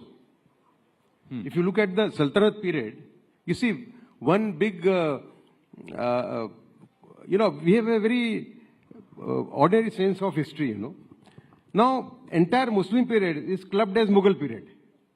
It is not correct. Sultanate period is the worst period for Hindus in their entire history. There is not a single ruler during Sultanate period from Iltutmish to Lodi, Tughlaq, Firoz Tughlaq, Muhammad Tughlaq, who can be called secular by any yardstick. So this you're saying... So that is the most painful period. Then comes Akbar. No, I'll tell you. I am not pitching for a ultra-right narrative as such. Then comes Akbar.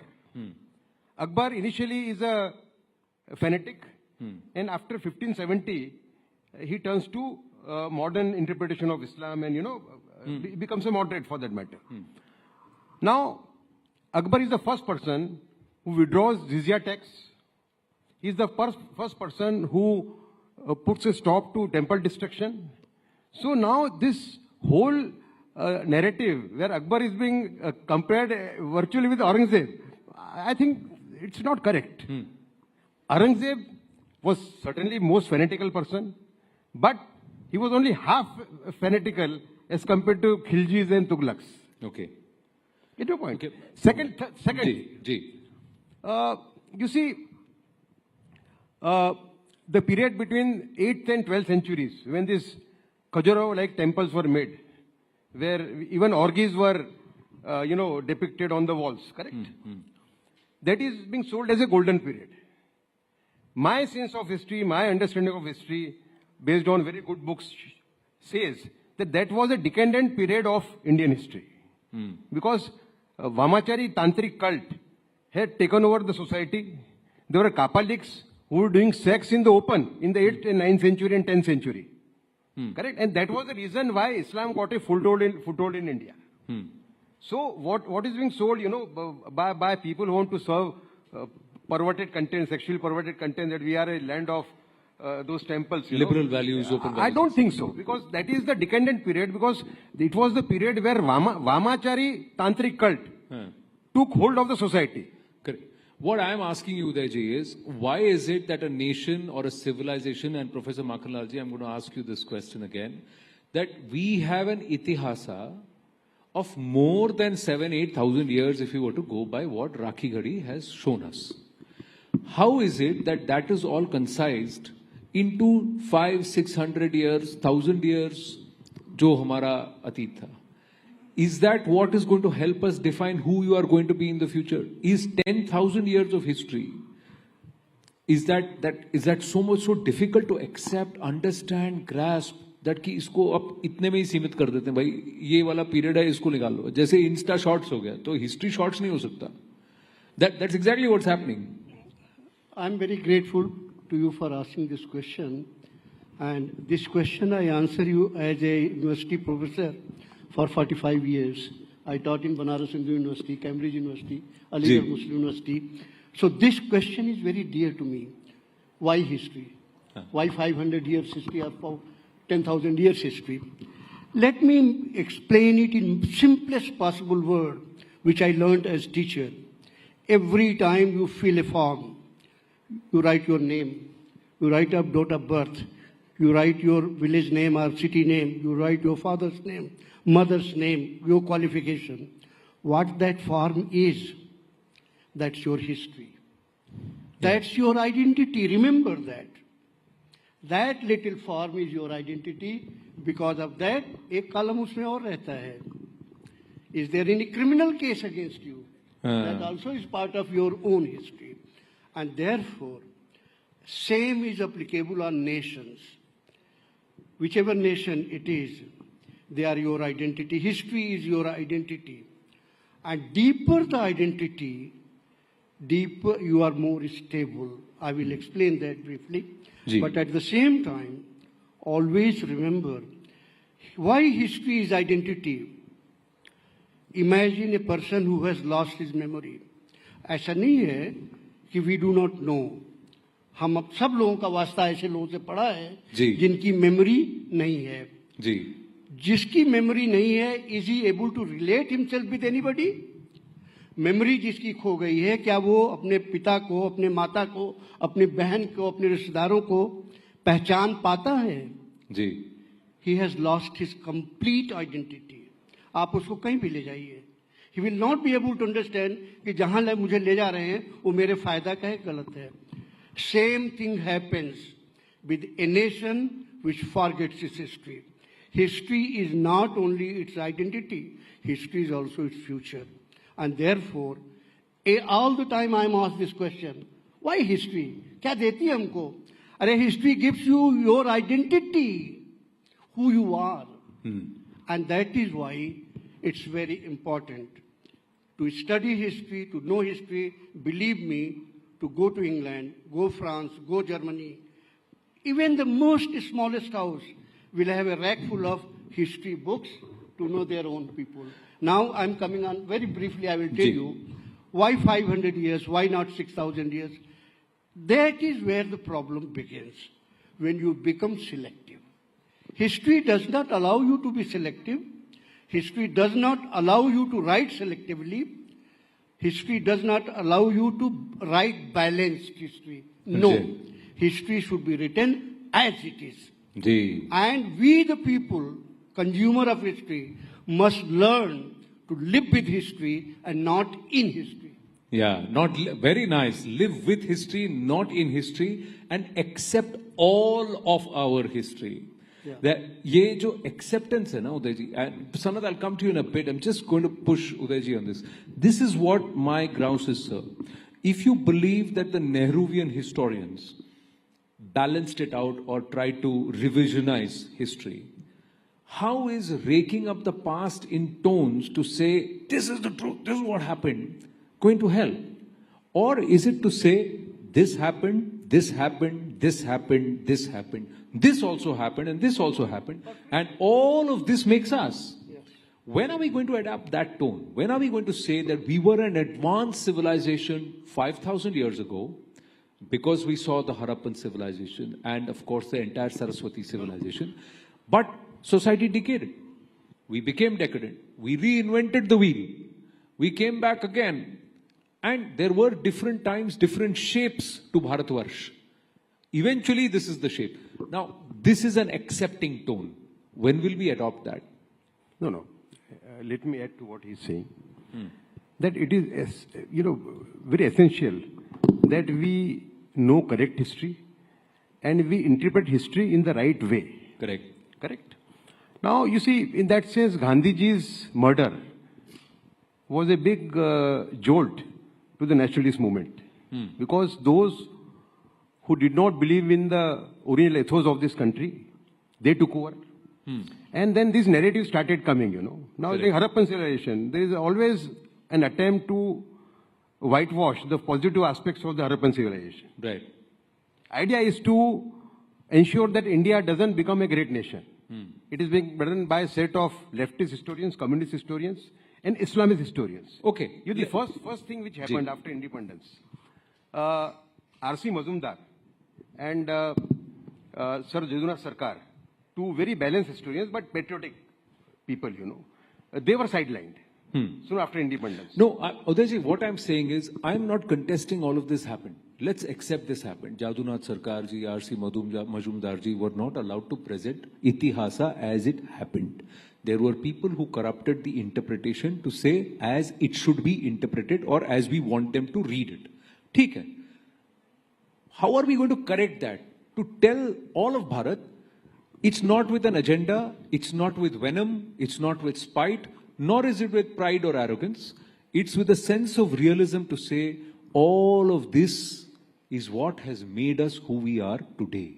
ये कब होगा? And I'm asking you this again, is unless this happens, I will repeat. Do you ever think that by 2047, that generation will be an accepting Bharatiya generation which knows कि ये मेरा भूत था, ये सब कुछ हमारे साथ हुआ है? How history is taught? And this is how it is. History is taught through schools. Right. The first lesson of history a child gets is from the school. Correct. So I'll repeat again.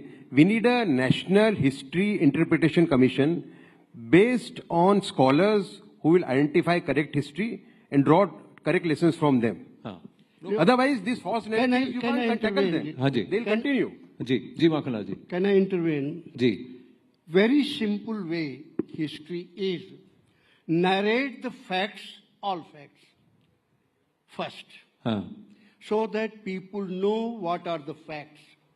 There is lot of space for your own opinion, for interpretation, and always remember, you people have equal right to interpret the facts, not only historians. Correct. Therefore, I have always been of the view that first job of the historian is narrate the bare facts. Ji. Don't say this, that, and facts alone.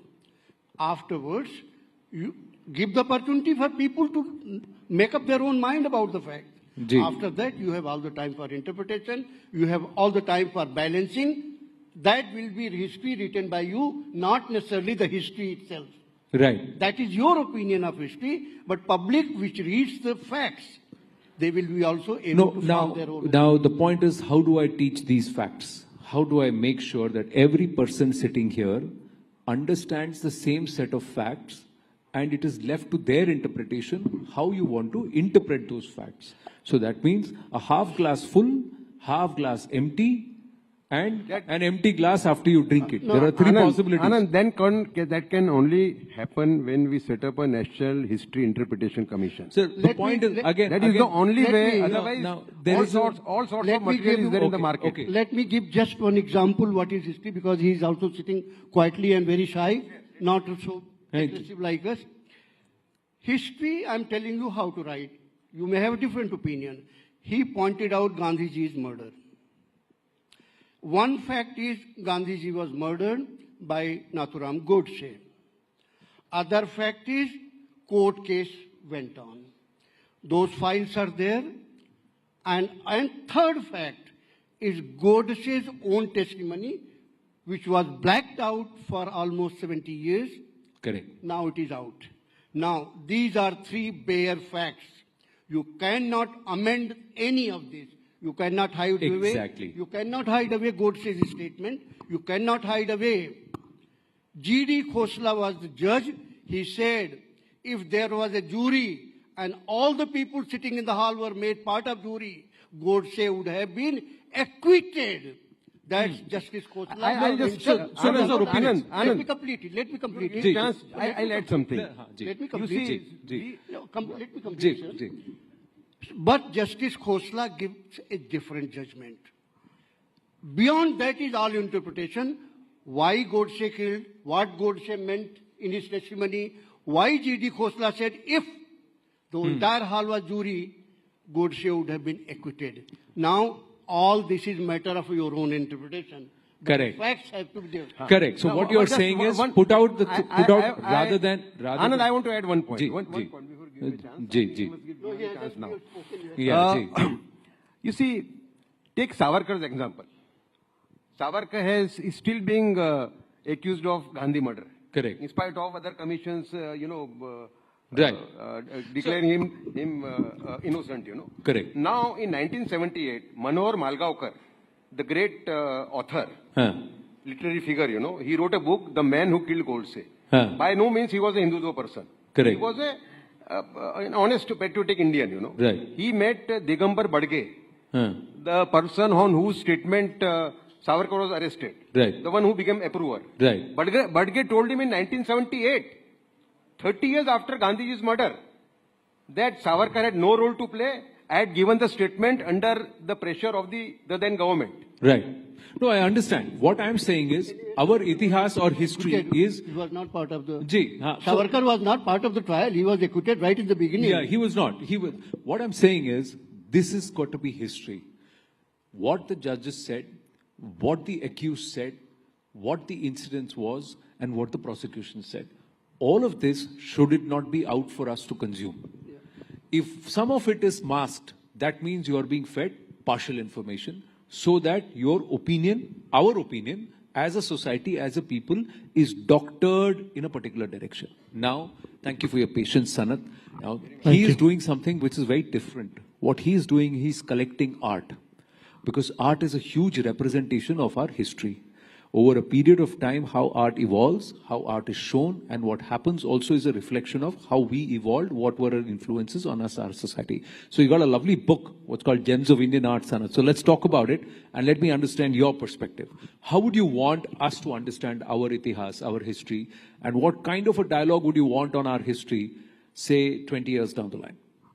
First of all, thank you so much for having me. I would like to thank you, the fellow panelists, and the entire News Rising Bharat team for giving me this platform where I could talk about the book, Gems of Indian Art, which was unveiled by the Honorable Vice President of India, including various other senior cabinet ministers. And this book actually was written in the memory of my late grandfather, who started in our house the process of collecting art, because he was the person who believed in Indian history. And he said that art is something which will stay till eternity. If the artist is not alive, but the painting created by the modern contemporary artist, or the artists such as Raja Ravi Verma or Amrita Shergill, who were of the pre-colonial era, exist, we can see the painting and understand the artist's perspective and their view, what they used to think of an ideal Bharat. The old Bengal school was set up as History of Indian Modern Art of the Bengali artists, set up by Sri Rabindranath Tagore ji, and Rabindranath Tagore ji was also a part of it. They were the people who saw how Indian art can grow. Because actually the problem what has been not only in Indian art, about Indian history is, few people have only thought that the British history or the Western part of the history is superior to our history. They have always neglected that India was the richest country if it had not been looted by the people who looted India when it was the richest country, country in the world. In the colonial period, like you say, from 1890 onwards till about 1920, the biggest loot happened. Yeah. And then after that, a process came of demeaning the Indian history, only showing how superior their kings, their queens were. Why don't they talk? Why they never talk about Maharana Pratap or the Indian kings who conquered the world? Why didn't they think that Sikandar, who came down everywhere, he couldn't conquer India? Why don't they realize that? Because of the way the Indian Maharajas fought. Correct. So that aspect, is it captured in art? Have you been able to collect art that shows the interpretation of how we would like to say?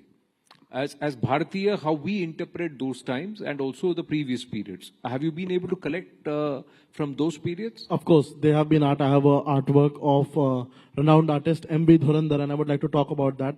That is a painting, that is a huge canvas painting showing the Darbar of Chhatrapati Shivaji Maharaj and how he used to... Is it there in the book? It's not there in this book. It will be there in the volume 2 of this volume book. Volume 2. So we look forward to that is the treasure which we have. And that painting, actually what it reflects is how Chhatrapati Shivaji Maharaj used to conduct his court.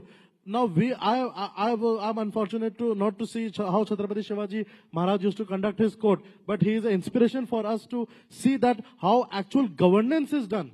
Chhatrapati Shivaji Maharaj and the Maratha Empire set up the principles of governance, how rape accused or how people accused of murder or serious heinous crimes should be convicted, should be punished, and how an ideal Bharat should exist. He showed that. Now the problem today is everybody is trying to alter history, as Sir also mentioned, for their own vested interest. People are trying to interpret. You should have the history put, you should have the paintings, you should have other forms so that people can decide these things. It's there. So the idea is, do you agree with that, Udayji? Yes, we should have people who interpret the history in the right perspective. That is a Bharatiya perspective. I would like to add one thing. Yes, please. Yes, Anand, complete. For the same thing, I also, as Sir said, I would like to urge from your platform, the Ministry of Culture, to make up a platform where Indian art and culture could be moderated by a regulatory body where Indian history can be preserved. Because today what is happening is people are preserving only their business interest. Because it has been regulated by private individuals, few people who are actually intermediaries are trying to control this art market, thinking that they are, because there is very less government interference. Because the government feels that Indian art is only $144 million in India. They don't see what the larger picture we are forgetting is, it is $60 billion in the world. Yeah. Because the world market is always trying to demean Indian artists, because of which artists such as F.N. Souza, M.F. Hussain had to take inspiration from Picasso. Right. Indian artists have now become something for which the newer artists which are coming will take inspiration from the Indian artist, the great history of India, to make paintings of the great history of Bharat, so that the future generations, 1,000 years down the line when we are not there, but the history, that painting exists, which is a part of the history, that should tell the world how the ideal Bharat looks like. Right. Very nicely put together there. But at least overall, do you agree that yes, we need to have someone who would interpret the facts based on how we want to shape the narrative for our country? But most importantly, we need to put the facts out, not dress it up, not darken the lines, not shade what certain versions, but all of it should be out for everyone to consume. Because when you accept something, you have to accept all of it. Correct history is something which is the need of the hour. If we want to become a great nation, then we need to know correct history. Howsoever bad or good it might be for our needs. Yeah, final word. You see, I think we are ending. We all are stakeholders in history for one very simple reason. History is our identity. Our means each and everyone. So therefore, we must be gracious enough to accept our history the way it is. Because there is no country in the world which does not have history. But only those people become great, those who accept the failures, successes, and everything else in the same spirit. You cannot be selective in history. Again, I will repeat one sentence. Please learn to live with history, not in history, and own everything. Good, bad, ugly, that is part of us. Not that this is not mine, this is not yours, this is yours. No. Collectively, it belongs to all of us. I would like to add one more thing. Live with history, don't live in history. One thing I want to add. I've got to wind up. Yeah, final words. Yeah, Ji. You see, take example of Akbar. Akbar is today compared with almost with Aurangzeb, you know. Now, Akbar is the most hated figure in Deobandi madrasas. If you go to Deobandi madrasa, Akbar is, you know, sold as a non-Muslim almost. Right. You get my point? So this shows what kind of history is being narrated, you know. Correct. So from both the sides. Yeah.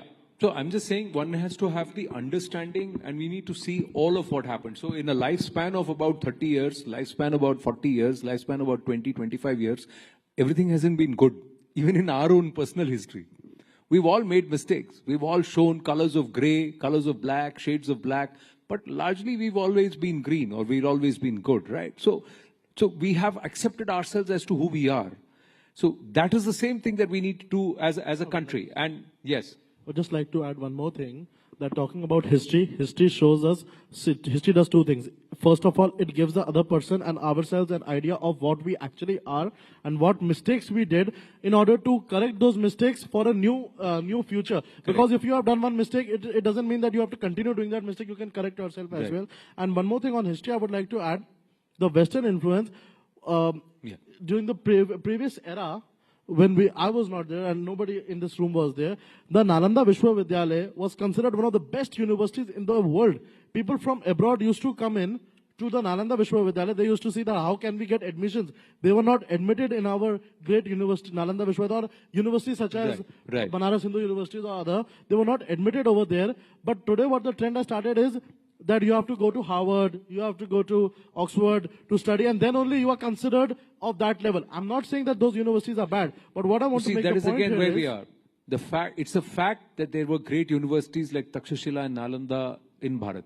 It's a fact that today we lack some of those kind of universities. It's also a fact that there are still potential to build such universities in our country. Now, all these three are facts which we need to put forward. How you look at it and how you interpret it, that we should leave it to the people. We need to correct our immediate history, you know. So correction, तभी होगा जब सारे facts सामने. The role of revolutionaries. Sir, correction is very simple. Correction is you saying this is right, I saying this is right. My point is, the problem is everybody's dialogue on history the way can they only want to happen when everything is put forth and we accept कि ये सब हुआ था. ये हुआ था, जो fact हुआ था वो सब हुआ था. सिर्फ इसको देखो फिर उसको मत देखो, इसको देखो उसको मत देखो. That we shouldn't do. That's where I'm trying to. Some authority has to do it. You see, it can't be done by people themselves. Yeah. So, Therefore, the National History Interpretation Commission. sir, I think there will be people who will question the word interpretation. The National History Factual Commission or Revelation Commission, that is perhaps a better word than saying interpreted, because there again it is colored. That's where finally we are having a conversation about our history, and it's an engaging one. It's not a boring lecture. So I think that's why I need to thank all of you that putting perspectives here. And itihas mein bahut kuch hai seekhne ke liye. And all these facts, I think as a generation, we need to have the curiosity to learn, to know, so that हम कौन हैं, कहाँ से आए हैं, कहाँ पर हैं और कहाँ तक जाना है, इसमें absolute clarity है. Thank you very much. Thank you.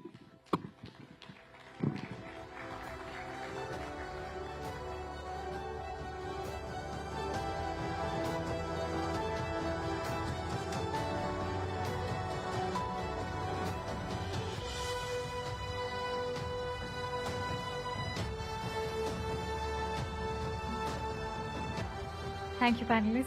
Thank you, Anand, for that very straightforward conversation. And as they say, history is a great teacher. We've learned quite a bit today as well. With that, it's also time to discuss about something that's extremely relevant today, the Indian judicial system. The judiciary is the backbone of any democracy, entrusted with the responsibility to uphold the rule of law and protect citizens' rights. But in order for it to remain effective, it must not only be impartial, but also accountable to the people it serves and transparent in its processes. And in this next upcoming session, we have top legal minds of our nation who will offer their views on judiciary's role in shaping the future of our courts. Ladies and gentlemen, please join me in welcoming on stage Avishankar Singhvi, who is an advocate at the Supreme Court, Arghya Sen Gupta, who is a legal scholar and founder and research director at Vidhi, Sumit Chandar, who is an advocate at the Supreme Court. This one is going to be my seat. And Ashish Dikshit, who's a senior lawyer at the Supreme Court too. Thank you for joining in. Ladies and gentlemen, let's welcome them with a huge round of applause, please. I have the pleasure of also moderating this session.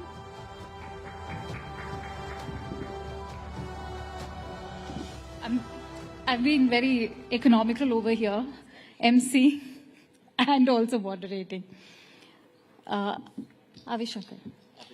Avishkar, okay, so you've been spelt as Avishkar. But Avishkar, if I may begin with you, I just want to keep the tonality very informal, because I happen to be a mother to a 13-year-old who always tells me, I want to learn more, but the legal jargon sort of gets boring. But I want to actually bring to the point why we are having this discussion is, of course, the month of March, which saw some international headlines, and that was also the case of Yashwant Verma. And that's why I want to ask you, when the Allahabad High Court says that you can't make us the dumping ground, where is the onus? Who takes accountability? Well, I'd start by saying that the Supreme Court is currently cognizant of the matter, and a 3-member committee has been formulated. So I would exercise restraint in saying anything about the impending investigation. But the about the larger accountability issue, bit. Yes, precisely. On the larger issue of judicial independence and accountability and transparency, these are two constructs that go hand in hand. You cannot have one or the other. The independence of the judiciary lies at the heart of our constitution, and it is part of the basic structure. And it is an uncompromising value that and a virtue that we must all live by, because the judiciary is the foremost institution when it comes to protecting the liberties and freedoms of our citizens. When it comes to accountability of judges, the Indian system is unique insofar as it has the collegium as opposed to the other jurisdictions in the country. The Indian courts, function by judges appointing judges, and there's a long evolution of the law. I don't want to take you through the judgments, but the upshot of this whole thing is that today we have a system where the collegium, the top 5 judges of the Supreme Court, appoint all the judges. And it happens in a rather opaque manner. So the collegium is not the best system that is there. However, the alternate that is there, which is the appointments by an executive interference, would also not, in my view, be a system that would be desirable. Because the collegium, for whatever follies it is still the best option in safeguarding the independence of the judiciary. But when you're talking about the follies, I want to bring you in on that note. In the year 2022, the law minister shared a figure of 1,600 cases where there were complaints against High Court and Supreme Court judges, but there could be no action taken. What do you do about it then? I'd like to bring Yes. So I think the Indian judiciary has a serious accountability problem. And I think we must all be open in admitting that. The fact is that the provisions for accountability of the judges that were made in the Constitution were limited to impeachment, because we felt that these are persons of such high stature that it's unlikely that there will be too many allegations against them. And by and large, this is largely correct. But over the course of time, as society has gone in the way in which it has, it's foolish to think that judges will become islands of excellence and will remain immune from the rest of what we see in society. Judges are part of the society, and so if the society is going to become more and more corrupt, then the judiciary is also going to go the same way. So if we were to come to the immediate instance of the Yashwant Verma case that you're talking about, my three co-panelists argue in court every day, so they may be a little bit more restrained. I don't have that restraint. But the point is, while not commenting on the case itself, because as he rightly said, there are three judges who are inquiring into the matter, I think there are 2 points that need to be made. The first is that we can't transfer judges about whom there is some suspicion. Transfer of judges cannot be done on the basis of the fact that there is something problematic about a judge, because an Allahabad High Court or earlier a Sikkim High Court or Guwahati High Court has a right to have judges who are entirely above board. So just because there is a cloud transfer, the gentleman somewhere, is not a solution. So my sympathies with the Allahabad Bar. So where is the solution? Perhaps pause a bit and think what should have been done. Maybe demand the resignation, maybe just pause the transfer, go for an inquiry. Wait for the inquiry? So the inquiry is happening, and I think the answer lies in 2 things. The first is that I think there needs to be a quick time-bound inquiry that needs to take place with a quick resolution as to whether the gentleman is, in this case, is that cash, which is allegedly been found burning in his house, did that cash in any way belong to him? Because it's really unfair on the gentleman. We all know Justice Yashwant Verma is one of the finest judges in the Delhi High Court. If by any chance he is innocent, then this has damaged his reputation irreparably. So we need, not only from the point of view of judicial accountability, but also fairness of the person. And the previous gentleman was talking about fairness during Chhatrapati Shivaji's time. I think fairness in constitutional democracy in India requires the fact that there be a quick and speedy resolution. If the person is guilty, then make sure that impeachment proceedings happen quickly. And if the person is not, then please make sure that he can continue doing his work in the Delhi High Court. You used a very interesting word, impeachment proceedings. I want to bring Sumit on that note. Impeachment. So far, we've not seen any impeachment of a Supreme Court or a High Court or a lower court judge. Why so? Should they be enjoying such impunity? See, there is a provision in the Constitution which provides for impeachment in certain cases. Now, just because in the impeachment process, you need majority of both the houses of the parliament, if they feel that yes, a certain judge needs to be impeached, by all means that process should go on. Now, just because that is not happening or not happening at a greater speed doesn't mean that you start getting involved into the collegium system. You start blaming the entire judicial system. There's an investigation process that is happening. Impeachment is an act of the parliament. The parliament needs to do it. If the parliament is taking time to do it or not doing it in certain matters, you can't again go back to the judiciary and say that, listen, it's because of the judiciary that the parliament is not acting upon. Impeachment is a process in law. It can happen. It should happen in cases where it is deserving. All right. But Ashish, if we look at the overall process of in-house inquiries also, proponents would, in fact, of those who feel that this can also be an executive decision, say that as far as in-house inquiries are concerned, they lack transparency. And that, is this going to be reliable enough a procedure? Questions are being raised about the authenticity of an in-house inquiry as well. We've had multiple cases where judges have been exonerated. The Karnataka High Court judges who were exonerated from sex scandals some years ago. I think it was 2014. So now they're saying that it's high time that the NJAC should be brought in. Your take. See, we have to see the background in which all these provisions were included in our constitution. We have to understand that initially, before this first judge's case came, the appointments were being done by the executive. But it is only when in the 1970s, the judges were superseded and executive and the parliament and the government of that day exercised much greater influence. I think this concept of appointment by collegium was introduced, and it's not in the constitution. It's an interpretation of the word that when the consent of the CGI is taken, that is interpreted to be binding.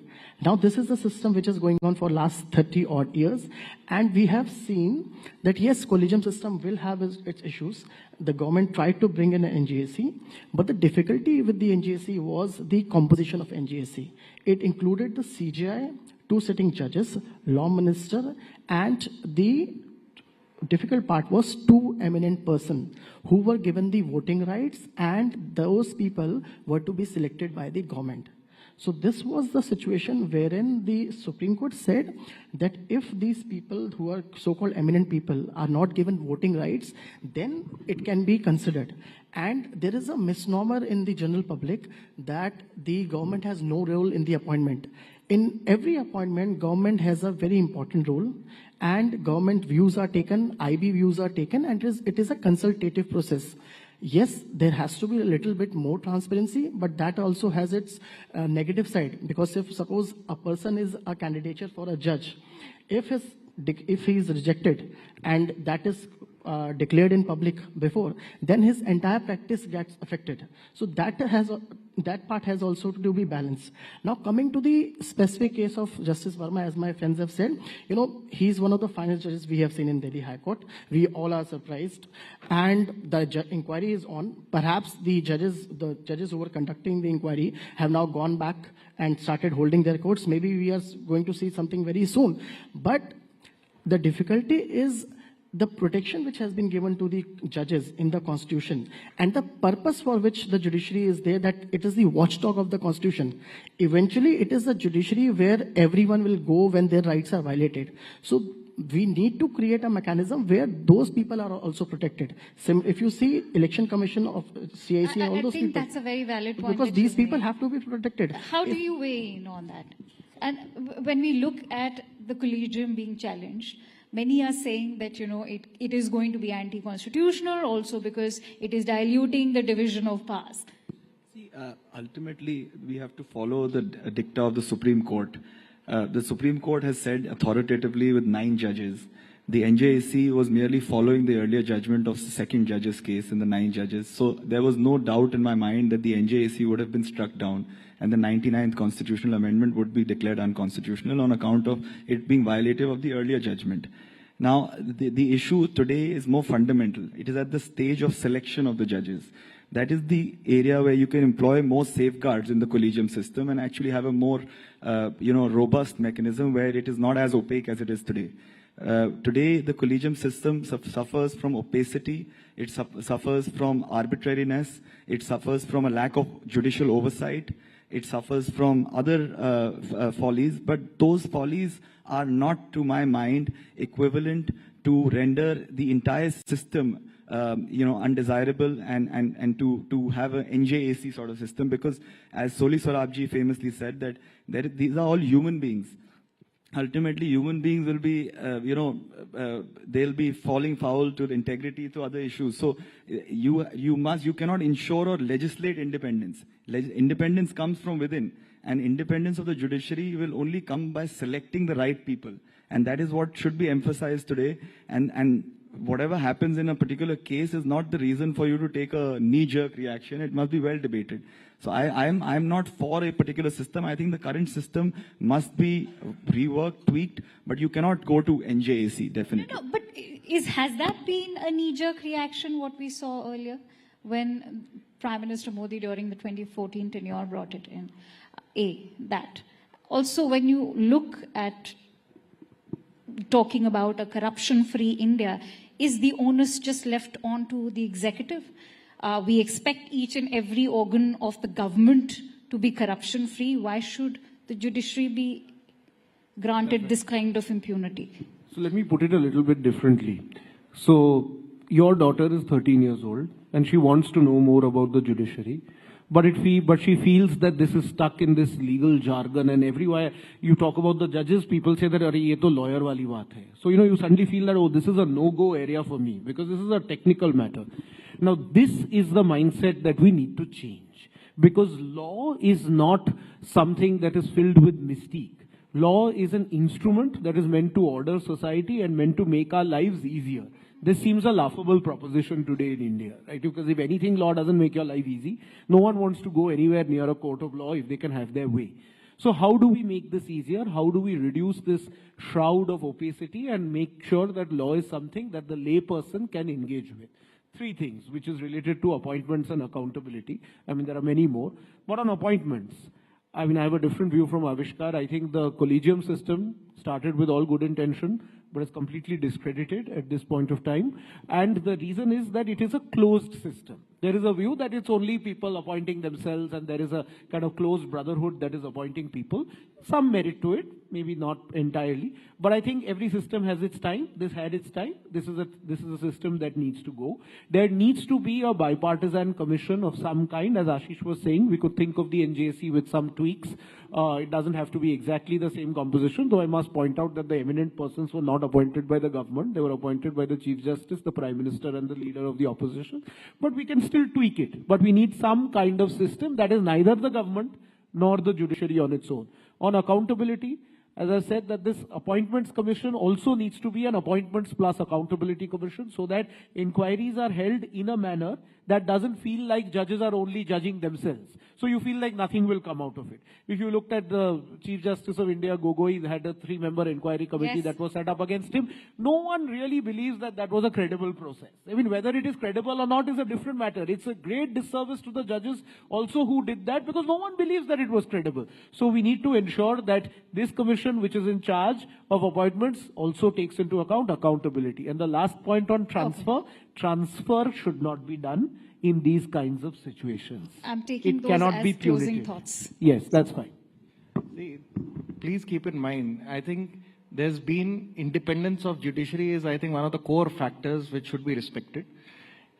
There is the 3 pillars of the Constitution, as we say it. We have the executive, the judiciary, and the legislature. We all the 3 pillars have their own roles for the governance. The 4th pillar, of course, being the media. Now, when there will be an interference between one pillar and the other, that itself will create a chaos. Any kind of a control over one over the other will go to the very premise of creating a situation where things may not work independently. If there is an involvement of the government in judiciary in any manner, whether be it appointment or in any other manner, towards the end, would that not influence judiciary? Then we are depending again on an external factor. And you think that today, if there are incidents, which are of course being taken care of, but if there are incidents, will the involvement in the appointments by the government in any manner, do you think it will create a purest form of system? No. There is a system which is created and created in a manner to protect the very institution itself. But why hasn't the judiciary been able to ensure that, if the collegium was so reliable? Yes, so investigation is being taken place, at least in this case. But then again, we are questioning how reliable are the in-house judicial processes I'll answer themselves. that. I'll answer that. Why? Because see, everybody deserves a fair investigation. There are accusations, of course. In this case, there was allegedly what we call a purple banana being found in one of his rooms. And of course, that bag full of money, should be, just because it was found there, no investigation should be made at all. Secondly, who came out with that video? Towards the end, it came from judiciary itself. They said, yes, let this come to the media. There have been calls for a CBI or a TD investigation. Why not go ahead with that? Exactly. So executive is already doing the investigation. Judiciary is, of course, keeping a check on what the investigation is. There are judges from different states who have been appointed for the purpose of this investigation. Okay. I'm running short of time, so I have to quickly wrap that. Ashish, I want your closing thoughts, but as we discussed earlier, Mr. Chandrachud was here, and he made a very interesting point that just like the Indian Administrative Services, perhaps he's in fact one of those proponents who believe that it should also be applied to judiciary, that we should have a national level examination which is as stringent in perhaps ensuring that the best of the talent is the one that qualifies, and that he believes that it's not happening at a state level so far. See, I'll just make one comment on NGSE. We must understand that the biggest litigant in this country is the government of India.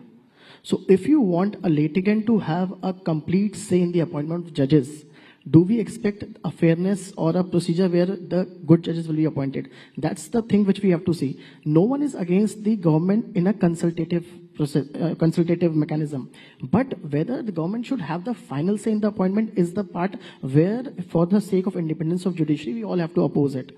Now, coming to this larger issue of having the All India Judicial Service examination, this idea has been mooted for long. As of now, the examinations are conducted by the High Court. Because the district judiciary is subordinate to the High Court of that state, the examination is conducted by the High Court. And High Courts have resisted this thing because eventually it is the High Court who is responsible for the implementation of law and the manner in which the cases are decided. When we say that there is a huge pendency, government is not blamed. It is the judges who are the blamed. So they have to see whether which kind of candidates are appointed. Justice Chandrachud has a view. He did say that yes, there should be a commission, there should be a exam.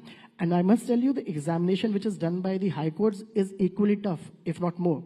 So it can be said that there can be a different mechanism, but I think as of now, the High Courts are doing a good job. The results are there. We are finding new judges. There is so much of diversity, and so many women have come forward in the district judiciary.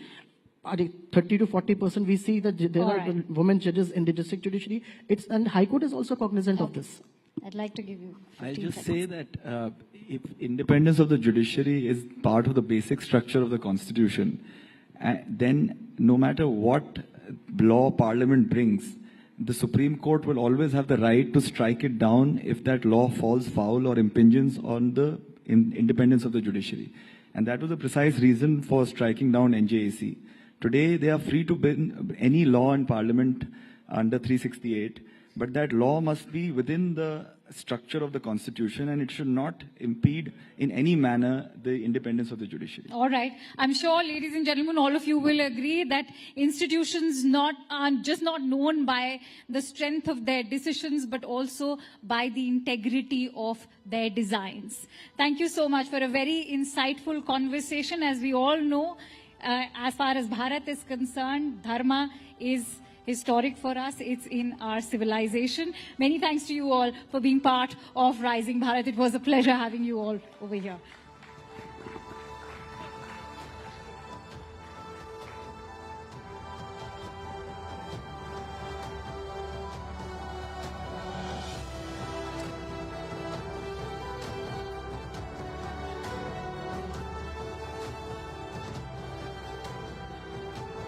And I'm back. Last session tonight, we have a very special guest over here, a master chronicler of the forgotten and often overlooked stories that have shaped our world. His work has always sought to illuminate the complex and sometimes forgotten pasts of cultures, empires, and individuals whose stories are too often sidelined. Whether it's his exploration of the Mughal Empire, the Silk Road, or the history of the East India Company, he has a unique way of bringing these hidden histories to light. I'll say hidden gems to light. Tonight, in fact, we'll delve into this process of uncovering these often elusive narratives with one and only William Dalrymple, who will reflect on how these hidden histories are just as vital to our understanding of the world today. And also, to have that conversation, I'd like to invite somebody who's a personal favorite, Rahul Shiv Shankar, to take this conversation forward.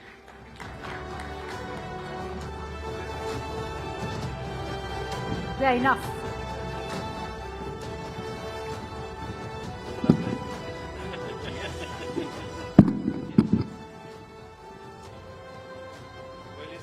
is there anything more left for me to say after that sterling introduction? Let's get straight to it. William Dalrymple, we've of course spoken right after the release of your book, and that was quite a well-heralded podcast with you. You've long chronicled British and Mughal India. But now you've come up with the golden road that pivots back to ancient India. Why? And what's the central thesis here? So, I spent 20 years working on the East India Company, 4 books: The Anarchy, White Mughals, Return of a King, The Last Mughal. And I think everyone, particularly my family, had thought that was enough East India Company and Mughals for one lifetime. Also, my beloved translator, Bruce Wannell, who worked very, very closely with me, had a spectacular ability to read any Persian text, any Mughal text, as easily as you and I can read the Times of India, died of cancer in 2019. And in some ways, I felt I'd sort of lost the key to Narnia. I could no longer just walk into libraries in Tongkor, in Patna, and access the texts which we've been looking at. So I went back to the subjects which had interested me as a teenager. I was originally keen on archaeology and ancient history. And it was very exciting, after 20 years, really, working the same world, to completely discover a new world, the world of early India, of this extraordinary period when India was completely the center of Asia. It was the center initially of the trade and the economy. The monsoon winds blowing in one wave 6 months and back again for the next 6 put India very literally in the center of things, connected to the Roman world, where it was Rome's principal trading partner, but also connected to Southeast Asia and to China. And one of the main ideas in the book is that the Silk Road has come to dominate our understanding of ancient Asia. The idea that there was this sort of motorway over land running from the Mediterranean to the South China Sea. But the idea of the Silk Road is entirely Sino-centric. It connects everything with China, and the idea that silk was the principal trading commodities is nonsense. It isn't reflected in any of the sources. And in fact, the idea of the Silk Road was invented in 1877 by a German geographer called von Richthofen. It's an entirely modern idea. No ancient source talks about it. What the ancient sources say is that India is the center of things. Pliny talks about a major balance of payments problem, just like Trump today worrying about America's balance of payments and inflicting tariffs. In the Roman period, Pliny is worried because he says India is the drain of all the world. Great Indian exports like pepper, cotton, ivory, nard, and silk, because actually Chinese silk came to Rome via India, were major exports, and they suffered a 30% tariff at the border, not so different from what Trump is proposing for this country now. And this provided as much as a third of the entire Roman imperial budget. So the idea in this book is that the Silk Road never actually existed before the Mongol period, when Genghis Khan's conquest did create a motorway that linked Mediterranean with the South China Sea. Before that, maritime routes rather than overland routes, and India rather than China. Well, it's interesting because I would have thought that for someone coming in from the West, you would have been at least passably acquainted with this huge legacy, and therefore would have been curious about it. But you seem to suggest that it's the translator's fault, that you sort of did not, that ancient India remained marginal in your work. No, it was the first thing that I loved when I came. My very first trip to India, I went straight to Gwalior, Sanchi, Khajuraho, Ajanta, Ellora. But over the course of time, got obsessed with the East India Company. The idea that a corporation could take over a continent seemed to me an extraordinary thing. And of course, it's something that's happening at the moment. We're worrying about this, the oligarchs in Trump's world, the way all the tech moguls were there at the inauguration. These huge companies like Amazon and Meta, and Apple and Microsoft, all of whose annual profits are greater than the GDP of most continents. This extraordinary power that corporations now have. It seemed to me a very interesting subject. But I have loved going back to this. And this was a lockdown book. We were all locked down. I had my library, and it gave me a wonderful opportunity to read very widely across different fields. And what I found was that the history of this period is often locked into different silos. So the Buddhist history is often told as part of a Chinese story, the Silk Road. The story of Sanskritization of Southeast Asia, how Indian epics, Indian language, Hindu kingship spread to Angkor Wat, where the largest Hindu temple in the world is built not in India, but in Cambodia. But the largest Hindu empire in the world is the Khmer Empire. The way that Indian mathematics spread through the Arab world to give us the number system we all use, the nearest thing we have to a universal language. These seem fascinating ideas. And what I was trying to do was bring them all together under one roof and connect the dots, which I think people haven't done. The last time a book like this was written is probably A.L. Basham's Wonder That Was India, which is written in 1954. Of course, we've had some historians that have looked at that, at that period. But wanted to ask you, because it's an interesting thought experiment, and it points to the rising Bharat that we see today. So it's not an accident, is it? So my view is that, I mean, if you look at Angus Maddison is the historian who studied trade figures historically, GDPs per head, and tried to work back from present figures to the sort of thing that was going on in Mughal India or medieval India or medieval Ming China, for example. And it's unequivocally the case, although you can quibble details in these figures, because obviously ancient economic figures are hard to come by and don't have the same veracity as modern figures. But nonetheless, it's completely clear that for most of history, maybe as much as 70, sometimes 80% of the world economy was generated by the lands that are now India and China. That both of these had terrific trading traditions, both over land and by sea. Both of them had extremely advanced credit systems, groups in society who dominated the mercantile world. And this was the case not just in ancient India, but as recently as the Mughal period. When people discuss the Mughals, they often think of, Aishwarya Rai and Hrithik Roshan lying back in the palace, dropping mangoes into each other's while white pigeons flutter around. What people forget is that those sort of riches, that incredible wealth, was generated, as anywhere else, largely by trade and industry. And so in the Mughal case, it's the incredible textile trade. Something like 1 million handlooms in Bengal alone, which is why the Portuguese and the Dutch and the British and the French and the Danish all turned up in the 17th century, because India was a major manufacturing center and was making the greatest, for example, cotton in the world. And the East India Company realized that the Mughals didn't have a navy, that they could be the exporters. So for most of history, India has been the richest region of the globe. Sometimes China pips it to the post, as in the Ming period. Sometimes India is ahead. But the dip comes, the freak comes, if you like, when the Europeans turn up. And with gunboats, from the moment that Vasco da Gama starts bombarding Calicut, India and China and Southeast Asia, all of them end up seeing gold for the first time in history pour into European pockets and disappear into distant parts of Europe. Then in 1947, the British disappear, the whole colonial system begins to self-destruct. It takes 20 or 30 years, it spreads through Africa, but by the late 70s, decolonization has largely happened.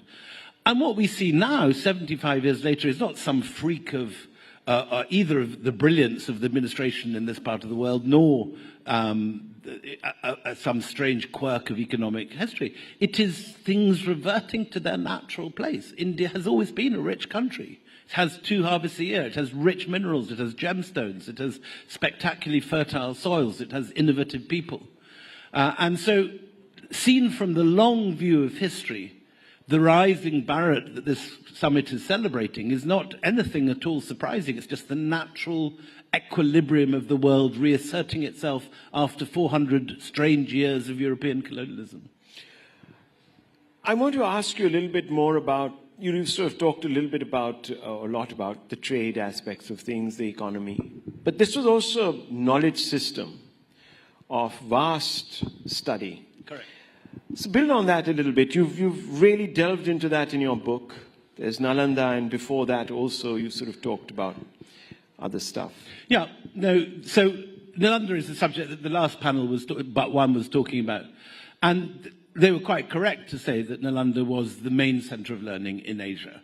Our main source for Nalanda is a Chinese monk, Xuanzang, who comes overland by foot in the 7th century. And he leaves a very detailed account of this place, which he regards as the NASA, the Harvard, the Ivy League, the Oxbridge of his day.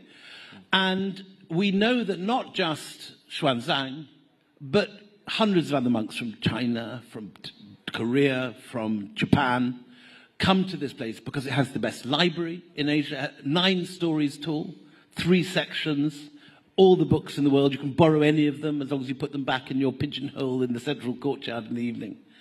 And Xuanzang is like some sort of bright-eyed undergraduate that's just turned up at Harvard for the first time. Everything is wonderful, everything is extraordinary. The monks are men of genius, they all work hard, they all study. And it's something which I think has been forgotten. And when people go from this country to Southeast Asia, to Vietnam, to Cambodia, they see the effects of this period. From the 7th century right through to about the 12th century, Sanskrit is the common language of both culture and diplomacy, all the way from Kandahar to Java to Bali. And the renown of Indian literature, like the Mahabharata, the Ramayana, the Puranas, are being read in all these countries. Men are renaming themselves, the small kings at the edge of an estuary in Malaysia. A chieftain in Java suddenly becomes not Kadunga like his father, but is Mahendravarman, Suryavarman. They take these Sanskritic names, and the landscape is renamed and reimagined. So you have a new Ayodhya outside Thailand, outside Bangkok, a new Kurukshetra in Laos. The Mekong, some etymologies say, is just the Khmer pronunciation of Ma Ganga. So, and most of the main Shaivite shrines in India find their names cropping up again with the new Khmer pyramid temples that are being built in the jungle in Cambodia. So India has terrific prestige during this time. It starts with the economy and with trade, but it grows into a whole civilizational diffusion.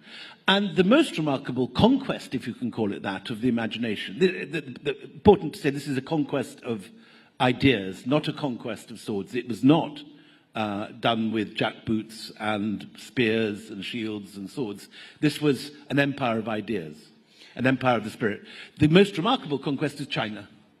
And under China's only woman empress, called Wu Zetian, Wu brings in monks and scholars from Nalanda, some of them Chinese, some of them Indian. You have an Indian called Gautama Siddhartha running the Bureau of the Astronomy and Astrology and Mathematics. You have other Indians in senior places of government. And this is the high watermark of Indian influence. China becomes, for this one reign, a Buddhist country. It becomes the state religion. Confucianism and Taoism are both demoted. And again, I don't think people in this country are quite aware of the extent to which, often China and India are seen as rivals with, two different spheres of influence.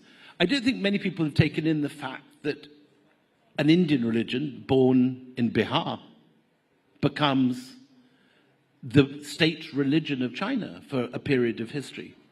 And I think it's hugely important now, as India is perceived now, rightly, as a rising economy, as a rising force, and will be, whatever happens, one of the 3 main economies of the world by the end of this century, if not sooner. It's very important to understand that it's not something that's sort of freak or kind of some weird quirk of modern politics. This is the natural order of things reasserting themselves. Well, the economic miracle that was India was put to the sword, literally, or crushed under the jackboot of the Brits. But the knowledge system that it was also crushed, some people say, by the sword. Nalanda, for example, was sacked.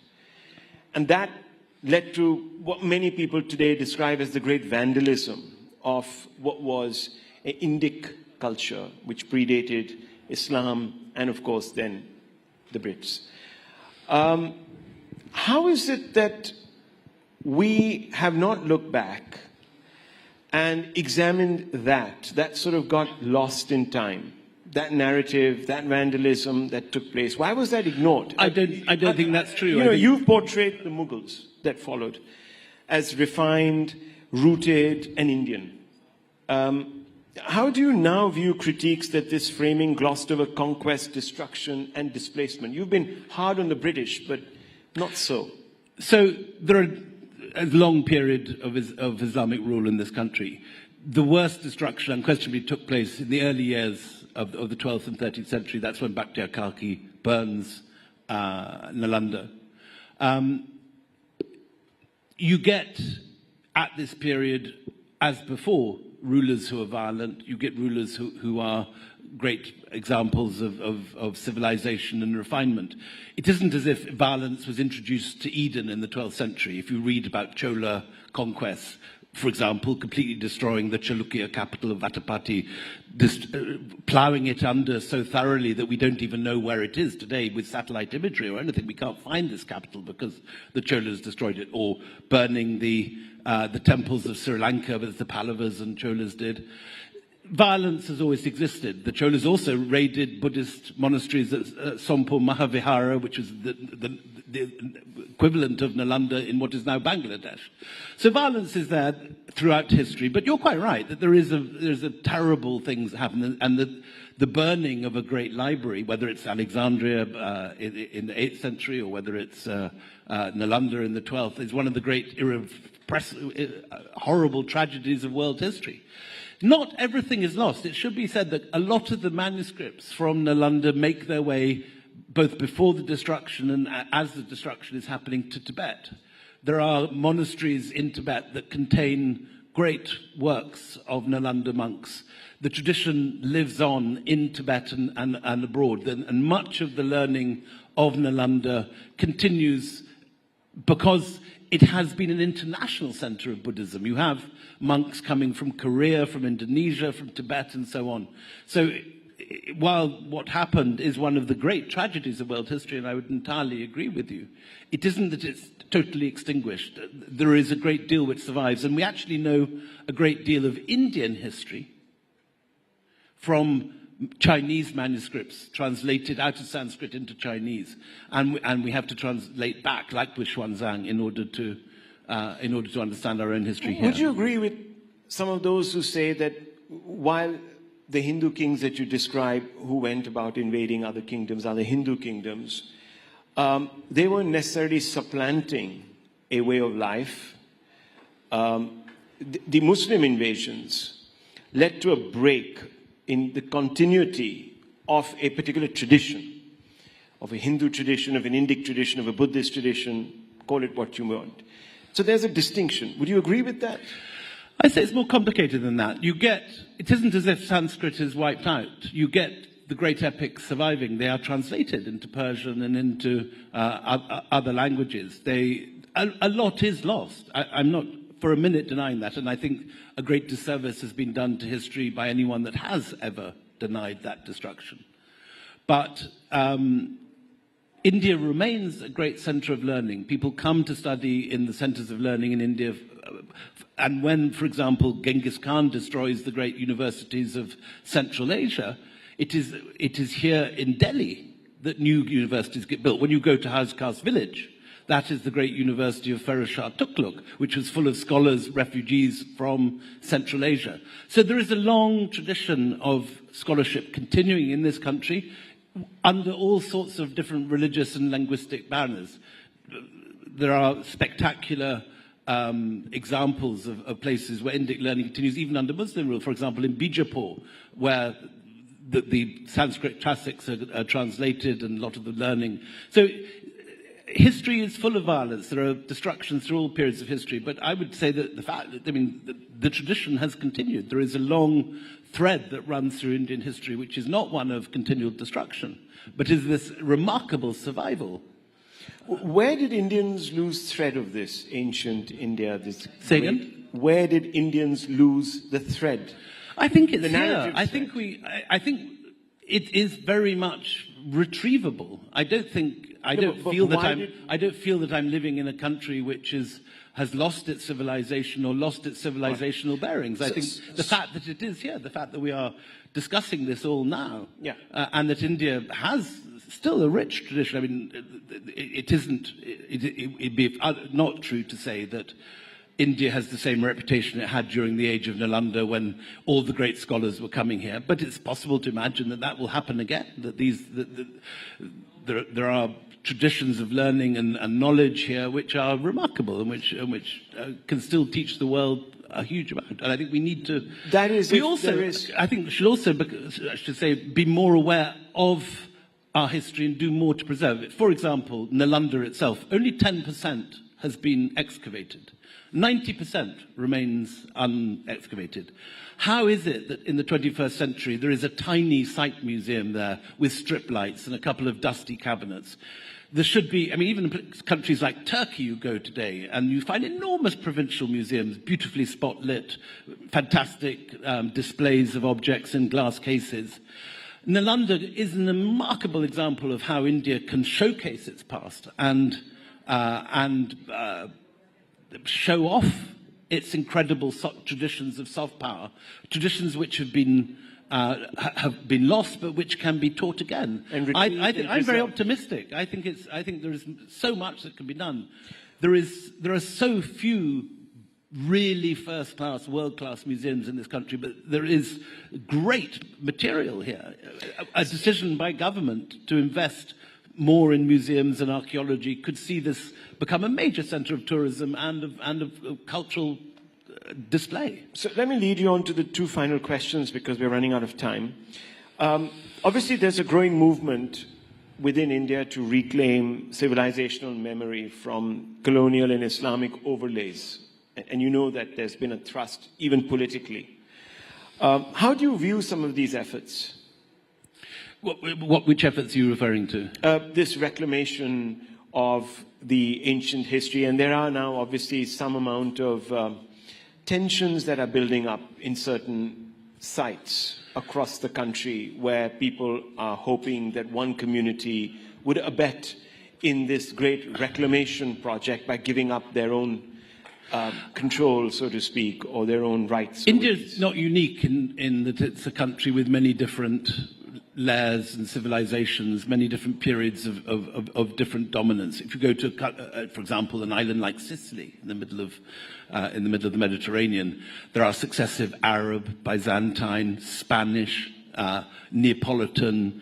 That island has been ruled from many different places. The answer, it seems, when you have a complex and nuanced history, is to write complex and nuanced books about it, and to teach it in a complex and nuanced way. That if you go to Sicily, the Spanish rulers who were very unpopular, who were toppled by Garibaldi and the Risorgimento, their statues are not toppled, they're still standing there, they're still in the museums, their objects are on display. History is complicated. There are many parts of the world where civilizations lie in different layers like sediment, like geology. And the attempt has to be made to teach it with nuance. History is not a matter of heroes and villains, of angels and demons. There are grey areas. People, human beings everywhere have both good and bad qualities. And I think that it's very important to try and teach and present history with nuance and with... So what would you say to those people who are accused of poking the majority community in the eye by going out there and celebrating the Aurangzebs of the world or other controversial figures in history, maybe making even a case for preserving roads that have been named after British colonialists and so on and so forth? How do you react to those? I think history is rich, and that to politicize the presentation of history and just to pretend that only one people have ever lived and ever ruled is a So you would mistake. apply that same principle? I don't believe in knocking down statues or changing rules, changing roads. I think or cancelling out authors and so on and so forth from your textbooks, even if they've said vile things. Like in the West, there is this. I think you've got to struggle to have accurate history and nuanced history, and to try and understand history. You don't learn about history by coming with a set political view and trying to find the facts that prove that So view. you would say that find the facts. Rudyard Kipling, for example, who is now sort of held up as somebody who was a person of his times but no longer relevant because his, frankly, racist views, etc., are offensive to one section of the world, and therefore needs to be expunged or not read. What would you say to that lobby? I mean, I think all of these things are interesting matters to be treated with proper scholarship. I'm not a believer in removing characters like that from the curriculum. I think they are of their time. They should be read. Ditto with Aurangzeb. He's not someone that I admire or hero worship, but he's someone who is part of history, who did certain things, and we should try and understand what he did. History is all about understanding. It's not about lecturing and sort of turning people into whiter than white saints and darker than black villains. It's the science of trying to understand the complexity of our past. And so to cancel people, to knock down statues, to remove things from a complex history which is full of complexity and variety and many grey areas seems to be completely the wrong way to approach these matters. Well, William Dalrymple, thank you for resurrecting the Golden Road, and a road that takes us back to the glories of ancient India and hopefully runs right through and connects us to the present. As a foreigner coming to this country, I am in awe of the variety of the different periods of history. In the sense, I don't have a dog in this race. I don't support one team or the other. And I can get as much pleasure from visiting the Taj Mahal or watching a Mughal manuscript as I can from visiting Vijayanagar or going to the Tanjore Great Temple and being amazed by the Buddhist frescoes of Ajanta. It's all a very rich history, and it should all be celebrated. We leave it at that. Thank you very much. Thank you very much.